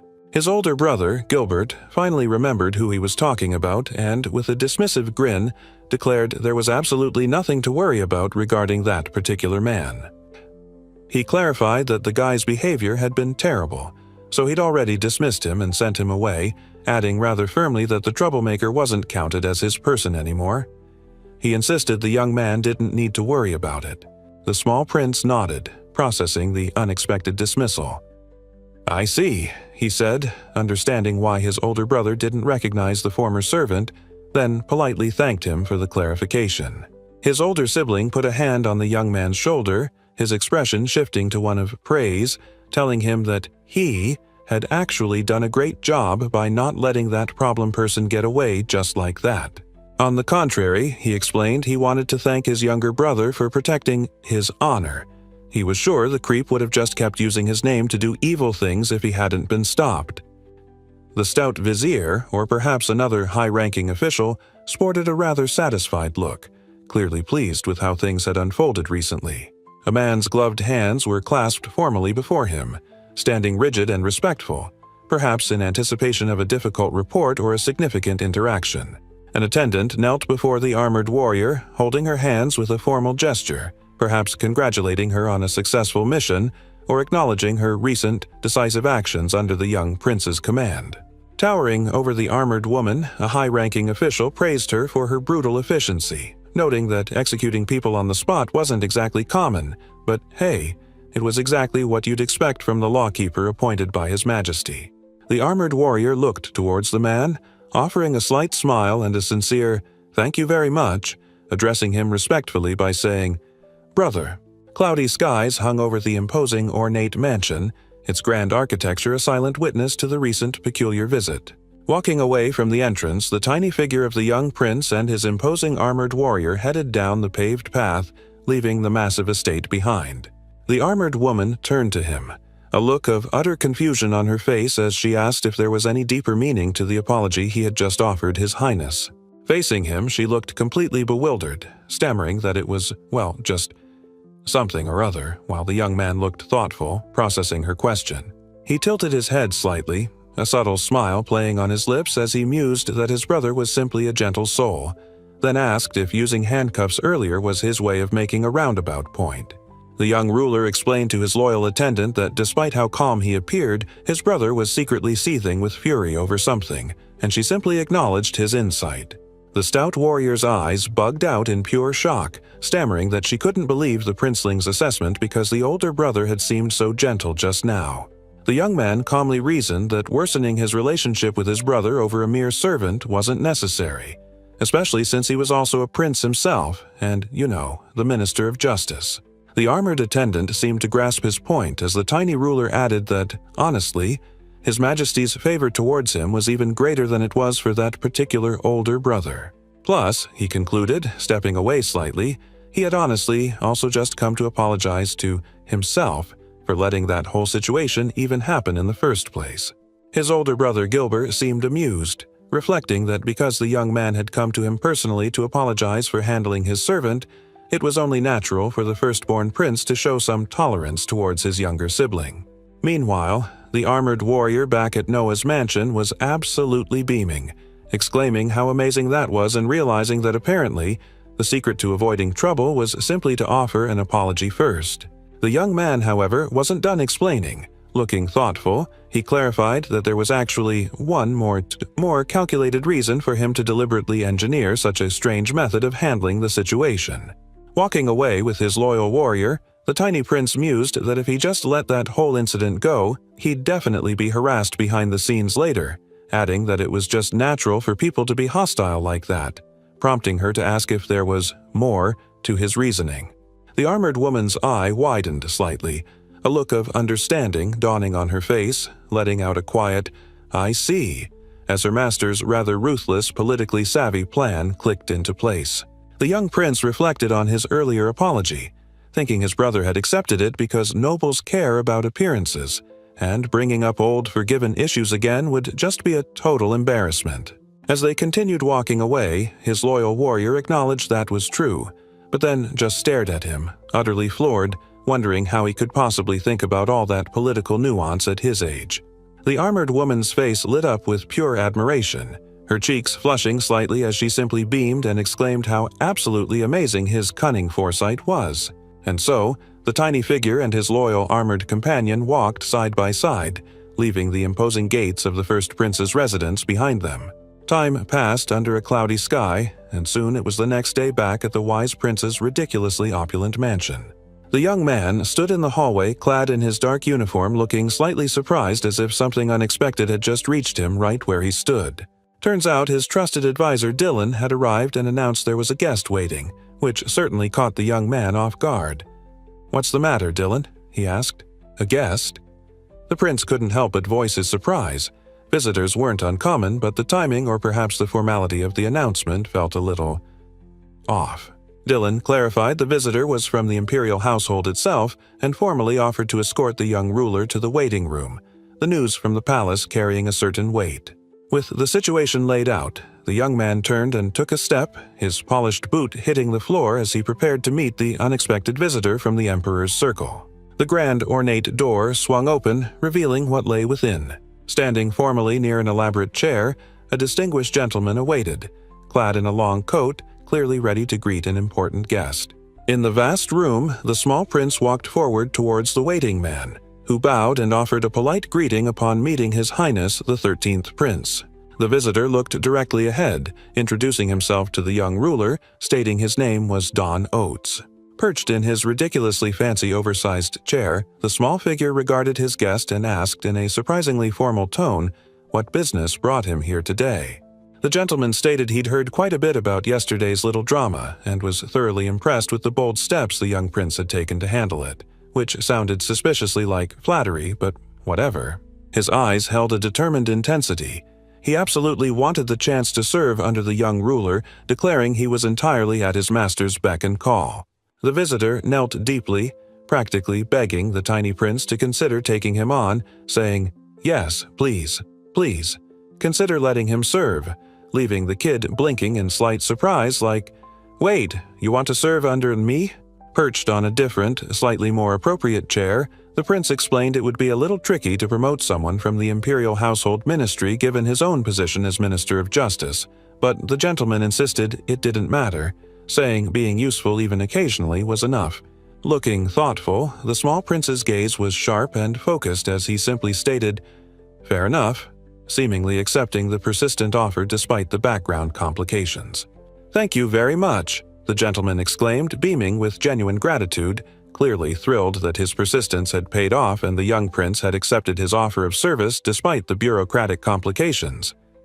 Later, the grand, ornate architecture of the mansion stood silhouetted against a cloudy sky, a silent witness to the continuous influx of eager individuals hoping to serve the increasingly influential young ruler within its walls. He paused by a large window, gazing out at the city beyond his opulent residence, a thoughtful expression on his face as he considered the expanding network of unusual allies he was slowly gathering from all corners of the empire. Standing alone on the vast, paved terrace, the young man seemed lost in thought, a small figure against the expansive backdrop, perhaps contemplating the next steps in his ambitious plan to consolidate power by collecting loyal subordinates. Shifting his gaze from the distance, the small prince's voice cut through the quiet as he called out, "Dylan," summoning his trusted advisor who stood nearby and immediately responded with a crisp, "Yes," ready for whatever came next. Lost in thought, the young man gazed off to the side, a serious and pensive look on his face after the recent wave of unexpected arrivals and the expansion of his rather eclectic crew of subordinates. Then, the boy issued a quiet command to investigate the newest gentleman who had joined his service, emphasizing it needed to be done discreetly, just in case the guy wasn't as harmless as he seemed. A vast, ornate building stood tall against the cloudy sky, its elaborate architecture a silent witness to the political maneuvers and information gathering happening within its walls or related to its occupants. Back at the ridiculously opulent mansion, the small figure stood patiently as his ever-cheerful maids meticulously adjusted his clothes, ensuring the pint-sized royal was perfectly presentable for whatever came next on his schedule. While he was being pampered, a report came in. The detailed information about the newest guy, Don Oates, was now fully confirmed. Looks like the secret investigation paid off, or at least concluded. He's questioning the gentleman visitor, asking pointedly about the servant of the first prince and how it seems the parents of that individual are being cleverly hidden, hinting at some deliberate secrecy within the royal household. Looking intensely, the young man observes the commitment of someone being discussed, Perhaps the servant in question or the visitor himself, noting that he is so completely dedicated to his role or cause. Turns out, among nobles, it's apparently a thing to just casually arrange marriages between their servants, like pairing up assets, according to this formal illustration of a gentleman and a maid. Especially in those super-secretive imperial prince households, they control everything to keep things quiet, even restricting outside relationships for confidentiality. So arranging marriages between servants on staff is totally common practice to keep things in-house. Then the gentleman's expression turned grim as he confessed, "I'm afraid that," revealing the shocking truth. He was actually a spy sent directly by the first prince himself, making his earlier offer of service rather suspect. The young man pointed out that knowing someone's a spy is obvious just by looking, but the real trick is figuring out how to use them once you know their game.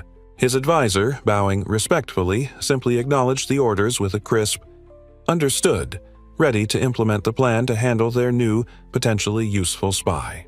The newly acquired gentleman, recently exposed as a spy, stood there with his eyes closed, perhaps contemplating his new, rather precarious position under the kid's command. The advisor watched the defeated spy, internally praising the young master for his incredible insight, marveling that he could tell the guy was a spy just by one look. That's some serious boss-level intuition. The small prince just tilted his head, a subtle expression on his face, inwardly thinking that calling this particular deduction insight was maybe a bit of an overstatement, considering he just had the guy investigated. The system screen popped up again, showing Noah Ararat, now officially Minister of Justice, still grinding away at level 3 twerks, with highlights on fire F+B and water E+S amidst the sea of Fs and F+. Still got a long way to go, apparently. He pondered the weird power system. Even giving that spy guy, Don, permission to serve him didn't budge that little plus sign on his stats one bit. Guess you can't just collect any random person. The clouds drifted lazily across the sky above the grand estate, a quiet moment hanging in the air after the dramatic events of the day and the bizarre realization about his strange power-up rules. Back in the ridiculous opulence of his mansion, with its impossibly detailed walls and glittering chandeliers, the young prince found himself once again surrounded by sheer, excessive wealth and a daily routine of being pampered. Meanwhile, the familiar face of Byron Allen, the merchant who helped him with the horse fodder scheme, appeared, looking friendly and perhaps here to report on his latest endeavor for the wise prince. Sitting back in his opulent chair, the young man looked up at his visitor, asking pointedly what brought him here today, and perhaps more importantly, what was with all the huge crates being hauled in behind him. Indeed, the merchant, Byron Allen, stood proudly amidst a bustling scene in the lavish room, directing men who were busily bringing in large, ornate crates and other items, clearly delivering something substantial. Beaming with excitement, the gentleman delivered the unexpected news. The girl, Ada, whom he had previously sent to the palace, had managed to catch His Majesty's eye and was now officially a common queen consort. The young prince simply registered the news, a subtle smile playing on his lips as he inwardly acknowledged, "I see," recognizing this was the same servant girl he'd sent by Byron's advice 6 years ago, who had somehow risen through the ranks to become queen. Spreading his arms wide in a dramatic gesture before the impressive Hall of Goods, the stout merchant declared this extravagant delivery was simply his humble thanks, and demonstrated his sincere feelings of gratitude for the young ruler's past guidance that led to this profitable outcome. So the merchant was talking numbers, explaining that this whole arrangement was a pretty big expense, like 30,000 reins big, which is apparently what they were working with. The young prince just took it all in, simply thinking to himself, "I see. That massive number must have completely floored the guy, his eyes practically popping out of his head in sheer, wide-eyed shock. It seems 30,000 reins for whatever this was felt like quite a lot of cash." Recovering from the sticker price or whatever had just stunned him, the merchant started gushing, praising the young man's incredible insight and muttering that it was exactly as awesome as he'd expected. The prince, looking perfectly calm despite being in full armor, simply asked what was wrong. The kid offered a slight smile, perhaps pleased with the outcome, and offered congratulations first. Anyway, moving right along, he smoothly brought up the topic of the common queen consort. linking it to the news they'd just discussed. Gesturing slightly from his seat, the young man went on to explain the hierarchy. Above the common queen consort, there's the side queen, and higher still is the legitimate queen, and on top of all of them, naturally, reigned the empress. The merchant excitedly confirmed his goal, getting the former servant promoted even further, hoping she could steadily rise all the way to become a legitimate queen in the palace. A diagram popped up, helpfully explaining that the status of women in the imperial palaces was strictly ranked, from common queen consort all the way up to the empress, depending on the emperor's favor and her son's standing. Naturally, there could only be one empress, but apparently becoming the wise prince 6 years ago had directly caused his own mother to rank up significantly, ascending all the way to become a legitimate queen herself. A serious thought crossed the young man's mind. If the empress was a singular position, then becoming a legitimate queen was essentially the highest practical rank a woman in the palace could actually aim for if she wanted to reach the top. The merchant finished his hopeful explanation with a somewhat resigned smile, admitting that after getting her this far, all they could really do now was pray she continued to receive His Majesty's favor. Noah declared, "It's all about politics now." The man reacted with sheer shock. The game among the queens is crucial. Noah, now looking deadly serious, lays out a chilling hypothetical. Imagine one of the queens sabotaged the new consort by changing her perfume to something the emperor absolutely hated. What would happen then? That thought clearly hit the businessman like a ton of bricks, his eyes bulging in pure, sweaty terror as the gravity of the palace intrigue and the kid's ruthless example sank in completely. The merchant absorbs the chilling truth, his eyes wide with the sheer weight of palace intrigue, as the young prince explains the emperor's court is a cutthroat abyss, harsher than any man's world. The young man then simply commands the merchant to send funds to consort Ida, reasoning that if she understands the ruthless politics of the palace, she'll know exactly how to navigate the situation, prompting the man to enthusiastically agree, hugely thankful for the clear directive. And just like that, the merchant and another helper hurried through the ornate doorway, lugging a large crate, clearly eager to carry out the prince's urgent order amidst the luxurious surroundings of the mansion. The young man sat intently focused at his desk, pen in hand, the very picture of 6-year-old determination, letting out a sharp call, "Zoe!" summoning his most trusted attendant for whatever came next. His loyal maid responded instantly, eyes wide with surprise and readiness, snapping to attention and asking, "Yes, master. Did you call for me?" Completely prepared for whatever bizarre or important task awaited her. The young prince held out a sealed letter and a casual instruction. "Send this letter and 10,000 reins to my mother's palace. Just a little something for Mom, I guess." The newly appointed deputy ruler took the letter, looking slightly unsure. If it's the imperial palace," she mumbled, "I think Dylan-san is much more suitable. Like maybe sending someone who actually knows palace protocol." "Ah," the prince responded, stating the obvious, "men are forbidden in the inner palace." He then added he had another important task for her. He needed her to pass a message to his mother. She looked up, clearly caught off guard by his request. "Does this mean," she stammered, "you want your mother to enter politics?" "That's right," the little prince confirmed, his expression unwavering. His young face was set with grim determination, his eyes sharp. He instructed her to tell his mother, "I intend to be the guardian of consort Ida." Time to pick sides in the palace beauty pageant and power struggle. The maid looked utterly shocked and hesitant, stammering out that surely even the young master's mother wouldn't be able to do something so political. The young ruler coolly explained that if consort Ida got a promotion, she'd make a good ally for his mother, adding that in the imperial family, merit and interest mean way more than feelings. The loyal attendant held the letter, her eyes wide with astonishment as she processed the ruthless political landscape the prince had just laid bare, realizing this nobility was truly an incredible, cutthroat world. Back inside the incredibly ornate mansion, a maid quickly responded, her voice sharp and ready, confirming with a shout, "I understand. I'll be right there." The vast, opulent interior of the mansion stood silent, intricate chandeliers and towering walls emphasizing the sheer power and wealth contained within, a backdrop to the young ruler's ambitious political maneuvers. The young man rested back on the opulent couch, a quiet sigh escaping him, likely catching a moment of peace in his ridiculously lavish mansion after a busy day of princely duties and dealing with bizarre artifacts.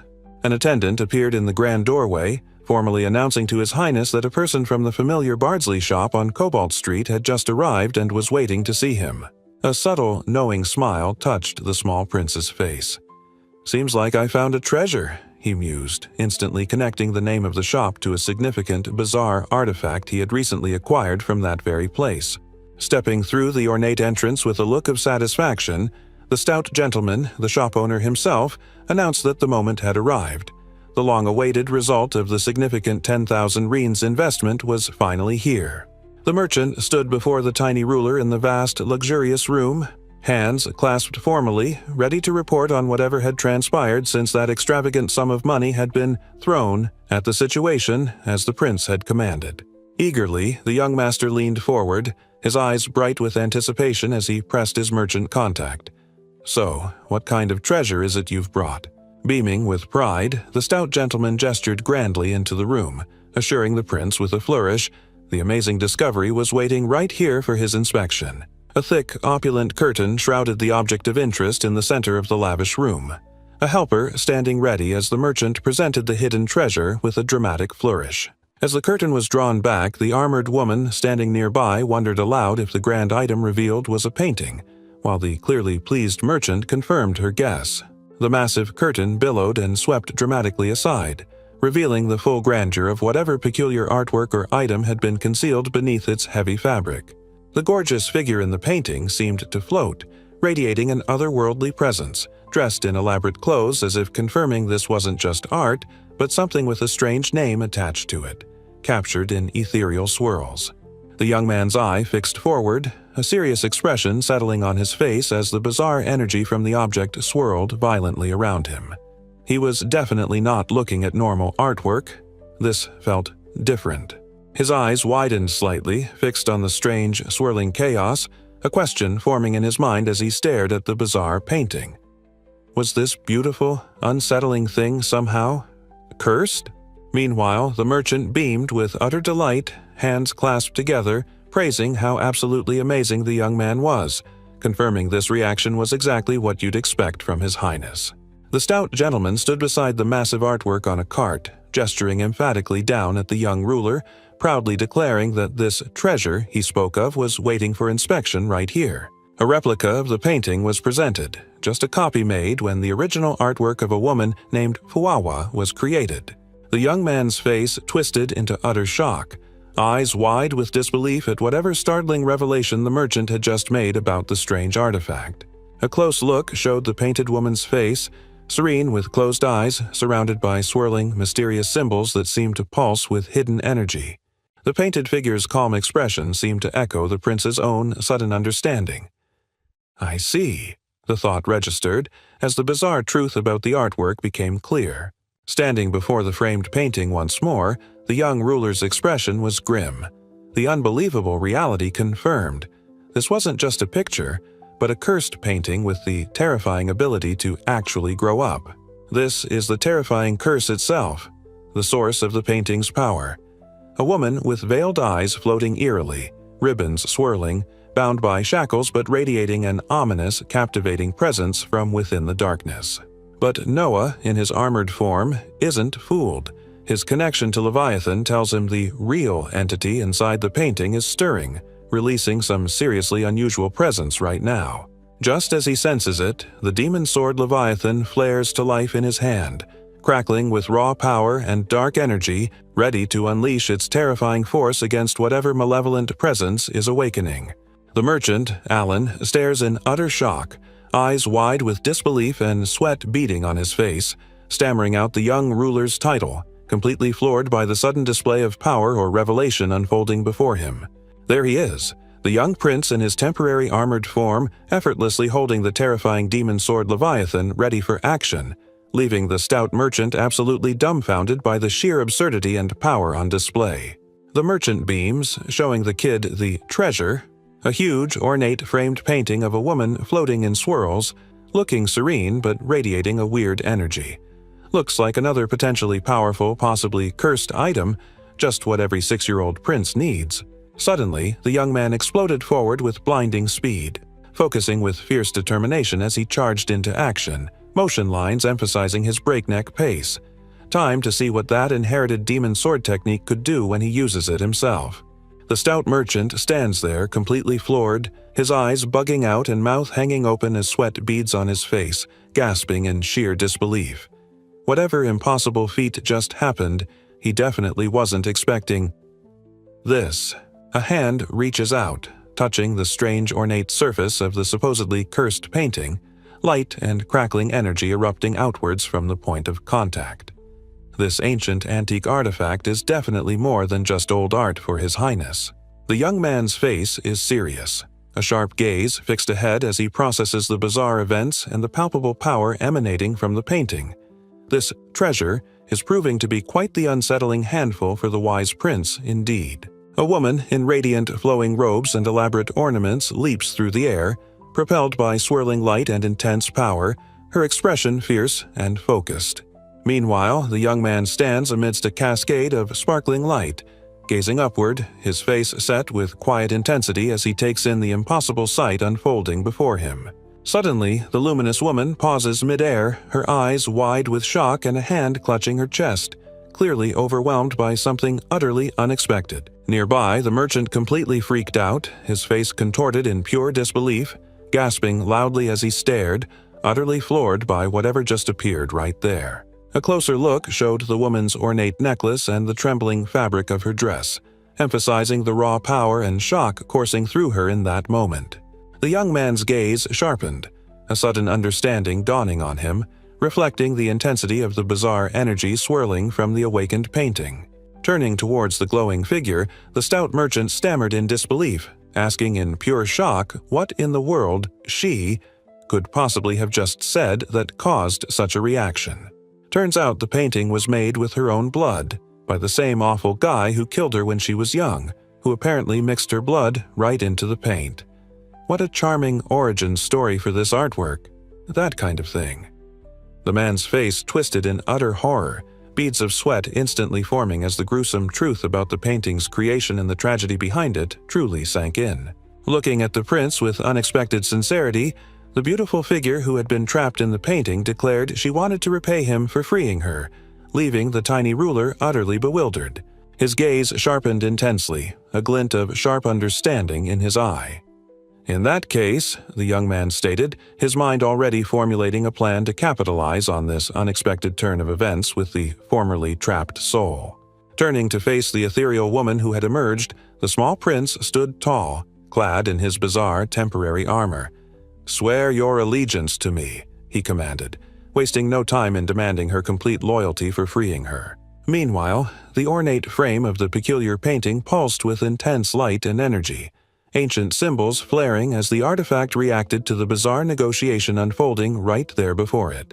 Suspended above the glowing, intricate painting, the woman seemed to accept her fate, swirling lines of light wrapping around her. "I understand," floated near her, confirming she would indeed yield to the small ruler's demand. The stout merchant stared, eyes wide and jaw dropped in utter disbelief. "She went back to the painting," he stammered, completely floored that the powerful being he thought was free had just willingly returned to her gilded prison. The wise prince beams, eyes fixed ahead. The painted woman, free now, floats by his side. His resolve hardens, ready for whatever comes next. Outside the opulent walls of the grand estate, intricate carvings adorned every surface, hinting at the immense wealth and status of the home that served as the backdrop for the young ruler's peculiar life and his growing collection of strange subordinates.